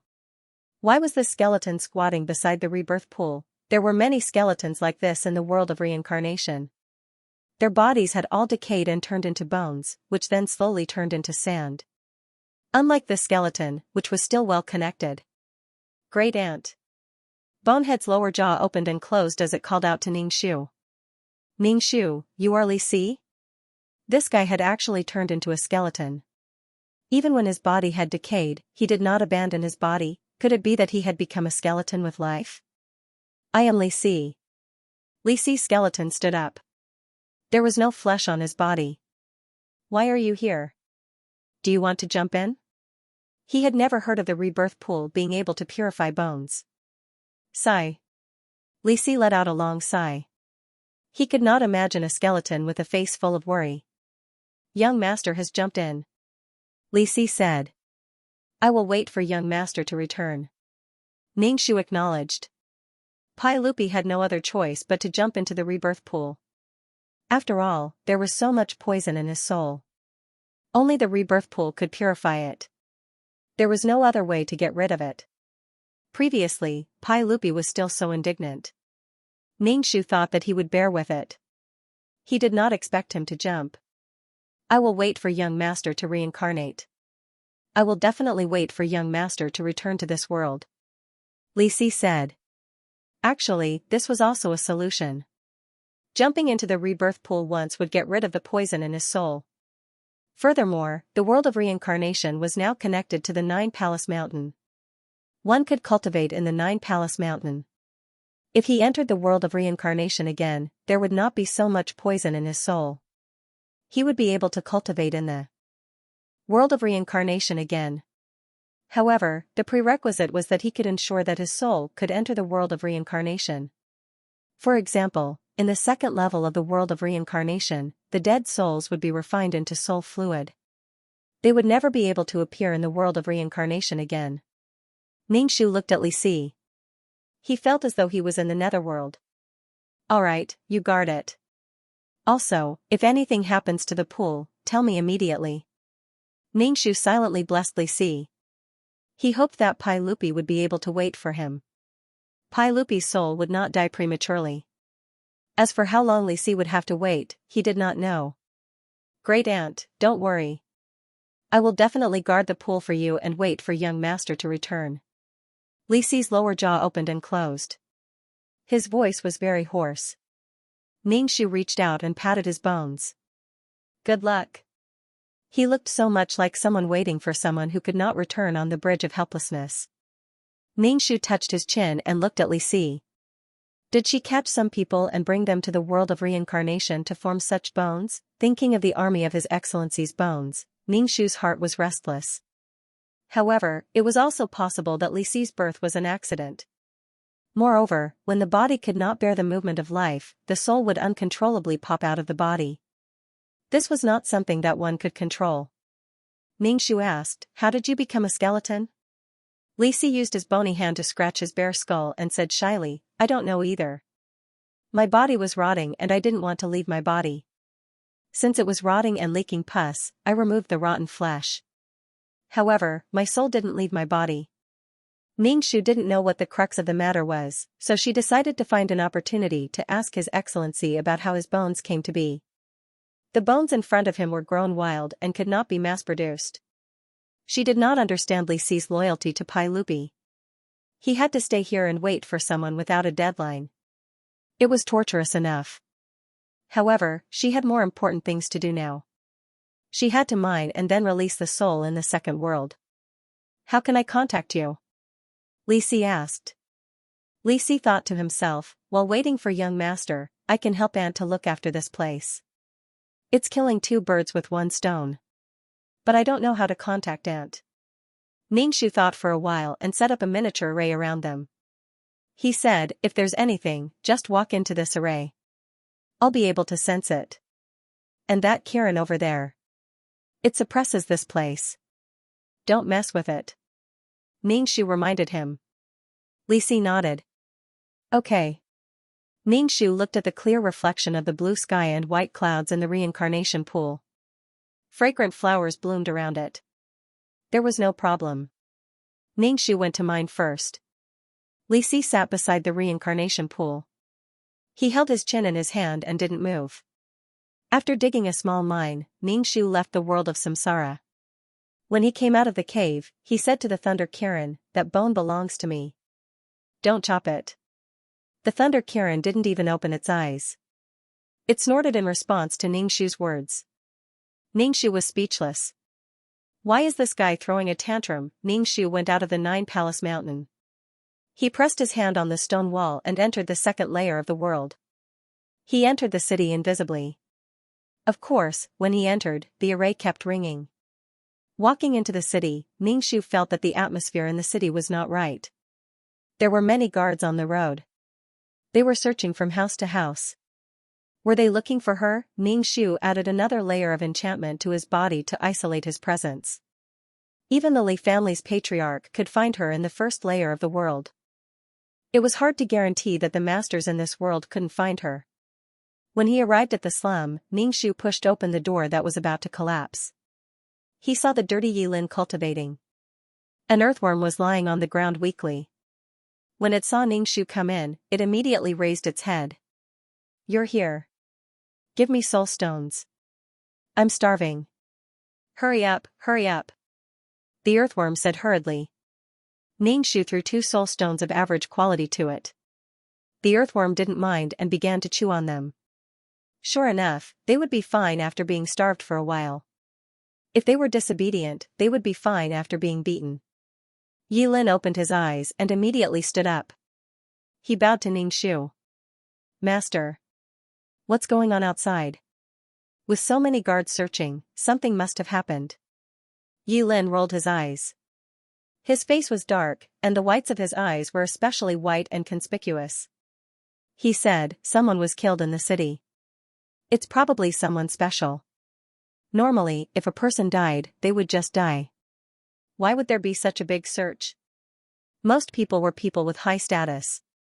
"Yes, I bit a soul to death," the earthworm said as it chewed on the soul stone. Ningxu stared blankly for a moment, then suddenly chuckled, "You must have lost your mind from hunger. There are so many experts here, and you actually have the guts to bite someone. She's with this little brat."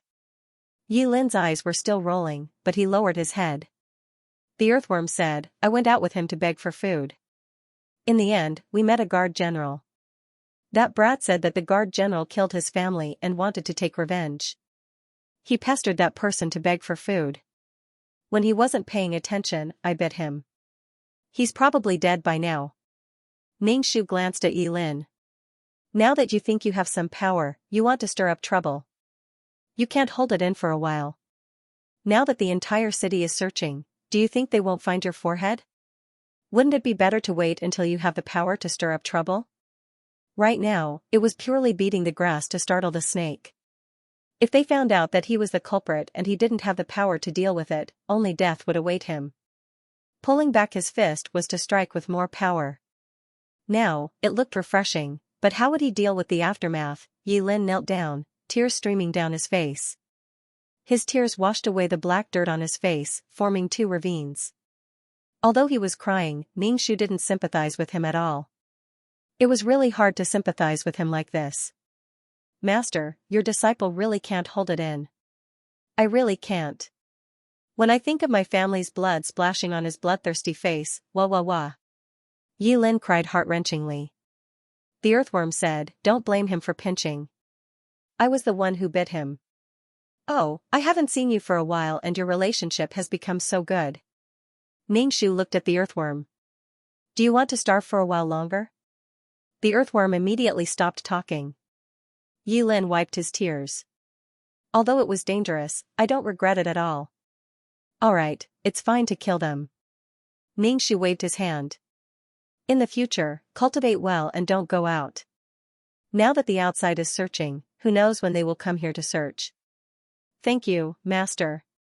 Yilin stood up. Ningxu asked, "How's your cultivation going?"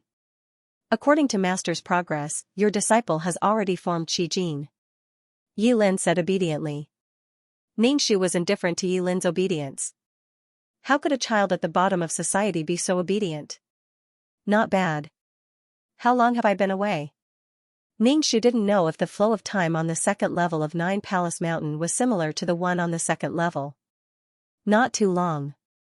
About 3 months." Yi Lin looked at Ningxu with a curious gaze. Master, are you not in the city? Ningxu, guess, Yi Lin, you have to leave me more soul stones this time. I'm starving to death. The earthworm said. Ningxu nodded. Sure, but you have to. Tell me how many more soul stone mines there are in the lower world. The earthworm. No more. Then you can starve. Ningxu said directly. I want to change my diet. The earthworm said hatefully. We'll talk about it after you change your diet. Yi Lin saw that his master suddenly stopped talking and felt a little anxious. He asked, Master, which family are you from? Which family do you think I'm from? Yi Lin shook his head. I don't think Master is from a family in the city. Indeed, I'm not. You don't have to guess my identity. I don't live in the city and I don't have an identity card. So I'm an unknown person. Don't tell anyone, understand? Ningxu said directly. Yi Lin immediately said, Master, don't worry. I won't tell anyone. I won't let those people capture you. Ningxu nodded. Although he wasn't afraid of being captured, it was better to have less trouble. Moreover, it could tell a person's character. She and Yi Lin were strangers to each other. They hadn't experienced anything together. They were just strangers and couldn't tell anything. Ningxu threw another soul stone to the earthworm and planned to leave. He checked the energy in Yi Lin's dantian. The energy hadn't taken form yet. He didn't know what kind of energy it would take. You can't fly yet. Cultivate well. Ningxu said, when you take form, your strength should improve. Master, when my strength increases, I want to become a guard general. Why? Becoming a guard general meant that he had to constantly collect souls and sometimes even kill people. Ningxu looked coldly at Yi Lin. Now, Yi Lin was about to become the person she hated the most. Ningxu had only given Yi Lin a peerless martial art because he wanted Yi Lin to stir up trouble. After all, he was a person chosen by the heavenly Tao. Ningxu, on the other hand, was aiming for the soul fluid stored in the city. In such a large city, each clan would surely have a stockpile. Ningxu felt that this was the only thing he could look forward to in the second level. In the end, Yi Lin wanted to become a guard general. He had to collect souls, kill spiritual beasts, and even kill people to make up for his achievements. Was this the only way to enter the upper echelons of the city? If their paths were different, then there was no need for her to waste time with Yi Lin. Why do you want to become a guard general? Ningxu's expression was indifferent. If they could not achieve a win-win situation, then why waste time? If he cultivated a peerless martial art, he could become very powerful. There was no need to become a guard general. In the future, she would have a conflict with a guard general.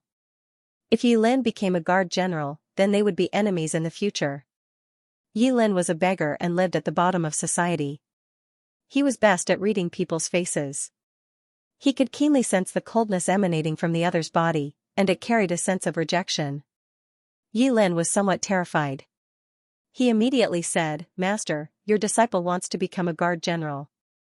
I want to use this method to enter the inner circle. Ninghu lowered his head and straightened his sleeves.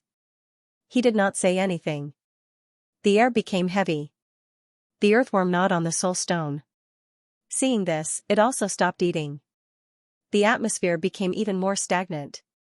Yi Lin and Ningxu did not say anything. The atmosphere was strange. Ningxu was very calm. Yi Lin was still young and did not have enough self-cultivation. In the face of this situation, he was very embarrassed and ill at ease. The earthworm said, Don't be so serious. This is a very serious matter. His decision will affect whether or not you can play happily with him in the future. Ningxu said directly. He did not want to waste any more time. You can go play with your eggs. She still needed to rely on her own strength to seize the soul fluid. Originally, she thought that it would be of help. Master, did I say something wrong? Yi Lin asked. Ningxu said indifferently, You seem to have misunderstood and underestimated the cultivation secret manual I passed on to you, making you think that only by becoming a guard general can you enter the ranks of experts in the city. Ningxu was not a kind person to begin with.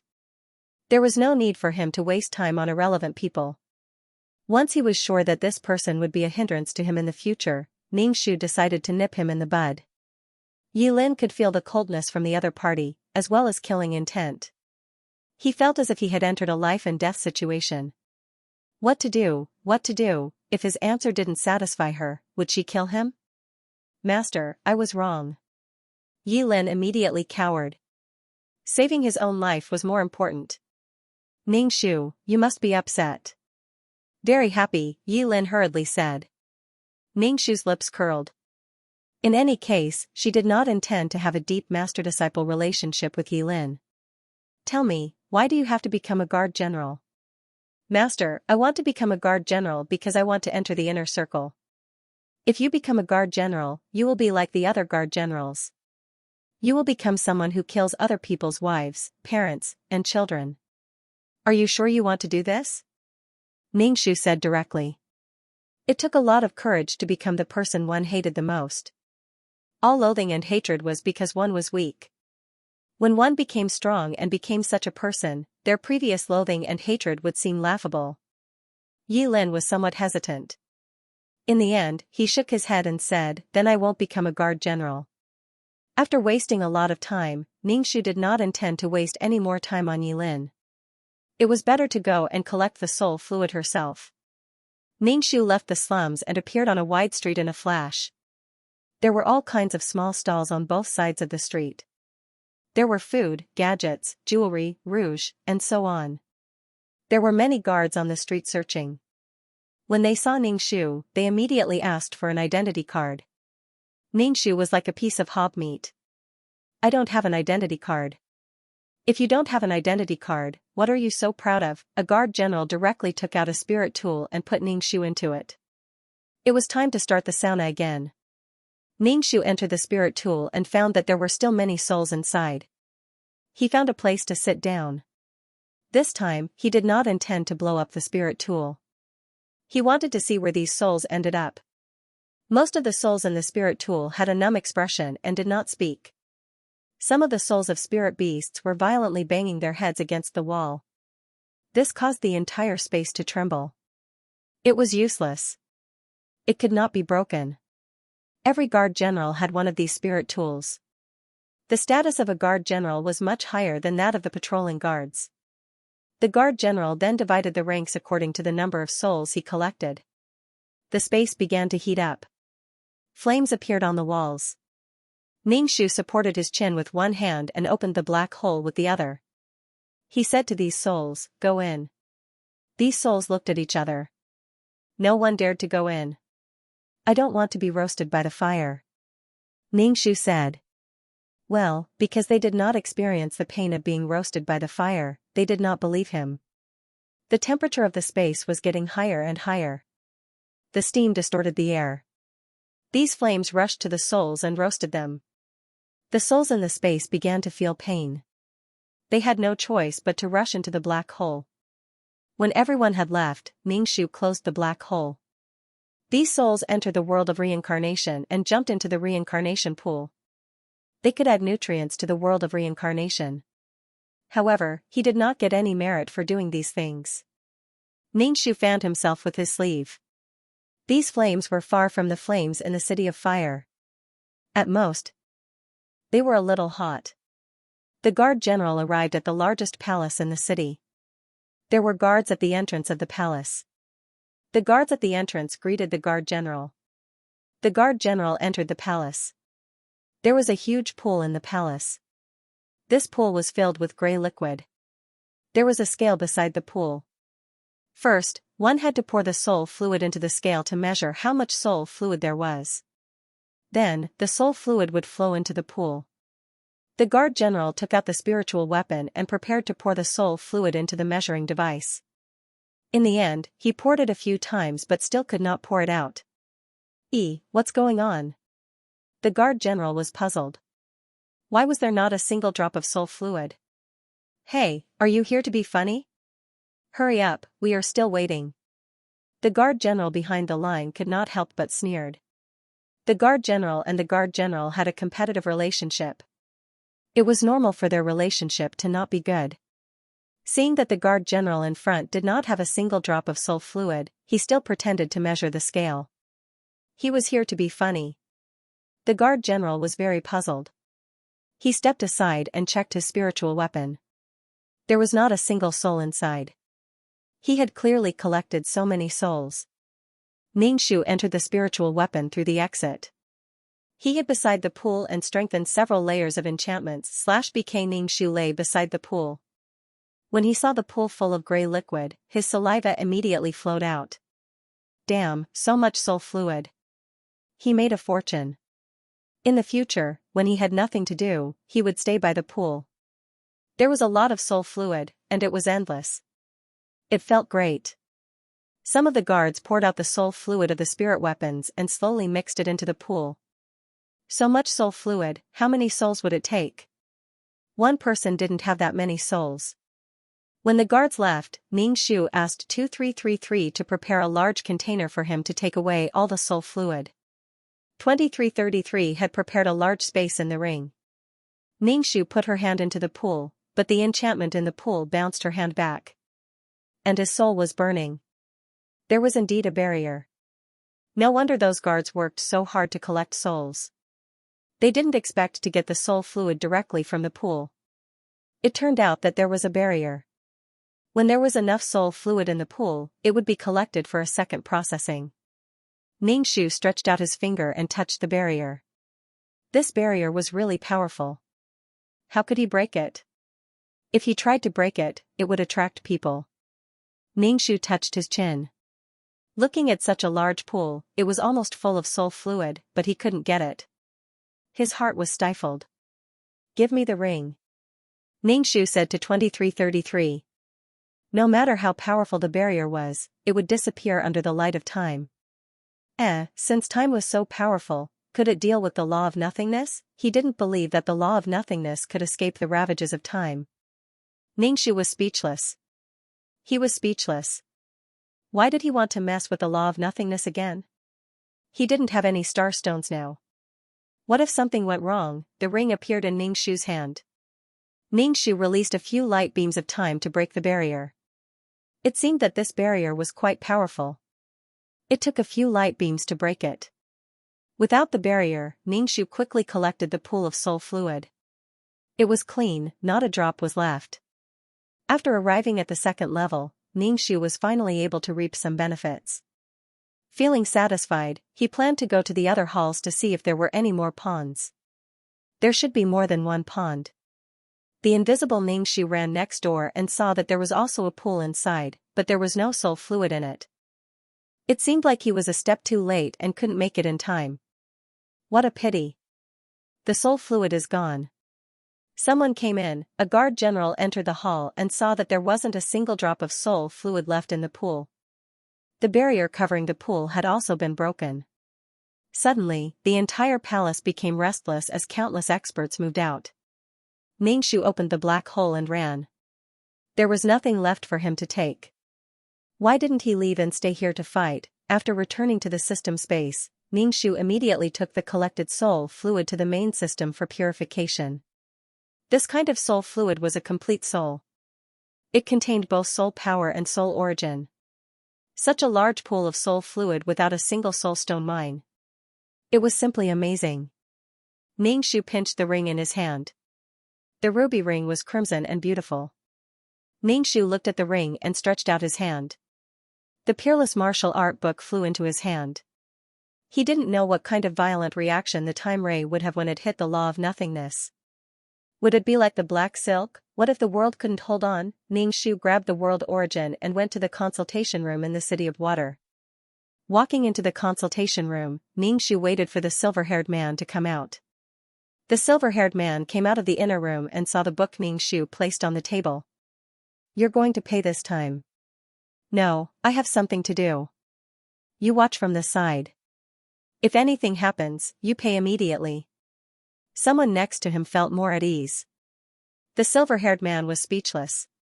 Ningxu said, "Don't worry, I'll pay." Although he was poor, he still had the money. The silver-haired man sat down and said with a calm expression, "You're quite the troublemaker. If the world exploded, you wouldn't be so troublesome."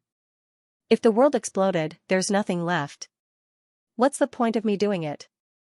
Since there was some hope, he had to give it a try. Since the law of destruction couldn't deal with this guy, he could use time. Time could destroy this guy. Didn't you see that the sea of laws gave birth to billions of planes? After a long time, all kinds of problems also occurred. The law of nothingness was the same. Yes, the theory should be the same. You watch from the outside. I'm going in. Ningxu went into the peerless martial art book. Ningxu looked at the calm law of nothingness and gulped. He was a little nervous. The commotion this time had left Ningxu with a psychological shadow. The hand holding the ring was trembling. Ningxu pursed his lips and shot out a few rays of light from the ring. The time ray was like a drop of water in the ocean. There was no reaction. Ningxu shot out a few more, but there was still no reaction. The reaction wasn't good. Ningxu was both happy and disappointed. What kind of thing could deal with the law of nothingness? Ningxu squatted by the lake and looked at the law of nothingness. After confirming that there wouldn't be any reaction, he was relieved. Previously, the will of the law of destruction was a relatively violent thing. When the strong collided, it would definitely cause a huge reaction. On the other hand, time was a kind of gentle yet cruel attack. Everything would unknowingly become unbearable to look at, or even disappear. It seemed that there wouldn't be any violent reaction. The law of time stone couldn't deal with it. Ningxu really wanted to throw the ring in, but he still needed the ring to break the barrier. Smashing the barrier was tiring and would easily attract attention. Ningxu wasn't willing to give up. He shot out a few more rays of light. Ha ha ha. Since he couldn't deal with the law of nothingness, he would strengthen the faith of the peerless martial art book. Ningxu used the emerald green water droplets to create a green rain. These emerald green water droplets merged into the ground. Ningxu took the ring out of the peerless martial art book and said to the silver-haired man, "Okay, how much?" 10,000 merit points. In such a short time, he didn't ask any questions. 10,000 merit points, this money was really easy to earn. Ningxu felt that the mark between his thumb and index finger was a little hot. It should be that the law of wood was lacking energy. Ningxu directly transferred 10,000 merit points and carried the peerless martial art book to the city of wood to absorb energy. Ningxu looked at the area between his thumb and index finger. He focused his eyes and found that the drop of dew on the leaf was gone. It also didn't roll on the leaf. Where was the water droplet? Did it fall off? Ningxu turned his hand over and looked at his hand. There was no water droplet. Where was that drop of water that was as small as a small diamond? He was a little disappointed. Why was it gone? The mark of the law of wood absorbed these green dots of light. Gradually, the crystal-clear water droplet appeared on the leaf again and rolled around on the leaf. Could it be that the water droplet disappeared because there wasn't enough energy? Maybe it was a drop of energy. Ningxu shook his hand. The water droplet on the leaf rolled around. It wouldn't roll down the leaf and stop rolling at the edge of the leaf. BK Ningxu found that the peerless martial art could also absorb these green light spots in the city of wood. Although it was very slow, it was still absorbing. In that case, these powers were also good for the world. Ningxu simply put the peerless martial art in the city lord's mansion and strengthened the enchantment of the city lord's mansion to prevent others from breaking in and snatching her peerless martial art. However, the peerless martial art was her thing. When the two were connected, she could feel any difference in the peerless martial art. With a thought, the peerless martial art could return to her hands again. The law of wood had a restorative effect. It would be good if it could be restored a little. Having obtained a pool of soul fluid, Ningxu's mood soared. There were still many pools of soul fluid waiting for her. This was just one city. There were so many cities. She took the things and destroyed these systems. Otherwise, her soul would never be able to go to the world of samsara. Back in the system space, Ningxu heard the chat system beeping. Who was looking for her? Ningxu sat on the sofa and clicked on the chat system. She saw that it was a message from the main system, asking about the source of the soul fluid. Ningxu frowned. What did the main system mean? Ningxu replied, I have my source channel. Main system, what channel? Ningxu, it's not convenient to say. The main system didn't ask any more questions. Ningxu thought it was fine, but another ding sounded. Ningxu took a look. It was a message from the judge. Granduncle, I'm waiting for you in the City of Wood. We need to talk. Come quickly. Ningxu's first thought was to recall if she had done anything illegal during this period of time. After going through what she had done during this period of time and making sure that she hadn't done anything out of line, Ningxu calmed down. She wanted to ask if she was alone, but the other party's contact directly disappeared from the chat system. Ningxu, she had no choice but to go to the City of Water. She had a feeling that she was alone this time. If she wanted to gather all the nomological embodiments, the man in the Cheongsam should be the one to inform everyone, and not her alone. Ningxu entered the restaurant. There were very few people in the restaurant. Both the Grand Elder and Fragrant Wind Man were here. Fragrant Wind ordered a lot of food in front of him, and he ate slowly. In addition, there were 4 people in military uniforms with guns hanging on their chests. Oh, with such a big fuss, what did he want to talk to her about? Ningxu felt a little weak in his heart. But when he thought of his own world of reincarnation, he felt more confident and didn't feel that these people were scary. Once I'm done with the law of nothingness, I'll be a person with a world. As he approached, Ningxu smelled the pungent smell of Fragrant Wind Man. It was too similar. There was so much wax on his hair that even a fly would slip and sprain its foot if it landed on his face. The Grand Elder took out a bottle. This is the soul fluid you purified by the main system. Ningxu looked at the gray liquid in the bottle and nodded. Yes. They started to talk business. Fragrant Wind Man stopped eating and narrowed his eyes at Ningxu. You'd better tell us the source of your soul fluid. Otherwise, we'll suspect that you're enslaving souls and turning them into soul fluid, the Grand Elder said lightly. Fragrant Wind Man took a sip of tea and said, We suspect that you're massacring living beings. Is it during the mission? So that's what happened. If I'm massacring living beings during the mission, you should already know. I didn't enslave souls or kill people. When I'm doing the mission, my system is the clearest. Also, the source of my soul fluid isn't from the plane. Ningxu pulled a chair and sat down. So you're saying that you've massacred living beings in your world? The Grand Elder asked. Ningxu was speechless. When did she say that? Also, how could there be living beings in her world? The world was about to shatter. How could there be living beings? Don't you know what my world is like? Ningxu shook his head. No. Then where did your soul fluid come from? If the source isn't clear, the main system will no longer accept your soul fluid and stop purifying it. The Grand Elder looked at Ningxu coldly. Is it so difficult to say the source? Is the source so shameful? Ningxu spread his hands and said, There's nothing shameful about it. The source of my soul fluid is very clean. Soul fluid is the same as soul stones. I obtained it from other worlds. What world? The Grand Elder asked. Ningxu was speechless. Fragrant Wind Man touched his hair and said directly, Actually, no one is looking at your little soul fluid.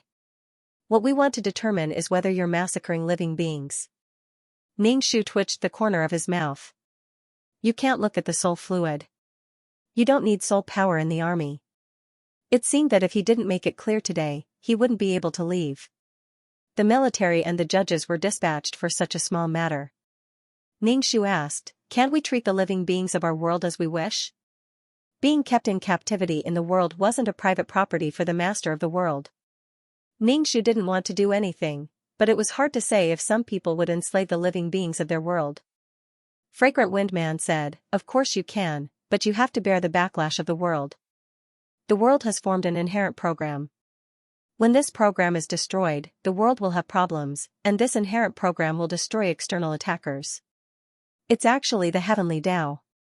Aren't we the heavenly Tao of our own world? Ningxu asked. One is the name, and the other is the specific operation. It's not the same, Fragrant Wind Man explained. So there were restrictions. Tell us the source of the soul fluid. The Grand Elder frowned.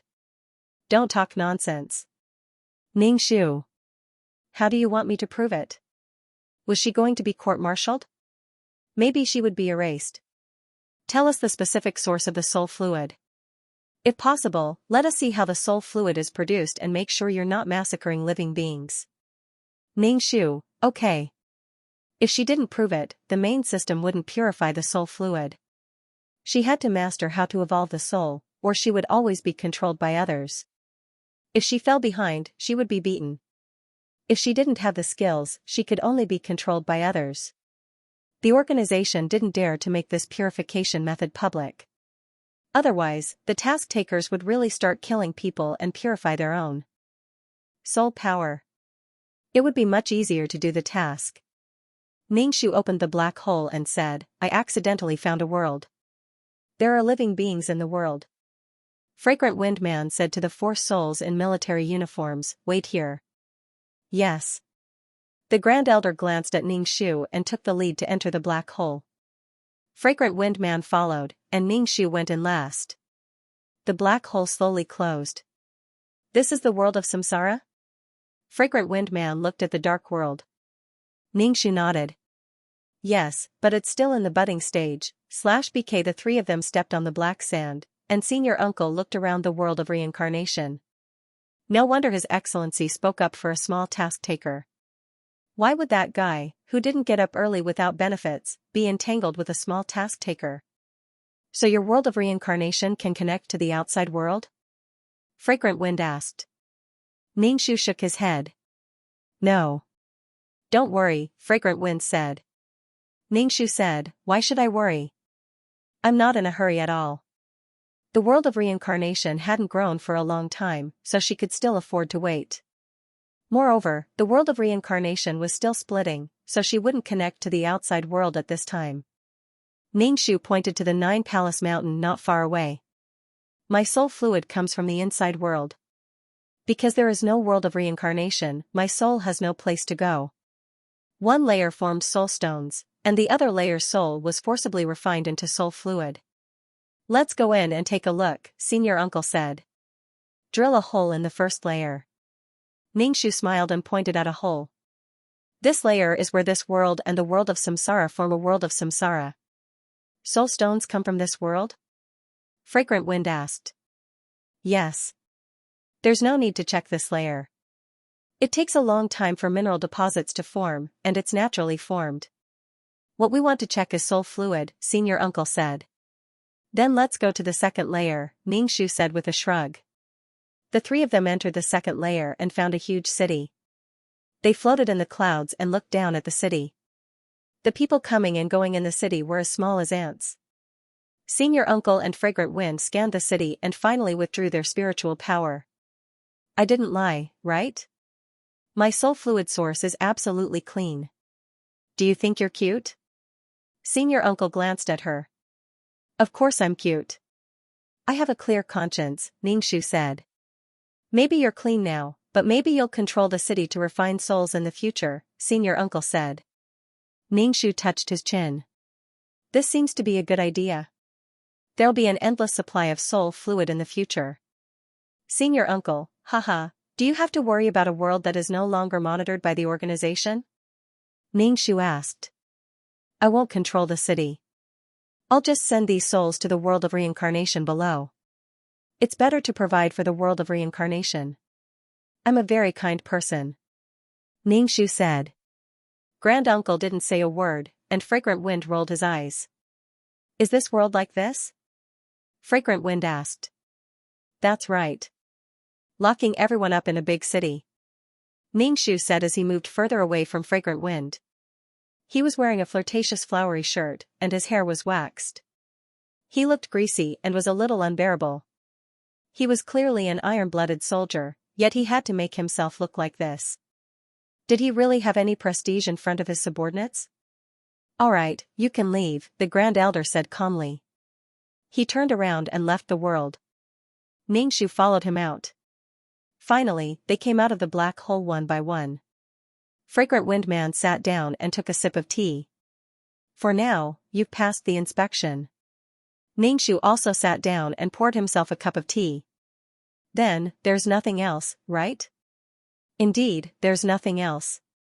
However, you have to accept the organization's inspection and monitoring at all times, the Grand Elder said. As far as I know, 9 Palace Mountain is no longer under the organization's surveillance. Do you have to be responsible for 9 Palace Mountain too? Ningshu said with a smile. Mother asterisk Ker. The Grand Elder glanced at Ningshu. Mother asterisk Ker. Ningshu retorted. Fragrant Wind Man curled his lips and said to Ningshu, as a member of the organization, it's better not to play with souls. It's better to play with living beings. Alright. Ningshu didn't want to play with anyone. Let's go. You pay the bill, Fragrant Wind Man said. Ningshu took the lead and left the restaurant. He turned around and said, you ordered it yourself and ate it yourself. You don't want to pay the bill. Have some shame. Investigating me and wanting to eat my food? Dream on. Fragrant Wind Man rolled his eyes, paid the bill, and left with the 4 people. The Grand Elder stared at Ningshu condescendingly. Remember your responsibility. Ningshu snorted. I will definitely remember my responsibility. The Grand Elder turned around and left. Ningshu curled his lips and returned to the system space. He let out a long sigh. Fortunately, nothing happened. Previously, it was fine to give the main system soul stones, but when he gave her soul fluid, he suspected that she had killed living beings. Ningshu asked 2333, do you have any way to purify soul power? 2333, no. Ningshu, it seemed that it was impossible to know the purification method. In the future, if he wanted to purify soul fluid, he would have to be monitored. It felt uncomfortable to be under the eyes of others. Before, he felt that the organization was very free. Now that they were monitoring him, Ningshu felt that his body was restricted. However, when the second world was solved, there would be no more soul fluid. At that time, even if the organization wanted her to send the soul fluid to be purified, she wouldn't have it. What to do next? Do missions or continue to collect soul fluid? This time, he would go to another city to collect. The previous city must have strengthened its defense. If he went there again, it would be more difficult. It wouldn't be good to drag things out as long as possible. It was better to go and collect the soul fluid. Ningshu entered the second world, and did the same thing as before. She entered the area where the soul fluid was stored, and collected the soul fluid from several pools. Some of the pools had more soul fluid, while others had less. No matter how much there was, Ningshu didn't refuse it. It felt like stealing coins from a wishing pool. The barrier of the pool was vulnerable under the attack of the ruby ring and soon broke. Ningshu went to several cities in a row. The amount of soul fluid he collected was more than all the soul stones in the first world. He even filled several spaces in the ring. When no one noticed, he would immediately slip away. As for the chaos that followed, there was no time for him to worry about. When he collected enough soul fluid, he would come back and destroy the institutions that controlled the souls in these cities. Ningshu had only touched the surface. He didn't know much about the internal situation. He also didn't know how these people dealt with the soul fluid. The soul fluid in this kind of pool was turbid. Although there were still impurities in the processed soul fluid, it was pure. What method did they use to do it? Ningshu felt that if he mastered this method, he might be able to purify soul power with a little improvement. Ningshu's heart was restless.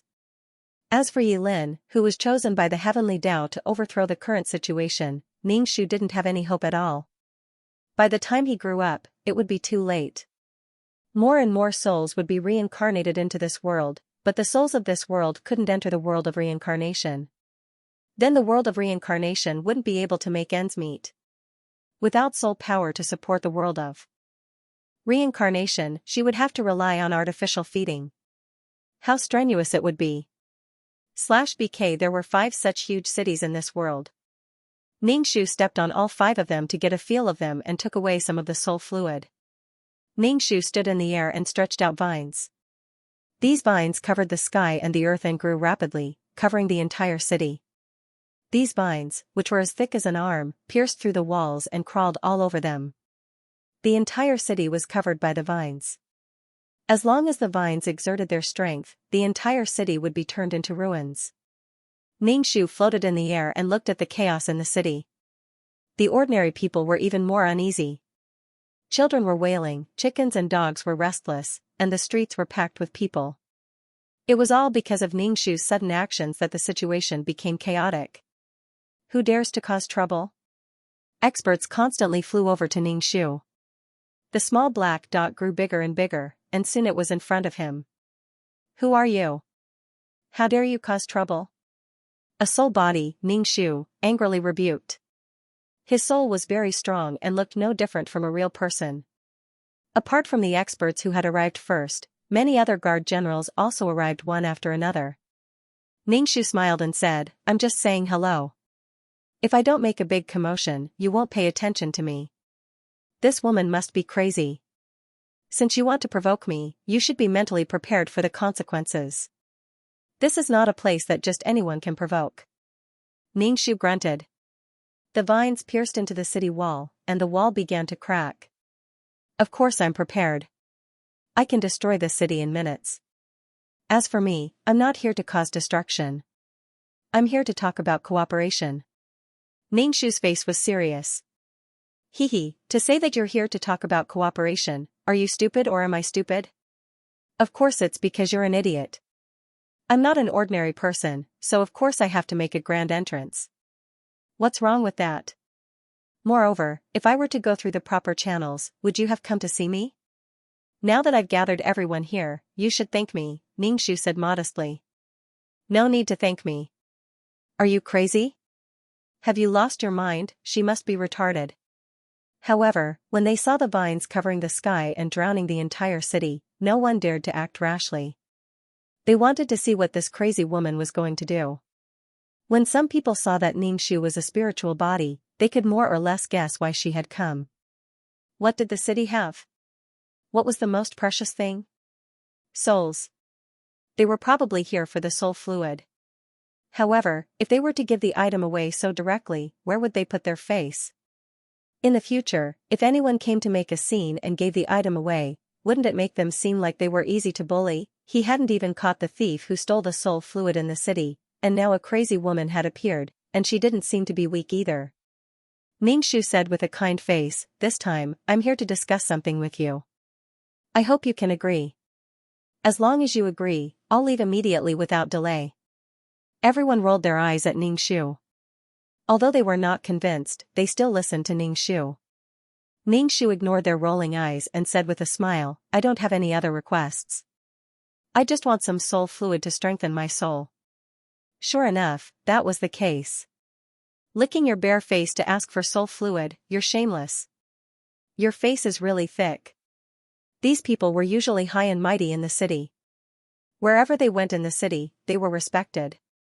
Now that they were treated like this, and it was obvious that she was here to rob them, they didn't have the self-restraint to speak nicely to Ningxu. They sneered and said, "Who do you think you are? Do you think we'll give you the item?" Ningxu immediately put on a straight face. "If you don't give me the item, I'll destroy the entire city and drown it. I'll send a flood to drown the entire city."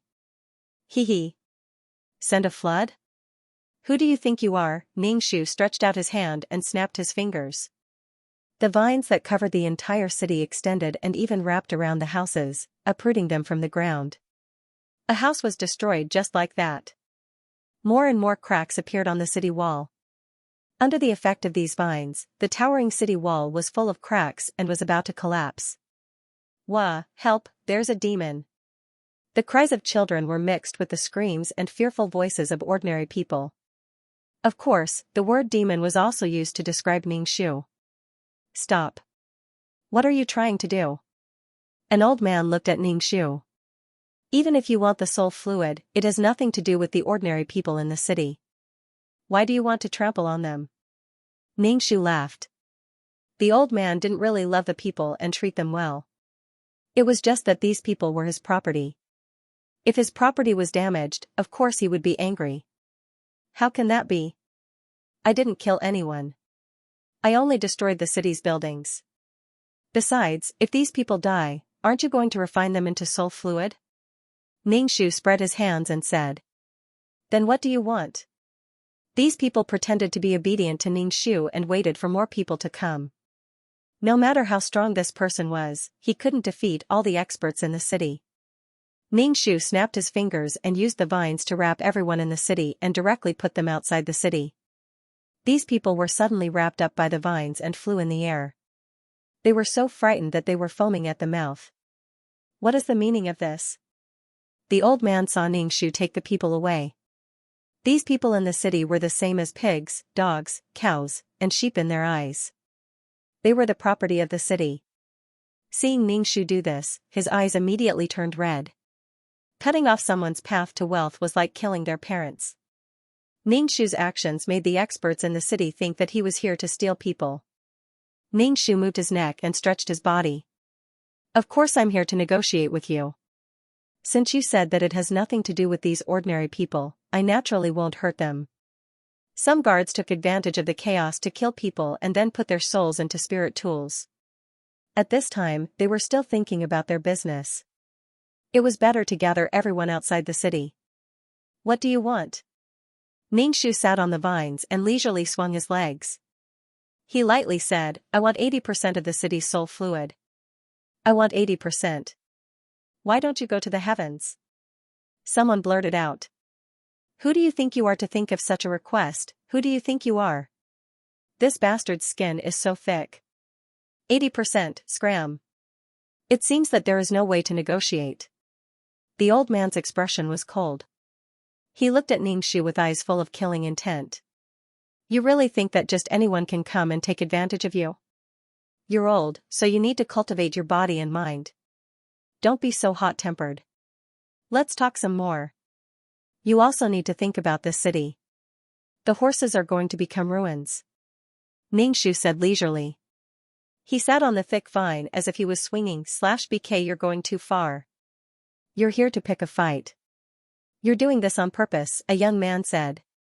Ningxu shook his head. I'm not here to pick a fight. I'm here to sincerely seek cooperation. Give me 80% of the soul fluid each time and I'll retreat. How about that? What a bluff. Did he really think that he would scare them? If they were really weak, the other cities would have bullied them long ago. They wouldn't have to wait for this person. Everyone took out their spirit weapons. Some of them even formed a formation. Under the effect of the formation, everyone's strength doubled. Ningxu's expression was indifferent. Then there's nothing to talk about. Since there's nothing to talk about, then let's destroy this place. Ningxu snapped his fingers. The vines covering the city spread out, destroying one house after another. The city walls were on the verge of collapse. It was like a horse that was about to fall. Dust filled the air. The rumbling sounds of the collapse caused the ground to shake, making it hard for people to stand. With a rumbling sound, one side of the city wall collapsed. The towering city wall smashed down, covering a large number of houses. She was simply crazy. She said that she would destroy the city. She was too damn willful. He thought that it was a rare soul fluid, but now it seemed that it wasn't. Kill her. Whoever kills her can use the soul fluid as much as they want. The old man was so angry that his face was smoking. This crazy person suddenly barged in here and asked for 80% of the soul fluid. Now, she even destroyed the city. It would take a long time to build such a big city. Moreover, the other cities were eyeing covetously, wanting to snatch people away. In fact, the population of each city wasn't very strong. Therefore, population was the most important wealth. Ningxu wrapped her body in an enchantment, and all kinds of attacks landed on her enchantment. Ningxu looked at the white-bearded old man. He guessed that this person was the highest ruler of the city. To shoot a man, shoot the horse first. To capture the bandits, capture the king first. First, he would deal with this old man. Ningxu used the law of water. Just like how he dealt with the Li family ancestor, he destroyed the old man's body. The old man's face flushed red, but he used his cultivation base to control his body's reaction. Although Ningxu was slightly disappointed, it was within his expectations. This was the second level, after all. The cultivators here were much stronger than those in the first level.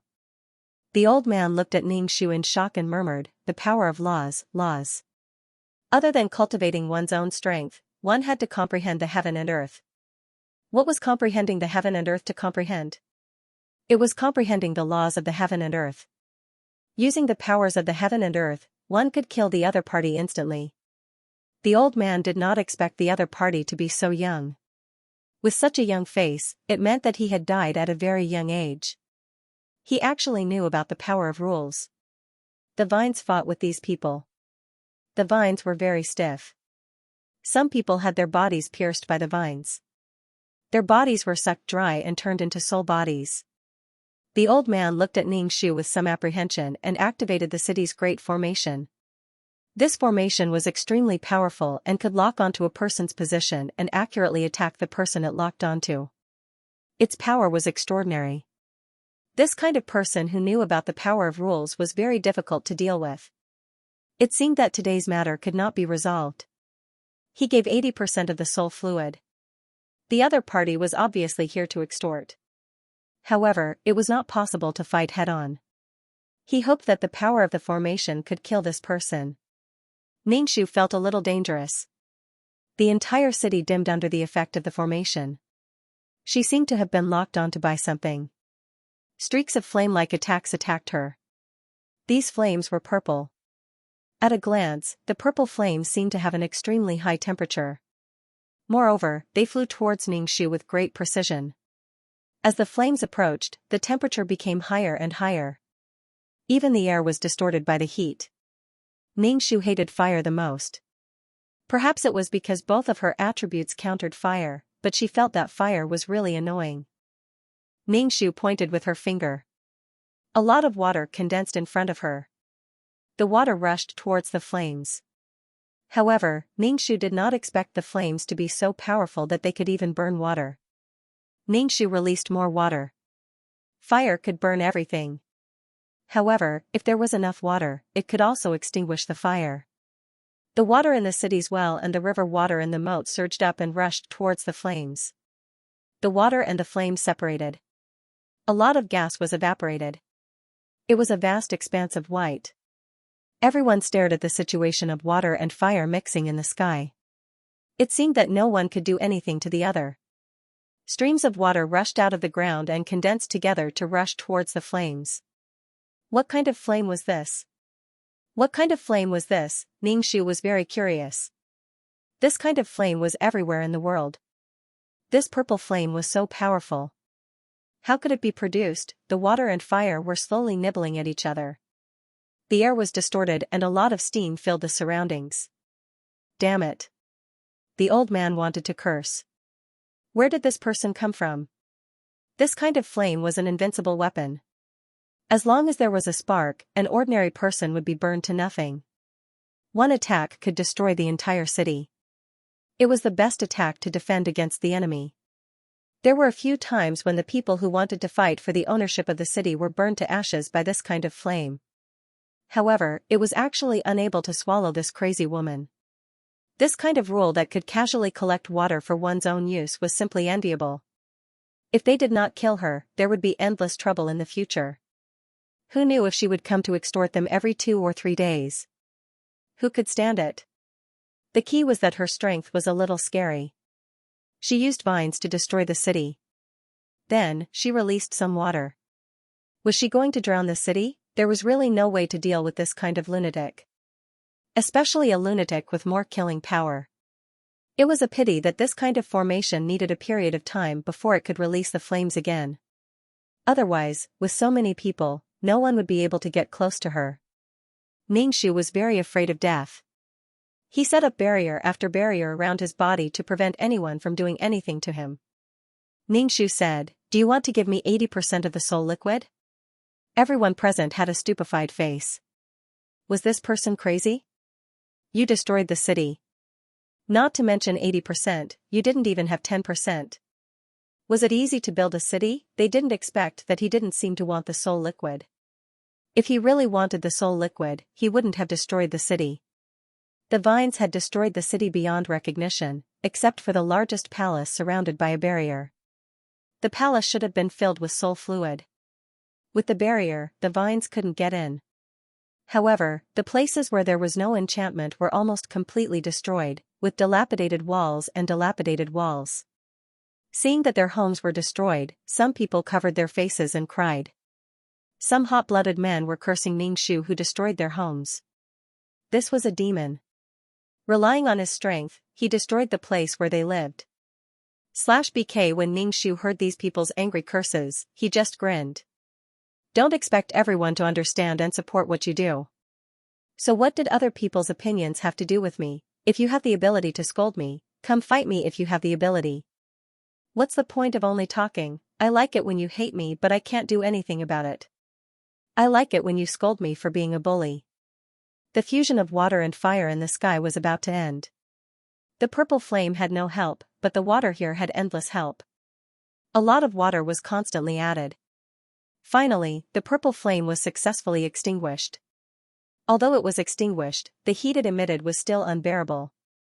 It was as if they were close to the sun, sweating profusely. Ningxu was worried that the water flame was so hot. Could it evaporate the law of nothingness? However, if it could even solve the water, it probably couldn't solve the law of nothingness.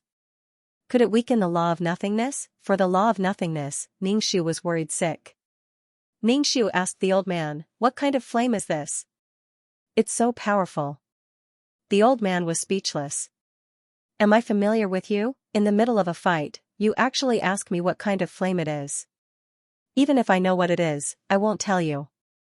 "Who the hell are you?" Seeing that the old man didn't speak, Ningxu asked the others. Everyone was stunned by Ningxu's shamelessness. "Why should I tell you? You destroyed the entire city and still expect others to answer your questions. Can you be more shameless?" Seeing that no one answered him, Ningxu didn't hesitate anymore. "Can you give me 80% of the soul fluid? And I want the purer soul fluid. Is that okay?" It was impossible to communicate with such a crazy person. The old man said coldly, "You barged in here and destroyed the city. Where can I find 80% of the soul fluid for you?" Even if it was a deal, he would ask for a sky-high price. How could he start a fight just because of a disagreement and end up destroying someone else's business? Ningxu said with some annoyance, "Then you should have said so earlier. I thought you wouldn't agree, so I was angry." Everyone was speechless. "Then take me to see how you purify the soul fluid," Ningxu said to them. Who gave her the courage to bully others like this? The old man's face was gloomy, and he didn't say anything. He sized up Ningxu, and after a while, he asked, "Which city are you from?" The relationship between the cities was not good, and they all wanted to annex each other's cities, obtain the population of the cities, and collect souls. "Which city did this idiot come from?" Ningxu rolled his eyes and said, "The city of Wei sent me. If you give me 80% of the soul fluid, I will let this city go. How about it?" He put his hands on his hips and said arrogantly. Everyone rolled their eyes in unison, expressing their disgust at Ningxu's words.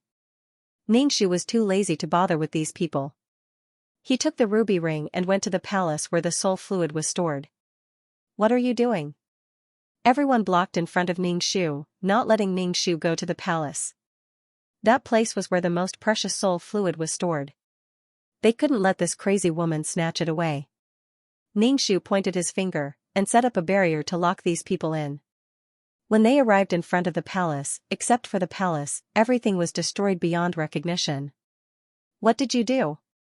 Many people were locked up in the barrier, and they attacked the barrier. Ningxu appeared in the palace in a flash, took out the ruby ring, and shot a few rays of light at the barrier of the pool, and quickly collected the soul fluid in the pool.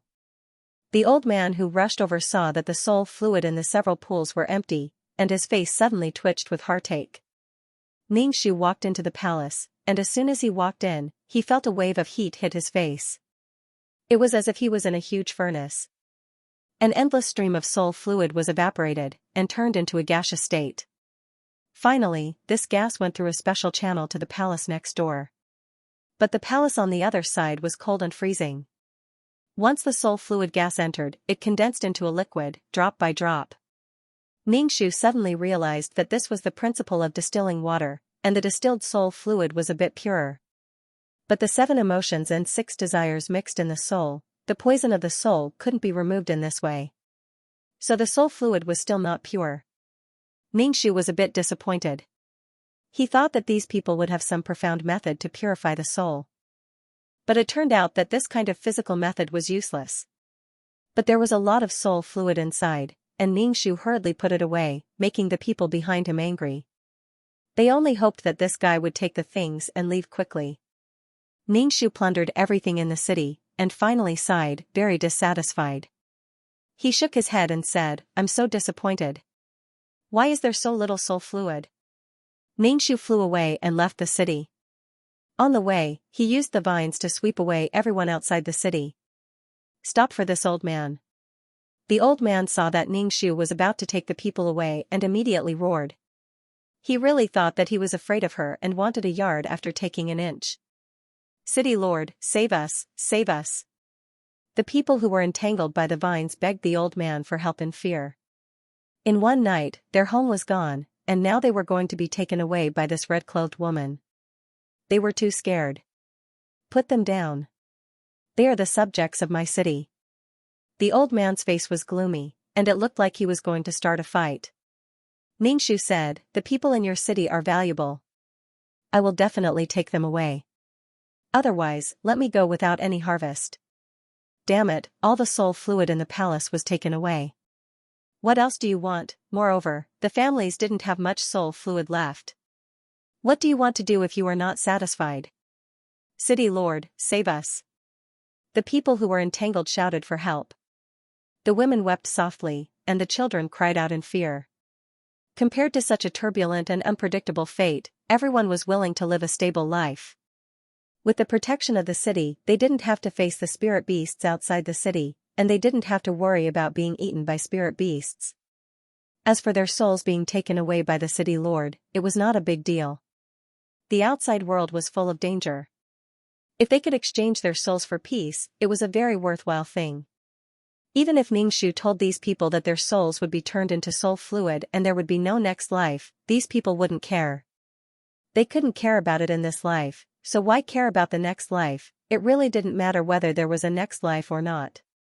Ningxu's appearance broke the peaceful situation and made these people face the dangers of the outside world alone. It was like a fish leading a domestic animal to face the wild animals outside. It was obvious who would live and who would die. Therefore, these people wouldn't be grateful to Ningxu.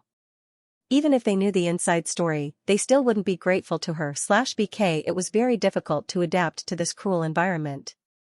Not everyone had the ability to work hard to adapt to the environment. It was just like some people in modern times who couldn't adapt to society. Ningxu was tired of this old man's pestering. Moreover, this old man was the city lord. If he killed him, the city would be destroyed, and Sun Dai would destroy the palace that contained the soul fluid. Even if the city was destroyed, these people would still be there. It was too easy to build another city. To a certain extent, these people relied on the protection of the city's experts, but the price was their souls. And the ordinary people in the city were willing to accept such an exchange. Ningxu's arrival was really annoying. Ningxu took out the ruby ring and directly shot a ray of light at the old man. The old man used a spirit weapon to block the time ray. As soon as the spirit weapon came in contact with the time ray, it dimmed and was annihilated into ashes, disappearing. The old man was shocked. What was this thing that was so powerful? Ningxu released another ray of light at the old man. The old man had already seen the power of this ray of light, so he naturally didn't dare to use his body to take it head-on. He hurriedly dodged the ray of light. Ningxu trapped him with a barrier and then released a ray of light. The old man couldn't move and could only watch as the ray of light hit his body. The ray of light drilled into his body. It didn't hurt or itch, as if he didn't feel anything. However, his body became more and more bent, the age spots on his face became more and more serious, and more wrinkles appeared. If he was a strong old man before, then now he was an old man with 1 foot in the grave. This old man's cultivation was profound, so he could withstand the 10,000 years of the time ray of light. If it was an ordinary person, there wouldn't even be ashes. Ningxu shot another ray of light. The old man couldn't resist anymore and directly turned into ashes. "City Lord, the city lord is dead." When the people tied up by the vines saw that their biggest backer was killed by this demon, they immediately cried. Even a man couldn't help but have red eyes. Ningxu used the time ray to destroy the palace where the soul fluid was stored. Under the time ray, these buildings were turned into dust and ashes. Some of the families in the city had already packed up and fled. They were probably going to other places to develop. After doing this, Ningxu grabbed a person and asked, "How did that purple flame come about?" Ningxu was very curious about water's flame. If it was placed in the law of nothingness, would it evaporate the law of nothingness? In order to deal with this kind of purple flame, she almost drained all the water in this area. She was afraid that this place would become a desert in the future, because Ningxu used all the water to put out the fire. The person who was grabbed by Ningxu was trembling in fear. Although he was strong, he could only admit defeat in the face of such a ferocious Ningxu. He said, "It's from the formation." "Where is the formation?" Ningxu asked again. In the end, Ningxu found a cave under a pile of ruins. He found that the array formation in the secret room was quite complicated. The core of the array formation was a large purple stone. The air around the stone was distorted. When Ningxu approached, his hair curled into an afro from the heat. When he touched the purple stone, he immediately retracted his hand. Ningxu stretched out his vines to wrap around the stone. In the end, the vines were roasted into crispy instant noodles. Ningxu lowered the temperature of his soul and approached the purple stone. He swapped his hands and stuffed the basin-sized purple crystal into the spatial ring. When he stuffed it in, the spatial ring became boiling hot. He hoped that the spatial ring could last for a while. After getting what he wanted, Ningxu was satisfied and dragged the person wrapped in the vines away. Along the way, everyone was crying, afraid of their fate.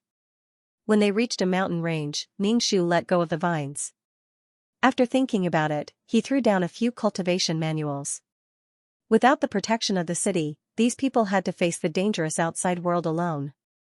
If these people did not have the ability to protect themselves, they would only be captured by other cities and become soul storage devices. Ningxu turned and left.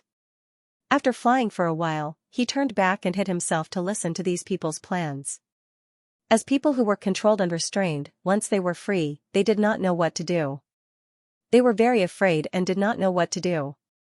These people were the same. Some young adults decided to bring their families to other cities, hoping that other cities would take them in. Ningxu was speechless. What was she after? Ningxu rolled his eyes and turned to leave. These people had no cultivation. It would take a long time for them to walk to a city. Perhaps as they walked, they would think of settling down and not going to a city. Ningxu wanted to let these people live freely and rebuild their homes. They did not need to live in a huge city. After death, their souls would go to where they should go. Ningxu went to another city and used the vines to destroy a city. He stole the soul fluid, destroyed the palace, killed the city lord, and completely destroyed the city. Then, he put these ordinary people in a place. Regarding the sudden change, these people were the same as the people before. They were not satisfied with such a change. After destroying 2 cities in a row, Ningxu did not want to do any more. The law of wood was about to run out of energy. Even the water droplets on the surface had become dim. Secondly, the space in the ring that contained the purple crystal was about to be melted by the crystal. He felt that he had found a strange thing. With such a high temperature, if he put it in the system space, it would probably melt. How should he deal with it? This time, he had collected a lot of soul fluid and was very satisfied. Out of the 5 cities, he had already dealt with 2. When he was free, he would deal with the remaining 3. It was time to go back and deal with the purple crystal. As usual, he threw down a few cultivation manuals. Some were martial arts manuals, some were immortal cultivation manuals. Not everyone could cultivate immortality.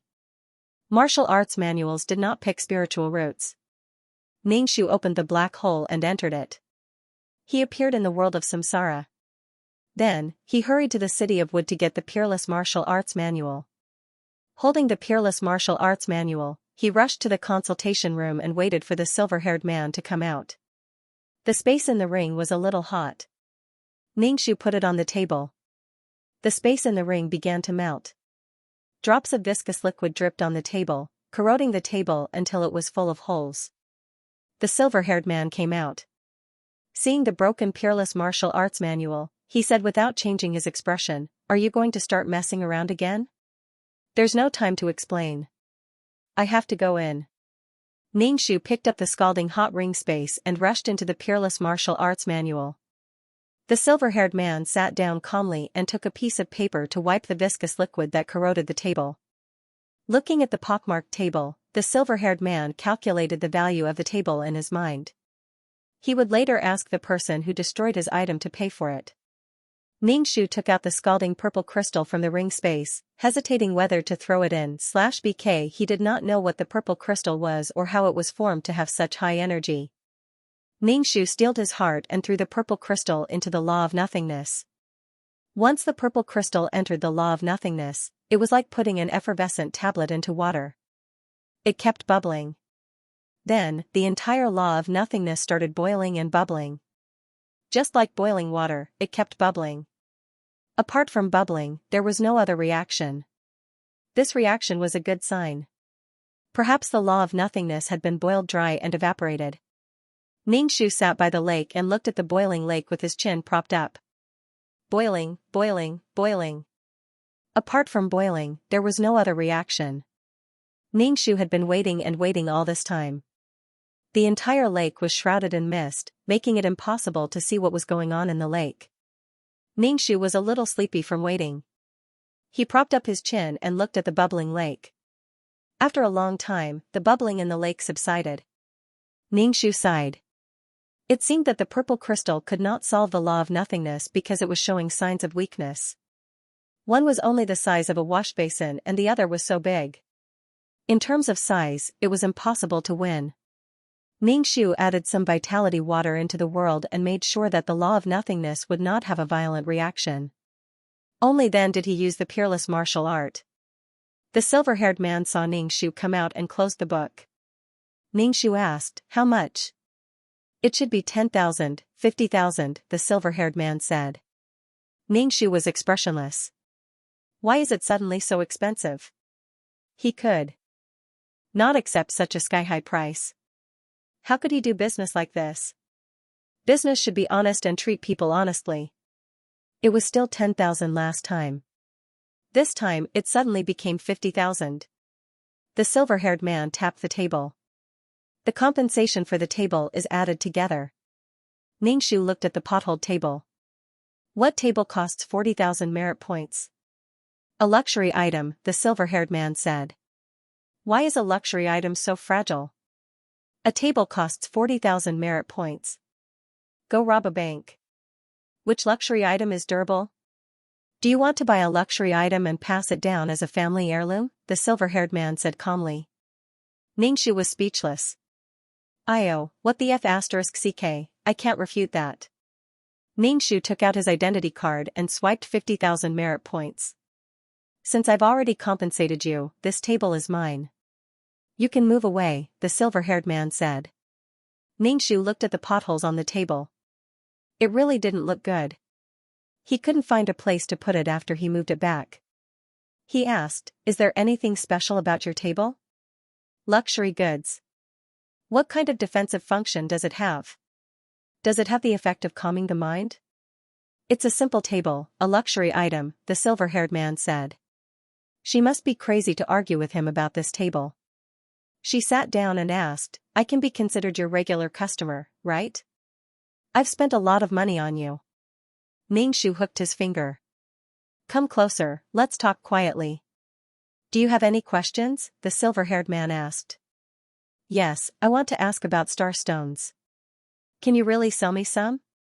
There shouldn't be many people who want star stones, right? Besides, planes are born and destroyed. Those planes that have already been destroyed must have star stones. My law of nothingness can't hold it any longer. I can't move it away, hammer it, or cook it," Ningshu said. "The price can be negotiated. I remember telling you before that this thing is not for sale," the silver-haired man said, shaking his head. "Ningshu. Can't even be bought with money? You're a profiteer, yet you're not moved by money."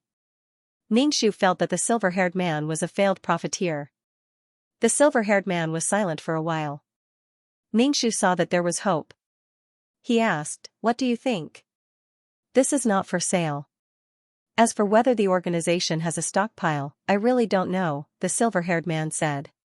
"You can go and get it from plane to plane." If I can get this thing from plane to plane, why would I look for you? The silver-haired man shook his head. Then I can't help it. Then tell me who has this thing. I'll buy it, Ningxu said to the silver-haired man. The purple crystal was so hot. When it played with the law of nothingness, it might affect the lifespan of the star stones. The silver-haired man thought for a moment. You can look for an he. The army patrols billions of planes. If there's a plane that's broken or dead, they'll know immediately. They should have star stones.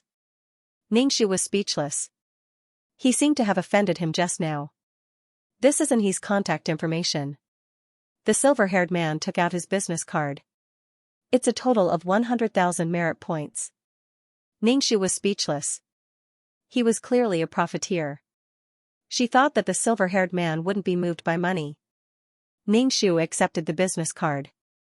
Didn't he and the others know that the silver-haired man was selling their business cards everywhere? Did the silver-haired man give them a share? Ningxu transferred 100,000 merit points to the silver-haired man and planned to leave with the table. This table isn't perfect. Do you still want it? The silver-haired man saw Ningxu lift the table. I need this table to remind me to be careful when dealing with you. If you put the ring space on the table, the 40,000 merit points would be gone. The silver-haired man didn't comment. He opened the curtain with a book and went into the inner room. Ningxu moved the broken table to the city lord's mansion and threw it there. He placed the Supreme Martial Arts Manual in Wood City to absorb energy. He also took a break to let the Law of Wood imprint absorb energy. Using vines in 9 Palace Mountain consumed a lot of energy. When it was almost done, Ningxu took the Supreme Martial Arts Manual back to the system space. He opened the chat system and entered in his contact information. And he didn't reply for a long time. Ningxu shook his legs and waited for his response.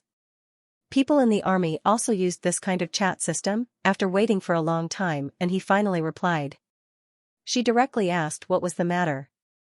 Ningxu also said very directly, I want star stones. Do you have any? And he? No. You're a military big shot. You don't even have a stone? Ningxu asked in surprise. How embarrassing would it be if you said you didn't have any? And he, yes. Ningxu, F***ck, what kind of cat disease do these people have? How much can you sell it for? Ningxu asked.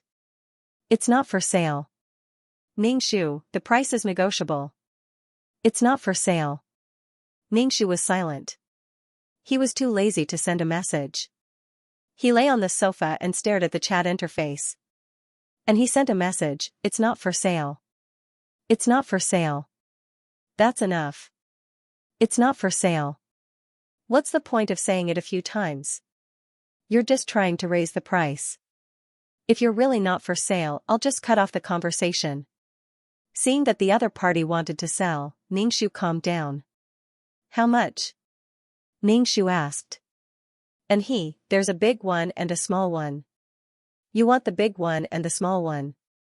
Ningxu, /BKF***ck, where's her integrity? She swore that it was not for sale, but now she could choose from the size. Ningxu said, of course it's big. The bigger, the better.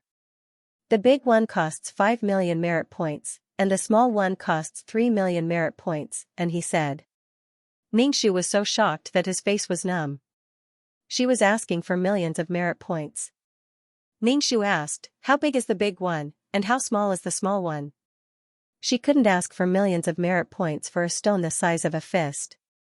She had invested so much, but she didn't see anything. She didn't even see a splash. This kind of persistence without any gains was the most torturous. And he said, the big one is quite big. The big one is more than 10 meters tall and 10 meters wide. The small one is about 5 meters. Ningxu imagined it. It was really quite big. 10 meters tall and 10 meters wide. Ningxu had never seen such a big star stone. He always felt that there were a lot of good things in the army. Ningxu's heart ached. Then he said, I'll have a big one. Sure, pay me first, and I'll send it to you through the system, and he said. After buying a stone, her merit points were almost gone. What could she buy with the remaining hundreds of thousands of merit points? Ningxu transferred 5 million merit points to an he. Not long after, a huge stone shining with starlight appeared in the system space. Ningxu used vines to wrap the stone into the peerless martial arts space. The law of nothingness was still bubbling, like boiling water. At least there was some reaction. The light of time didn't react at all. In the future, he would find more of this kind of purple crystal. If it evaporated like this, would it evaporate the law of nothingness? He slowly put the star stone into the law of nothingness. The star stone slowly dissolved in the law of nothingness. Such a big piece should be able to last for a long time. Finally, he didn't have to worry about when he couldn't take it anymore. However, he still had to solve this thing quickly. Otherwise, it would be millions of merit points in the future. She had no tax right now, so where was she going to get so much money from? Was she going to rely on selling soul fluid? Things like soul fluid had to be kept for his own use. If he sold it, there would be nothing left. The soul stone mines in the first layer of the world were basically gone, and the soul fluid in the second layer was almost gone as well. Once the world returned to normal, there would be no more soul fluid. The more he used, the less he would get, so he couldn't sell it. Since he had already bought such expensive items, he might as well buy more. He then contacted Anhe. He remembered that Anhe's world seemed to be the world tree. Ningxu returned to the system space and asked Anhe, "Has your world tree borne fruit?" Anhe, "What the hell?" Ningxu said, "Goo, fruit as in fruit. No, not to mention the results, the flowers haven't even bloomed," and he said directly. Ningxu was speechless. "Alright, anything that can repair these worlds is good stuff. Since it's so expensive, I might as well change to another world." Ningxu asked again, "Then what good world carriers do you have, the best kind?" "Alright, Sea of Law then." And he said. Ningxu was speechless. "Then sell me the Sea of Law. You shouldn't be looking for these things with me, right? I'm not someone who buys things." It seemed that there really wasn't any world carrier worth buying. A single world required 7 world origins, that was 2F** king much, it wasn't worth it. Mei Ziqing's world was a single world. Now that he was painstakingly looking for the world origins, he could only form a world after finding all of them. Whether it could produce life was another matter. However, a good world carrier was also very expensive. It was simply too expensive. After chatting, Anhe's contact information disappeared from the chat system. Fortunately, he still had the name card. It was annoying to have to add him as a friend every time. Why did these people's names disappear? Was there some taboo? 2333 said with a bit of despair, "You can really go do missions now." Ningxu, "But I still have 3 cities to deal with." 2333, "That's enough. It's almost time for the review. You've probably done the least missions. You're even a super quest taker. I bet you haven't done as many missions as an average quest taker and beginner quest takers. Aren't you ashamed? What's there to be ashamed of? I'd only be ashamed if I failed a mission. I haven't even done a mission, and I haven't failed. What's there to be ashamed of?" Ningxu asked. The people in the 3 cities would definitely hide the soul fluid if they heard the news. Where would she go to find the soul fluid? Maybe the next time she went there, it would be an empty city, and everyone would have run away. Maybe the city's upper echelons would absorb all the soul fluid in order to not keep it. There were too many possibilities. Ningxu asked, "When will the review start?" "I don't know. Maybe the organization will start the review at some point. The time is completely uncertain. According to the organization's nature, they could go crazy at any time." 2333 sighed. Ningxu felt a little better. "Hey, have you been daydreaming recently?" She had been disconnecting all the time. 2333, "I've always been doing my job. When did I ever daydream? And when I see you being so slutty, I'm burning with anxiety." Ningxu, "Burning with anxiety my ass." Ningxu didn't feel that 2333 was burning with anxiety at all. Ningxu was in a dilemma. He wanted to go to 9 Palace Mountain, but he also had to do missions. Do missions, go to 9 Palace Mountain, go to 9 Palace Mountain, do missions. Ningxu played rock, paper, scissors, and finally said to 2333, "Then let's go do missions." 2333 asked, "Are you doing system quests?" Ningxu, "Didn't I just do a system mission?" He really doubted that there were that many wild systems. 2333. Of course there are many of these wild systems. There are as many as lice on a cow. Other than me, other systems will also think of ways to deal with these systems and take the energy and fate from these systems for their own use. Ningxu felt that there were quite a lot of benefits to being a system. At least, as a mission enforcer, she wouldn't be able to absorb the energy from those wild systems. Ningxu exchanged some fasting pills and was ready to go do missions. The chat system beeped. Ningxu opened it and saw that it was a message from Mei Ziqing, saying that Xiaohua was back. Xiaohua, the missing person, Xiaohua, was back. Ningxu wasn't in a hurry to do missions. He asked, "How did you come back?" Panchen didn't hurt Xiaohua. He had been eyeing Xiaohua covetously. It was a bit strange that Xiaohua was still alive after such a long time. Mei Ziqing, he came back with Panchen, but Panchen was taken away. Ningxu decided to meet Xiaohua.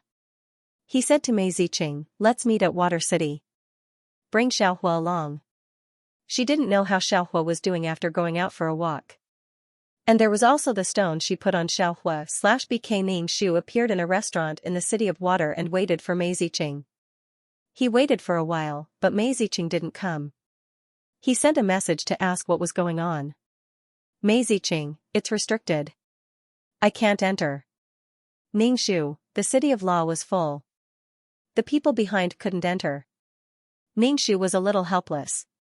How could he communicate face to face like this? He thought about it and said, "How about we meet in the virtual space?" Mei Ziqing, "Okay." Ningxu told 2333 to go to the virtual space. It had been a long time since he went to the virtual space. After becoming a super mission enforcer, he spent most of his time in the Law Space or Nine Palace Mountain. Entering the virtual space, Ningxu felt the power of space. When he arrived at the designated restaurant, he walked into the hall and saw Mei Ziqing waving at him with a smile. Xiaohua with short red hair was sitting next to Mei Ziqing. Ningxu walked over and looked at Xiaohua. Xiaohua's face and eyes were no longer confused, probably because he had experienced a lot. Instead, he looked more determined. "Long time no see." Xiaohua greeted Ningxu and poured him a glass of water. Ningxu asked, "Where did you go to play?" "Well, I went to a lot of places and worlds," Xiaohua said. "Brother Panchen took me to a lot of places." "Where is he?" "He was taken away by someone in black. It was probably the grand uncle. With Panchen's temper, no one could control him. These two stones have been hanging around my neck. The color has changed a little." Xiaohua took off the two stones around his neck. Before, they were ordinary stones. Now, they seemed to have been rubbed off, revealing the color of jade inside. What the hell was this? It didn't look like light or darkness. Could it be an ordinary piece of jade? She had such high expectations for these two stones. And they weren't pure jade. Ningxu put the stones around Xiaohua's neck. "You should keep wearing them." Some of the skin was still there. Xiaohua lowered his head and looked at the stone. "Ziqing said you were looking for this urgently. The main thing is to see what this thing has become. Now that I've seen it, there's no need to rush." Ningxu ordered some dishes and said to Little Fire, "Eat. Auntie is treating." "I can't call you Auntie. I'll call you Big Sister." "Calling you Auntie makes you old," Lil Fire said. Ningxu narrowed his eyes and glanced at Mei Ziqing. It wasn't that he was afraid of calling her old, but that he was afraid of being separated by seniority. It seemed that he had grown quite a bit after going out. Xiaohua picked up some food for Mei Ziqing. Mei Ziqing smiled, looking a little worried. Ningxu understood Mei Ziqing's feelings. If he didn't return, he would be worried. Now that he was back, he would have to neglect Xiaohua due to the amount of missions he had to complete. Ningxu was worried about Mei Ziqing. Ningxu asked Xiaohua, "What are you going to do next?" Xiaohua glanced at Mei Ziqing, thought for a while, and said, "I've decided to travel around." "It's good to travel around. broaden your horizons, Mei Ziqing said. Xiaohua pursed his lips and said, if I come back, will you still welcome me? Of course. You can come back anytime. I can't hold you back. You know our job, Mei Ziqing said helplessly. Especially recently, she was under a lot of pressure. I don't want to make things difficult for you. Xiaohua smiled at Mei Ziqing. Ningxu didn't know why, but he felt like cold dog food was slapped on his face. He hadn't been fed dog food for a long time. He wasn't used to it. Anyway, the meal was a little awkward. Mei Ziqing was especially awkward, especially facing the mature Xiaohua. The atmosphere was awkward. When Ningxu was paying the bill, he thought for a while and said to the manager, Manager, I'll leave you my contact number. If you meet a man in red who looks like me, you can give him this number. That's right. Low-level mission enforcers couldn't use the chat system. Whatever, he left his contact number. He wondered how Liren was doing with his mission. Had he been killed, Ningxu gave the shopkeeper another 5 merit points as a service fee. The three of them left the restaurant together. Mei Ziqing said goodbye to Ningxu and prepared to leave with Xiaohua. Xiaohua said to Ningxu, Sister, I have something to talk to you about. Can we talk alone? Ningxu nodded. Sure. Now that Xiaohua was mature, he should be able to understand the logic of the conversation. Mei Ziqing looked at the two of them in confusion and asked, What can the two of you have to talk about? Wait for me here. I have something to say to my sister, Xiaohua said to Mei Ziqing. Mei Ziqing could only nod and watch the two of them walk to the other side. They were some distance away and couldn't hear what they were talking about. Ningxu looked at Xiaohua, who was much taller than him, and asked with a smile, What do you want to talk to me about? Xiaohua said, I have something to ask of you. But I can only be thick-skinned and ask you to take care of Mei Ziqing. Mei Ziqing and I are friends. I will take care of her if I can. Ningxu raised his eyebrows and looked at him. You're so worried about her? I'm worried. I've been to many worlds. Some of them are very scary. You mission enforcers are in danger in different worlds.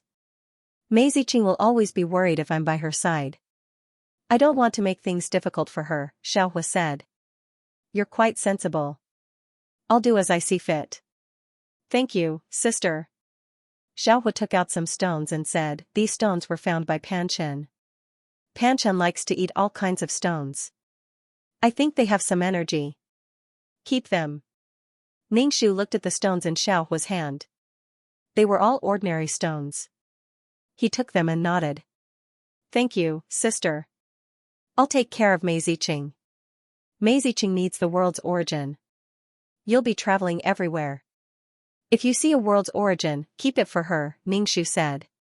But some world's origin is very dangerous. It's more important to stay alive. Xiaohua nodded. Mei Ziqing's ears were sharp. When she saw Ningxu and Xiaohua coming over, she pretended to be indifferent. She didn't seem to be in a good mood. Once he returned to the system space, Ningxu's chat system started ringing. Ningxu opened it. It was all from Mei Ziqing asking him what happened between him and Xiaohua. Xiaohua's thoughts were deep. Even Mei Ziqing couldn't tell what he was thinking. She felt that he had changed, but she also felt that he hadn't. Mei Ziqing wasn't suspicious of Ningxu's relationship with Xiaohua. She just wanted to know what the two of them were talking about. Ningxu played with the pebble that Xiaohua gave him. He looked at it in the light. It was just an ordinary pebble. /BK Ningxu ignored Mei Ziqing's message. Messages kept flooding the screen. Ningxu, Xiaohua said I won't tell you. I'll let you scratch your heart and lungs. Mei Ziqing, Ningxu said to 2333, go do the mission. 2333, do the system mission? Ningxu, maybe next time. Didn't he just do it? Why did he have to do it again? He wanted everyone to do the system mission. Not every system was as weak and stupid as the world. Oh, 2333 said disappointedly and teleported Ningxu to the world.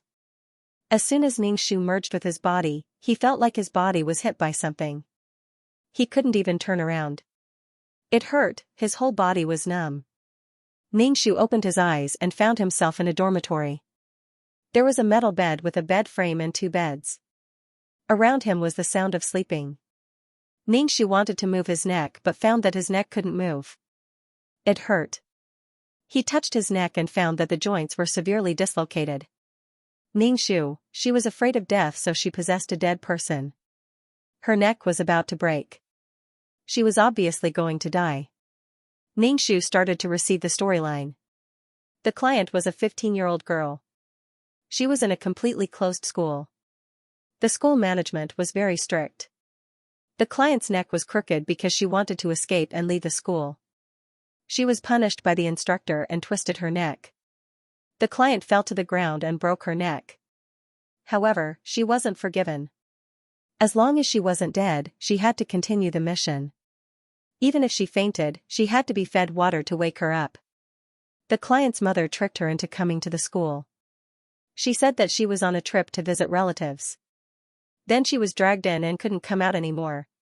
What her mother wanted was a well-behaved and sensible daughter with good grades when she left school.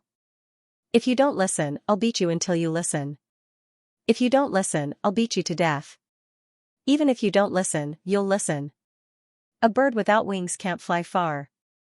How can a bird without its vocal cords chirp? In reality, the girl that Ningxu had possessed was already dead. Ningxu touched his neck. It was really painful. If his head landed on the ground like this, his neck would be broken. Ningxu touched the corner of his mouth. There were traces of blood flowing out. His body was beginning to vomit blood.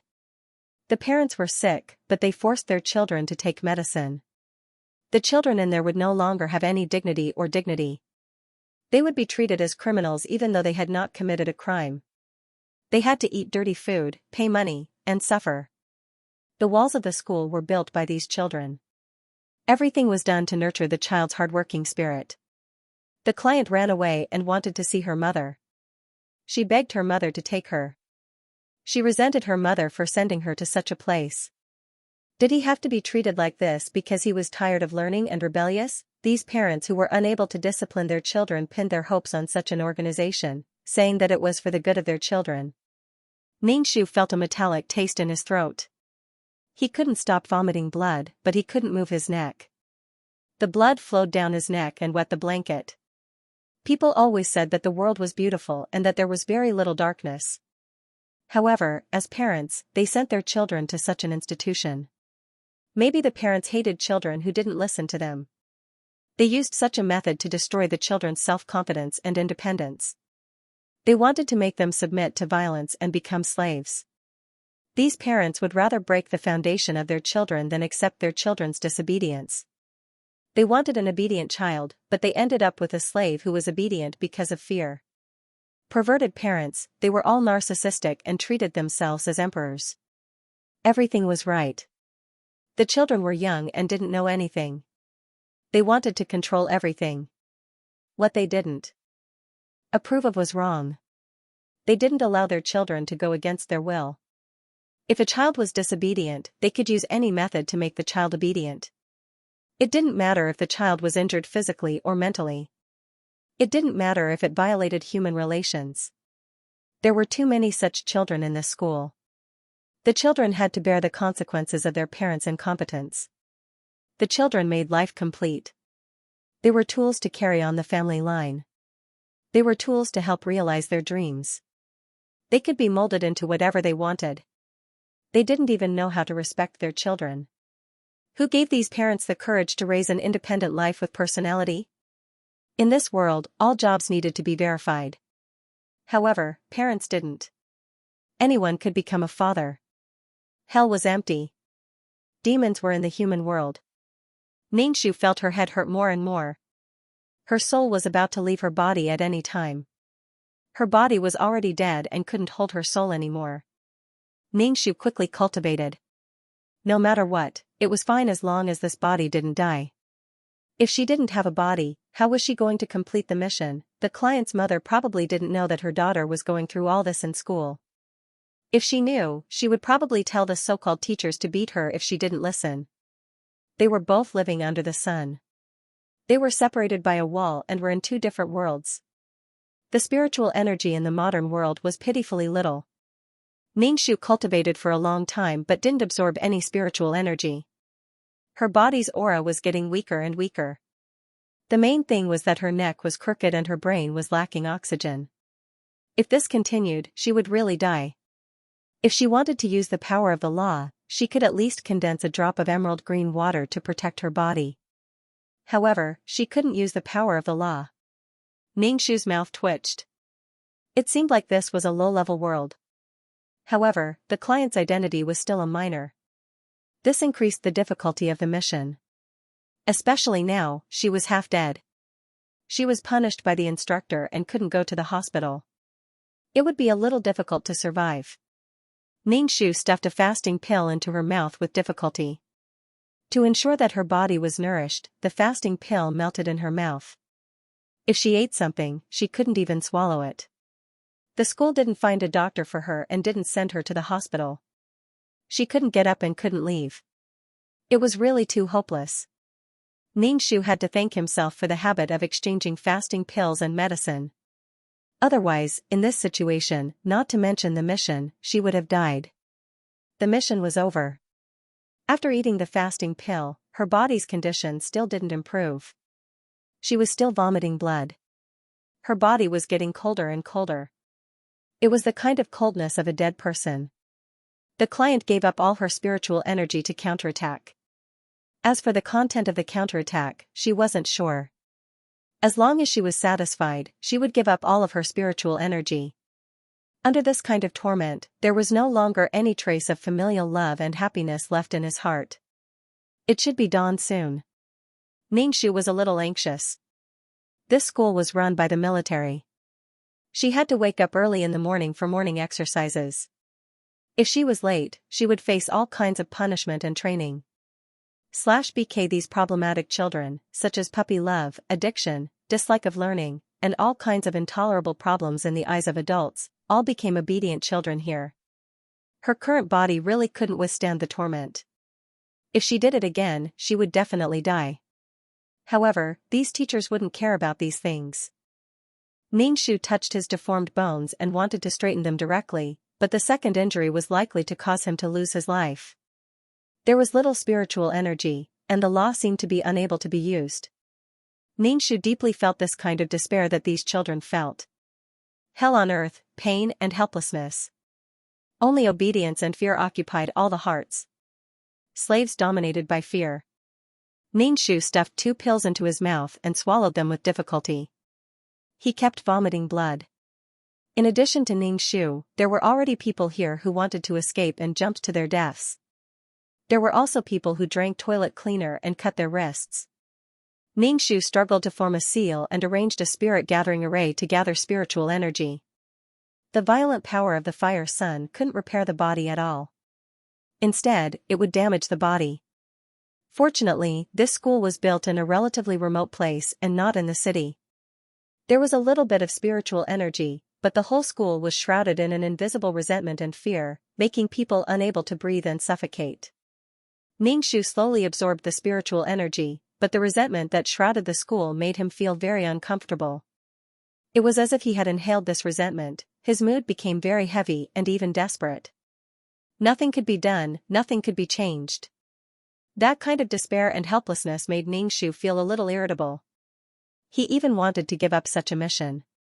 This atmosphere and the remnant despair of the entrusted person affected Ningxu's mind. Ningxu silently chanted the clear heart incantation to ease the various unhappiness in his heart. Sometimes, he even had the mood to just jump off the building and end it all. However, these thoughts were suppressed by Ningxu. He cultivated until it was almost time to get up. There was only a strand of spiritual energy in his body, the size of a strand of hair, all used to repair the bruise on his neck. His neck could move a little, but he was still vomiting blood. Could it be that his internal organs were injured? Ningxu used his spiritual force to scan his body and took some anti-inflammatory medicine. How was this world supposed to complete quests? Just like the previous world, it was a world without wishes. Recently, he had been doing such missions. Just as dawn broke over the horizon, a series of rapid whistles suddenly rang out in the quiet school. The whistles were sharp and the sound traveled far and wide. As soon as the whistle sounded, the entire dormitory began to stir. The children who had been sleeping soundly before immediately woke up. Like zombies who had been switched on, they quickly put on their clothes and went to gather. Xianxia struggled to get up. His head was swaying, and he almost vomited. He climbed down from the bed, put on the prison uniform, and ran towards the field. Many children ran past him as if there was a ghost behind them. Xianxia also sped up. He felt that his brain was shaking. However, as the last person to arrive, he was bound to be punished. It was either corporal punishment or physical training. If he didn't die from running, it would be considered a dereliction of duty by the instructor. Soon, these children arrived at the field at the designated time. Each and every one of them was well-behaved and expressionless. The instructor's hand was holding a steel bar that was as thick as a thumb. This kind of steel bar would cause severe pain when it hit a person. Moreover, it was solid. "You, stand out." The instructor pointed the dragon whip at a girl. This girl's face was filled with great fear. That kind of fear was as if she was facing an endless hell. "I told you to stand out. Didn't you hear me?" The instructor said with a straight face. The girl hurriedly stood out. Her whole body was shaking like a sieve. "What did you say to Li Zhen? Do you know that in school, boys and girls can't be too close? You forgot the rules. Speak loudly. What are the rules?" The instructor stood in front of the girl. The girl was so scared that her face was distorted. She trembled and said, "Respect the teacher. Boys and girls should keep a distance. Puppy love is not allowed. Li Zhen, come here. Take off her clothes and lie on the bench." The instructor pointed at a boy. It was Li Zhen who had spoken to the girl. In order to avoid being punished, Li Zhen did as he was told. The girl was sobbing. The cold morning air was suffocating. No one dared to breathe. The solid steel bar hit the girl's body and immediately turned purple. The girl suppressed her sobs and said loudly, "I was wrong. I won't dare to do it again." Being naked in front of so many people, the girl's dignity was gone. The other children were indifferent. No one dared to stand out. If they stood out, they would be punished. That kind of painful torture was enough to destroy the pity and sympathy in the children's hearts. Xianxia felt that his delicate neck could not support his head. His head was buzzing. It was really uncomfortable. This kind of discomfort was like facing death. It was especially painful. After doing missions for so long, Xianxia rarely faced such an uncomfortable and passive situation. The main reason was that this body was not strong enough. There were many methods that he could not use. The 5 planks were quickly over. The girl's face was already pale. She struggled to get up.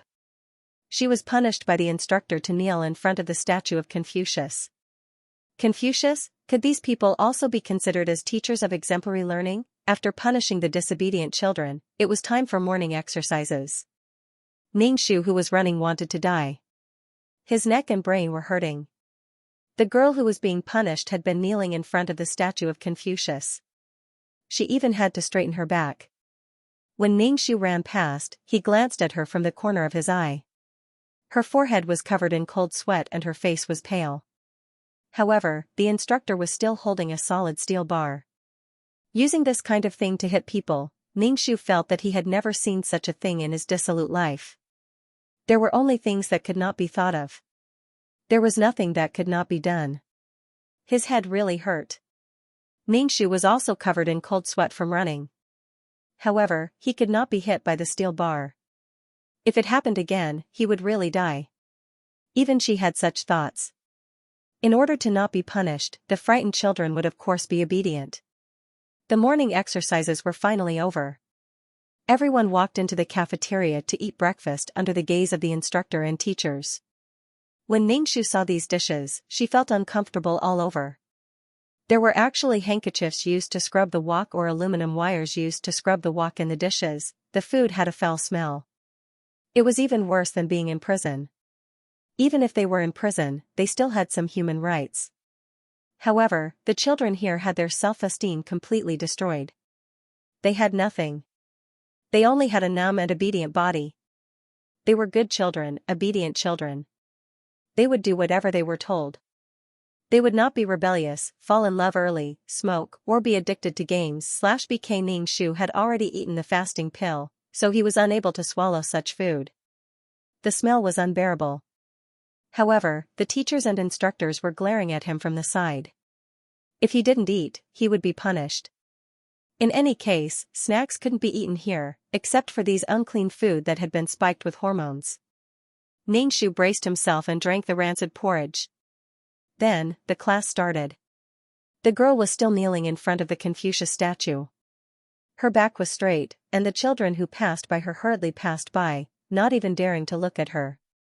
This was especially so for the boys. Once they found out that a girl and a boy were talking, or if there were signs of an ambiguous puppy love, they would be forcefully cut off and receive the harshest punishment. The class was quiet. All the children were listening to the teacher on the podium with numb expressions. The most terrifying thing was that the teacher would do spot checks and ask the children to answer questions. Because if the answer was wrong, there would be punishment. You would be hit in the heart because you weren't paying attention, so you couldn't answer the questions. The teacher's questions were all questions of death. To these teachers and instructors, if these children didn't change, they would become the dregs of society when they grew up. They would be trash, useless trash. To deal with these problem children, no matter what they did, it wouldn't be too much. They had to use unconventional methods to straighten these children. Ning-Shu wiped the cold sweat off his forehead. He was absorbing the spirit qi, but his body's condition was getting worse. These children all needed to turn around, right? Why couldn't she pick one with a better body? In this situation, if something went wrong, she might lose her life. Maybe these teachers and instructors didn't want to kill anyone, but their actions caused these children to suffer the pain and fear of not being able to live. Why did this kind of organization exist? It was because of the sick parents. The website promoted and operated these organizations. Even if something went wrong, there would still be an endless stream of parents sending their children here. Some parents felt that their children had really changed. They had become a different person. They had become obedient and sensible, exactly the same as the good children in their hearts. Ning-Shu came to this world and didn't say a word. These children basically didn't know how to speak. They would pass by indifferently and wouldn't greet each other. Especially between the opposite sex, they wouldn't speak and would stay far away. Otherwise, it would be considered puppy love. Ning-Shu spent the whole day in a daze. His body couldn't take it anymore. When he returned to the dormitory late, the toilet in the dormitory was blocked. The teacher found a student who was not performing well and directly used his hands to flush the toilet. Ning-Shu was speechless. Ning-Shu was sweating profusely as he looked at the girl who was sobbing while sobbing. Her whole body stank. Ning-Shu was probably sweating. He could feel a chill seeping through his bones and his fingertips. Her body started to cool down. Ning-Shu was very conflicted. With a dead body, would she become a skeleton like Li Si? Ning-Shu hurriedly climbed onto his bed and began to cultivate. Every day, he was only free to sleep for 6 or 7 hours, so he didn't have to worry about being punished. Ning-Shu placed his hands on his neck and began to cultivate. A whistle sounded, and everyone quickly climbed onto their beds and covered themselves with blankets to sleep. The girl who was punished during the day hid under her blankets and cried. No matter how hard she tried to suppress her voice, the sound of her sobbing still echoed in the small dormitory. In addition to the sound of crying, there was also a strong smell of feces in the dormitory. The smell of the girl who dug the toilet couldn't be washed away. Ning-Shu felt that the resentment in the entire dormitory was about to form a thick and visible resentment. If this school existed for another 100 or 200 years, the resentment would turn into ghosts. Ning-Shu had to recite the clear heart incantation while cultivating. This kind of despair was contagious, and it was passed on from one to another. Ning-Shu used the little bit of spirit energy that he had cultivated with great difficulty to repair his body. His neck was itchy and painful. The feeling was simply ecstasy. After cultivating for a night, it didn't feel long before the sun rose again. Yesterday's days were repeated. Day after day, year after year. Moreover, the school fees were extremely expensive. They ate pig food like slop. They also had to build walls to train the child's spirit of being hardworking. Anyway, Ningshu's head was about to explode when he was carrying bricks. He felt that his head was about to roll off his neck. The resources were rationally used, the physical work was done, and the food was still the same. Ningshu didn't eat much because he had fasting pills. However, the other children still had to eat the dishcloth from their food because they were hungry. There was nothing else to eat except these. Ningshu felt that the parents who sent their children to this kind of place must be very resentful of their children. Even if they knew that they would be beaten, they would still say that it was better to be beaten than to play truant. Because underage children didn't have the ability to survive and couldn't resist their parents, they relied on their parents to survive. The children who couldn't survive could only be sent to this kind of special school by their parents for various reasons. Even these so-called rebellious children had been sent here. If they were really rebellious, they wouldn't be here. The sun was high in the sky, but she had to carry bricks.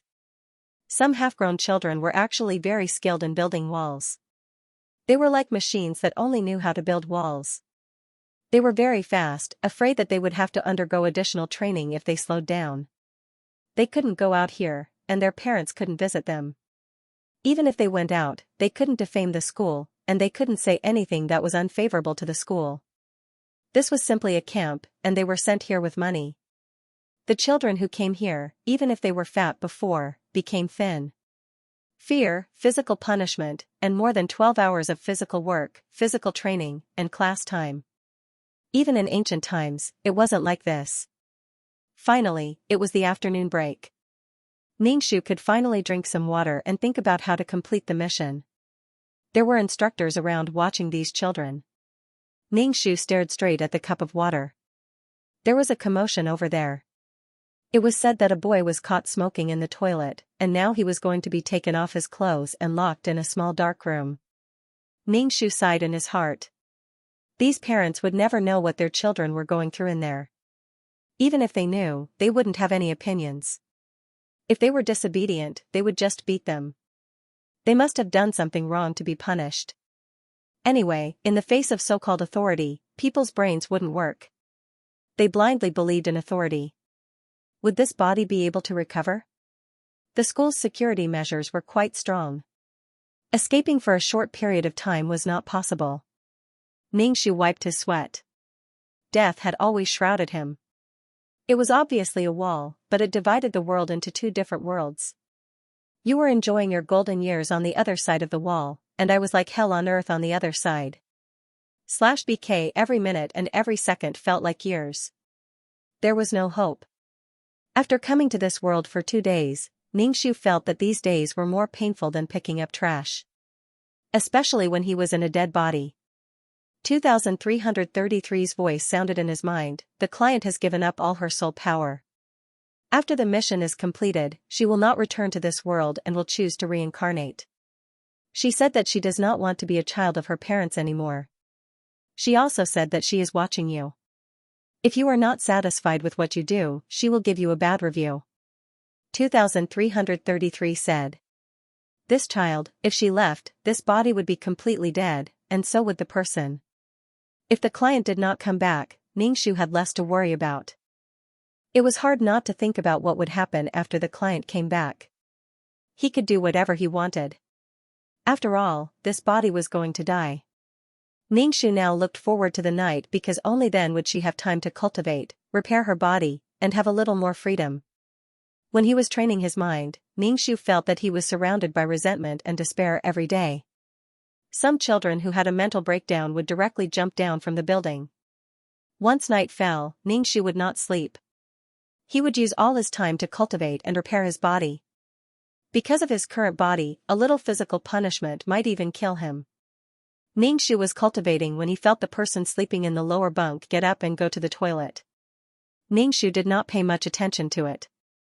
After all, it was normal to wake up at night. After a while, the girl in the lower bunk still did not come back, and Ningshu smelled blood. There was blood. Thinking of a terrible thing, Ningshu quickly got out of bed and went to the toilet. He saw the girl holding a fork and stabbing her wrist until it was bloody. When students arrived at school, all their belongings would be confiscated. Communication tools such as mobile phones were not allowed to be on them. Some dangerous items would be confiscated. Putting away the fork meant that she already had thoughts of suicide. Stabbing her wrist with the fork, blood flowed all over the floor. Xianxia recognized this girl. She was the girl who was publicly stripped and beaten with a solid steel bar. She also knelt in front of the statue of Confucius for a long time. Xianxia hurriedly found clothes from the closet and pressed them on her wrist. He woke up a girl and asked her to quickly find someone. Someone had committed suicide. However, the girl who was shaken awake by Xianxia was very cold. She was very resistant to looking for him, or rather, she didn't dare to. Even if someone died in front of them, these children would not dare to say anything. Xianxia touched her neck. Her poor neck was really full of misfortune. Xianxia came down the stairs and shook the metal door, saying that someone was injured and that they should be sent to the hospital immediately. Soon, the dormitory manager, instructor, and teacher came and carried the girl away. However, they didn't send him to the hospital. Instead, they found some medicine and applied it on his wound. It wasn't very honorable for such a thing to happen in school, so it was hastily dealt with. Of course, this girl didn't die. She was stabbing randomly with a fork. Even if she hurt her hand tendons, she wouldn't be taken to the hospital. They were even more afraid to sign a notice of critical illness and inform the student's family. Without the signature, the hospital could only treat the patient as an ordinary patient. Xianxia felt a chill in his bones. His body was probably going to die. How could this person be so vicious to her own child? Even after such a thing happened, the school was still the same as before. However, this girl who committed suicide was criticized by the whole school. The child who attempted suicide had to face another death by dismemberment. Even a criminal wouldn't be so excessive. Xianxia wondered if he should use this dying body to do something sensational. Anyway, this body couldn't hold on for much longer. Why not pull the school's principal and jump down together? They could accompany each other on the road to the netherworld. However, everything that existed had its value. Why did this kind of institution exist? It was because there was a market demand. Those parents who couldn't discipline their own children needed such an institution. They wanted others to teach their children to be obedient. With a market demand, this kind of institution would only sprout up everywhere. Xianxia didn't want to stay in this world anymore. His body wasn't well to begin with. Every day, he had to run and carry bricks. It was like a labor reform. He had to think of a way to let these dear parents experience this wonderful education. Anyway, if this kind of institution could educate children to be good children, then it could also make these parents qualified to be good parents. These parents would no longer be tyrannical and impatient. They would definitely quit smoking, playing cards, drinking, gambling, and drugs. They would become perfect parents to their children.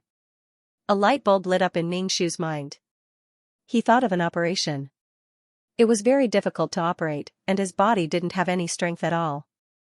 If he wanted to use such a heaven-defying array, Xianxia felt that he might be struck by lightning. However, Xianxia's heart was restless. The more he thought about it, the more he felt that it was a good idea. It needed strength, but he didn't have any strength at all. His body was half dead. Xianxia thought in his heart. Of course, he was also paying attention to the situation around him. If he was distracted, a solid steel bar would be whipped by a dragon whip. This kind of beating was worse than death. There was nothing to live for. After a hit, he wouldn't dare to turn over for a long time. These children had visible and invisible scars all over their bodies. Not to mention mental trauma. If he didn't have any strength, then he could use the power of the soul. The power of the soul wouldn't lose to any strength. Doing a mission was not enough to make ends meet. Even if the person who commissioned him really gave all of his power of the soul, he probably wouldn't be able to fill the hole in her mission. Fortunately, there was soul fluid. There was an additional income. When this mission was completed, he could go back and deal with the 9-Palace Mountain. It was very difficult to set up such an array. This was because the school's surveillance was watching the students' every word and action. Furthermore, Xianxia had to collect the students' hair or fingernails. In any case, it had to be something close to them. It was fine if it was a female student, but if it was a male student, she couldn't even get close. Girls were afraid of boys, and boys were afraid of girls. Once she got close, she would be suspected of being in love. Ningxu wanted to curse in his heart. He wanted to jump up and shout with the loudspeaker. Who didn't have a fantasy when they were young? Once they got close, they would be in love. In ancient times, these children would be talking about marriage. The collection work progressed very slowly. The energy needed to set up the array almost drained Ningxu's soul. However, when he thought of the interesting scene if he succeeded, Ningxu thought that good things were strewn with setbacks. He would eventually succeed. He had to finish everything before this body couldn't hold on anymore. Fortunately, he could still use his mental power. Otherwise, the collection work would be at a loss. /BK he couldn't use the law, and Ningxu couldn't hide himself either. Setting up a huge array also required him to avoid surveillance. To be honest, it was very difficult to complete the task without any power. Even if he completed it and successfully destroyed this place, such an organization would still exist. Because there was a need, there would be related benefits. For parents, they were powerless or unable to discipline their children. Now that someone could discipline their children for them and make their children better, it was like a life-saving straw. Even if they knew that it would hurt the children, the worst-case scenario could not be worse. For children, this was a place where they suffered physical and mental trauma. Here, they endured unbearable torture, were beaten, and had their self-esteem humiliated. They had no right to choose, or they would face an even more painful and embarrassing situation. They watched indifferently as the people around them were punished. They were glad that they were not punished and were afraid that they would be punished. They wouldn't think about whether it was right or not. Ningxu held his head and sneaked around every day. It was very likely that he would be caught. Who knew what kind of punishment he would receive if he was caught? Ningxu felt that such militarized management was close to a crazy state. It was necessary to turn them into adults. These problem students had been labeled as javelins. When they grew up, they would be the scum of society. They would be the scum of society and would be trained to be perfect and obedient. Without power, Ningxu's work of collecting hair or nails was very slow. He secretly used his mental strength to pull out hair and had to collect it properly. He also had to remember who had pulled out hair and who had not. Ningxu felt that his whole person was not very good. However, his body was very uncomfortable, and there was not enough spirit energy to repair the damaged body. Ningxu felt that his head would fall off at any time. Boy's hair was very short. If he didn't pay attention, it would fall off and he couldn't find it. Girls had short hair that reached their ears, and boys had flat hair. They were not allowed to have fashionable hairstyles and wore strange clothes. Collecting these hairs every day made Ningxu's head explode. This body was about to die, but Ningxu was dragging it on. Anyway, when the client's mother came, he would let her have a taste of the pain of dying. If the child was disobedient, did not have good grades, and was disobedient and unfilial, these parents would be worried to death. They would lose face and feel helpless. How could there be love? There was only hatred. Ningxu made himself perform better. He didn't want to make any mistakes or stand out so that the teachers and instructors wouldn't notice him. It wasn't a big deal to play some tricks in private. Ningxu picked the one who was the most talkative and seemed to be earnestly advising everyone all day long, saying that if they did not work hard, they would be the scum of society and become trash who stole and swindled. He decided to temporarily use this person as a soul carrier. Every time they heard the teacher say that, none of the students objected. This was because they had to respect the teacher here. The teacher was always doing it for their own good. Their parents sent them here for their own good. If he retorted or resisted, he would be punished and trained. Running and jumping were easy, but the worst thing was being hit with solid steel bars. In order to avoid punishment, all the children would do whatever they were told. If this was obedience, then it didn't matter. If they didn't talk back, they wouldn't be punished. Ningxu felt that even if these children went out, they would be different from the children outside. They would be cold and numb, and even their last bit of self-esteem would be dismembered. When such children entered society, they could really become the high and mighty children that their parents talked about. They could do a high-class job with a high salary, find a fairy-like wife, and live in a high-end neighborhood. Ningxu felt that it was a little difficult. Everything here was constantly reminding these children that they were the scum of society. They were different from ordinary children. When a child suffered something, he would be afraid. He would even imitate and have violent tendencies. The influence of the original family had a huge impact on a child. When a girl was born into a family that valued boys over girls, she would also value boys over girls. She would see herself as a projection. In the future, she wouldn't love her daughter who was also a female. She might even see her daughter as a disgrace. Here, they would do whatever they were told to do. They would study hard and couldn't play games because it wasn't allowed. Walking among such people every day, Xianxia felt that he was walking among a group of zombies. Wasn't he just a walking corpse? These children didn't kill anyone, and they didn't commit any crimes. However, they had even less dignity than criminals. Even if they paid attention to humanism for criminals and even abolished the death penalty, why were they so cruel to these children? Was it because they were really hopeless? Xianxia sped up his collection work. He was really tired. His body was very tired. He stayed up all night to cultivate, but he couldn't cultivate any spiritual energy. Xianxia felt that he was about to become a big shot in the immortal sect. His body was very heavy. Every day, he had to run and exercise.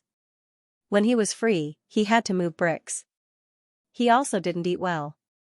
If it wasn't for the fasting pills, Xianxia felt that he might have already died.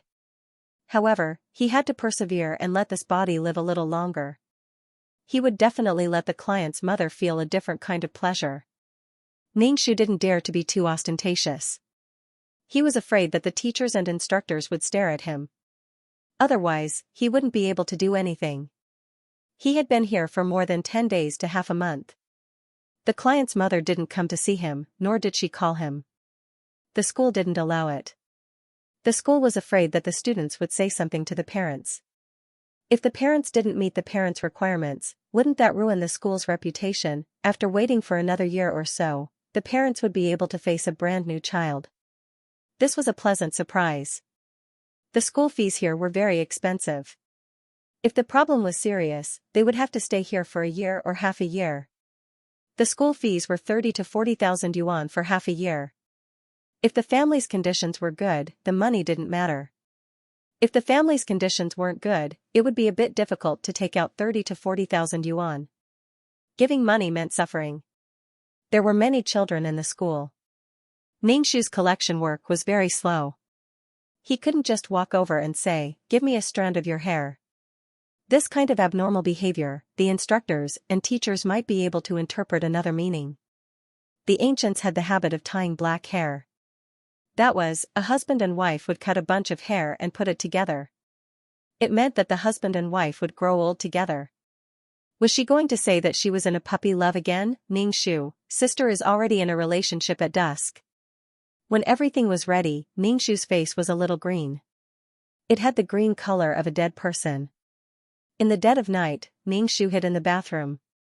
He took out his hair and used the lighter he stole from the cafeteria to ignite his hair.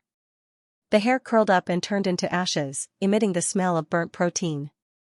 Xianxia placed the ashes of her hair into a cup, pricked her finger, and dripped it into the ashes.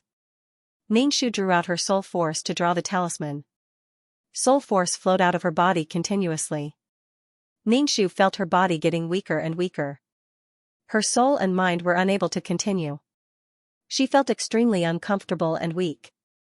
After painstakingly finishing the last stroke of the talisman, Xianxia's forehead was covered in cold sweat, and her face was as pale as paper. Once the talisman was completed, it emitted a weak luster and scattered the souls of the children in all directions. At the same time, the entire school was in a huge array. Under the effect of the soul force, the array began to slowly revolve and rise, finally enveloping the sky above the school. The sky was incomparably dark and silent. There was no sound at all, not even the sound of insects. It was as if there was no one there. Whether she could succeed or not depended on this. During this time, Xianxia kept injecting her soul force into the array. The array slowly revolved in midair. This was a world that believed in science. To achieve such an effect, the cost was too great, and it was also heaven-defying. Xianxia felt that the heavens were about to strike her. She waited for the threads to return and attract the souls. During this time, the array could not be broken. If it was broken, the soul attraction would fail. Moreover, it was a soul attraction with so many people. The number of souls required for the array was astonishing. Ningxu felt that the array was continuously extracting her soul force. If she wanted to change it, she would have to pay a price. Now, it was consuming her soul force. Fortunately, her soul force was more resilient now. If it was in the past, her soul would have been sucked away, and not even a speck would be left. These faintly flickering threads brought back a soul. Each thread brought a soul. These souls were ignorant. When they went to sleep in the middle of the night, their souls left their bodies. Children were born from their parents. They were of the same origin, and the degree of soul fusion was the highest. Moreover, these children usually had a strong obsession in their hearts. The soul attraction would naturally attract the people they missed or hated. Moreover, Ningxu limited it to parents. She quickly let these souls fuse into her body. Time was soul force. The operation of the array was constantly extracting her soul force. Ningxu didn't know how much of his soul force had been sucked away. He just felt that his soul was very weak. A soul was standing in front of him. It was the client's mother. The client looked quite similar to her mother. Ningxu left the body and allowed the client's mother to enter it. Her soul entered her body in a daze, and she fell to the ground softly. Although his soul had entered his body, he still needed to wait for a while before his soul could merge with his body. Otherwise, it would be easy for his soul to suddenly leave his body. In fact, there were certain side effects. Some children were not even 14 years old. Exchanging souls like this would wear and tear on their bodies. Ningxu set the time, and when he saw that it was about time, it seemed that all the souls had completely fused. Then, he retracted the formation. He wiped away the charms that had lost their effect on the ground. Ningxu lowered his head and looked at his own soul. Emma was so weak. Almost half of her soul force had been extracted. This was something that couldn't be helped. There was no other way to replace it. She could only use her soul force. Now that Ningxu didn't have a body, he was like a lonely ghost. Especially after doing such a thing. Exchanging souls was such a heaven-defying thing. He would definitely be struck by lightning. Ningxu had to think of a way to hide. After a while, the whole dormitory building began to scream. Some people who woke up and saw where they were, and were dumbfounded. Some people directly screamed, causing the entire building to be in an uproar. What's going on? Why am I here? Why am I in my daughter's body? This must be a dream. It was the same male dormitory. Compared to the female dormitory was filled with panic. The female dormitory was pointing at the sky and cursing the earth. What was going on? The commotion in the dormitory made the teachers, dormitory management, and instructors move out. Some of the instructors were holding solid steel bars in their hands. Whoever didn't listen would be beaten up. Ningxu, who was in his soul form, looked at these people with a cold face. Finally, he didn't have to bear the pain of his body. The mother of the client who was lying in the toilet also woke up. When she woke up, she painfully covered her neck. It was very painful. She stood up and looked at the situation around her. Everyone was in a panic. What are you doing? Are you rebelling? Why aren't you sleeping in the middle of the night? Why am I here? Teacher, I am Li Xianxian's mother. We have met before. I am Ma Xia's mother. These parents who had their souls swapped all panicked and revealed their identity to the teacher and instructor. However, no one believed these people's words. Do you know the story of the boy who cried wolf? It's like running away. Why? Are you pretending to be your parents and rebelling? The instructor and teacher said coldly. The teacher didn't believe these hopeless children at all. The first thing he thought was that these people were lying. As for why they were lying, it was simple. They wanted to run away. The conditions here were difficult. Some of the children who were used to being lazy naturally couldn't adapt. They wanted to run away at all times. Now, they even came up with such a big lie. What, I am the child's parent? Who would believe this kind of nonsense, especially now that everyone was saying so? It made the teacher and instructor feel that these children had discussed it beforehand. They wanted to cause a commotion and run away. Surrounded by the chattering children, the instructor sternly shouted that no commotion was allowed. For those who disobeyed, he directly hit them with solid steel bars. These people cried out in pain. The others suddenly quieted down. Seeing that the person who was beaten was in so much pain, their faces all turned ugly. One after another, they said, "Who are you? How dare you hit people? Do you know who I am? I paid your school, but you still hit people." The instructor just sneered at the person who spoke. "You are hopeless. Lock her in the small dark room." This girl was immediately pulled away. When she was pulled away, she even said that she wanted to complain about the school. What kind of attitude was that? This girl's parents were probably rich or influential people. Her words were especially arrogant. But in this kind of situation, her actions would only be regarded as rebellious, hopeless, arrogant, and despotic. She didn't look like a good child at all. Everyone go to the field to combine. It seems that you all have nothing to do. Drilling until daybreak. The instructor said coldly. These people ignored the instructor. In their hearts, they were puzzled and afraid.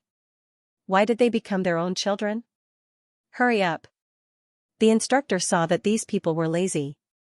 None of them were serious. They were all fine before. Why did they suddenly rebound so much? They had clearly become obedient, but now they were all sloppy. Hurry up. Does everyone have to receive the 5-dragon whip? The teachers and instructors were so angry that the veins on their foreheads popped out when they saw them like this. What the hell, the instructors didn't stand on ceremony. They took a pointer and an electric baton and hit these people directly. Go to the field and combine. Some people were in so much pain that their faces contorted. They shouted angrily, "This is a crime. What right do you have to hit people? Your parents sent you here, so we have to be responsible for you. As long as it's useful, go to the field and combine." Afraid of being beaten again, these girls went to the field. Some parents dragged their feet and didn't take the instructor's words to heart. In the end, the parents who went to the field were trained to do 50 push-ups. These parents were all people who had entered society. Even if they were gathered, they stood in a crooked manner. They gathered in 2s and 3s to talk about the current situation. The instructors didn't stand on ceremony. They took solid steel bars and hit these people's calves and stomachs. It was so painful that it was as if their muscles had been broken. F***ck, what are you doing? Some of the hot-tempered fathers were furious. The pain made them angry as they pointed at the instructors and cursed. Then, they began to push and shout. The scene was chaotic and a fight broke out. These people felt like they were dreaming. They dreamed that they had become children. Furthermore, they were their own children who were being beaten in their dreams. However, the pain on their bodies was so real. It was excruciating. After being hit in the calves and stomachs, it hurt to walk. There were also some girls who used the way girls fought, scratching with their nails. However, in school, they weren't allowed to have long nails. They weren't allowed to use nail polish, much less manicure. Without such sharp nails, their combat strength was greatly reduced. In short, the scene was chaotic. Xianxia sat by the flower bed and supported his chin as he watched the chaotic scene. When people were hurt, they had to resist. Resisting was to protect themselves. However, these children were required to accept these injuries. These parents were beaten until they screamed. Some of the girls even cried out. The chaos in the school attracted the attention of all the teachers and instructors. They all took action. With batons and solid steel bars, they joined the chaotic battle. There were cries of pain and curses. Seeing this scene, Xianxia felt that it was not a waste for her to spend so much of her spiritual force to set up such an array. These parents were all people who had stepped into society. Some of them even had a relatively high social status and were respected by others. Being treated like this, their self-esteem and dignity were insulted, and the scene was extremely chaotic. If such a thing happened to their own child, they would only blame their own child and even say that it was a good beating. When it was their turn, they would fight back. When they were humiliated, they would fight back to regain their dignity. It wasn't only adults who had self-respect and dignity, and it wasn't only adults who had character. In the end, even the principal of the school was alerted. When Ningxu saw the principal, he smiled. Boom! Ningxu heard the sound of thunder in the sky. Ningxu quickly turned into a drop of water and merged with the principal's body. Previously, they had chosen a teacher as the host, but now that the principal had appeared, the principal was naturally more suitable. Ningxu merged into the principal's body in the form of a drop of water. He didn't snatch the principal's body, nor did he participate in any of the principal's decisions. Whether the principal decided to strengthen the education or punish these people, Ningxu wouldn't interfere. After all, these people would be the ones suffering. At the same time, they avoided the heavenly punishment. The rumbling sounds were to kill her. These were all 15 or 16 years old children. They weren't adults yet. No matter how powerful they were still children. Moreover, the other party was tall and strong and had weapons in his hands. This farce lasted for a while before it ended. The instructor yelled that these people were hopeless, that they were trash, and that they would be useless scum in the future. No matter how they were taught, it would be useless. These parents had never been pointed at and scolded like this before. What trash? What scum? In short, personal attacks were thrown at them. Some of the parents' faces turned cold. They felt that when they woke up, they would take their children away, drop them out of school, and change schools. These parents didn't feel sorry for their children. They were angry at themselves for the pain they had suffered. Even if they felt sorry for their children, they were thinking of the best for their children. Children were young, and the rod made a filial son. However, when it happened to them, they were so angry. Some of the hot-tempered parents started to make a fuss again. A new round of chaos began. Some of the children had several bruises on their bodies. They were lying on the ground and couldn't get up. Under the suppression of absolute force, the chaos ended quickly. The instructor made everyone run around the field with weights. After running, they had to do frog jumps. Frog jumps were especially painful. The next day, the muscles in the legs would be so sore that they couldn't move. Going up and down the stairs would be so painful that they would cry. Even touching their legs would hurt. Of course, these parents wouldn't obediently run. Even if they wanted to exercise, it was under voluntary circumstances. How could they force people like this? Some of the hot-tempered parents even sneered and scolded, "I'm the one who pays the money. How dare you treat me like this?" What they got was a beating. For those who didn't run, a dragon whip would hit their legs and stomachs. Let's see if you still want to run. Jump up and run. Sparsely, some people began to run. It was human nature to hate work. These people usually didn't even know how to exercise. Suddenly, they were so tired that they started to pant. Ningxu, who was in the principal's body, heard the rumbling of thunder. This kind of thunder couldn't be heard by others, but Ningxu could. Ningxu rolled his eyes. "Do you think I'm willing to lose my soul energy to do such a thing?" Ningxu paid special attention to the client's mother. The client's mother was running at the back of the pack. She ran slower and looked like she was in pain. Her body was in pain, especially her neck, which hadn't recovered yet. When she ran, her head would sway and she would feel like vomiting. Moreover, she would sweat all over. Ningxu felt pain even with this body, let alone ordinary people. "Run faster. Did you not eat?" the instructor shouted. Under the huge lights, groups of people didn't sleep at night and ran on the field. Some people were so tired that they sat on the ground and panted.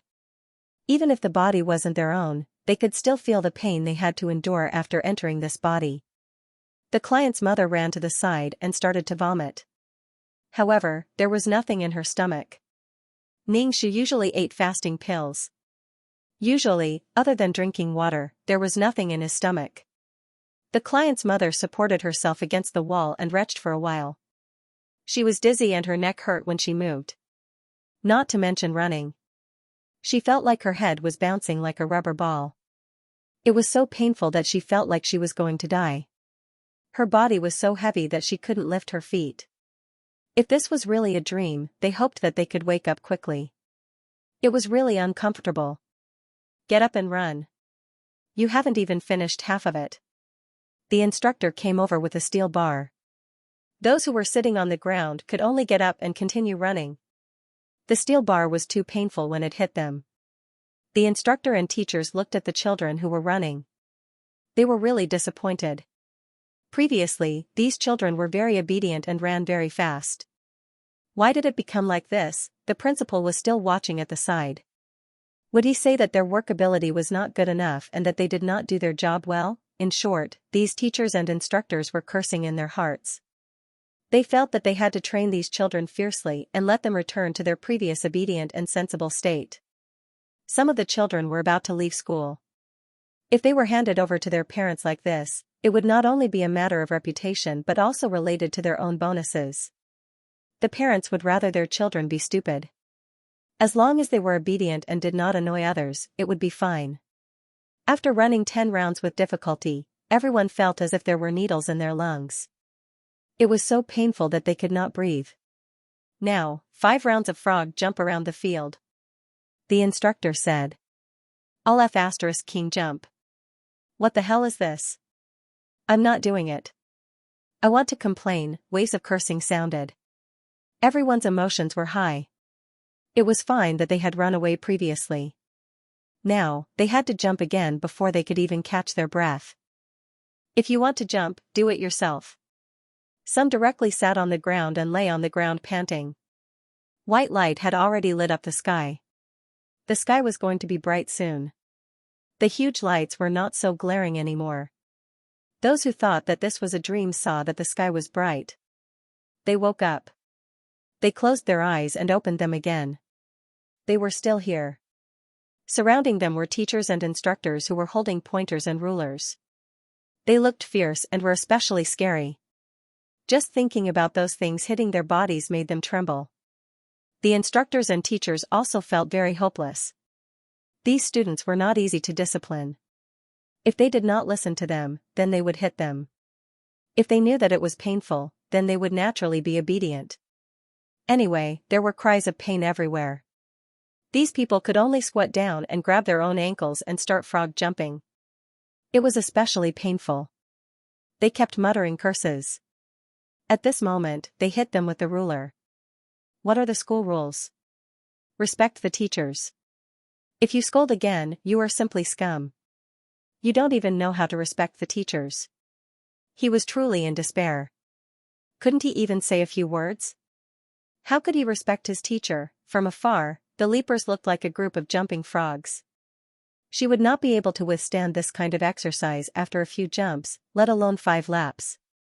She might not be able to get out of bed the next day. However, the teachers would always take a small notebook to record the mistakes of the students and slowly educate them in the future. The client's mother fainted.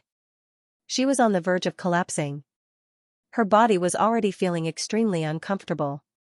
Under such intense exercise, her body couldn't take it anymore and she fainted. Don't pretend to be dead. If you're not dead, then continue. The instructor kicked her body. Every time she used the same excuse, it was annoying. He had seen too many of these people who were hopeless and full of lies, using illness as an excuse to avoid punishment. The client's mother woke up and pleaded, "Let me rest for a while. My head hurts, and my neck hurts too. I think it's a stiff neck or a concussion."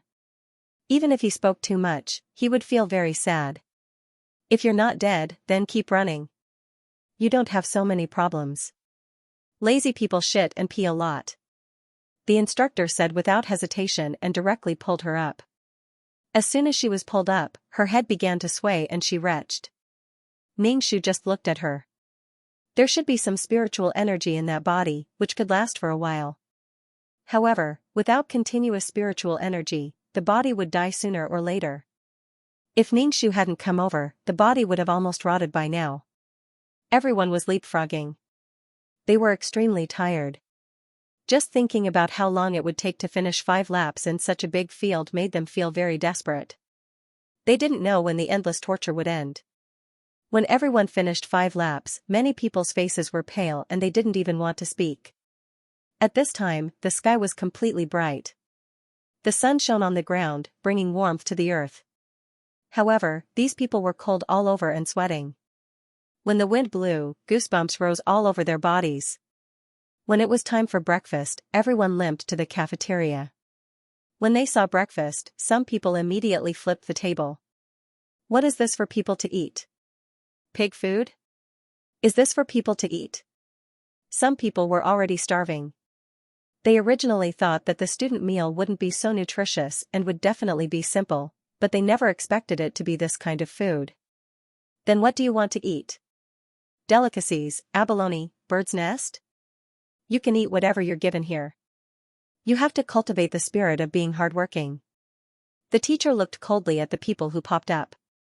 Everyone was so hungry that they were grumbling, but in the face of such food, they really couldn't eat. Many people who came from wealthy families couldn't eat this kind of food. Many people didn't eat. Anyway, if you don't want to eat, then forget it. After breakfast, it was time to go to class again. These adults had already returned some knowledge to the teacher.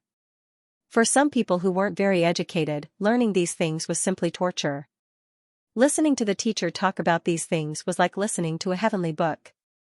Everyone was not in the right state. When the teacher asked questions, they couldn't answer at all. If they couldn't answer, they would be beaten with a ruler and taught a few words. If they didn't study well, they would be a cripple in the future and the dregs of society. If this was a dream, then it was too real.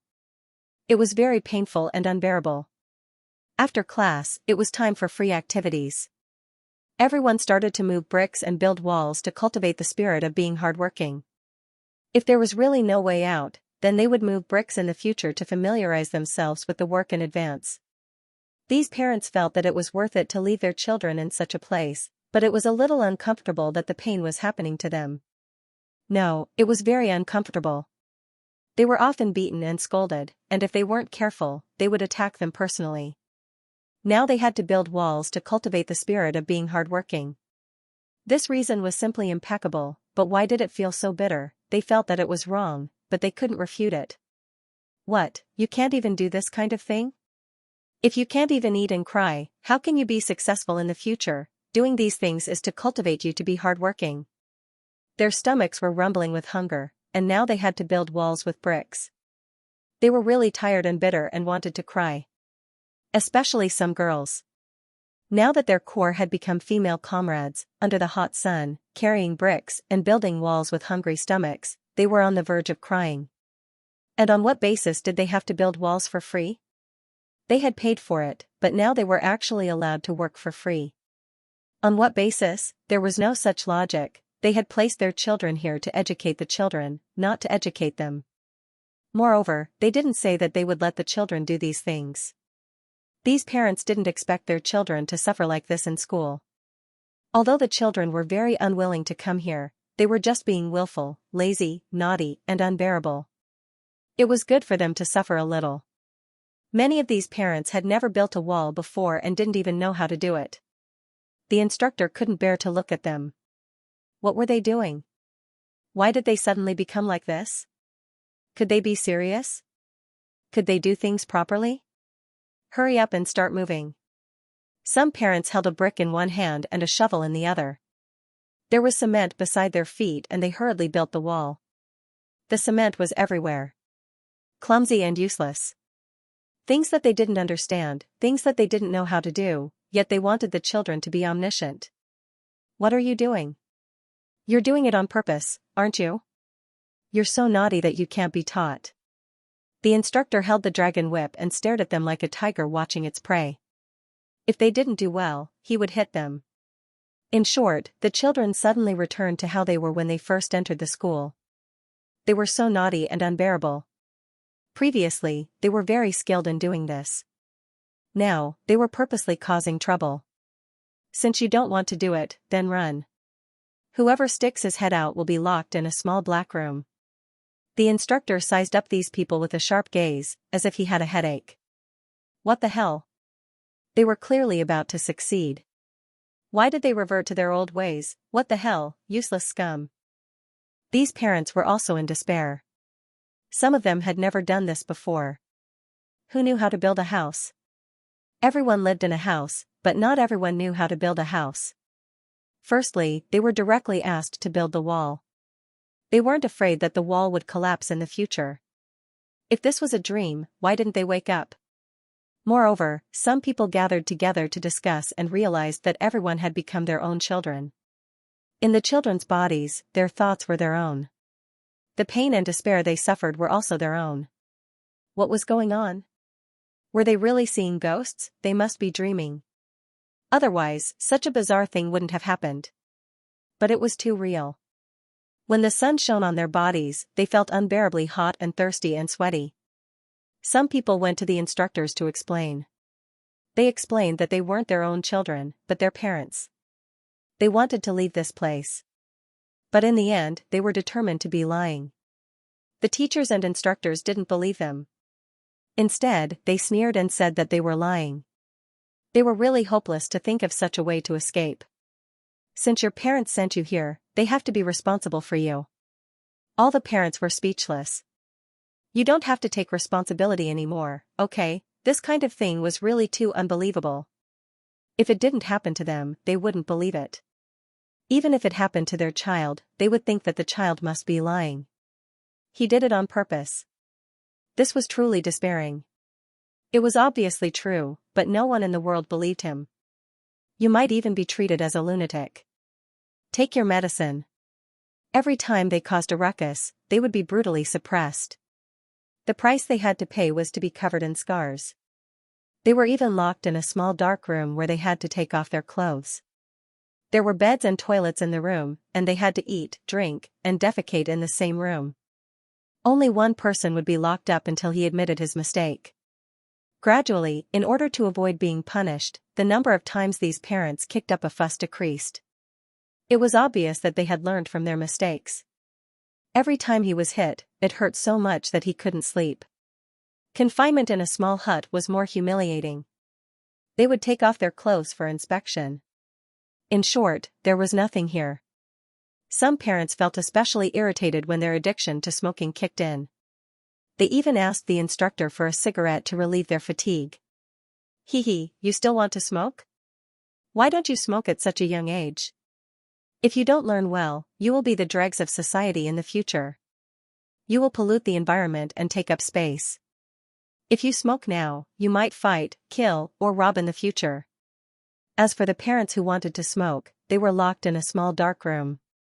If they wanted to smoke, they had to go to the instructor. Wasn't that courting death? If they didn't punish you, who would be punished? The instructor would be so angry that he would laugh. They were looking down on him. No matter what these people did, they would be severely suppressed.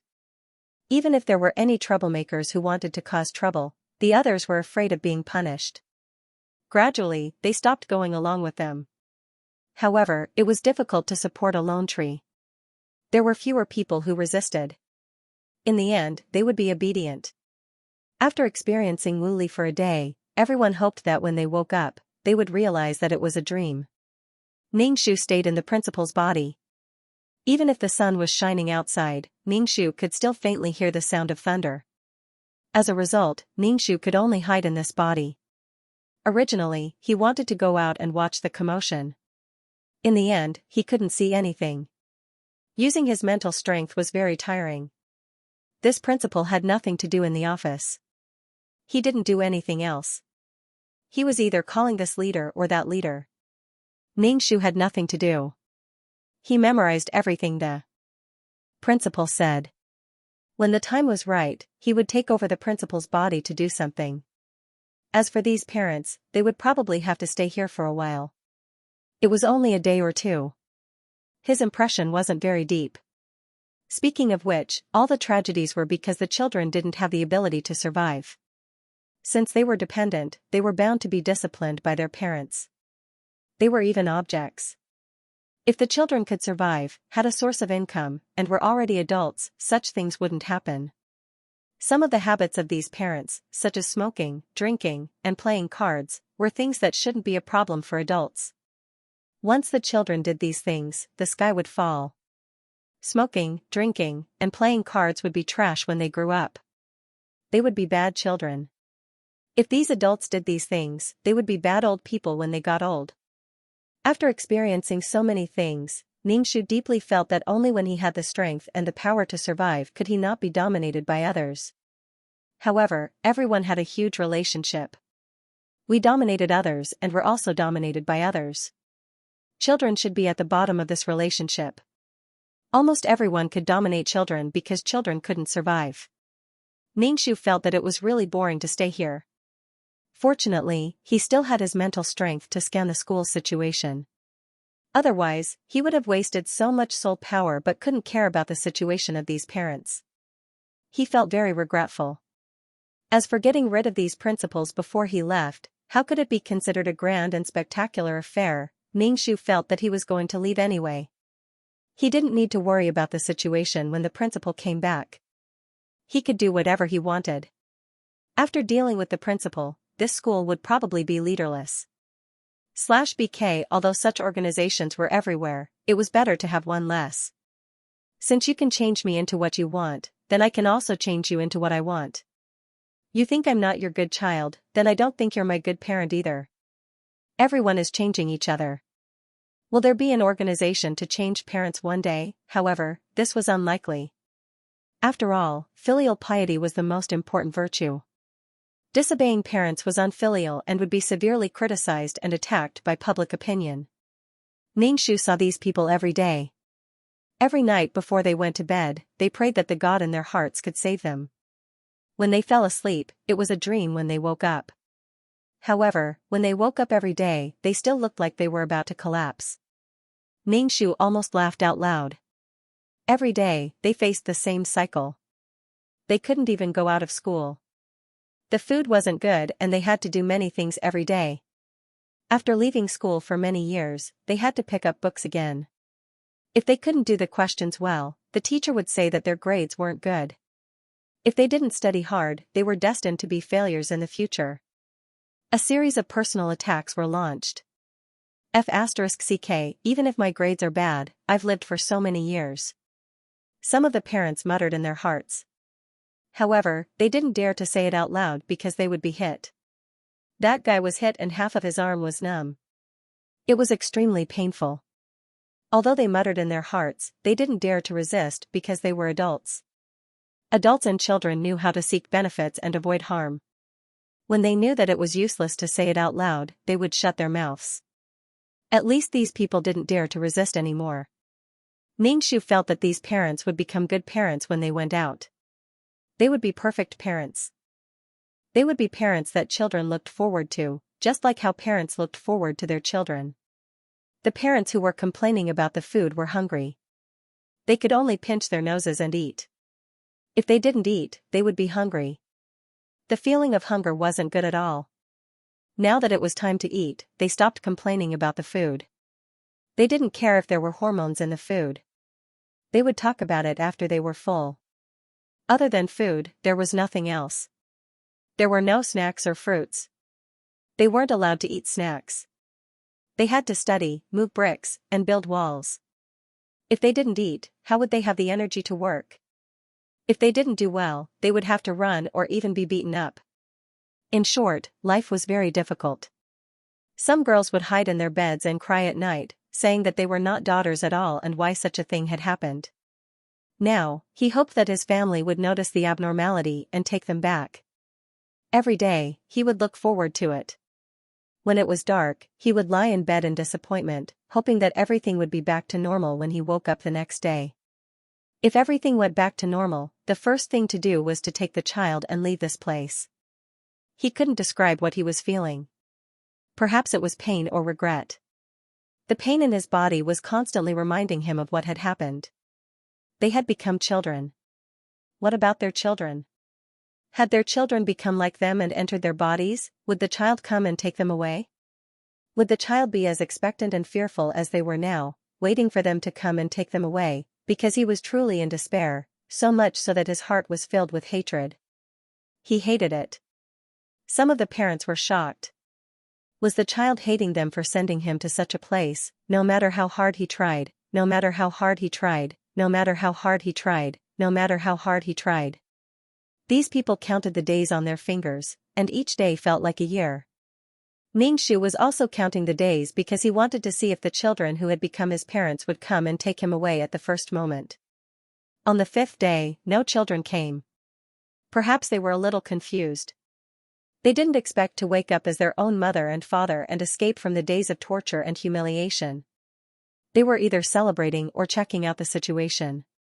In any case, they didn't come and take his body away at the first moment. Xianxia, this is a little awkward. You thought you were good to the child, but they didn't accept you. Because of this, they even lost their weak blood relationship. Xianxia counted the days, wondering when these children would come. These parents were at least obedient under this kind of high-pressure teaching. Even if they had something in their hearts, they wouldn't say it out loud. Silence was golden. Parents who didn't do well in their studies were now forced to study. It was painless, but if they didn't do well, they would be punished. Moreover, it was a punishment that hurt their self-esteem. Everyone here knew that they were adults and knew that the other party was the child's parent.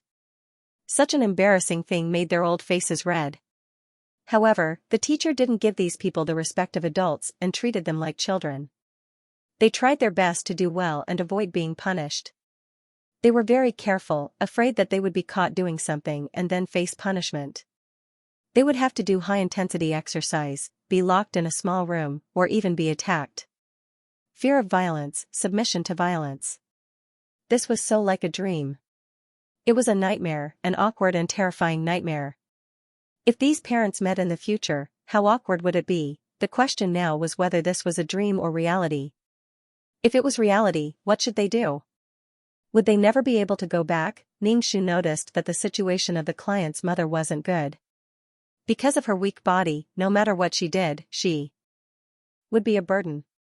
She was often punished and couldn't answer questions in class. Anyway, that body wouldn't be able to hold on for much longer. Anyway, he had to use this body's death to do something. Very soon. After that, parents came to the school one after another to pick up their children. Of course, the school didn't allow it. They tactfully told these parents that it wasn't time yet and that they could only leave the school when it was time. Moreover, they had said that the children would be handed over to the school. The school would definitely teach the children well before giving them to them. They had to hand over children who were obedient, sensible, and had excellent grades to their parents. These parents saw that the instructors and teachers who used to beat and scold them were now speaking to them politely. Was it because they were now the financiers and the ones who paid the money? Was that why they were so polite? Some of the more ambitious children wanted to see their own bodies and check out the situation at the same time. Of course, the children who wanted to see their parents were warned in advance not to say anything about the school. Even if they saw their parents, they were not allowed to do so. The parents and children met, but their identities were switched. Parent, you must study hard here and listen to the teachers. Child, brat, what are you talking about? Hurry up and take me out. /BK No one knew a son better than a father. Parents knew what their children were like, but the children also knew what their parents were like. Some hot-tempered parents wanted to rush up to the children who had taken over their bodies, but they were all stopped by the instructors. *CK, what's wrong with these children? Shouldn't they be obedient when they see their parents, brats? Parent, please educate our children well. Child, Xianxia, I'm dying of laughter. Some children came, and some didn't. Perhaps they were afraid to come here, or perhaps they were very afraid because of the change of body, or perhaps there were other reasons. Only a few children came. However, Xianxia felt that the children who came were gloating over her misfortune. In short, whether these children were gloating or indifferent, they never came to visit. In any case, the relationship between parents and children was almost broken. It was like the parents sent their children here, and the children allowed their parents to stay here. Both sides were hurt, and this rift would only grow bigger. Even when they met, it was a scene of silence. These parents muttered and scolded their children for being unfilial. They were indifferent to seeing their parents suffer here. The girls directly cried. Some people were going to stay here for a year and a half. Would they have to live like this every day? How could this be? Some of the soft-hearted mothers cried in pain at the thought of their children suffering such pain. They wanted to hug their children and wail. In short, they felt very painful.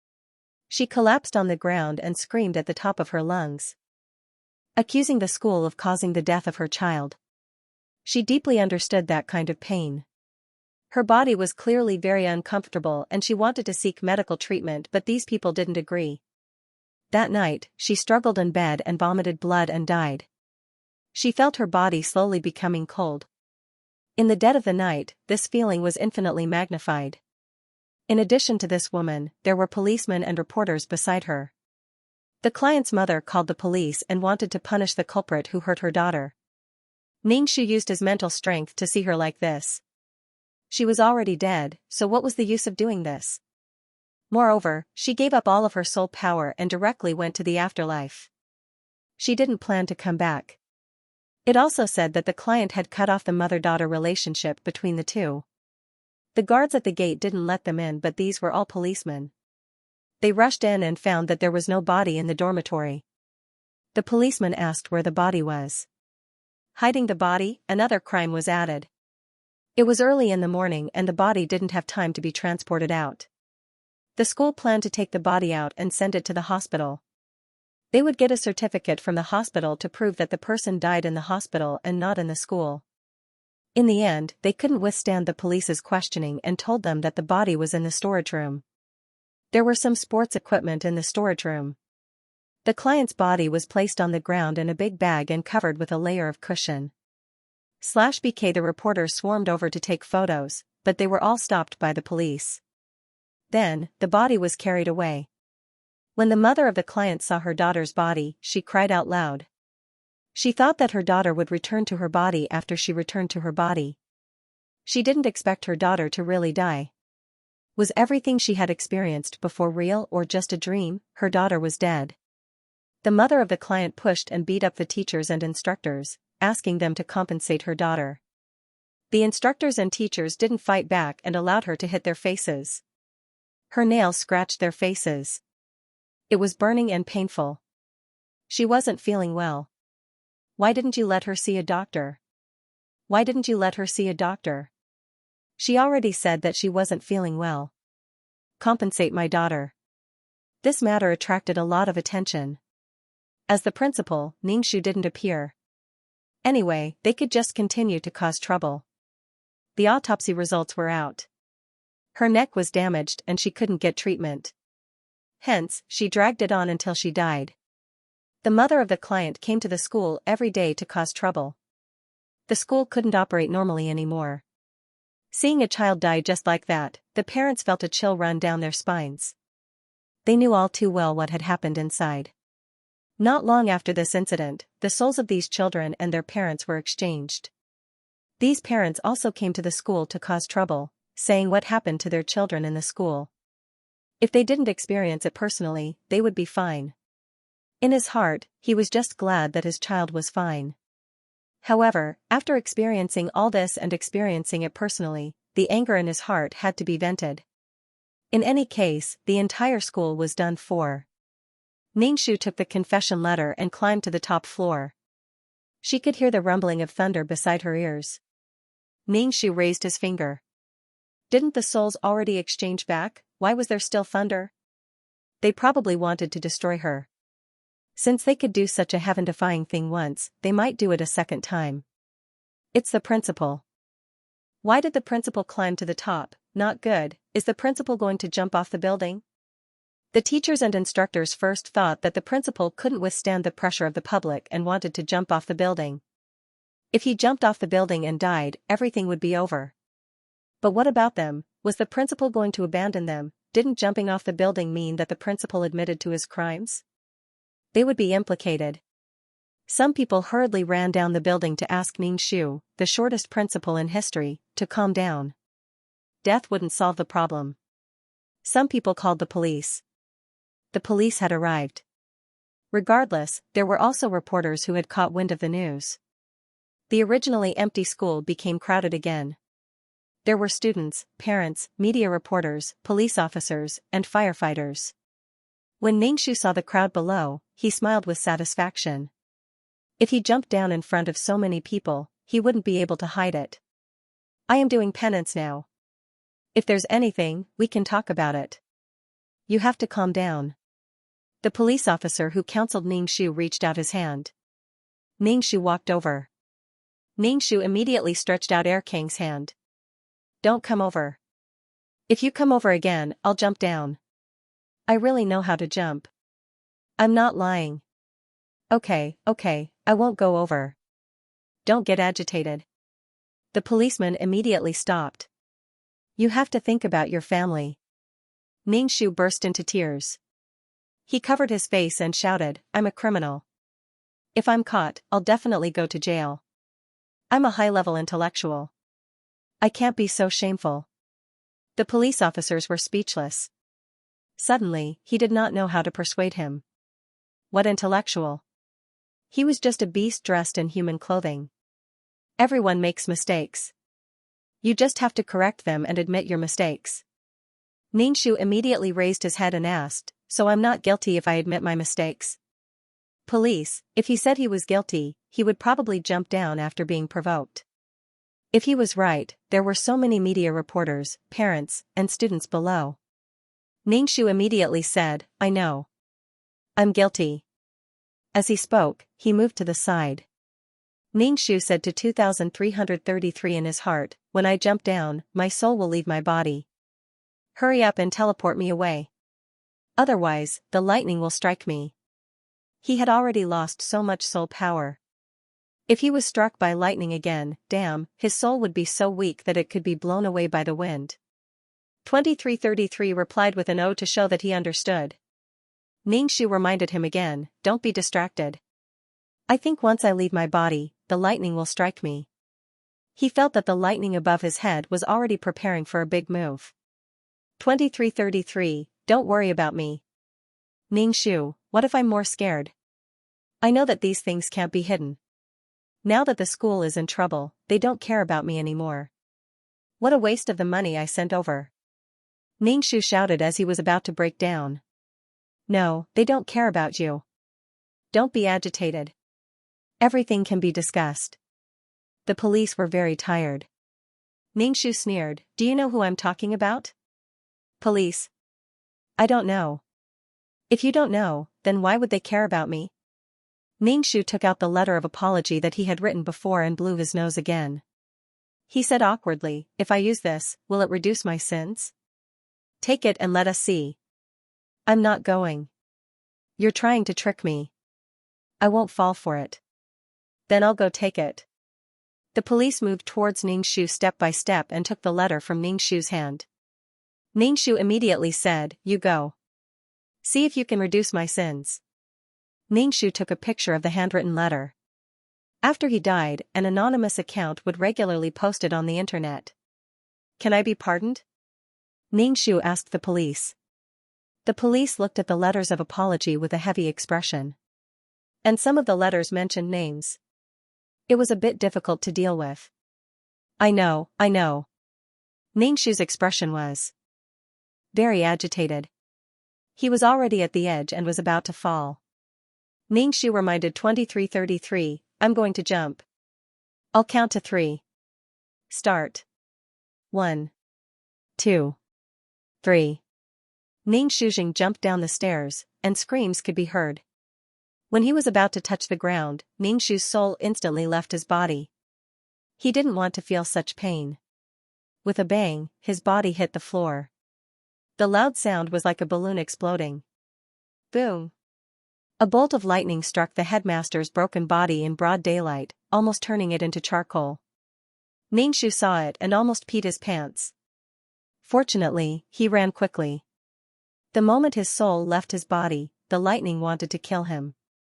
But the principal's soul suffered. Fortune doesn't come in pairs. Misfortune doesn't come alone. He was dead. Now even his soul was weakened by the lightning. He might even be turned into ashes. Everyone was dumbfounded, and the screams in their throats were blocked. They never thought that they would be struck by lightning after jumping off a building. This was really unprecedented. /BK after jumping off the building, he was struck by lightning in broad daylight. After being stunned for a short while, the reporters started taking photos like crazy. After all, this was quite a gimmick. Although science was advocated now, this kind of thing was only possible because the heavens had eyes. Being struck by lightning after death, it would definitely be a hot topic. Police, this guy is too impatient. He's such a straightforward person. He jumped down in such a hurry. Moreover, the names written on the letter of apology are all leaders. With his jump, some things became even more complicated. What was this called? This was called suicide. Not only did he die, but he also put a label on some people's heads. This matter couldn't be publicized, but it didn't seem right to not publicize it either. In short, his jump ended everything. However, some things became unverifiable. If he was still alive, he could change his words. But now that he was dead, what could he say? The police kept the letter. This kind of thing was better left to the higher-ups to handle. These people were not something a small police officer could handle. As for the letter, it would not be publicized. When these parents and students saw the principal's body turned into charcoal, they all felt very happy. They felt that all the pain and grievances they had suffered had been vented. He must have done too much evil and was struck by lightning after death. Let's see who the heavens will spare. The client's mother kept pounding her chest and crying. Even if the principal was dead, her daughter still couldn't come back. She was dead. In the past, she had expected better from her daughter. She hoped that her daughter would be better and become better. But she had never thought of letting her die.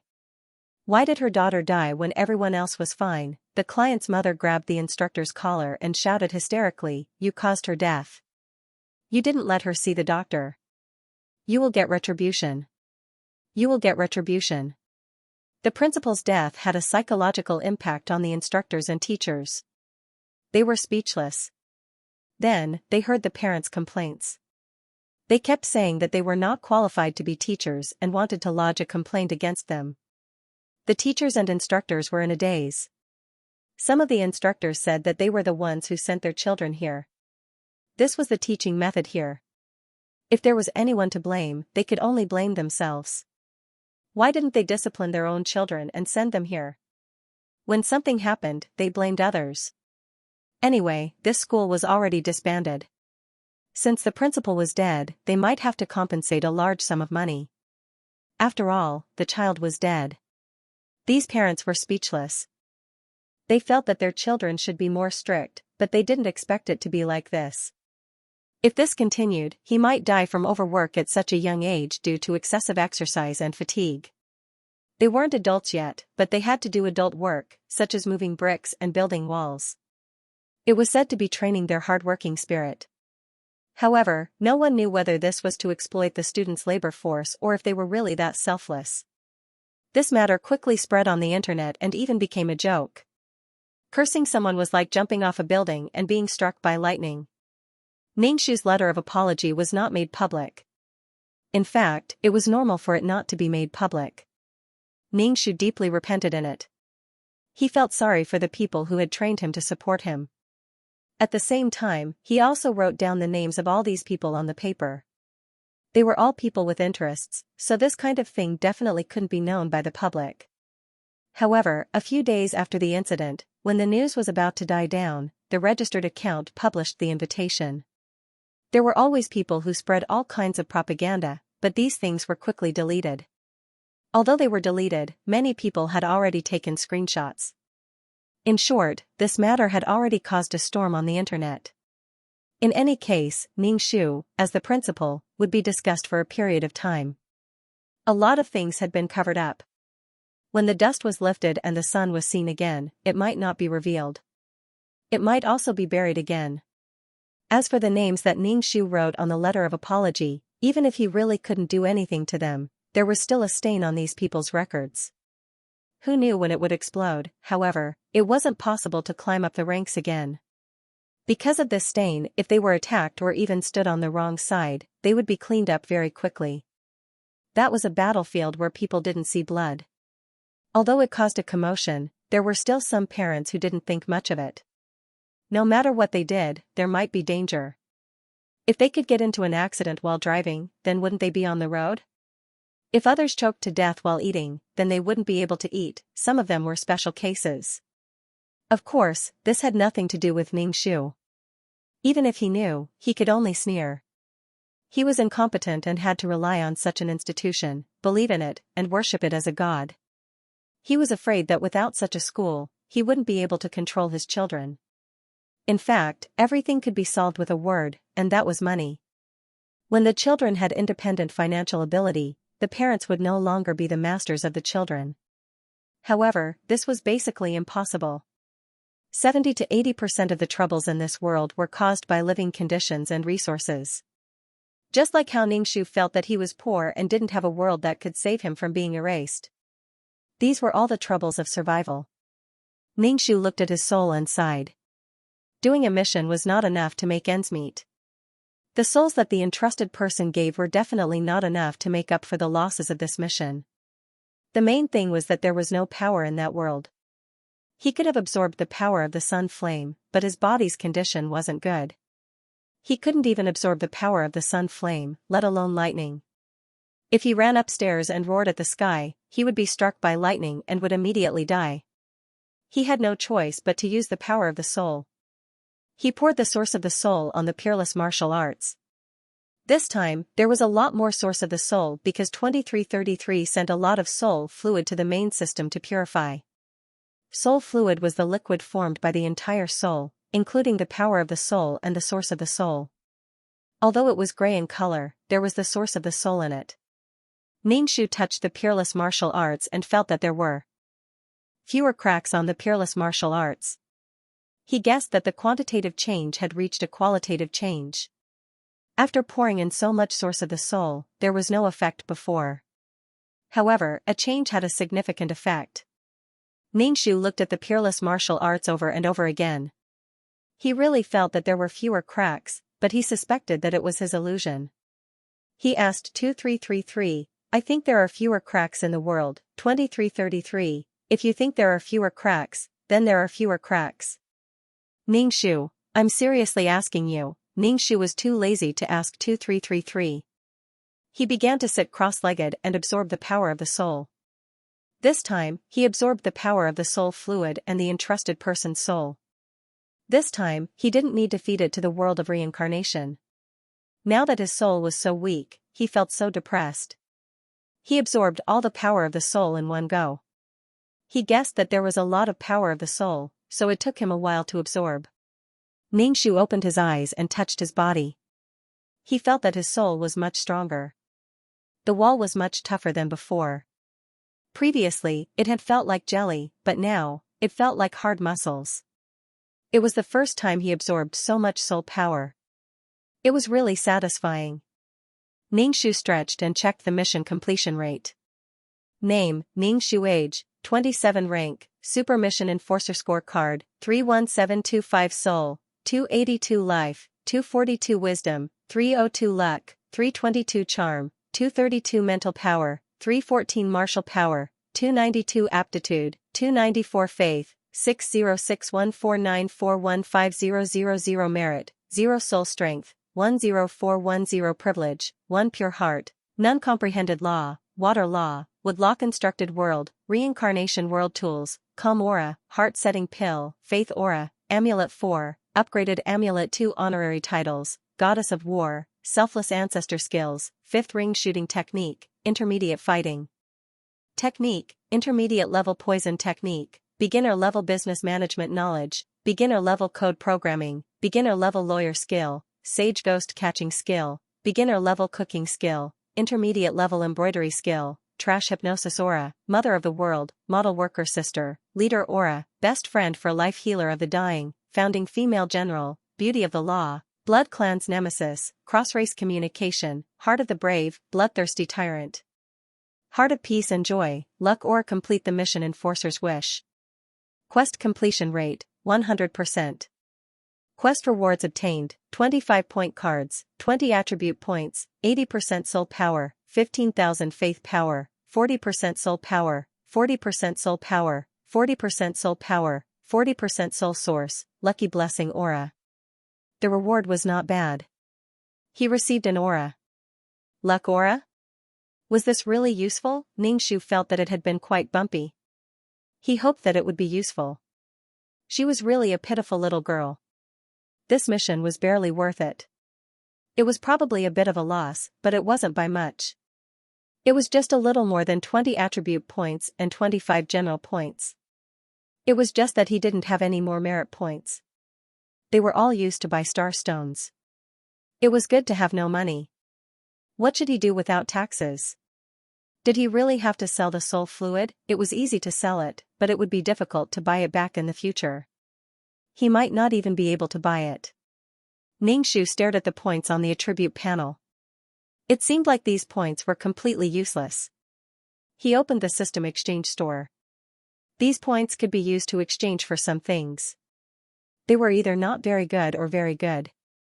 They required tens of millions of points. Ningshu felt that these points cards were a bit like discount coupons. He didn't really care. Closing the stats panel, Ningshu stroked the peerless martial art back and forth. There were definitely fewer cracks now. He wondered if the law of nothingness was still bubbling. Ningshu entered the peerless martial art and saw a layer of white mist floating above the law of nothingness. It was still bubbling, but it would occasionally bubble. Ningshu wanted to reach in and feel the temperature of the water. However, she quickly stopped this suicidal thought. What if the law of nothingness devoured her? She couldn't even find a place to cry. He really didn't know what to do with it. The star rock was extremely expensive. If he did it again, Ningshu felt that he would be at the end of his rope. Because of this thing, he had spent so many resources and even destroyed the world. Originally, the peerless martial art should have a smooth life and become an ordinary world. But now, it had become like this. Bitter. Such a big piece of star rock should be able to last for a while. He would go to the Nine Palace Mountain to see if there were any more of those purple stones. It would be even better if there were mines for these stones. With such a high temperature, even if there were mines, Ningshu felt that there wouldn't be any plants around the mines. Seeing the law of nothingness bubbling and the cracks on the peerless martial art lessening, Ningshu was still in a good mood. Was it because of the lucky aura? It was probably one of the reasons. However, if she didn't do anything and didn't repair the peerless martial art, how could there be fewer cracks?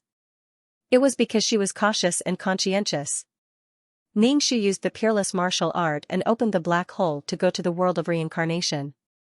2333, you're leaving again. Aren't you going to do the mission?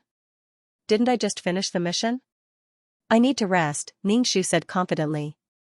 2333, he was going all out just to do a mission. The time he spent doing it was even longer than the time he spent on the mission. 2333 really wanted to explode. Do you know how many missions are piled up here? It's okay. Take your time. Ningshu wasn't worried at all. Also, there's still soul fluid waiting for us to get. Don't tell me we don't want to get soul fluid because of the mission? Also, doing missions was tiring. He needed to rest. 2333 I've been successfully convinced. Ningshu walked into the black hole and entered the dark world of reincarnation. He looked at the vast and boundless world. Take your time. Don't be in a hurry to split. He was afraid that if he kept splitting, he would fail and become a pile of space trash. He couldn't even pick up the trash. How sad. He walked past the Thunder Kirin and went to take a look at the rebirth pool. Ningshu was worried about the rebirth pool. He was afraid that something would happen to the rebirth pool. After all, many worlds were depending on the rebirth pool to survive. Bonehead Li Si was still squatting beside the rebirth pool. He was so scared that some souls didn't even dare to jump into the rebirth pool. Ningshu walked over and said, "There's no use for you to guard here. Even if he wants to come back here, he'll need a few decades." Li Si sighed. What if he dies halfway? Ningshu, is it really okay to curse your master like that? Li Si, you've changed. I just want to guard here forever, Li Si said. How can others go to reincarnate if you guard here? Ningshu couldn't help but say. If no one jumped in, how could there be any soul power? Oh, then I'll stay further away. Li Si stepped back. Then, he sat down and stared at the rebirth pool. Then, he said to Ningshu, Great Aunt, do you think I should reincarnate with young master? Ningshu, forget it. You'll probably be a skeleton in the future. His soul couldn't come out anymore. He didn't want to dirty the rebirth pool if he jumped in. Li Si was depressed. If he knew this would happen, he would have left this body. Now that he was a skeleton, did it mean that he couldn't reincarnate anymore? In the future, young master would reincarnate continuously. He would guard here and watch young master reincarnate again and again. It was too cruel. Li Si was tortured by the various miserable scenes he imagined. In the end, he covered his face in grief. Ningxu really could not see any sadness on Bonehead's face. Hence, he could not empathize with his sadness at all. Stay away. You're too scary, Ningxu said. They're still ghosts. Don't look down on each other. Ningxu, what he said made sense. Ningxu checked the rebirth pool. Seeing that there were no problems, he entered the second level. Ningxu went to find the earthworm first and gave it some soul stones to eat. It must have starved to death after such a long time. Ningxu went to the slums. He found that Yi Lin and the earthworm's house had collapsed. It was a mess on the ground. Where did the man and the earthworm go? Where did they go? Ningxu hid in the city and looked around. He found that there were a lot more people in this city. There seemed to be many refugees. Could it be that the people from the previous two cities had all come to this city? Ningxu, this was a little awkward. He had brought her out, but in the end, she ran to another city. It was also possible that they had been robbed by another city. Where did the earthworm run to? Ningxu wandered the streets. There were many guards in the city. They patrolled again and again. There were also some guards. There was a wanted poster on the wall.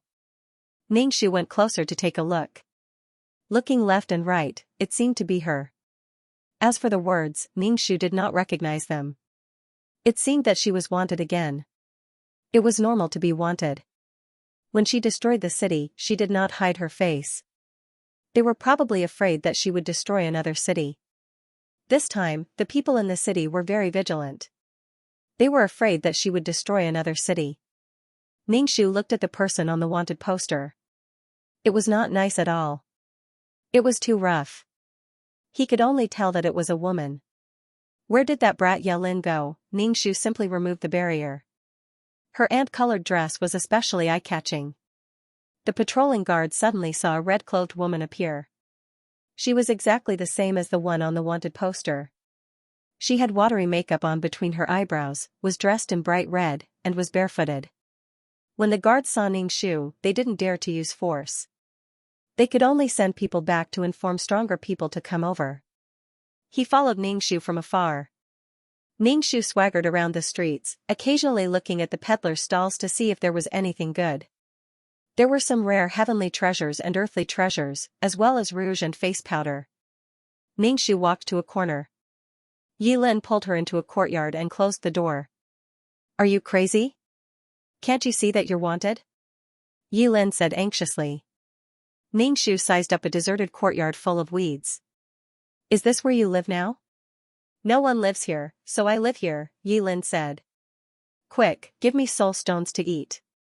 I'm starving to death. The earthworm crawled out of the ground. Quick, quick. Ningxu, are you really hungry? Why do I feel like you've gained weight? The earthworm, I don't think so. How am I fat? Ningxu rubbed her chin and sized up the earthworm. Yi Lin seemed to like the earthworm very much. He said to Ningxu, it's very powerful. Ningxu glanced at the earthworm indifferently and asked, how so? It can kill people with a single bite, and it seems to like soul fluid very much. Every time we attack a guard general, we steal his spirit. Istyle equals color, hashtag 4876FF, this is a gorgeous line, /I please note, after reading for a long time, please pay attention to your eyes. Recommended reading, Istyle equals color, hashtag 4876FF, this is a gorgeous line, /I spirit, it's eaten all the soul fluid. Ningxu chuckled at the earthworm, saying that it was hungry, but it had gained weight. Ningxu said to Yi Lin, don't feed it so much in the future. It can't gain weight. It's not good for the body, and it's easy to get 3 types of high. Yi Lin, the earthworm, wow, that despicable woman is going to deduct its rations again. If you have more soul fluid next time, keep it and give it to me, Ningxu said. Yilin didn't suspect anything else. Besides, he didn't need soul fluid. Since she needed it, he would give it to her.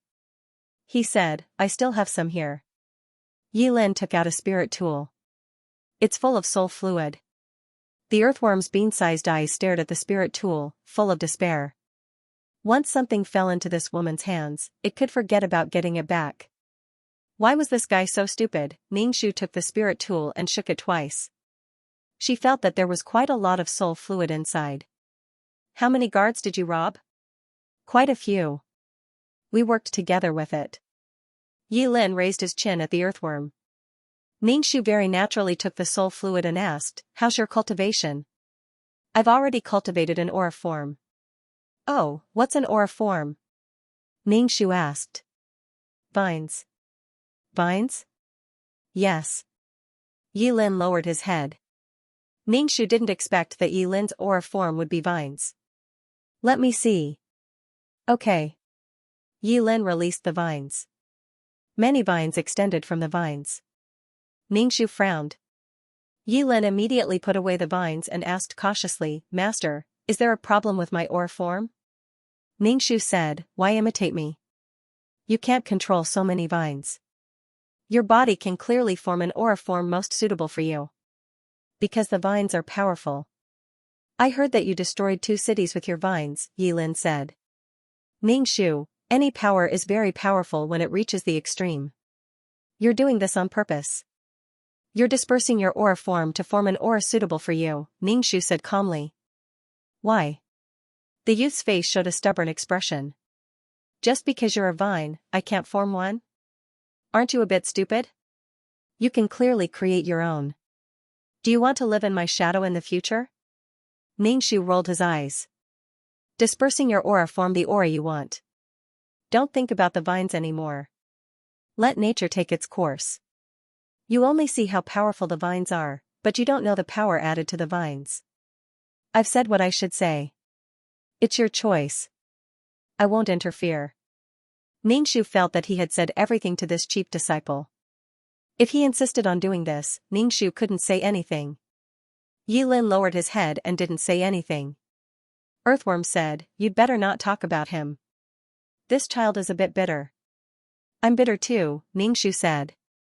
Earthworm, haha, Yilin lowered his head and didn't say anything. Ningxu didn't say anything either. The atmosphere was a bit awkward. After a while, Yilin raised his head and looked at Ningxu. He asked, do you really think that the vines I form aren't good? No, it's very restrictive on you. You can clearly create a new path that belongs to you. Why do you have to do this? Isn't it good to follow your heart? Ningxu asked in return. He wanted to sigh. Yilin said, oh, and didn't say anything. Ningxu heard a lot of footsteps outside. It should be the guards outside who were chasing after them. The outside of the courtyard was surrounded by guards, and there were many experts floating in the air, staring at Ningxu and Yilin in the courtyard. Suddenly facing so many people and being exposed, Yilin felt a little uneasy. He had always been secretly dealing with the guard generals. Even if the guard generals in the city died and disappeared, no one knew that it was him who did it.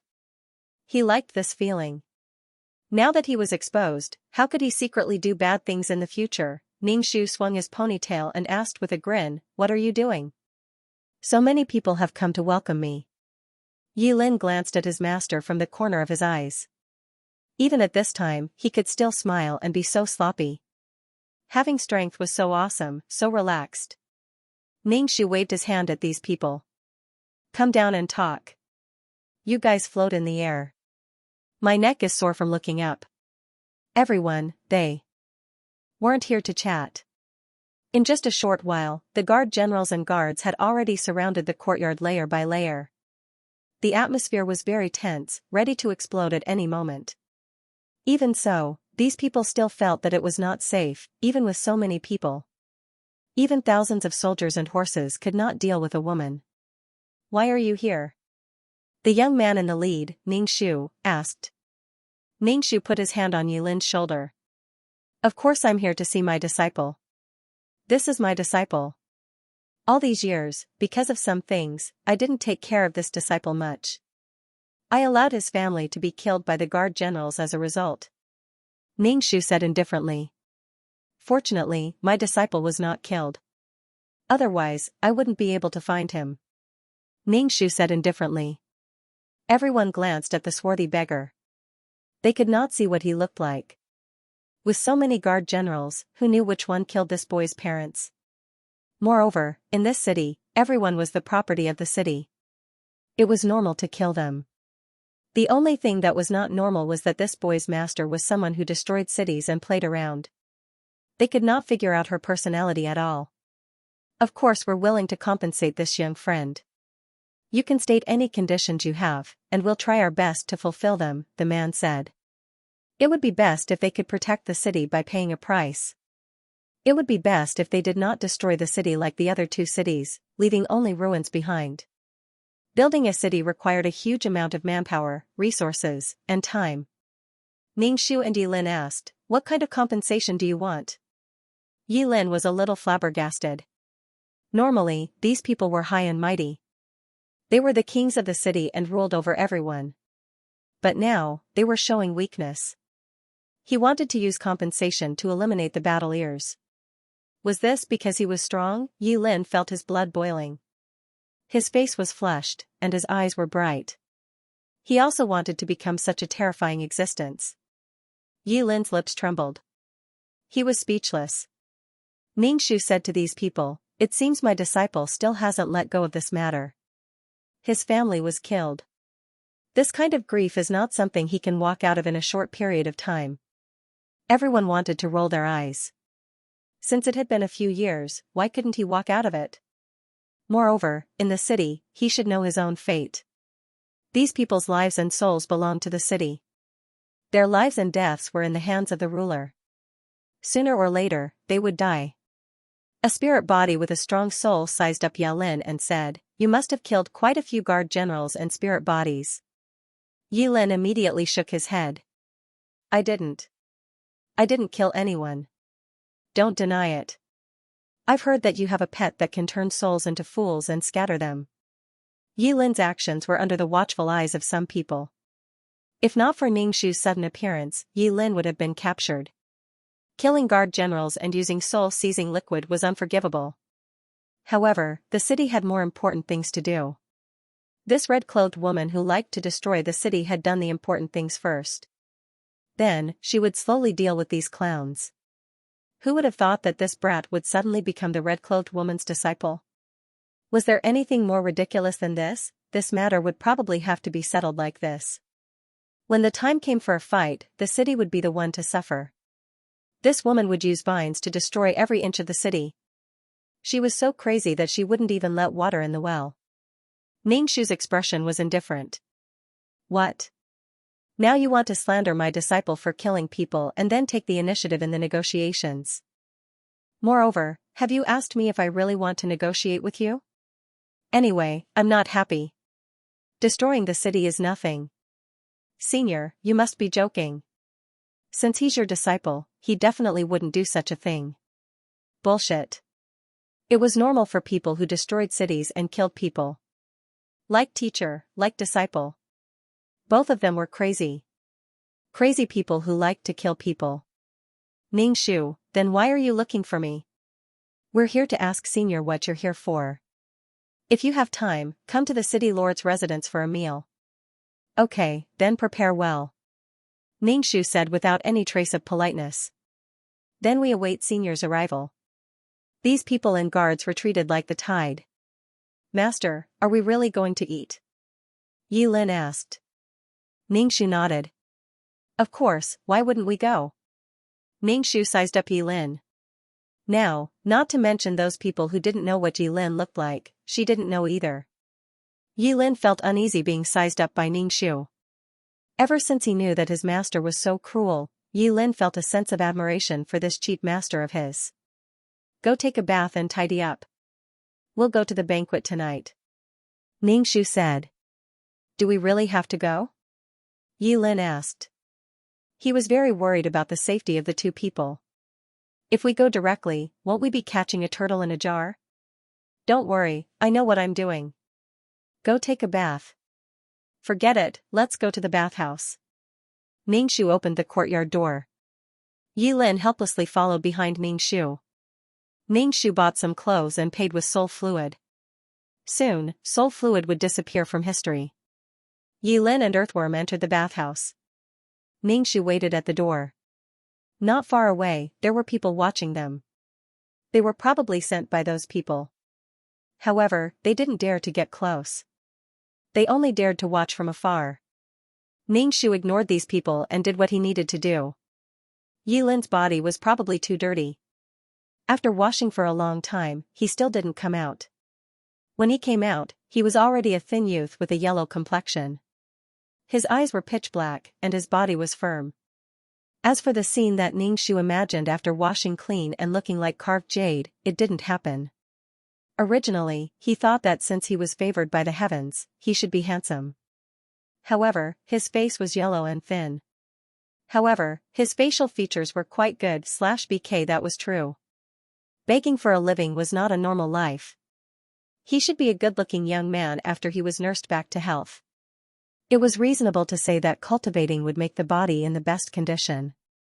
He had already cultivated the chi form, but he was still so thin and weak. Yilin took a comfortable bath. Seeing his master staring at him like that, and a woman at that, he was already a young man. He naturally knew the difference between a man and a woman. Ningshu forcibly made Yilin's face turn red. Ningshu shook his head and said, "You don't look good." Yilin? Clang. What was it that broke? Ningshu chose royal blue clothes. He thought he would be a handsome young man, but he looked like he had just recovered from a serious illness. Earthworm had taken a hot bath and was lying comfortably on Yilin's shoulder. He felt the young man's body suddenly stiffen. "I think you look good. You were so dirty before, but now you're so clean," Earthworm said. Unfortunately, Yilin couldn't hear the Earthworm's words. Ningshu brought Yilin to choose a new set of clothes. This kind of sapphire blue clothes could only be worn when he could hold it down. Back in the deserted courtyard, Ningshu sat on a stone bench and condensed a mirror with water in front of him. "You haven't seen yourself before, right? Look. You're yellow and skinny. Have you ever seen an expert look like a refugee?" Yilin looked at himself in the mirror. He wondered how the water-like mirror was formed. His master was more powerful than he had imagined. He always felt that she was a little mysterious. "Do you see it?" "Yes." "Do I look good?" "Very good." "Ningshu. Do you know?" "Why?" Yilin shook his head. "Release the vines and wrap them around the house," Ningshu said. "Okay." Yilin released the vines. At first, it was fine, but as more and more vines appeared and stretched further and further, his expression became a little painful. Cold sweat rolled down his forehead. These chi force vines didn't listen to his commands at all. They either didn't move, or they were in a mess. This was because Yilin's control was not good enough. "Alright, put it away," Ningshu said. Yilin also seemed to know that he had done something wrong. He lowered his head and did not say anything. "Do you know what the reason is?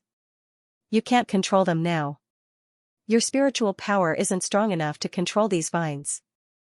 You need to control every single one of them. You're overdrawing your spiritual power. When your spiritual power can't hold on any longer, you'll begin to overdraw your soul. Now you look yellow and emaciated, but after a while, you'll become an old man." Cultivation could allow a person to maintain their best condition and even maintain their body at a certain age and state. However, it was rare to see a situation like Yilin's. "Then, Master, do I really have to disperse the chi form again?" Yilin asked, somewhat unwilling to give up. "Why are you so insistent on this thing?" Ningshu was somewhat amused. "They are of the same origin." Ningshu was speechless. "Let me tell you, when I had a body, the chi form I cultivated was a dragon, not a vine. Everyone's chi form is different. Who told you that it has to be a vine?" Yilin was speechless. He suddenly felt so desperate that he wanted to hit someone. "Disperse the chi form. Come here, I'll disperse it for you." Seeing that this guy had given him some soul fluid, it was just a matter of convenience. Yilin approached Ningshu. Ning-Shu said, "It hurts a little." Before Yi Lin could react, he felt as if his dantian had been smashed by something. He spat out a mouthful of blood, and the meridians all over his body bulged.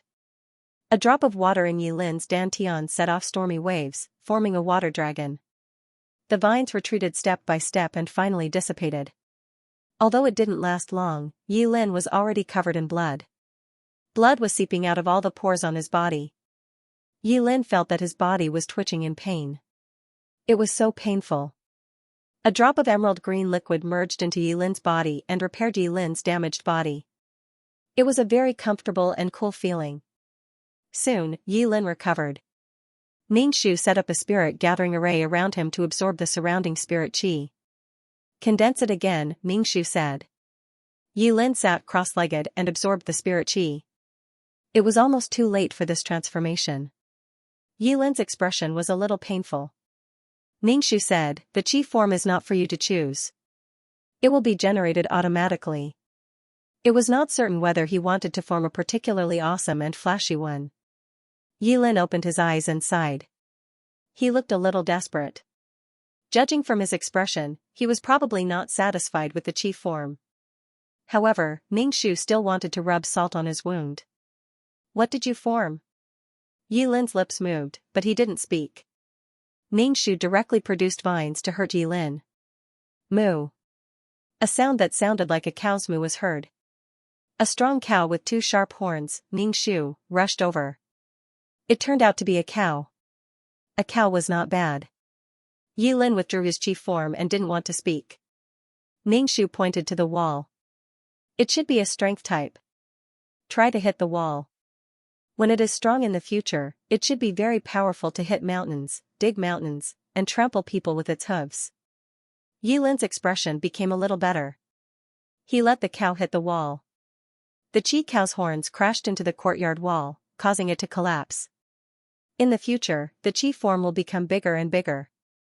"There will be a lot of room for growth," Ning-Shu said. It could also become a mount, like a giant dragon. However, it wasn't as flashy as a qilin, phoenix, or giant dragon.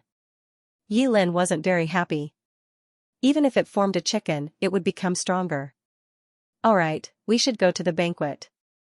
Ning-Shu stood up and stretched. When the second level was resolved, he wanted to go to the third level to take a look. He wondered what the third level was like. Yi Lin followed beside Ning-Shu. He couldn't help but ask, "Why do we have to go? Isn't it better to just destroy the city?" Sometimes, fighting is really tiring. It also used up the power of the law of wood. But sometimes, only fighting can solve problems, Yi Lin said. "Do you know how to be polite before resorting to force? If we start fighting, it won't be cool," Ning-Shu said. As the two of them spoke, a group of guards came over. Ning-Shu cupped his hands and said that they were here to welcome them. The palace between the cities was very big and very luxurious. It was even more luxurious than ancient imperial palaces. Yes, there must be a lot of soul fluid inside. It was Yi Lin's first time coming to such a luxurious place. He was especially shocked, but he tried his best to pretend to be calm. He secretly sized up Ning-Shu. Suddenly, he wondered what kind of person his master was. Even in the face of such riches, his expression was indifferent. His background was really mysterious. It was likely that everyone in the second level of 9 Palace Mountain who knew of Ning-Shu's existence was digging up Ning-Shu's background. However, Ning-Shu was a person without a background. He was a person who appeared out of thin air. /BK A large group of people greeted Ning-Shu at the entrance of the palace. There were many people, and their auras were all very powerful. This was a warning to intimidate her. Yi Lin was obviously intimidated by this aura, but he quickly came back to his senses and kept silent with a cold expression. When faced with an embarrassing situation, one only needed to keep a cold expression and not speak. "Senior, please take a seat." These people were very polite as they let Ning-Shu enter the palace. Ning-Shu grunted and sat down. Yi Lin sat beside Ning-Shu, and the others also sat according to their status. As soon as they sat down, the sound of stringed and woodwind instruments rang out, and beautiful dancers entered the palace and started dancing. Ning-Shu just looked at them with a cold expression. As for the things in front of him, Ningxu would not eat them, as they would pollute his soul. The jug was filled with soul fluid. It seemed to be quite pure, but to Ningxu, it was still impure. Ningxu propped up his chin and looked at the dancers dancing enchantingly. These beauties were really beautiful. If they were in the modern world, they would all be big stars. Seeing that Ningxu was not eating or drinking the soul fluid, a person stood up with a wine cup and said to Ningxu, "Senior, this is the purest soul fluid in our city. Please try it." Then, as if to prove that there was no problem with the soul fluid, he drank it in one gulp. Ningxu looked at the person who drank the soul fluid in shock. "You have a body, but you still drink soul fluid?" When everyone heard her ask such a superficial question, they wondered if this person had come out of the mountains or forests. However, they still answered seriously. What if this person went berserk again? From the information they had received, this woman was really very willful. Soul fluid can be used by both spirit bodies and cultivators, someone explained. Does absorbing soul fluid help a cultivator's cultivation? Ningxu had a frightened expression on her face. Wasn't this just messing around? She knew how to play. There were no cultivators on the first level who could absorb soul fluid with soul stones, but the people of this world drank soul fluid as a drink. Everyone, what a country bumpkin.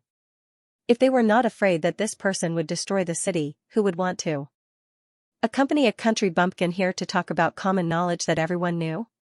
They were all people with status in the city. It's quite helpful. After absorbing soul fluid, one's soul will become stronger, and the speed of cultivation will be faster, someone explained. Ningxu asked again, are there any side effects, such as qi deviation? This will only happen if you absorb impure soul fluid. Don't worry, the soul fluid in the banquet is pure. Ningxu, are you sure? It seemed that these people treated the soul fluid as a powerful method, just like absorbing spirit stones. To them, this was pure soul fluid, but Ningxu felt that it wasn't pure at all. That meant that not only soul fluid, those with physical bodies also used soul fluid. No wonder everyone had to be enclosed in the city. Who was the one who had invented this method? What a genius. At that time, it might have been a way to deal with these wandering souls, but times had changed, and now the heavenly Tao was going to overthrow this model. When this model was overturned, people would become much more free. Of course, freedom came with a price, and that was to face the dangerous world alone.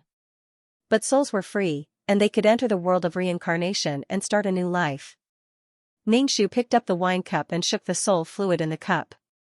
Although it was clearer, it was still not pure soul fluid.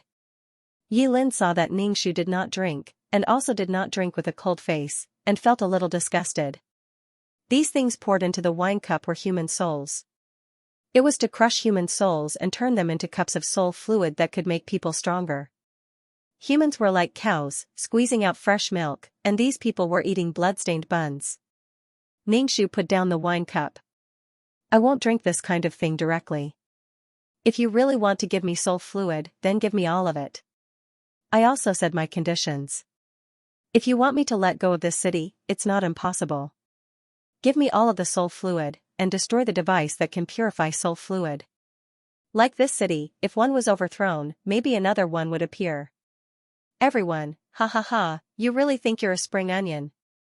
Don't think that you're invincible after destroying 2 cities. That's because you didn't hit an iron plate. If you hit an iron plate, you'll definitely break your leg. The atmosphere froze for a moment. The music stopped, and the dancers retreated. One of the souls played with the wine cup in his hand. You're going too far with what you said. What are you doing this for? Of course, it's to build a harmonious society. Ningxu said without a care. You're crazy. If you're sick, take medicine. How did this kind of person cultivate? Was the heavens blind? Crazy people were not scary, but crazy people with fighting strength were scary. Yilin almost choked on his saliva. He did not understand what she was thinking. What was she doing? He could not make sense of what she was doing. What if we don't agree? What do you plan to do? Are you sure you can destroy the city? I advise you, this is not a small city. One of them warned with a cold face. Moreover, the city's trump card was something she could not imagine. She would definitely be finished. the atmosphere became more and more tense. A battle was about to break out. Ningxu dropped the wine cup on the ground. With a clang, the wine cup shattered. Ningxu said apologetically, "Sorry, my hand slipped." "Don't go too far. Do you think you can leave after coming here? Looks like you have a lot of good things on you." Ningxu sighed. Why did everyone think she had good things on her? They were all thinking about the good things she had. She now had 2 law imprints, which were very precious. She also had a ruby ring. The problem was, could they get it? Yi Lin was a little nervous. Seeing his cheap master so calm, he also calmed down. However, he was really worried that his cheap master would leave him here. Yi Lin was measuring his own fighting strength. He did not know how much fighting strength that bull had. Sure enough, it's a hangman banquet. There's no other way. It looks like I have to fight. Ningxu put away the wine jug on the table. It was full of soul fluid. He could not waste it. Yi Lin also silently put away the wine jug. He did not understand this person. He clearly liked soul fluid very much, but she did not allow others to produce it. Why? He did not understand her goal. Could it be that she wanted to overthrow the rule of these cities and establish an even larger place to produce soul fluid? If that was really the case, then would he have to part ways with his master? He could not accept that one day he would become his master's helper and help her collect souls. His parents had died because of this, becoming a cup of soul fluid. BK Yi Lin's mind was filled with all kinds of thoughts, and the current situation had become very restless. The horses were about to fight. One side wanted to give something to Ningxu like he was a beggar, while Ningxu wanted to completely destroy the existence of the city.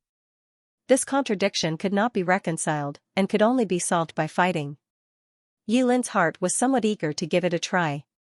Although he was not satisfied with the newly formed soul fluid, he wanted to test his combat strength. Fighting with so many experts, his blood was boiling. Ningxu sighed. It seemed that he was going to fight, and he did not want to waste the power of the imprint. "What do you want?" Ningxu, the expert in the hall, asked. Ningxu shook his head and said, "My request is like this. If you don't agree, then we can only fight. If you agree, you might be able to keep your life. If you fight, people will die. Souls are not something you can imprison," Ningxu said.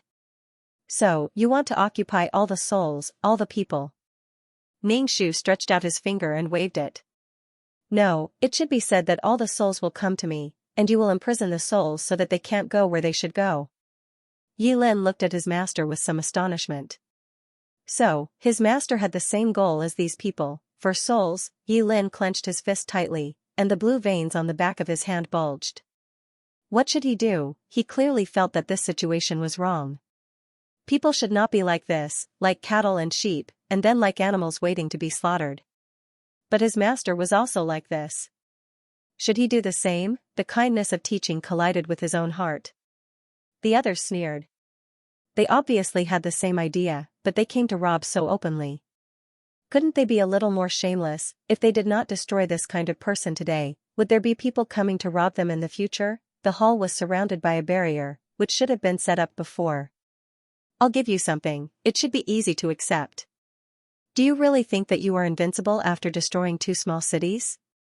Ningxu tapped the table with his finger and said to Yi Lin, "Fight with these people and see how strong you are." Yi Lin's expression was hesitant and somewhat resistant. He wanted to help his master deal with these people, but what was the difference between his master and these people? Ningxu raised his eyebrows and looked at Yi Lin. Why was he standing still? "Don't you want to take revenge?" Yi Lin hesitated for a moment. He would settle this matter first, and then talk about his master. Yao Lin released the bull, which was condensed from spirit qi, and charged towards the crowd with its horns on its head. That aggressive look was indeed quite frightening. Ningxu smiled at Yi Lin and said, "Cowherd boy." Yi Lin was speechless. Why didn't he have a mighty and domineering aura? One look and he would be able to act cool. It was so hopeless. The bull rampaged in the hall, and its nostrils seemed to be able to spurt fire. Ningxu felt like he was watching a bullfight. If someone was careless, his waist or body would be hit by the bull, and his face would turn pale. But weapons couldn't do anything to this bowl. Even if it was broken, it could be condensed again as long as there was enough spiritual energy. This kind of indestructible creature, which didn't know pain or fatigue, was the most torturous. The hall was in chaos. Someone covered the bowl with a magic weapon to prevent it from running around. Yi Lin condensed another bowl. Ningxu said to Yi Lin, "If you want, you can condense a large herd of bulls and flatten a place. Don't think that only vines are powerful." Yi Lin's expression changed, and he didn't resist the chi bowl so much. Yi Lin's strength wasn't enough. It was just a small fight. In the end, Ningxu had to do it. Moreover, Yi Lin's body didn't have much spiritual energy. Ningxu stretched out his vines and wanted to entangle these people together. Yi Lin looked at these vines. They seemed to have their own consciousness. It was like they were growing. They looked messy, but they weren't messy at all. If he had to control so many vines, his head would probably explode. When everyone saw this woman release the vines, they were very careful. They heard that these vines destroyed a city. How did this kind of vine grow? He couldn't figure it out no matter how hard he thought about it. Ningxu propped up his chin and looked at the chaotic scene. With these vines, these people couldn't get close at all. Ningxu felt that laws were really good things. He had to comprehend more laws in the future. Who knew when he wouldn't be able to comprehend them? There was a problem with his sea of laws. Who knew when it would be completely exhausted? However, these people's strength couldn't be underestimated. They directly cut the vines into pieces. Their every move had a huge pressure. Adding that there was a barrier here, it seemed to be able to weaken their strength. Some people sneered. "Let's see how many vines you have." These vines were really good things. Yi Lin saw that the vines were at a disadvantage and released his bowl. Although it wasn't of much use, it could at least delay 1 or 2 people. Yi Lin was anxious to death. He turned his head and saw that his master was actually picking up the wine jug on the ground. He shook it twice. If there was soul fluid, he would keep it. If there wasn't, he would throw it away. He was really picking up scraps. He was too greedy. They were fighting now, who cared about soul fluid? He was really convinced. "Master, we are going to be captured alive," Yi Lin said with a bit of disappointment. "Don't worry, your master, have a way. We are not at the end of the line yet. Don't be afraid, I will protect you. These people are really stingy. They actually drank all the soul fluid." "Yi Lin, please, can I beg you?" Ningxu took out the ruby ring and shot out a ray of time light. The barrier immediately weakened a lot. He shot out another ray, and the barrier cracked and disappeared. What's going on? Everyone was a bit stunned. The barrier was actually broken just like that. Some sharp-eyed people saw the ring on Ningxu's hand. What kind of spirit tool was that? It actually broke the barrier in 2 or 3 moves. There were many good things in the formation eye of the barrier. Ordinary people couldn't get out at all. In the face of such a treasure, no one wouldn't be greedy. If they had such a treasure, they could go anywhere. The barrier was nothing. It was like a fish in water. If they wanted to steal something or do something bad, this spirit tool would be a great weapon. They really wanted it. Yi Lin glanced at the ruby ring on Ningxu's finger. The ruby was dazzling and red, without any impurities. It was as red as blood. His master was really mysterious. He also had many treasures on him. What was his background? What did he do? What was his purpose? If he asked, would his master tell him? Yi Lin was very depressed. If his master was like these people and also wanted to enslave souls, what should he do? Yi Lin was so conflicted that he wanted to cry. /BK As Ningxu took out the ruby ring, the azure arena paused. Almost everyone's eyes were focused on Ningxu's hand. Ningxu looked at her hand and said, "Don't drool over my beautiful hand." Yi Lin could not help but want to roll her eyes. Who here was looking at her pig trotters? They were all looking at the ring. She guessed that all of them wanted to snatch the ring. Don't take everything out. This way of showing off your wealth was the most hated. Ningxu unhurriedly took off the ring and put it away. Everyone's expression became disappointed and frustrated. Their expressions were as if they had lost their lover. Ningxu said, "If you don't agree, then I can only destroy the city. Since you don't want to take out the soul fluid, I will find it myself." Impudent, hee. Because of the stimulation of the ring, these people became very active.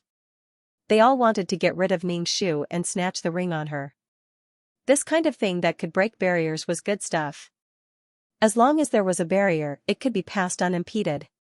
More vines stretched out from Ningxu's body, preventing these people from approaching.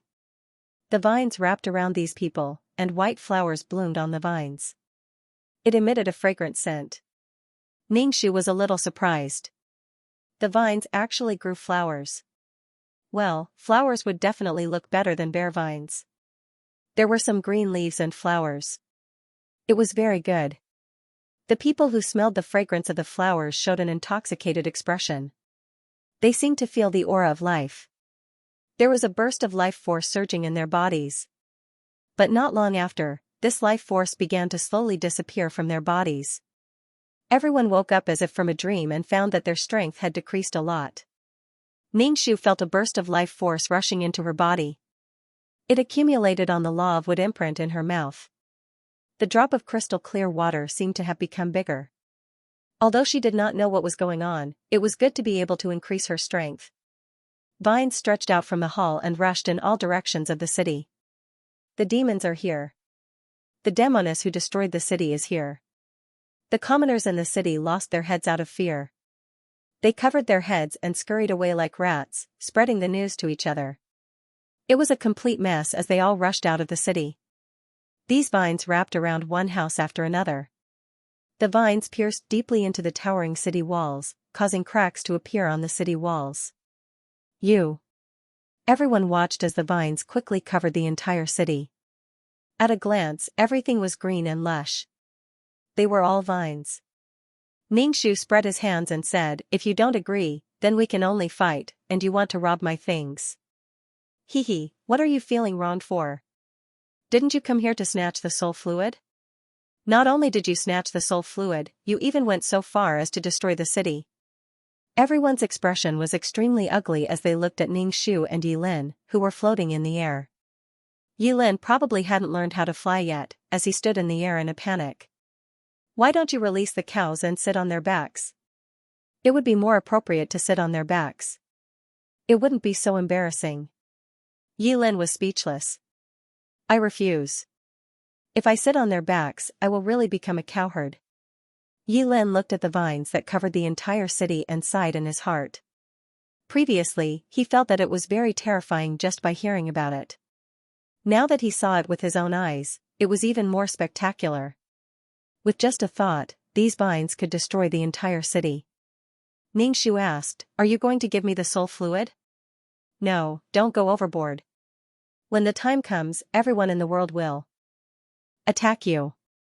You won't be able to fight against so many people with your two fists," a person warned Ningxu with a dark face. They didn't expect this guy to release the vines just like that. This city would definitely be destroyed. There was no turning back once the arrow was shot. If this person was a prideful person, what if he wanted to destroy the city? Ningxu said, "I have more than one pair of hands. I have many hands. And if I want to hide, none of you will be able to find me." Ningxu wasn't afraid at all. He opened a black hole and ran away. He would disappear from this world. Where would they go to find him? Even if they turned this world upside down, they wouldn't be able to find him. Everyone was speechless. They were most afraid of this kind of rat-like thing. She was just a troublemaker. She was alone in this world and was not afraid of anything. She threw a stone at a rat and even hit an exquisite porcelain. They had a lot to worry about. And the other party didn't care about anything. "Will you leave just because I gave you the soul fluid? Won't you come back in the future?" Ningxu waved his hand. "Other than giving me the soul fluid, you also destroyed the equipment to purify the soul fluid, and the spirit tool in General Wei's hand to collect souls." There was no room for negotiation. This guy wanted to cut off everyone's livelihood. Without these things, where would the soul fluid come from? He was deliberately looking for trouble. He didn't want to settle this peacefully at all. Without these things, how would they collect souls and produce soul fluid? He was obviously greedy for the soul fluid, but he wanted to destroy all these equipment. Could it be that he wanted to monopolize everyone and make it impossible for others to produce soul fluid? Then there's no room for negotiation. You've gone too far. If you leave now, we'll compensate you. Otherwise, you'll have to bear the consequences. Ningxu said, then let me see the consequences. Ningxu snapped his fingers. The vines covering the city wriggled, destroying the houses and city walls. Rumble, rumble, the ground shook. The walls fell to the ground, raising a thick layer of dust. Damn it, damn it. Some people were so angry that their eyes were red. How could he bully people like this? A warrior would rather be killed than humiliated. The vines drilled into the thick city walls, destroying the towering city walls. The power of laws here wasn't suppressed at all. Ningxu suspected that he had opened a back door for himself. Logically speaking, every world would have a suppression on power. It wouldn't allow power to exceed the limits of the world. But no matter the reason, it was fine as long as it was beneficial to her. With a rumble, one of the city walls fell down. Fuck, what the hell is this? Lowly slave dared to come here and cause trouble. A bad-tempered cultivator cursed and rushed over. Ningxu's face was as calm as water. He stared at the cultivator who rushed over. With a tap of his finger, the cultivator's blood began to boil. The cultivator immediately stopped and used his cultivation to suppress the abnormality in his body. Because the cultivator's blood was boiling, his body was flushed red like a cooked shrimp. He felt like his entire body was about to smoke. The cultivator circulated the spirit energy in his body to expel the heat. Seeing this, the others hurriedly asked, "Are you all right? What did you do to him?" Ningxu shrugged and said, "I didn't do anything. He was the one who rushed over." The cultivator's situation wasn't good. His skin was getting redder and redder. Not only was his skin flushed red, but it also began to swell.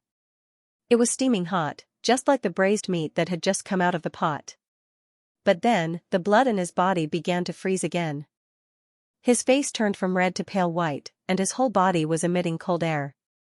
The cultivator's body couldn't take the cold and hot. Although he didn't directly explode, his whole body didn't feel good. Everyone looked at Ningxu in horror, not knowing what she had done. The vines were still destroying the city, and the houses collapsed one by one. The towering city walls were full of cracks, and it was as if the city would collapse with just a finger.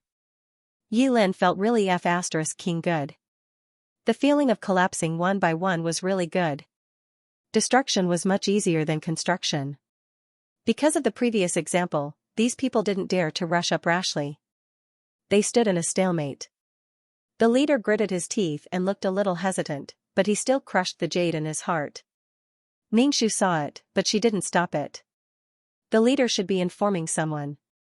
But Ningxu increased the speed of destroying the city, and the ground was rumbling. The people outside the city watched as their homes turned into ruins, and dust flew everywhere. What was this woman doing? Wherever she went, she destroyed. Was there no one who could deal with her? The heavens were blind. Some women hugged their children and cried. Their homes were gone, so where could they go? Some people trembled. Some of them had already experienced this and thought that it would be fine after changing to another city. They didn't expect to experience it again. She destroyed one city after another. There were also some older people who directly knelt on the ground and begged the heavens to punish such a vicious person. It would be best if she could be struck to death. One person knelt down, followed by many others who knelt down and started praying. See, the one who wins the hearts of the people controls the world. Demons like you should be punished. The leader saw that all the people in the city knelt down and begged the heavens. Ningxu said nonchalantly, "I destroyed 2 cities before. Everyone did the same, but I'm still alive and well. I don't see the heavens punishing me. As for what these people think of me, it's none of my business. Whether they like me or hate me or fear me, I don't care," Ningxu said directly. If he had to make everyone understand him, wouldn't he be exhausted to death? If he had the time, he might as well use it to search for soul fluid and destroy 2 more cities. The opinions of these people did not affect her at all. It was like a gust of wind blowing past her ears. She did not need to care about them. Yilin was speechless. This kind of pain in the ass that didn't even care if he was hated by millions of people, she had to kneel down in admiration. 666. Even though there were so many people praying, the sky was still blue and white. There was no divine lightning, and the city was completely destroyed. Everything was in ruins. The people were speechless. The heavens were blind. Why hasn't the person you notified arrived yet? Ningshu asked. If he hasn't arrived, then I'll take the soul fluid. Ningshu took out the ruby ring, put it on his finger, and aimed it at the barrier above the palace. Under the light of the time ray, the palace's barrier had already shattered. Ningshu was about to enter the palace to find the pool of soul fluid. Stop, don't be too arrogant. Seeing Ningshu swagger, he was so angry that his eyes were about to turn red. He was a high and mighty person in the city. Now that he was being humiliated like this, he could not stand it. Ningshu tilted his head and looked at them. My city has already been destroyed. What does it matter if I take the soul fluid? Fellow Taoist, you're going a little overboard. A man's lazy voice came from the horizon, and then a black dot appeared. The black dot grew bigger and bigger, and a man in white clothes was standing on the back of a vermilion bird. He looked at Ningshu with a smile on his face. City Lord, you've returned. When everyone saw this man, their eyes immediately burst with strong confidence. Obviously, they had absolute confidence in this man. Ningshu looked at him and greeted him with great grace. Nice to meet you. Nice to meet you. Well said. Why did you destroy my city like this? The man in white was not angry at all. Instead, he asked Ningshu curiously. Ningshu sighed and said helplessly, because I need souls. I want souls to go where they should go. So, these cities have souls and even refined them. How can I tolerate this? Oh, so you're saying that we're in the wrong? The man was even more curious. Fellow Taoist, is there a problem with your logic? Everyone, are you guys really that naive? Ningshu shook his head and said, there's no problem with logic. Everyone is fighting for souls. I'm also here to fight for souls. Is there a problem with logic? Cities were all thinking about annexing each other and taking the other's population into their own to increase their population. It was as if there was a problem with logic between countries. The man nodded seriously. You're right. City Lord. Was it really okay to say that? But if you invade my territory and hurt my people, you have to pay the price. If we're not strong enough today, you can destroy us. But what if you can't leave today? The man was very gentlemanly from beginning to end. He was not angry. Ningshu said with a smile, don't worry. I'll definitely escape. You can rest assured about this. Well, you might be able to escape, but the little friend beside you might not be able to. The man was talking about Yilin. Yilin, who was being watched, tried his best not to tremble. He was the weakest person here. If not for his master, anyone here could kill him instantly. You don't have to worry about that. Taking him away is a matter of minutes. And if he really can't escape, you can rest assured that I'll definitely kill him. I won't let you torture him, Ningshu said jokingly. Yilin, he was speechless. He couldn't tell which of her words were true and which were false. Master, Yilin called out softly. Ningshu turned around and comforted him. Don't be afraid. I won't leave you here. Even if I can't take your body, I can take your soul. Yilin, thank you very much. Do you know who you're talking to? The city lord was the first to invent the soul fluid. That's why these wandering souls have a home. These people were full of admiration for this man in white. Ningshu raised his eyebrows. The first to invent the soul fluid. The main culprit. In a way, he was also an amazing person. You set up the array formation? It's nothing. I was just blindly thinking about it. Oh, blindly thinking about it led to something that could change the structure of the world on the second level? Ningshu sized him up carefully. He couldn't tell if he was a soul or a cultivator. Do you use soul fluid? The man shook his head. I don't use it. It's against the harmony of the world. Ning Shu, he was ashamed of his own shamelessness. After doing such a thing, did he think that he wouldn't harm the harmony of the world just because he didn't use soul fluid?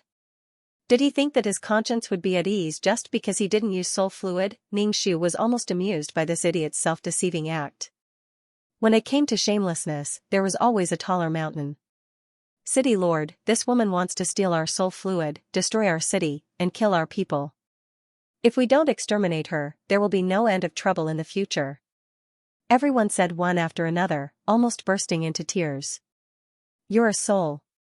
Even if you need soul fluid, you shouldn't destroy the city. If you destroy the city, the people outside the city will be pitiful. They won't even have a place to live. The man shook his head in disapproval. Ning Shu felt that if he continued to chat with this man, he would probably be able to get along well. It wasn't like he was shooting his mouth off. He was just chatting like Tang Sanzang, rambling on and on. I'm willing. These people will only be enslaved if they stay in the city, Ning Shu said. The man shook his head. You're wrong. These people have no strength. No matter where they go, they will be kept in captivity. Why are you so bad? It's not good to let these people live a peaceful and happy life. As for their souls after death, it's actually not important. Ning Shu, don't try to convince me. I'm bad? Ning Shu pointed at his own nose. Why aren't you bad? Do you know the price of freedom when you give these people freedom? The outside world is so dangerous. You let them face it alone. Aren't you bad? The man stood on the back of the vermilion bird. He looked as calm as an immortal, but he kept nagging. The immortal aura was completely gone. Ning Shu, do you think you're right? Whether I'm right or not is one thing. But have you thought about whether these people really want the freedom you give them? The man nagged. I don't care about their opinions at all. You're wrong again. You destroyed their homes without permission and deprived them of their hope of living a peaceful life. You don't even care about their opinions. You're a bad person. Ning Shu was speechless. What the F***ck, was she bad? Ning Shu sneered, so, you care a lot about what these people think. Of course I don't mind, but these people live in the city, the man said. Ning Shu clutched his chest, feeling agitated. He felt like he was going to vomit blood. It was simply a waste of time to talk nonsense with him. I still have to do a mission. Everyone was speechless. Seeing the city lord chatting so enthusiastically with this woman, they wondered if the city lord was too lonely. Why was he chatting with someone like this? Was he going to discuss the Tao? Ning Shu went straight to the point. So, what do you mean? Just say it. If you leave now, I won't bother with you, the man said. What if I don't? Ning Shu asked. Then I'll make you leave willingly. The man sighed. I hate fighting the most. As the man spoke, bolts of lightning exploded from his body. These bolts of lightning were very thick, and they struck the vines and split them in half. The entire city was shrouded in dark clouds. Dense lightning bolts struck down from the clouds, striking the vines. The heavens have opened their eyes and sent down heavenly punishment. The citizens outside the city cheered. As long as the demons were beaten back, they could rebuild their homes and start a new life. The vines covering the city were split into pieces by the lightning and lost their ability to fight. Although the wood element had a restorative effect, there were many things that countered it. Anything with the element of destruction, such as destruction laws, fire, and lightning, was very effective against it. Ning Shu put away the vines. The city was already destroyed anyway, so there was no need for him to do anything. Ning Shu held the burning wood law imprint and looked up at the dark clouds in the sky. He then looked at the man standing on the vermilion bird's back. The ability to summon heavenly lightning and lightning was a force of nature, and this bastard could actually control it. Furthermore, lightning was very effective against spiritual bodies. This man was not a spiritual body. He had a physical body. The appearance of this man gave the citizens of the city a lot of courage. He looked at Ning Shu and Yi Lin with killing intent and smugness in his eyes. On the other hand, the man put away the lightning. Without the dark clouds covering the sky lit up. Yi Lin's face darkened. He might not be able to leave today. Sigh, following such a bad master was really frustrating. Yilin said to Ningxu, Master, you go first. Ningxu asked calmly, what about you? I have a way to escape. Ningxu raised his eyebrows. What can you do? Tell me. Yilin, he didn't know if he should say something like that. In any case, he had already gotten his revenge, so he was satisfied. He said to Ningxu. Master, is it true that you can take my soul away? Ningxu, it's pretty much true. Please have a reliable master. The man stood on the vermilion bird's back. His robes fluttered as he said to Ningxu, are you going to leave or not? Ningxu suddenly asked, how do you possess the power of lightning? Jealousy makes me ugly. If she wanted to comprehend the laws of lightning, the power of those laws would be enough to destroy her soul. I was lucky enough to refine a tribulation cloud during my tribulation transcendence, the man said casually. However, all the cultivators present were shocked. That cultivator had to sacrifice half of his life during his tribulation transcendence. He had to use all kinds of spirit tools to resist the tribulation lightning, but this bastard had actually refined a tribulation cloud. So jealous. Yao Lin's face turned from waxy yellow to ghastly pale. However, Ningxu felt that ghastly pale looked better than waxy yellow. Ningxu said, don't tell me you only know how to release lightning? The man nodded and said, I think so. My most powerful power is lightning. However, tribulation clouds are divided into several types. There are black, purple, and 9 heavens divine thunder. Ningxu, everyone present trembled.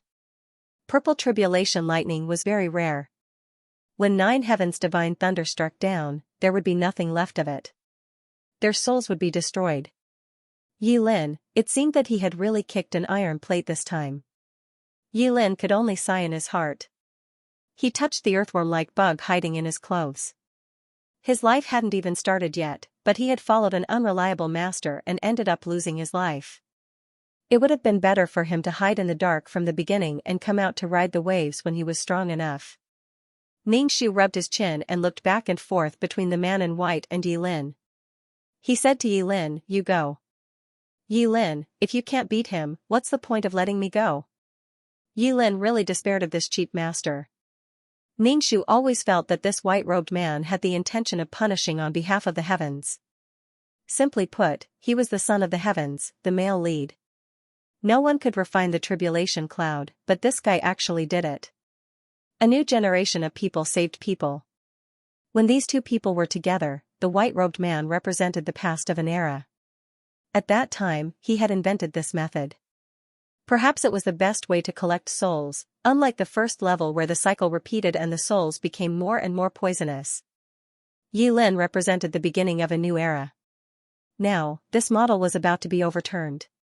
He just did not know if the tribulation cloud would strike Yilin.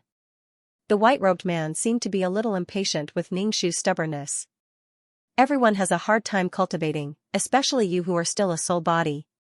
It is already very lucky that you did not turn into soul fluid. What are you still unhappy about? This is my disciple. You can compete with him. One was the eldest son, the other was the youngest. What would the result be if these two people fought? The white-robed man looked at the blushing Yilin and frowned. He is too weak. You might still have the strength to fight. Yilin's face turned even redder. He was angry, but he could not refute this man. Ningxu let out a long sigh and said helplessly, then give me all the soul fluid and destroy the array formation. You are wrong again. One of the array was destroyed. As long as I am here, this array can be created many more. The man shook his head. Ningxu smiled slightly. Be careful of being struck by lightning. The world is changing at any time. If you insist on setting up this array, you have to be careful. Your tribulation cloud can strike you at any time. Ningxu somewhat understood the meaning of Yilin's birth. Not only did he want to overturn this model, he also wanted to destroy this man. Because of this man's ability, he could turn this world into a captive system at any time. In the past, he was a meritorious service. Now, he had become a virus-like existence. He was an existence that needed to be formatted. Sometimes, the heavens were cold, heartless, and unreasonable. Previously, you were a favored existence. Perhaps it would not be long before you were ruthless. Unless this man wanted to enter the world above, it didn't matter if he wasn't in this world. After figuring this out, Ningxu grabbed Yi Lin's collar and pulled him behind him. He smiled and said to the man in white, "Okay, I'll give you face today. I'm leaving." The man in white was stunned for a moment, but he still nodded. "Since you've left, I hope you won't disturb my city." Ningxu chuckled. "I'm also warning you. It's best if you don't do soul confinement again. Be careful that your tribulation clouds don't go out of control." The white-robed man frowned. He could feel that the tribulation clouds were getting out of his control, but he couldn't give up on this kind of power. Ningxu grabbed Yi Lin and flew far away, disappearing from the horizon. "City Lord, how can we let them go? You don't know how arrogant they are." "That's right. The city has already been destroyed to such an extent. Letting them go just like that would be letting them off too easily." The man said indifferently, "Then what do you want?" "Of course we'll kill them as a warning to others." The man in white ignored these people's endless complaints and stood on the back of the vermilion bird. The vermilion bird flapped its wings and flew away, leaving the group of people dumbfounded. Wasn't the city lord going to stay and preside over the situation? Was he going to leave just like that? Yi Lin was full of wind and finally stopped. He landed on the ground and coughed twice, coughing out the air in his lungs. "That's a gorgeous split line. Please note that after reading for a long time, please pay attention to the rest of your eyes." Recommended reading, "That's a gorgeous split line." Yi Lin sat on the ground dispiritedly. He looked at Ningxu and sighed. "Master, what's wrong with you?" One moment, he pushed him out to fight with the person holding the heavenly thunder. The next moment, he pulled him and ran away. This was crazy. Ningxu said, "Oh, I've figured out some things in my heart. I need time to verify them." Ningxu felt that even if this model was overturned now, it was impossible to completely become a world of free souls in a short period of time. There must be people secretly refining souls. Yi Lin's role was to defend the model of free souls and fight against these people who refined souls. Yi Lin had not grown up yet. Although he had some strength now, he was not very strong. If he died midway, then the heavenly Tao would have to choose a new suitable candidate. This would take a lot of time. Therefore, Ningxu still felt that it was better not to bring Yi Lin to dangerous places. Ningxu felt that he had also been schemed against by the heavenly Tao. She had destroyed these cities violently, and Yi Lin had consolidated the situation. Of course, it might not be a scheme. Because there was the soul fluid she wanted in the cities. For the soul fluid, she had also destroyed this model of confining souls. Yao Lin's hair stood on end when his cheap master sized him up with a penetrating gaze. That kind of gaze that was full of calculation was really uncomfortable. Yi Lin swallowed and asked, "Master, if you have something to say, just say it. Even if you want disciple to do something, as long as it doesn't go against disciple's wishes, disciple is willing to help you achieve it. If you want to help me complete it, wait a little longer." Ningxu waved his hand and sat down to rest for a while before attacking the other cities. Yi Lin leaned closer to Ningxu and asked, "Master, can I ask you something?" "Yes, go ahead." "What are you doing all this for?" "To build the harmonious association." "Master, there are only the two of us here. Can you tell me what your goal is?" Ningxu propped up his chin and blinked. "A world of free souls." Yi Lin, speak human language. "What do you mean?" Ningxu said, "Live, grow old, get sick, and die freely. Then the souls will go where they should go and reincarnate again and again." Yi Lin was confused. "I don't quite understand. Does Master want to gather souls? If I want to gather souls, will you help me?" Ningxu turned to ask Yi Lin. Yi Lin moved to the side. "Master, I'm weak. I'm afraid I can't help Master. There's a world full of souls. If these souls want to start a new life, they need to jump into a place called the reincarnation pool. Then they will start a new reincarnation cycle. From a fetus to a baby, then to a teenager, middle age, old age, and finally death." Yao Lin was a little puzzled. "Then will they still remember the past?" "No, they will be a completely new person. But with souls trapped like this, they can't go to that world and have no chance to start anew. So do you understand now? Ningxu looked at Yi Lin. Yi Lin. But master, you're also collecting soul fluid. Are you stupid? Those souls that have turned into soul fluid have no chance of reincarnation. Why don't you collect them? To Ningxu, souls that had turned into soul fluid were no different from soul stones. Then what is your identity, master? Yi Lin looked at Ningxu seriously and asked. My identity? You can call me Comrade Lei Feng, Ningxu said. I'm Comrade Lei Feng, who serves the people. Yi Lin was speechless. He didn't want to tell him. Yi Lin kept guessing in his heart. He asked, Master, you're not from this world, right? Ningxu nodded, tacitly agreeing. Are you from hell? Ningxu glanced at Yi Lin. It's there. Yao Lin finally breathed a sigh of relief in his heart. He thought that his master had destroyed these cities to build a bigger one and keep everyone in captivity. Since there was no conflict, it was fine. Rest well. Let's go to the next place. Where are we going? Yi Lin asked. To find soul fluid, of course. Where else would we go? Yi Lin suddenly felt a headache. Didn't we destroy one already? Master, I think we should pause for a while. Why should we pause? If these people hide the soul fluid and use it all, I won't be able to get anything. I'll feel bad. Ningxu said as he picked up Yi Lin and headed to the next city. Yi Lin mumbled, didn't we run into someone before? What if we run into someone so powerful again? Impossible. Besides, it's not like I can't beat him. Yi Lin, but you ran away with your tail between your legs. Of course, Yi Lin didn't dare to say this out loud. He resigned himself to his fate and followed her. With his strength, he would only be a burden. When they reached the next city, Ningxu didn't say anything and covered the entire city with vines. In order to prevent the people in the city from hiding the soul fluid, the vines went very deep. In any case, wherever Ningxu went, there were screams and screams. It was like hell on earth. Yi Lin face-bombed. He didn't feel so good. Everyone was cursing his master, but this guy seemed to be deaf and couldn't hear a thing. The city's people rushed over, but before they could say anything, Ningxu had already killed the city lord and said that if anyone dared to raise souls in captivity, she would immediately kill them. After killing the man, Ningxu went to the palace to look for soul fluid. As expected, there wasn't much left. This made Ningxu very unhappy. With a sullen face, he collected the soul fluid in the pool. Master, why don't you go to a shop and look for some soul fluid? Some shops also have soul fluid. Ningxu said, we knew that these people would hide the soul fluid. Ningxu walked around the city. Every time he passed a place, he would scan it with his spiritual force to see if there was any soul fluid. Some shops only had a little bit of soul fluid, but it wasn't a lot. He always felt that these shops had transferred the soul fluid in advance.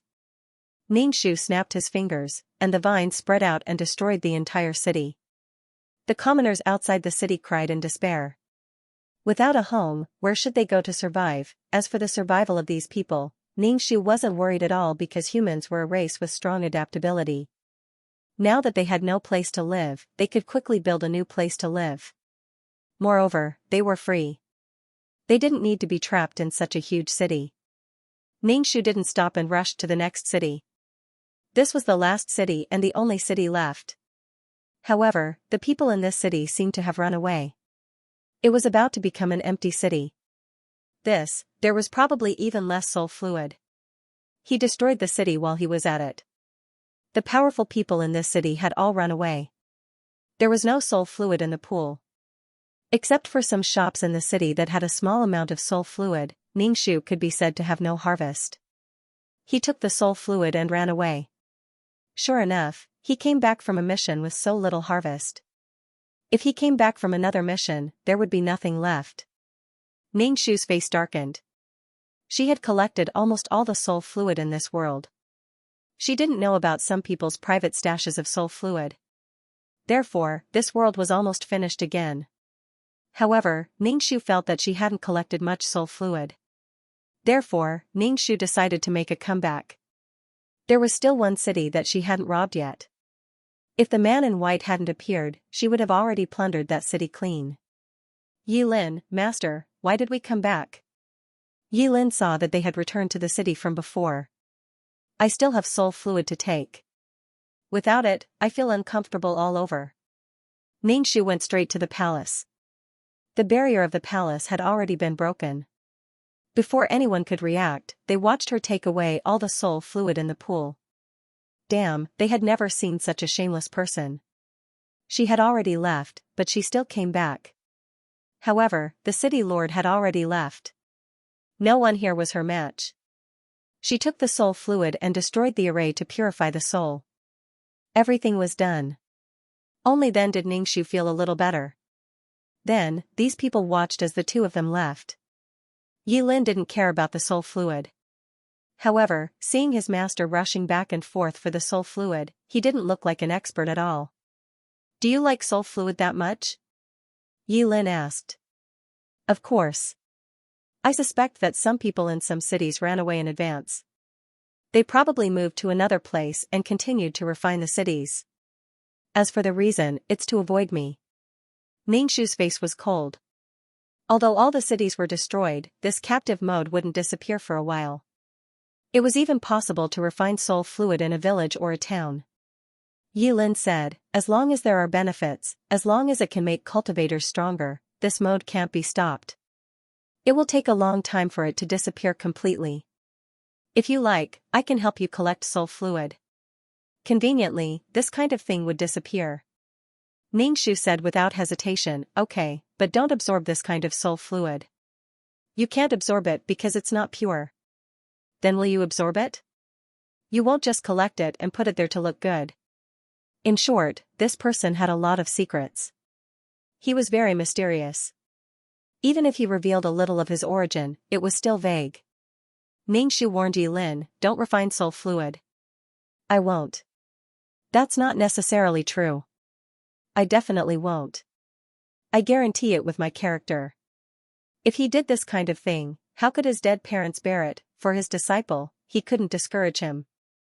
He should encourage him. I still believe in your character. You're very good. Yi Lin, you obviously don't believe in me. Then I'm leaving. He had wasted a lot of time here. I'll leave the earthworm to you. This kind of thing is very good at dealing with souls. Some powerful souls might not necessarily go to the world of samsara. And in a short time, the two worlds hadn't been well adjusted. He wanted to go to the third level. It was good. The third level was Zhe Yang's world. The earthworm arched out of Yi Lin's collar and asked, am I useless to you? Are you afraid that I'll eat your soul stone, so you abandoned me? BKC Tian replied, no, I don't have anything you said.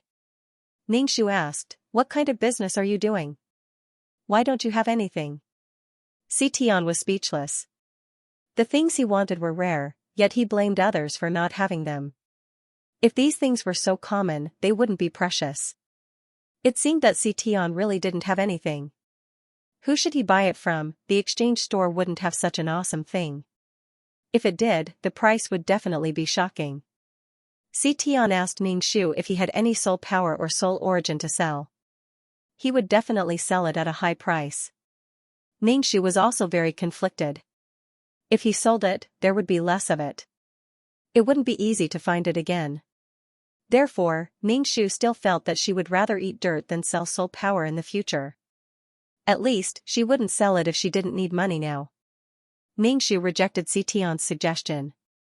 Tian reluctantly said that if she wanted to sell it, she could look for him.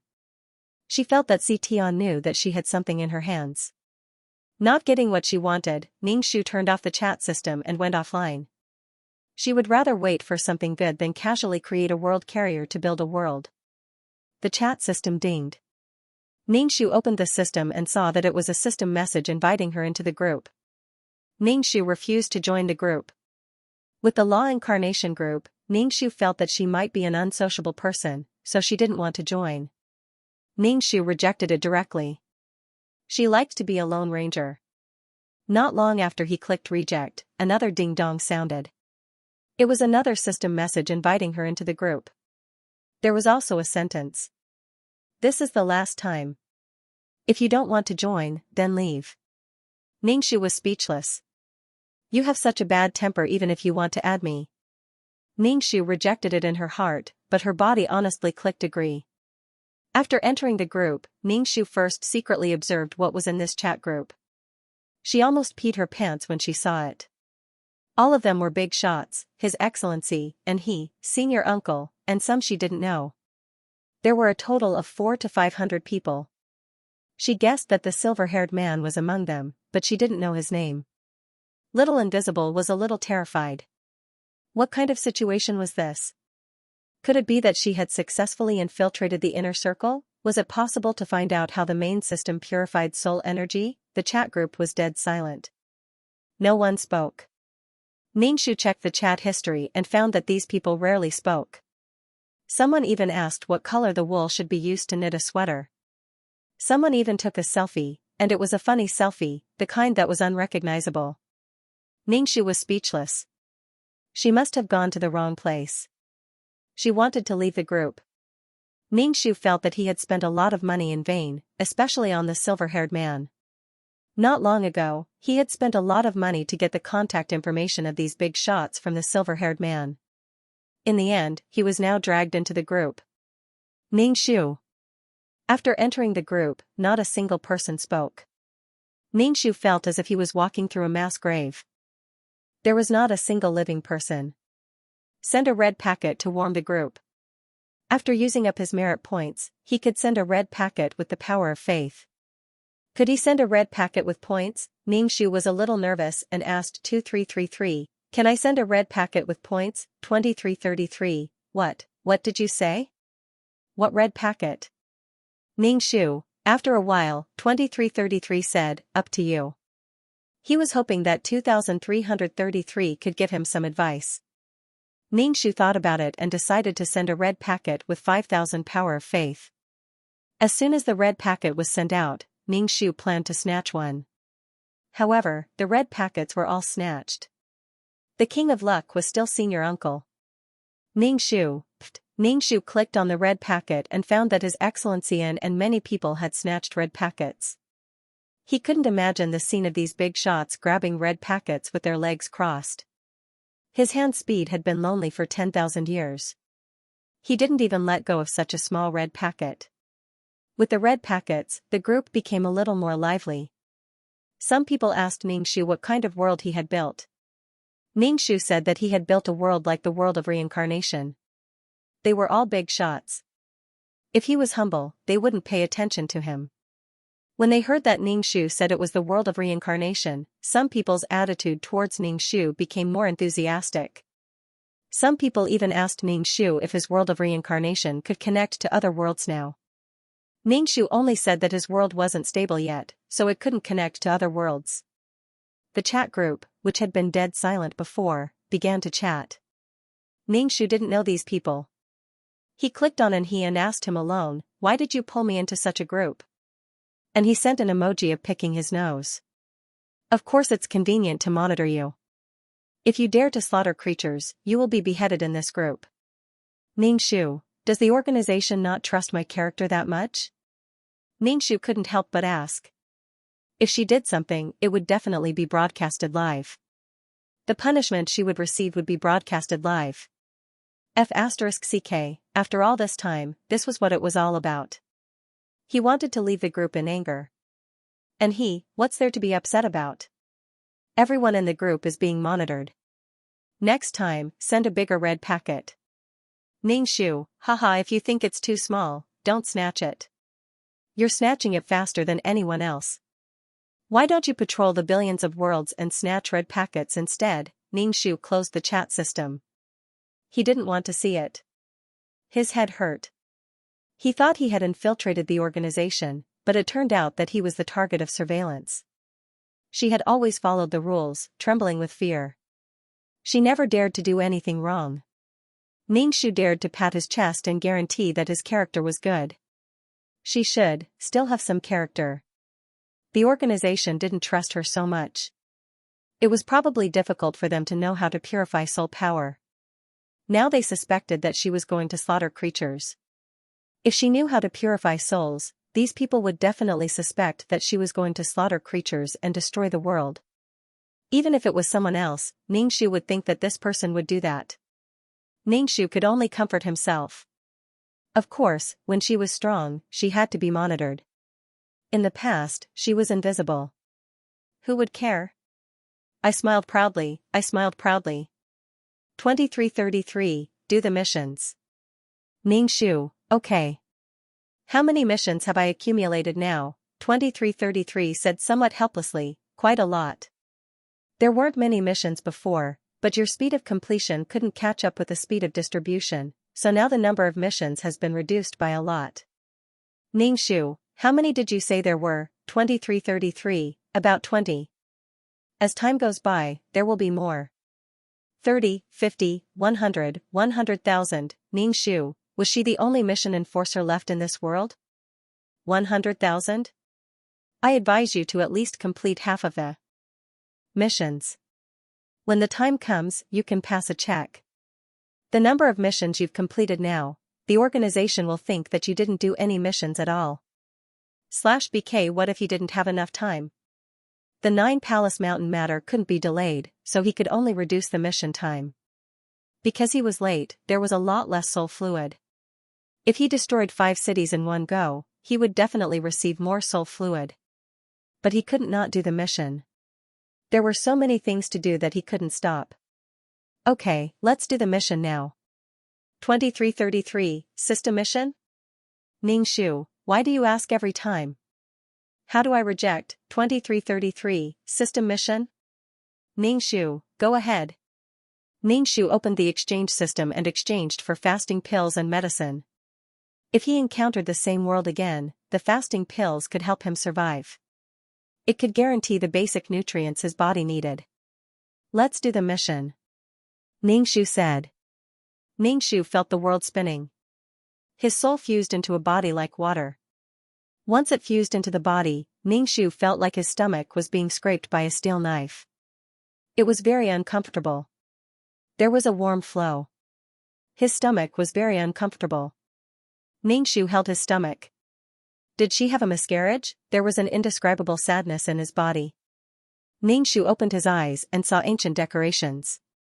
Why was it that every time he entered a bad situation, at this time, the client's body was in a special situation? It was easier to possess them. But she felt uncomfortable. Ningxu started to use his ultimate martial arts. He didn't believe that he couldn't do it. There was some spiritual energy in the ancient world. After using his ultimate martial arts, his body finally had some spiritual energy. It was all used to heal his stomach. His stomach hurt too much. Ningxu felt that this body definitely had a miscarriage. Otherwise, it wouldn't bleed and hurt so much. Was it menstruation? No matter what, he had to stop the pain first. Ningxu ate 2 more painkillers. There wasn't any saliva in his mouth. Ningxu wanted to condense a drop of water, but he couldn't use the power of law. Well, Ningxu could only swallow it. The pill was stuck in her throat and she couldn't swallow it. Ningxu, looking at the decorations, this should be a rich family. Why didn't they have a maid by their side? After accumulating some saliva, he stretched his neck and swallowed the pill. He endured the pain in his abdomen and began to accept the plot. The client's name was Pan Wenlan. She was the daughter of a merchant and the wife of Liu Hao, a 4th-rank cabinet secretary. Judging from the current level of rank 4, he should be considered a leader at the level of a department. Just as Ningxu had guessed, the client really did have a miscarriage. As for the cause of the miscarriage, it had something to do with the people in the backyard. The client was the daughter of a merchant. For a merchant's daughter to marry a 4th-rank official as his wife, it could be said that she was climbing the social ladder. In ancient times, the sons of merchants were not allowed to participate in the imperial examinations. Although their lives were worry-free, their social status was really not high, especially in the era of scholars. Scholars were lofty and regarded money as dung and were moral role models. It was not easy for a merchant's daughter to marry into a wealthy family if she wanted to return home. Speaking of the client's husband, it was really an inspirational drama. He was originally a farmer. His father was old and his mother was bedridden. In this era where studying was a luxury, Lu Hao forcefully carved out a path for himself. He killed his way into the Imperial Examination Army and went from a small official to where he was now. There was not much time left. Actually, this Lu Hao was no longer the same person. He was a university student who had just graduated. After failing to find a job, he was angry and pointed to the sky. Then, a bolt of lightning struck him and killed him. Then, he came to ancient times. When he opened his eyes, he was faced with a dilapidated house. He lived a bitter life facing the yellow soil with his back facing the sky. Moreover, his soul was tied to a system called One Step to Heaven. The system's mission was to let the host become an existence that was second only to one person within a set time. He would be promoted to nobility and be conferred the title of Marquis. Of course, it would be even better if he could rebel. However, at this time, scholars were all precious. After all, studying could often make a family poor. Entering the school, writing, ink, paper, inkstone, and the teacher's tuition was a large sum of money. How could ordinary people who dug out food from the soil and relied on the sky to survive have money for their children to study? Moreover, ancient knowledge was monopolized. It was in the hands of the aristocratic families. The aristocratic families produced many talents and controlled the imperial court. Ordinary people were poor generation after generation. It was not easy for a golden phoenix to appear in a chicken coop. Lu Hao, who had transmigrated, was in a predicament. When he saw the system's time and the system's reward, he could only slowly think of a way. Because this body was quite well built and had strength, he worked as a laborer in Squire Pan's house. Lu Hao showed that he was quick-witted. Sometimes, he could even do accounting. The accountant calculated quickly and was literate. Squire Pan was also the client's father. He felt that this person was a talent, so he called him over to ask about his future plans. Lu Hao said without hesitation that he wanted to study and take the imperial examination. Squire Pan felt that this was a little difficult. After all, Lu Hao was now 15 or 16 years old. Those who took the imperial examination did not study from a young age. However, Lu Hao was full of confidence. In modern times, he was a university student. Because of his studies, he could not find a good job after graduation. He did not believe that he could not find a job in ancient times. Squire Pan saw that this laborer was so competent and decided to sponsor him. If this person was successful in the future, at least there would be some friendship. If he failed, it would be a loss of business. Furthermore, this kid was smart. He would definitely be a good businessman in the future. Ancient merchants invested in him in advance. If they married their daughter to the other party, it would slightly change their family background. Lu Hao first experienced the awkwardness and confusion of traditional and simplified Chinese characters. Finally, he could recognize the traditional characters of ancient times. Then, he began to study the 4 books and 5 classics. Lu Hao felt a headache coming. He realized that what he had learned in modern times was just child's play. There were so many books, he had to learn them all. Because of Squire Pan's sponsorship, Lu Hao's life was not so tight. Although he did not eat lavishly, he did not have to starve all day. He participated in the elementary examination. The oldest one was 20 or 30 years old, while the youngest was 7 or 8 years old. Lu Hao's age was not very conspicuous. Lu Hao participated in the elementary examination for the first time. Furthermore, his ranking was quite high. If he went one level higher, he would be considered a scholar. Squire Pan was very happy. If Lu Hao passed the college examination and became a scholar, he would not need to kneel in front of the officials. Even if he did not pass the examination, he would still be a scholar. He would be able to do business with him and marry his daughter to him. Squire Pan asked his daughter to take a look at Lu Hao. Pan Wenlon saw Lu Hao sitting by the door reading a book. Although there was a rundown house behind him, Pan Wenlon only had eyes for Lu Hao. /BK as the number 1 man that all the noble ladies in the capital wanted to marry, Lu Hao had taken in many people over the years. Some of them were noble ladies from noble families, while others were singers and dancers sent by his colleagues. Lu Hao was a modern person, so he didn't have such a strong sense of class.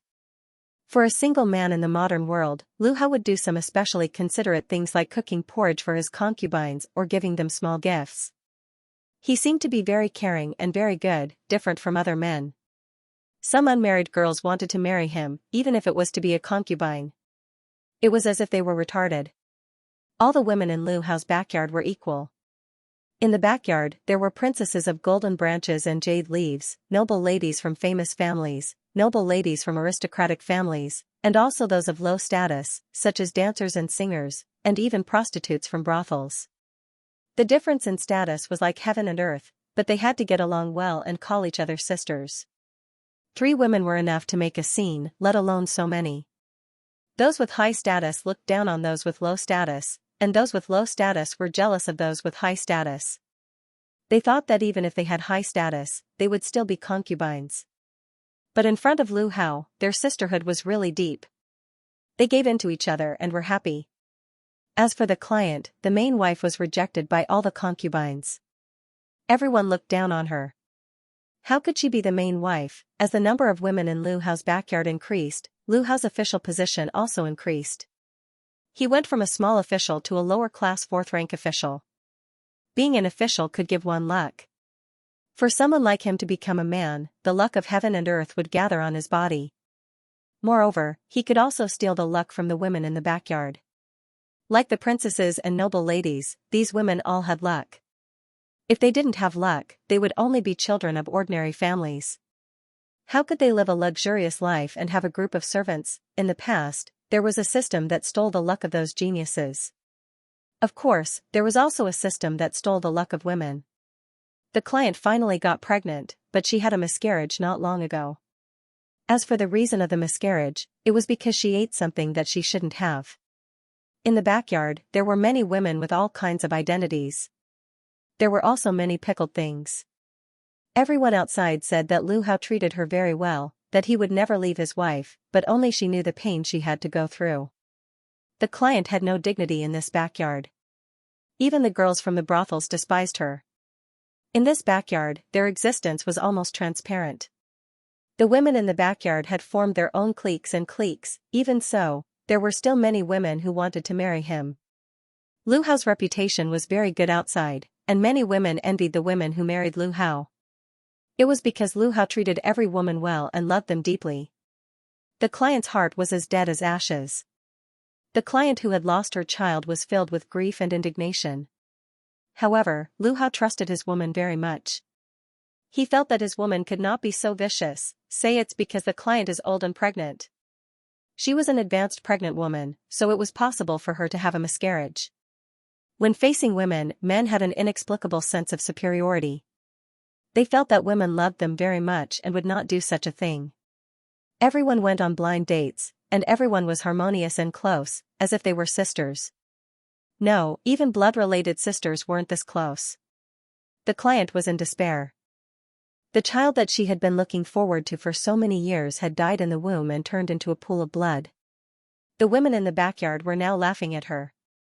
As the child's father, Lu Hao actually did not think of doing anything for the child he had lost. He even found the murderer. This matter was over just like that. Because the client had suffered a blow, she was bedridden and had constant vomiting. Her body had not recovered, so Lu Hao naturally would not come to see her.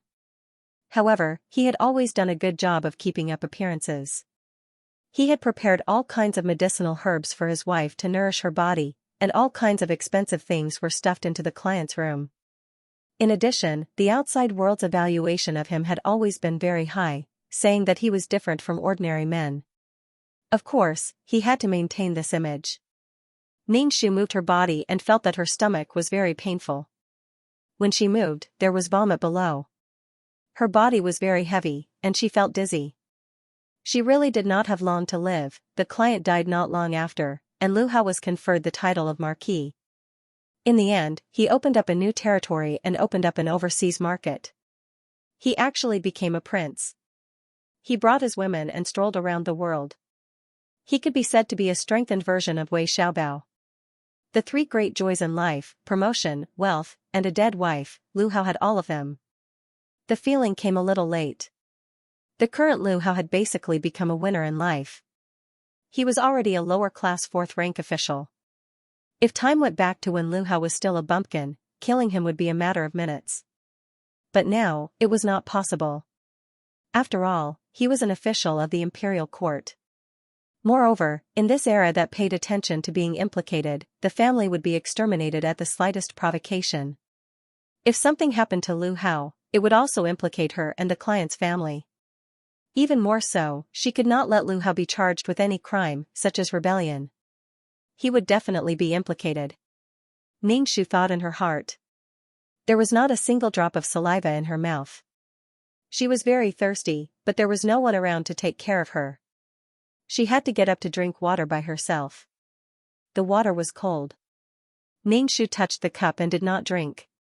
Her stomach was so painful, drinking cold water would be like adding frost to snow. "Madam, why are you up?" The maid, Xiaoqui, saw Ningxu sitting on a stool as soon as she entered the door. She quickly found a soft cushion for Ningxu to sit down. "I'm thirsty. Get me some hot water," Ningxu said. Xiaoqui quickly ran to get water.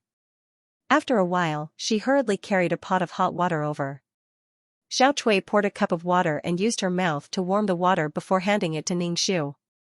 Ningxu drank the water as she asked Xiaoqui, "What did you do? Why were you gone for so long?" "I went to stew soup for Madame to nourish her body, but all the stoves in the kitchen were occupied.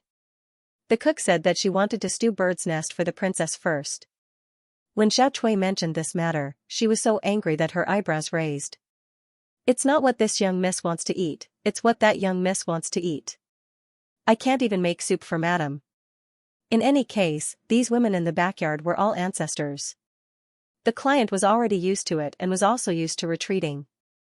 When she encountered such a thing, she never thought of fighting for it.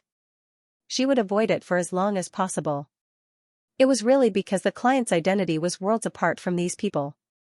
The only advantage she had was the identity of the main wife, but in the end, it was taken away. In this backyard, all the women were equal. The client had no advantage at all. Ningxu touched his growling stomach. He was indeed hungry. "BK, go out and buy a stove. We'll make soup in our own courtyard," Ningxu said lightly. "Yes, this servant will do it now." Xiaoqui looked quite happy. In the past, Madame always said that she should do what others did. However, the servants in the manor all bowed to the high and stepped on the low. No matter what they did, they would first prepare good things for the noble madam with a good family background. Sometimes, the madam couldn't even eat something hot when she wanted to. The madam only knew how to endure. That's right, all the women who married in this backyard were called Madam, Madam Li, Madam Gu. They were all Madam. This was the first in the capital. In other matters, they were all called concubines, but here, they were all Madams. It was really not differentiated. The client was called Madame Pan by the servants. In fact, the client went from being an official wife to an existence like these concubines. This kind of "you are good, I am good, everyone is good." Some of the bitterness was swallowed by the client. However, if you didn't say it, who would know that you were in pain? Who would know that you were crying in your heart?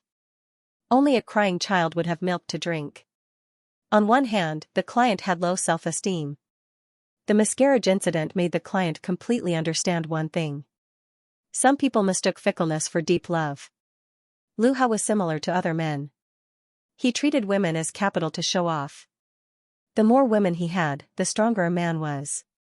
Just like animal groups, strong males could always have more females and have more opportunities to pass on their genes. Unfortunately, the women in the backyard were all immersed in Lu Hao's deep love and felt that they had found the best home. This was because this man would do things that other men wouldn't do. Feeding, massaging, and even during menstruation, he would help rub their stomachs or let the servants prepare warm things to warm their stomachs. He also invented things like simple sanitary napkins. Lu Hao was even known as a friend of women. It was because he loved his women that he invented these things. When an imperial censor said that Lu Hao wasn't a gentleman, Lu Hao righteously said that all men were born from women. Moreover, he loved his wife. What was wrong with that? Instead, the emperor looked at Lu Hao in a different light. The emperor couldn't be bothered to comment on whether Lu Hao was being a gentleman or not. After all, it was someone else's backyard. However, one of them was his own daughter. The emperor was still very happy that his daughter was being treated well. Ningxu grinned. Xiaochui had gone out to buy some things. Ningxu ate a fasting pill and lay back down on the bed. After sitting like this for a while, he felt that his back was sore and his heart was short of breath. Why did it feel like all the system missions were like this?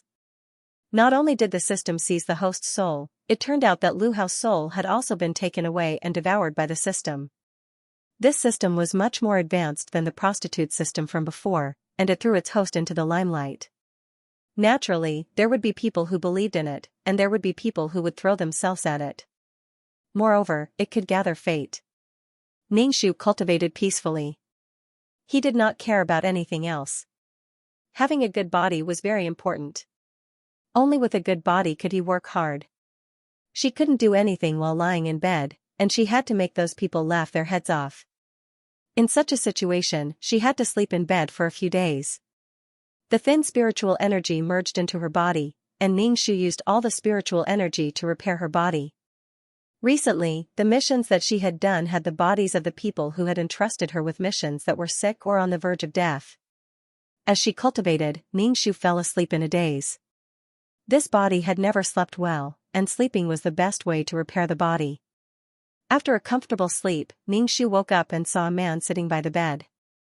This man's face was like jade, and he looked very refined. Ningxu felt that he must have made some minor adjustments. Moreover, it was a minor adjustment without any side effects. The system was really powerful. It was even the head of the beauty salon. Lu Hao saw his wife staring at his face, and he could not help but frown and ask, "What's wrong with you?" Ningxu suddenly sighed, "Husband, I feel that you seem to be different from before. You look like you, but you don't look like you. You've become more good-looking." Lu Hao's eyes flickered. After all, it was not the original. After making some minor adjustments, he changed the topic and said, "Are you feeling better?" "No, I still feel uncomfortable.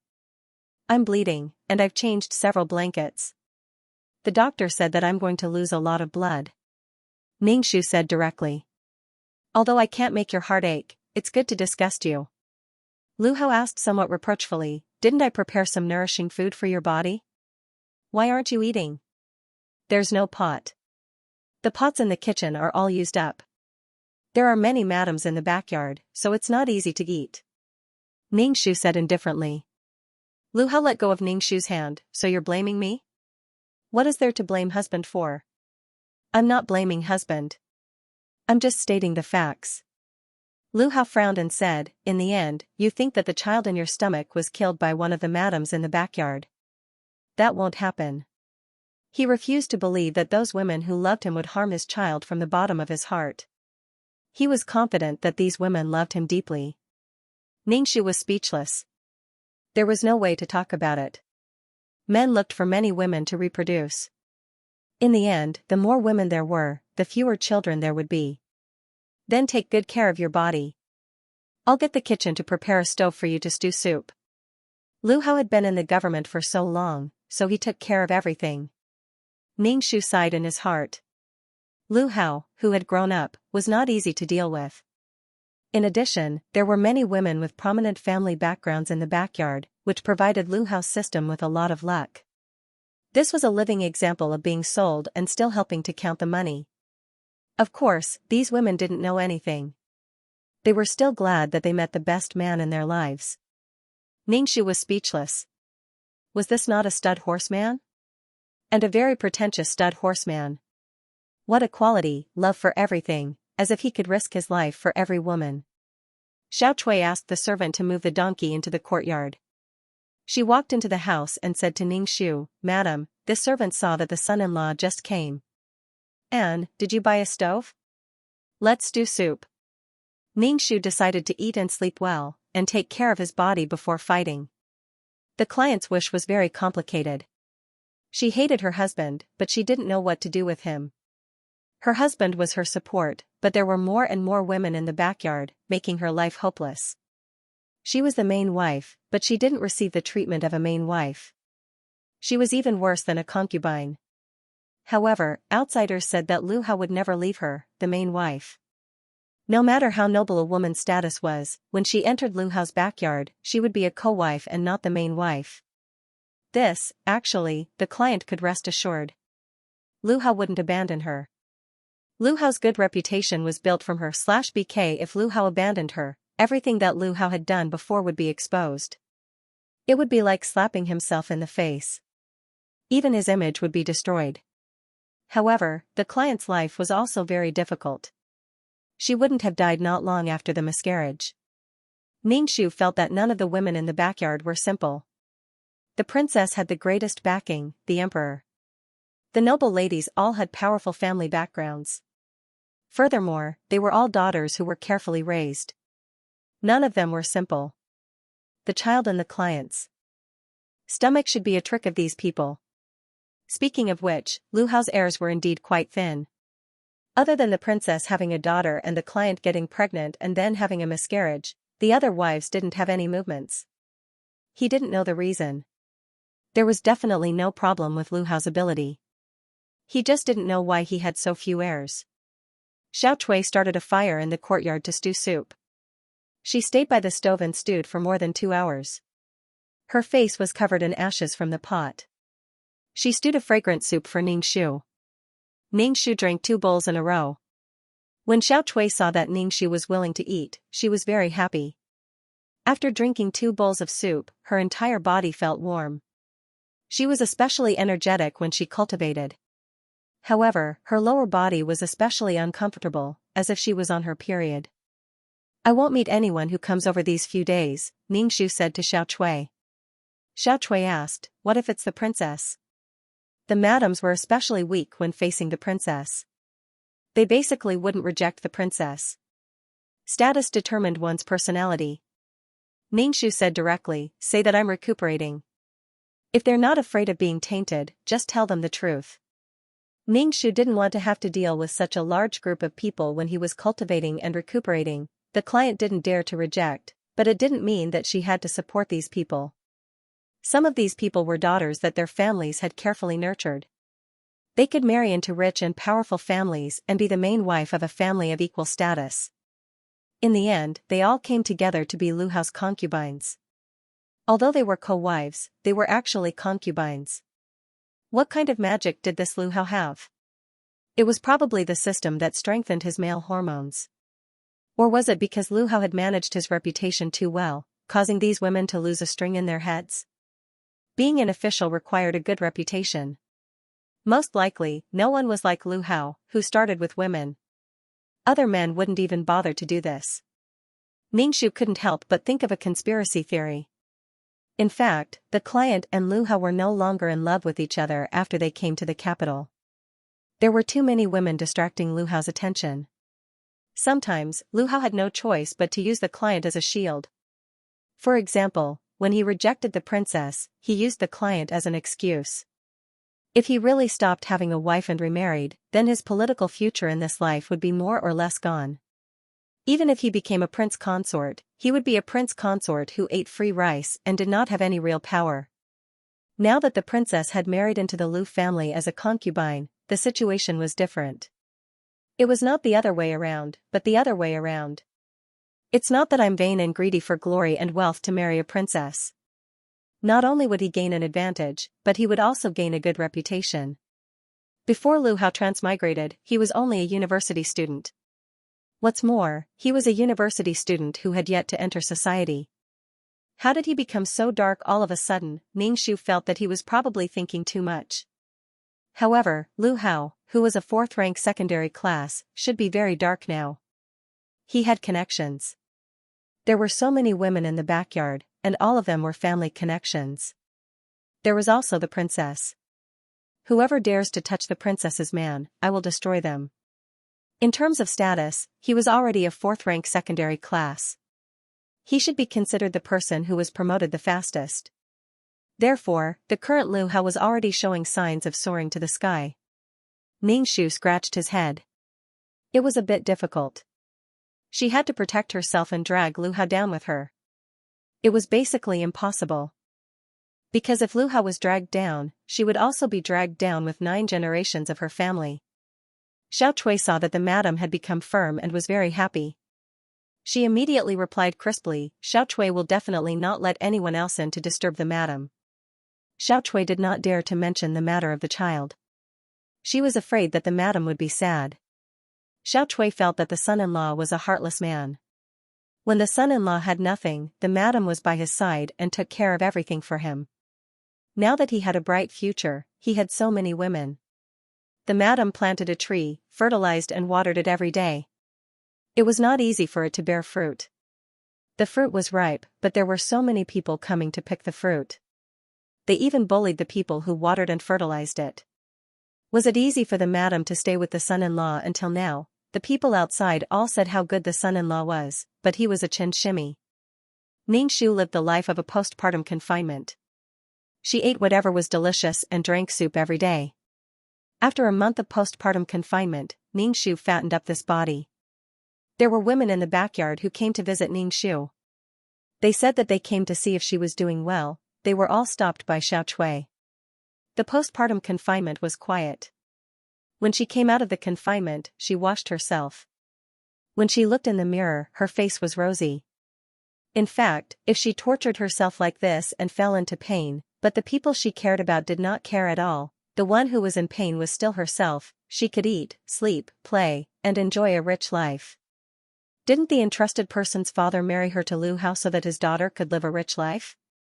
And it was a life of status. In the end, she led a miserable life. One's attitude towards life was very important. No matter what she faced, she had to love herself first. She had not left the courtyard for more than a month. After washing up, Ningxu went to walk around the garden. She had to meet these women. The child in the entrusted person's stomach was gone. It must be done by these women in the backyard. As for who it was, she had to investigate carefully. The death of her child must be avenged. At the same time, she had to think of a way to deal with Lu Hao. The Lu residence was quite big. As the number of women in the backyard increased, it was expanded several times. With the addition of the princess, the Imperial Household Department bought many things in the Lu residence, making the Lu residence look luxurious. The weather was good. Ningxu walked in the garden and saw that the pavilion was filled with women who were chatting and calling each other sisters intimately. At a glance, there were beautiful women. They were fat and thin. There were all kinds of styles. Noble and cold, pure and moving, charming and enchanting. With the system, she could become a winner in life. Who would have thought that Lu Hao's core was a young man who could not even find a job in modern society? He came here to become a high-ranking official. In the future, he would be conferred the title of Marquis. How strange, Ningxu's sudden appearance caused the scene to be silent for a moment. The most frightening thing was that the air suddenly became silent. Sister Pan, are you feeling better? Princess Ningxu, who was sitting in the middle, asked. The princess's clothes were probably the best here.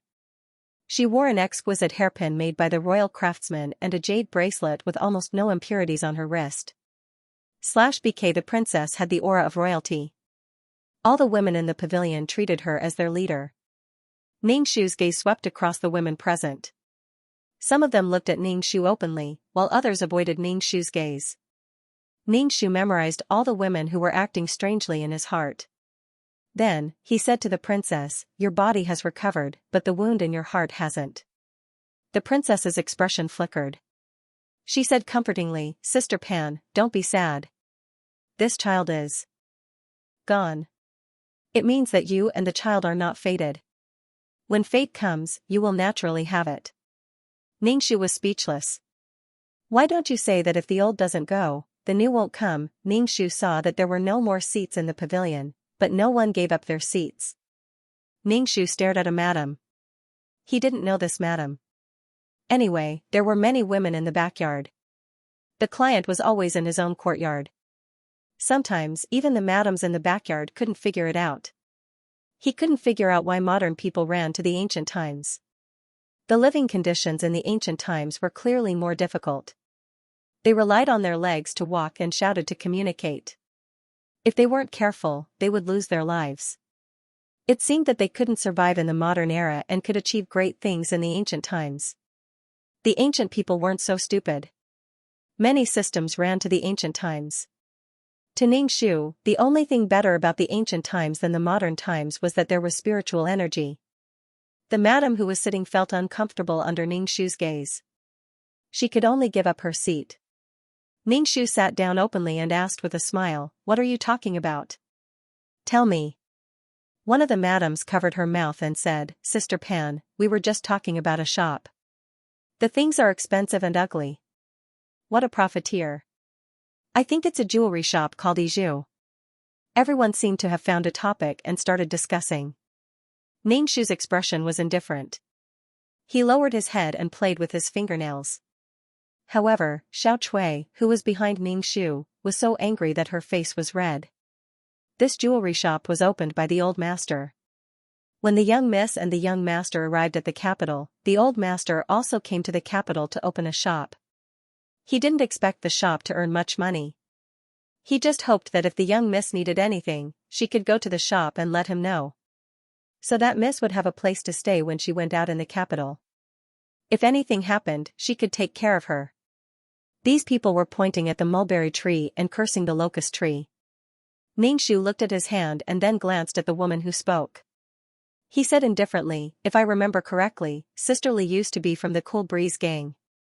You don't have the money to buy things, but you still say things are expensive. What kind of logic is that? Could it be that the money benefactor gave was not enough to buy a piece of jewelry?" Hurriedly coming out to be the vanguard, he had to be prepared to face a hail of bullets. "You're talking nonsense. Although I come from a humble background, I'm still a virgin." Mrs. Li immediately defended herself. She felt that the women around her were looking at her with a playful gaze. She was so angry that she glared at Ning Shu.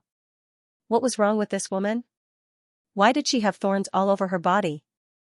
In the past, she wouldn't have come to gatherings like this and would have stayed far away. Virgin, that's to say that you don't even have a benefactor. You're a poor wretch who doesn't have any benefactor to give you money. You can't afford to buy things and you're cursing other people as profiteers. You can ask the princess. Would the princess curse other people as profiteers because she can't afford to buy things? Ning Shu looked indifferently at Mrs. Li. Mrs. Li's face flushed red. Today, she was actually stabbed by the doe-like Mrs. Pan. This made Mrs. Li feel insulted. The madams of low status in the residence all took pleasure in stepping on Pan Wenlan, as if they were noble. The princess used a handkerchief to cover her mouth, as if to hide her emotions. Finally, she said to Ning Shu, "Sister Pan, it's not good to talk about this kind of thing here." Ning Shu asked in surprise, "Why can't you talk about it? Many people here came from that place. If you can't talk about it, it means that these people shouldn't be standing here." The princess was speechless. Mrs. Li's face turned purple and she glared at Ning Shu. Ning Shu laughed again. "I'm just saying it casually. Don't mind it. Ever since I lost my child, my spirit hasn't been very good. I'm sad and I blame myself. I blame myself for not being able to give birth to a child for the master. Every day, I can't eat or sleep well. When I fall asleep, there's a child crying beside my ear. I can't stand it anymore." Ning Shu's voice was low and gloomy. At first glance, it sounded a little eerie and scary. Some of the women present turned pale, and some of their eyes flickered. The princess's expression was normal as she said, "Sister Pan is overthinking things. Relax your spirit. I believe that you can definitely give birth to another child for the master." Ning Shu nodded. She seemed to be touched and held the princess's hand. She said, "Thank you, sister. That's why I've been taking care of my body and preparing to give birth to another child for the master. If the master knew that sister is so virtuous, he would definitely be very happy." "Princess, what did I say? I didn't say that I would give the master to you." The princess didn't have much contact with this main wife. Now that she looked at her, she was a little thick-skinned. The princess pulled her hand out and said directly, "All of us want to give the master a child. That's why everyone has to work hard. However, I think that it's better to find a doctor to take a look at the master and nourish his body. Perhaps everyone will be able to conceive a child easily. However, it's not easy to get a child. Everyone, don't be like me. As Ningxu spoke, she covered her face with a handkerchief and began to cry. Her voice was like that of a female ghost, which gave everyone goosebumps. Every day when I sleep, my ears are filled with the sound of my child crying. As a mother, my heart hurts as if it's being cut by a knife. I don't understand why my child is crying so heartbreakingly. He's crying so much that my heart is about to break. A good chat session had inexplicably turned into a memorial session. Ningxu cried for a long time. She wiped her face with a handkerchief. I'm sorry. I'm too sad. Ever since I married the master, I've only been pregnant with this one child. In the end, the child is gone. I'm so sad. I'm so desperate. Boo-hoo. Ningxu covered her face with her handkerchief and cried again. Everyone, the princess couldn't help but interrupt Ningxu's sobs. She comforted Ningxu. Sister Pan, don't be too sad. You'll have a child eventually. Thank you, princess. After Ningxu's commotion, everyone was no longer in the mood to eat melon seeds and chat. The sun was shining brightly, but after her commotion, they felt that the surroundings had become gloomy. Wasn't it embarrassing to talk about such a thing? If you lost a child, everyone would only be very happy. Did you really think that everyone could empathize with you? At most, they would feel a little guilty. Ningxu used her mental strength to observe the expression of the woman in the pavilion. Then, she bade farewell and left, covering her face with tears. Everyone, she was really unlucky. Pan Wenlon was the unluckiest person in the backyard. This person's existence made people feel very uncomfortable, but she had always been with the master/BK. The women in the backyard were all as beautiful as flowers, but this woman was an old woman. The princess frowned and said, Everyone, disperse. Don't tell the master about what happened today. Sister Pan is upset and is complaining to everyone. It's fine if you all hear about it. Yes. Because of her noble status, she was the hidden main wife in the backyard. These people would not submit to Pan Wenlon, but they would be deterred by her status. After all, her father was the emperor, the king of the world. Ningxu returned to her courtyard and casually wiped her face. Xiao Cui, on the other hand, was glowing. Miss, you don't have to be polite with these people. You are the main wife and they are the concubines.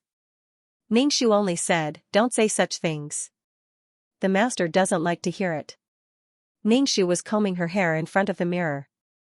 She seemed to have found a strand of white hair and immediately pulled it out. Looking at the white hair, she was already an old woman in the eyes of the ancient people. In fact, she was only 25 years old and had been married to Lu Hao for almost 10 years. She accompanied Lu Hao through the imperial examinations and then rose from a small official in the Hanlin Academy to the 4th rank of the secondary class. It was not easy for her to get pregnant, and the child she had been looking forward to for so many years was gone. It would be strange if the client did not break down. The girls in the rear courtyard were all around 15 or 16 years old. Compared to the delicate flowers of 17 or 18 years old, the client looked old. As a modern person, Lu Hao actually said that the client was 25 years old. What a joke. His reason was not good enough. Ningxu used her mental strength to cover the entire Lu residence. She wanted to see how these women would react after she cried and made a fuss. There must be some special emotions after returning to their own courtyard. Xiao Cui went to make soup for Ningxu. Ningxu lay on the bed with her eyes closed. She looked like she was resting, but in fact, she was observing every woman in the backyard. Most of the daughters of the aristocratic families did not react. They were indifferent to this matter.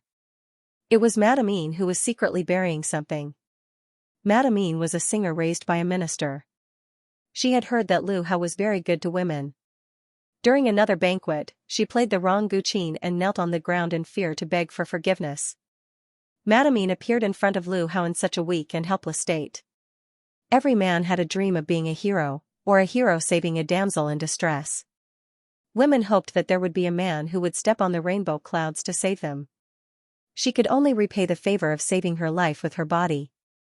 Just like that, they hit it off. In any case, Madame gave people the impression that she was gentle and weak, like a dodder flower. It made men feel that this woman couldn't leave them and that she wouldn't be able to live without them. He was so imposing. Madame buried the things, washed up, and went to the princess's courtyard. She wanted to see the princess, but was stopped by the princess's maidservant, who said that the princess was resting. Madame was very anxious and repeatedly insisted that she wanted to meet the princess. However, the maidservant raised her chin and simply said, "No." Madame could only return in disappointment. Ningxu turned over and opened his eyes. Madame, princess. He would wait until it was late at night to see what she had buried. Seeing that Madame was looking for the princess in such a hurry, she must have something to tell the princess, but the princess refused to see her. After Lu Hao got off work, he came to visit Ningxu as usual. He asked about Ningxu's health, showed his concern, and said a few nice words. The thing that modern girls hated the most was to drink more water. He opened his mouth and the ancient girls liked it very much. Then, Lu Hao drew lots to accompany a woman. Lu Hao was living like an emperor these days. Drawing lots, these were all women he loved deeply. It wasn't good to choose any one of them. He would leave it to the heavens to decide. Drawing lots was fair to everyone. Everyone had the same chance of being caught. Ningxu used his mental power to take a look and almost spat out saliva. "Is this really okay? Why don't you call everyone over and have fun with them?" Everyone was as close as sisters. It wouldn't be a big deal even if they were honest with each other. Lu Hao picked Madame. Madame actually fit Lu Hao's impression of ancient women. She played the guqin and was beautiful. Ningxu, sister only wants to go to Madame Yin's courtyard in the middle of the night. She didn't know if Lu Hao's system had a scanning function. What if she was scanned by the system when she went to Madame Yin's courtyard? Therefore, Ningxu decided to wait a day before digging. Some people were unhappy that he had to sleep in Madame Yin's courtyard continuously. For example, the princess. The princess's status was so high that it couldn't be ignored. If he married the big boss's daughter and complained to the big boss about it, he would be the one at a disadvantage.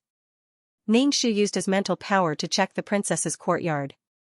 For some reason, perhaps it was his sixth sense, Ningxu felt that this matter had something to do with the princess. The princess was the only woman in this courtyard who had a child. The others didn't. This was very suspicious. Moreover, Madame even went to look for her. Madame was also in the pavilion at that time. Lu Hao was really a hindrance. He made it impossible for her to dig up the things Madame buried. Ningxu got up from the bed and stretched. Xiaochui had already brought in the stewed soup. Ningxu drank the soup and asked Xiaochui, "Do we have anything from the princess in our courtyard?" "Madam, why are you asking this? You've already kept the princess's things. They're useless in the cupboard," Xiaochui said. "Do you want to take them out now?" Ningxu nodded. "Take them all out. Let me see." The fact that these women in the courtyard didn't have a child probably had something to do with the princess's gifts. As someone who had seen countless otaku fighting dimensions, these gifts were mixed with personal goods. It was very damaging to the women. In terms of sterilization, the women in ancient times could be said to be innovating. All of them were experts at abortion and contributed to family planning. Xiaochui immediately opened the cupboard and took out many things. There were pieces of cloth, ready-made clothes, and some jewelry. These jewelry didn't look cheap either. The princess was probably the most generous person in this residence. From time to time, she would reward some things to buy people's hearts. She looked like a proper wife. The princess was like this now because the person who entrusted her with the gifts didn't live up to her expectations. She didn't fight for her rights and interests and didn't dare to fight for it. When Lu Hao said that the women in the courtyard weren't differentiated by age, she should have asked clearly and asked who she was. In this way, her rights were taken away. "Madam, everything is here," Xiaochui said. She didn't quite understand why Madam had suddenly found the things. Ningxu put down the spoon and checked the pieces of cloth, clothes, jewelry, and facial cream one by one. She put the clothes to her nose and sniffed. There wasn't any special smell. Then, she poured water on the cloth and sniffed again. There was nothing unusual about the clothes and jewelry. This made Ningxu feel that she might be gauging the heart of a gentleman with her own mean measure. BK opening the lid, Ningxu took a whiff. It was quite fragrant. There didn't seem to be anything out of the ordinary. Could it be that so many women were infertile? Was the princess pregnant? The client had been married to Lu Hao for almost 10 years, and this was the first time she was pregnant. Could it be Lu Hao's problem? There were a lot of problems in this. When the client was bedridden, all problems would be solved if he died. She didn't want to get to the bottom of it, but she was unwilling to change her life. Ningxu propped up her chin and rummaged through the items. Xiaochui asked, "Madam, what are you looking for?" "Nothing." Ningxu opened another box of facial cream. The facial cream was crystal clear and jelly-like. It wasn't easy to have such a facial cream in ancient times. Facial creams were used to maintain the health of women in ancient times. The technology used to make these cosmetics was crude.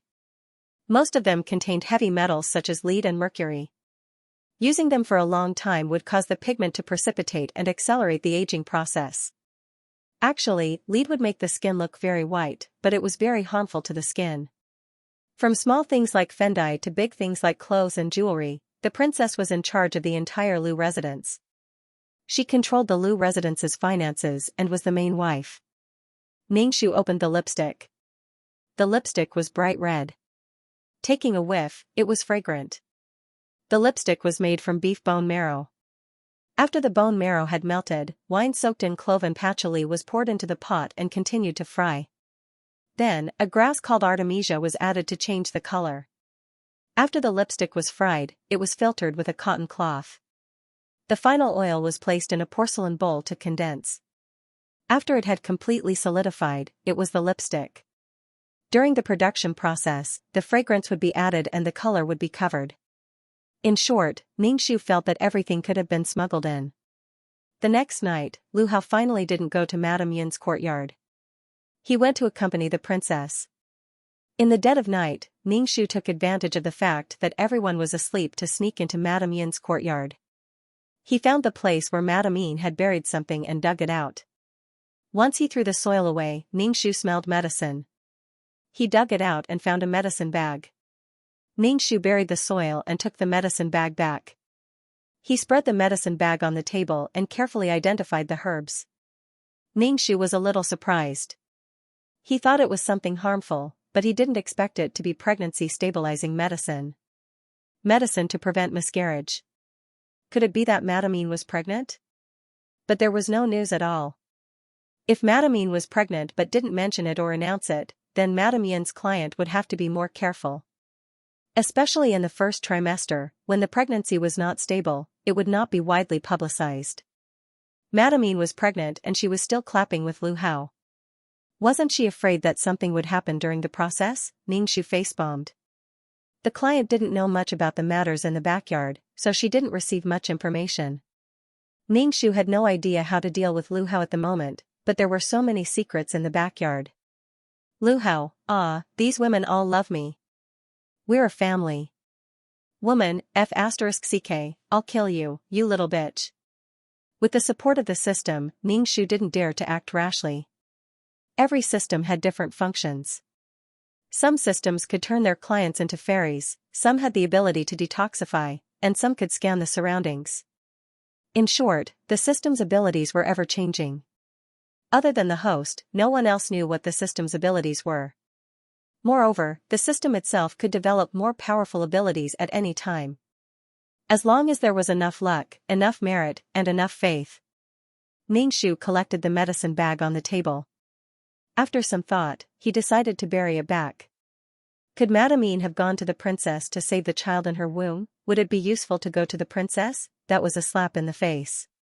Lu Hao had always thought that the women in his backyard were like biological sisters, but when one of them got pregnant, they were all trembling in fear. They didn't even dare to say anything or guarantee that they could give birth to the child. In the next few days, Ningxu had nothing to do. Sometimes, he would stroll to Madame Yin's courtyard and rest there. Madame Yin was a little uncomfortable when she saw Ningxu, but she still asked the servants to serve tea. Ningxu took a sip of tea and used his mental strength to scan Madame Yin's abdomen. He saw that she was indeed pregnant, but the fetus was now a cyst about the size of a silver coin. It hadn't formed yet. It should only be a little more than a month. Xianxia took a sip of tea and put down the teacup. He said, "You don't seem to be in good spirits. Are you pregnant?" "I hid it when I was pregnant." When Madame heard this, she almost jumped out of her chair. She looked as if she had been stung by a poisonous scorpion. "No, I'm not pregnant." "Sister Pan, you must be joking." Madame quickly denied. Xianxia only said, "If anything happens, you must remember to tell Master. That will make him happy. I've been pregnant before and I know what it's like to be pregnant." Madame forced a smile. "Sister Pan, I'm not pregnant." Sigh. Xianxia sighed faintly. "If my child was still here, it should be able to move now and stretch its arms and legs in the stomach." Madame subconsciously clutched her stomach, her face turning paler. Xianxia got up and left. There was no point in hiding it. There were too many eyes. If you didn't tell them, they would secretly take away your child. You wouldn't even have a place to cry. If you bled, the doctor could say that it was your period. Of course, there might be an accident if you told them. Anyway, it wasn't easy to be pregnant.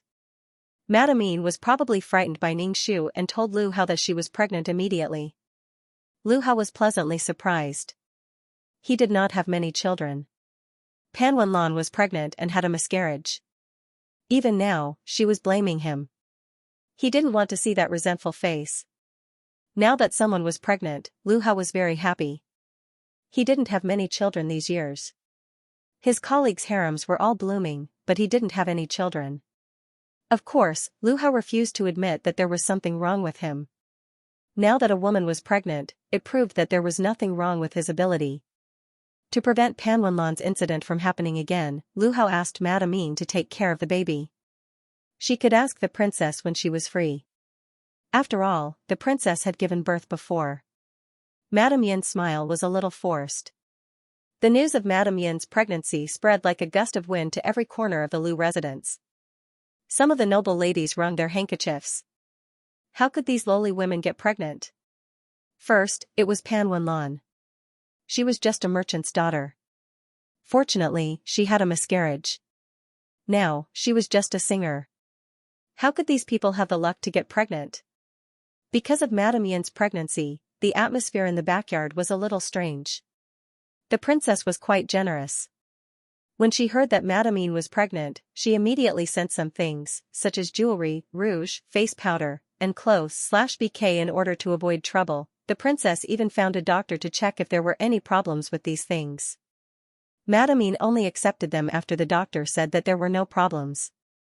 Looking at Madame Yin's behavior, Xianxia felt that she was wary of the princess. Indeed, the princess was the only one in the mansion who had a child and no one else.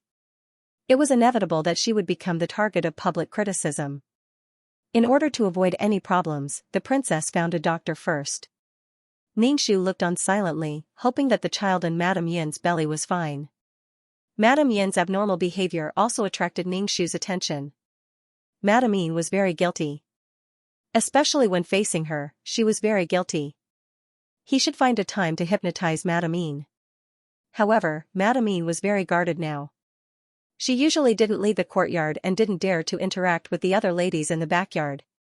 She was so nervous that even Xianxia felt tired for her. This was the sisterhood that Lu Hao mentioned. This was obviously a fake sisterhood. Since Madame Yin was pregnant, Lu Hao naturally had to spend a lot of time with her. This made the women in the backyard very unhappy. They wanted to clap with Lu Hao for love and strive to have children too. Lu Hao felt that the jealousy of these girls in the backyard was really unbearable. Of course, beautiful girls were especially cute when they acted coquettishly. If they weren't beautiful, they would be unreasonable. No matter how careful Madame Yin was, she still had a miscarriage. When Xianxia heard the news, he sighed inwardly. It was really unexpected. Because the food that Madame Yin ate every day was prepared by herself and her maids. In her own courtyard, she didn't go to the big kitchen. No one else had touched her food. All the women in the backyard gathered in Madame Yin's courtyard and heard a low groan from inside. Lu Hao felt that these women in his backyard got along so well. When something happened to one of them, they all came to visit. Ningxu saw a flash of relief on Lu Hao's jade-like face and twitched his mouth. I can only say that you really don't understand a woman's heart. The princess frowned and said to Lu Hao, Old master, it will be fine. Sigh. Lu Hao glanced at Ningxu, who was standing there. Previously, one of them had a miscarriage, and now something happened. Why did things keep happening? Was it because his vitality was too weak? Was that why he kept having miscarriages? There were many reasons for infertility, such as the vitality and quantity of sperm. Lu Hao even suspected that he might be a dead spirit or a weak spirit. The doctor came out of the room and said something shocking, Madam isn't pregnant. Her period is here. Lu Hao, some of the women almost laughed. I don't think so. Lu Hao didn't believe it. Madame had no reason to lie about something like this. The princess said, Madame must have wanted to have a child so badly that she made such a fuss. Perhaps she wanted the old master to pay more attention to him.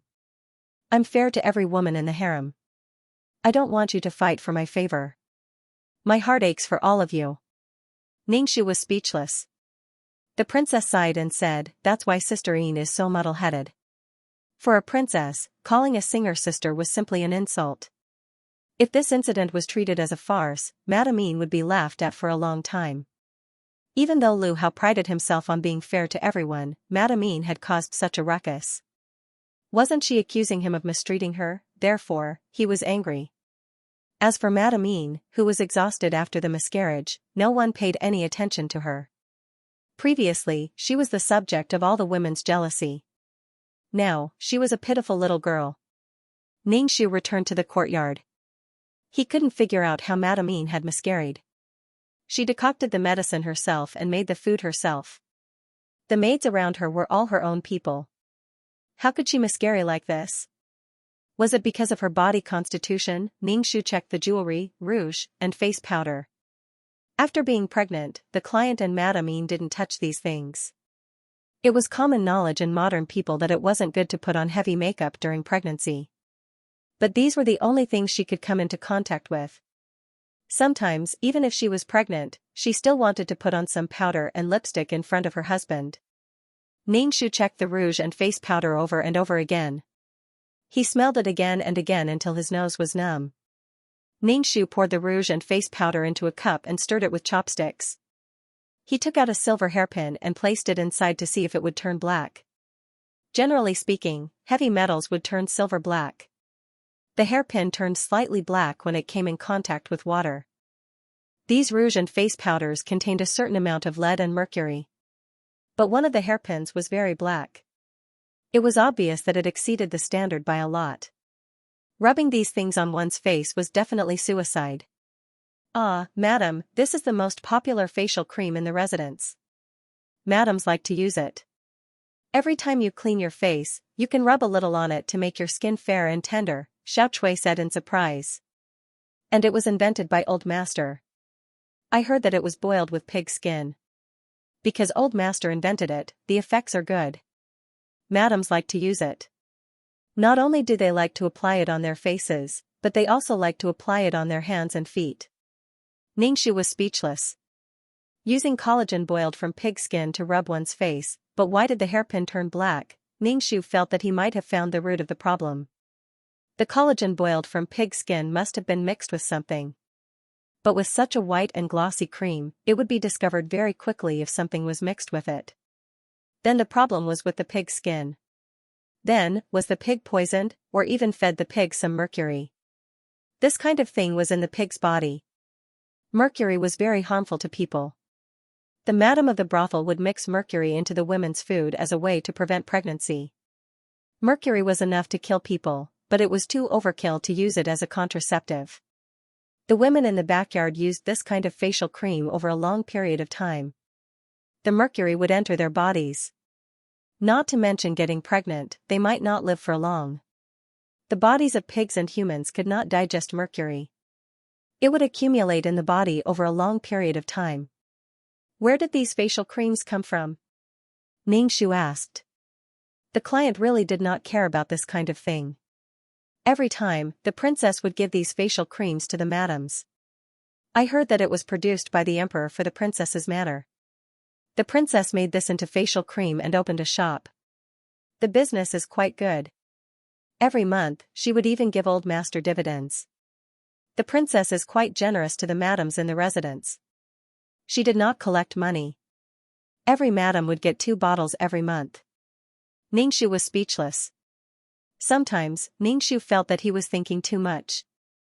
But sometimes, things developed in the direction he wanted. What happened to the deep sisterly love? Plastic flower sisterly love. This princess was not so generous. In fact, the client even hated these women. However, the method was very sophisticated. It was not incense or anything. Mercury and its compounds could enter the human body through different routes such as the respiratory tract, skin, and digestive tract. The toxicity of mercury was accumulated and took a long time to show. The food chain had an extremely strong ability to accumulate mercury. For example, when pigs ate grass or water containing mercury, it would pass through the food chain to the human body. There was more mercury in the human body than in the pig body, and there was more in the pig body than in the grass/BK anyway. He didn't know what the princess said to Lu Hao, but Lu Hao suppressed this matter and told the madams in the backyard to let this matter go. It wouldn't be good for anyone if this matter blew up. All of the madams were stupefied and ran back to their mother's home in tears. It wasn't that Lu Hao believed this matter, or that he just wanted to keep the peace.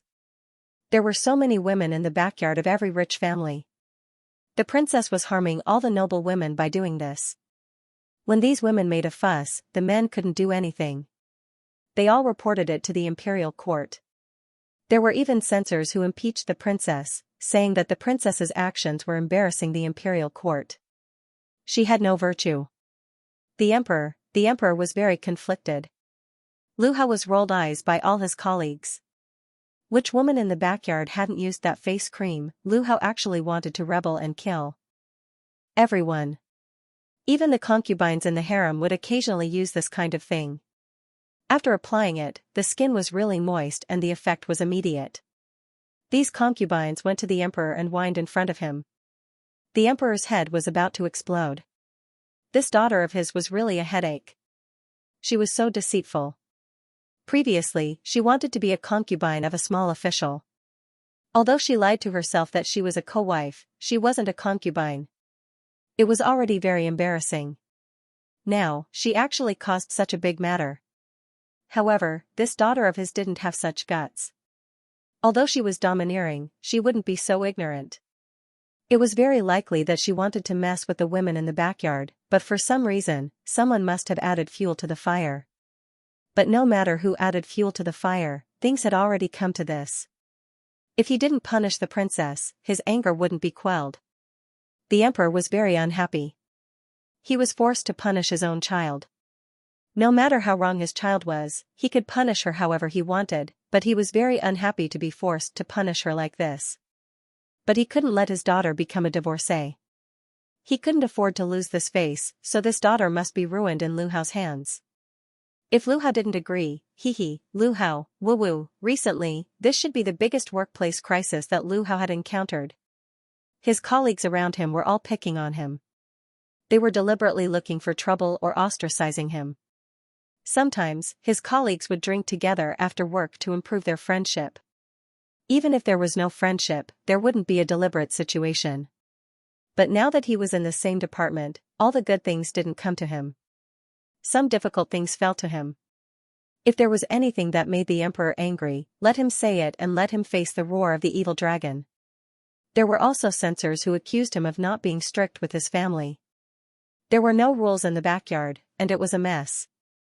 It was only a matter of time before something happened. They even doubted Lu Hao's ability to work. If he couldn't even clean up his own backyard, how could he sweep the world if he didn't sweep the house? In any case, Lu Hao had no way to refute it. In any case, everyone kicks a man who is down. If he didn't do something and completely offended these colleagues, it would be especially difficult to work together. The days of being deliberately targeted were not good.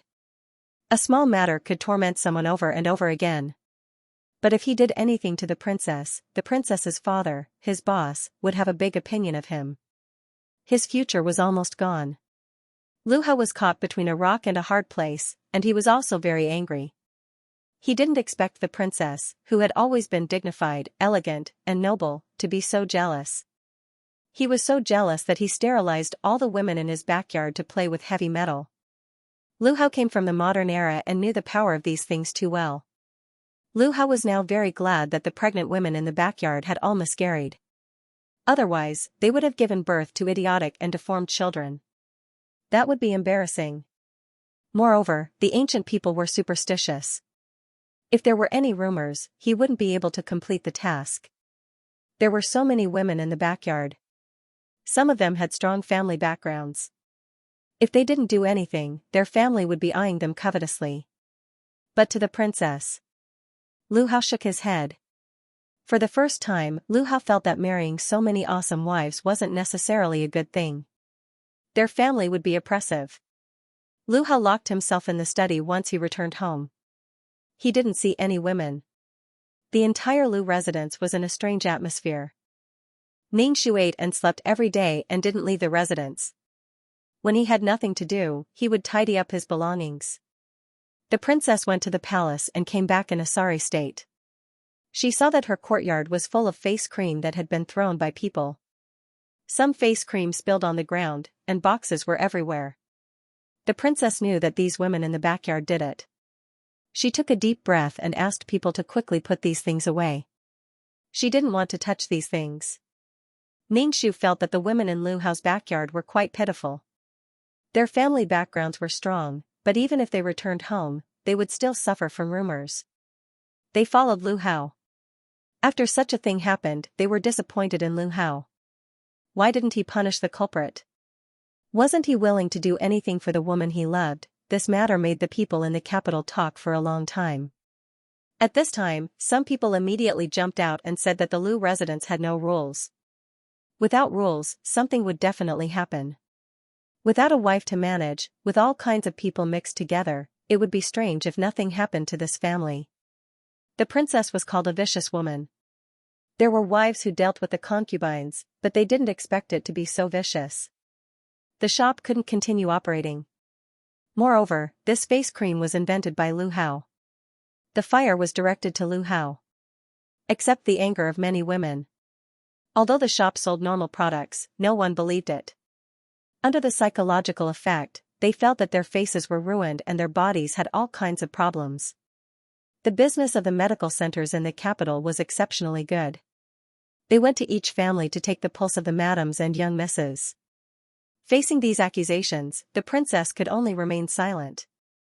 Could it be that she only made these for the women of the Lu residence and didn't add anything else? But no matter what she said, it would be wrong. Perhaps it was because Lu Hao couldn't find anyone to chat with.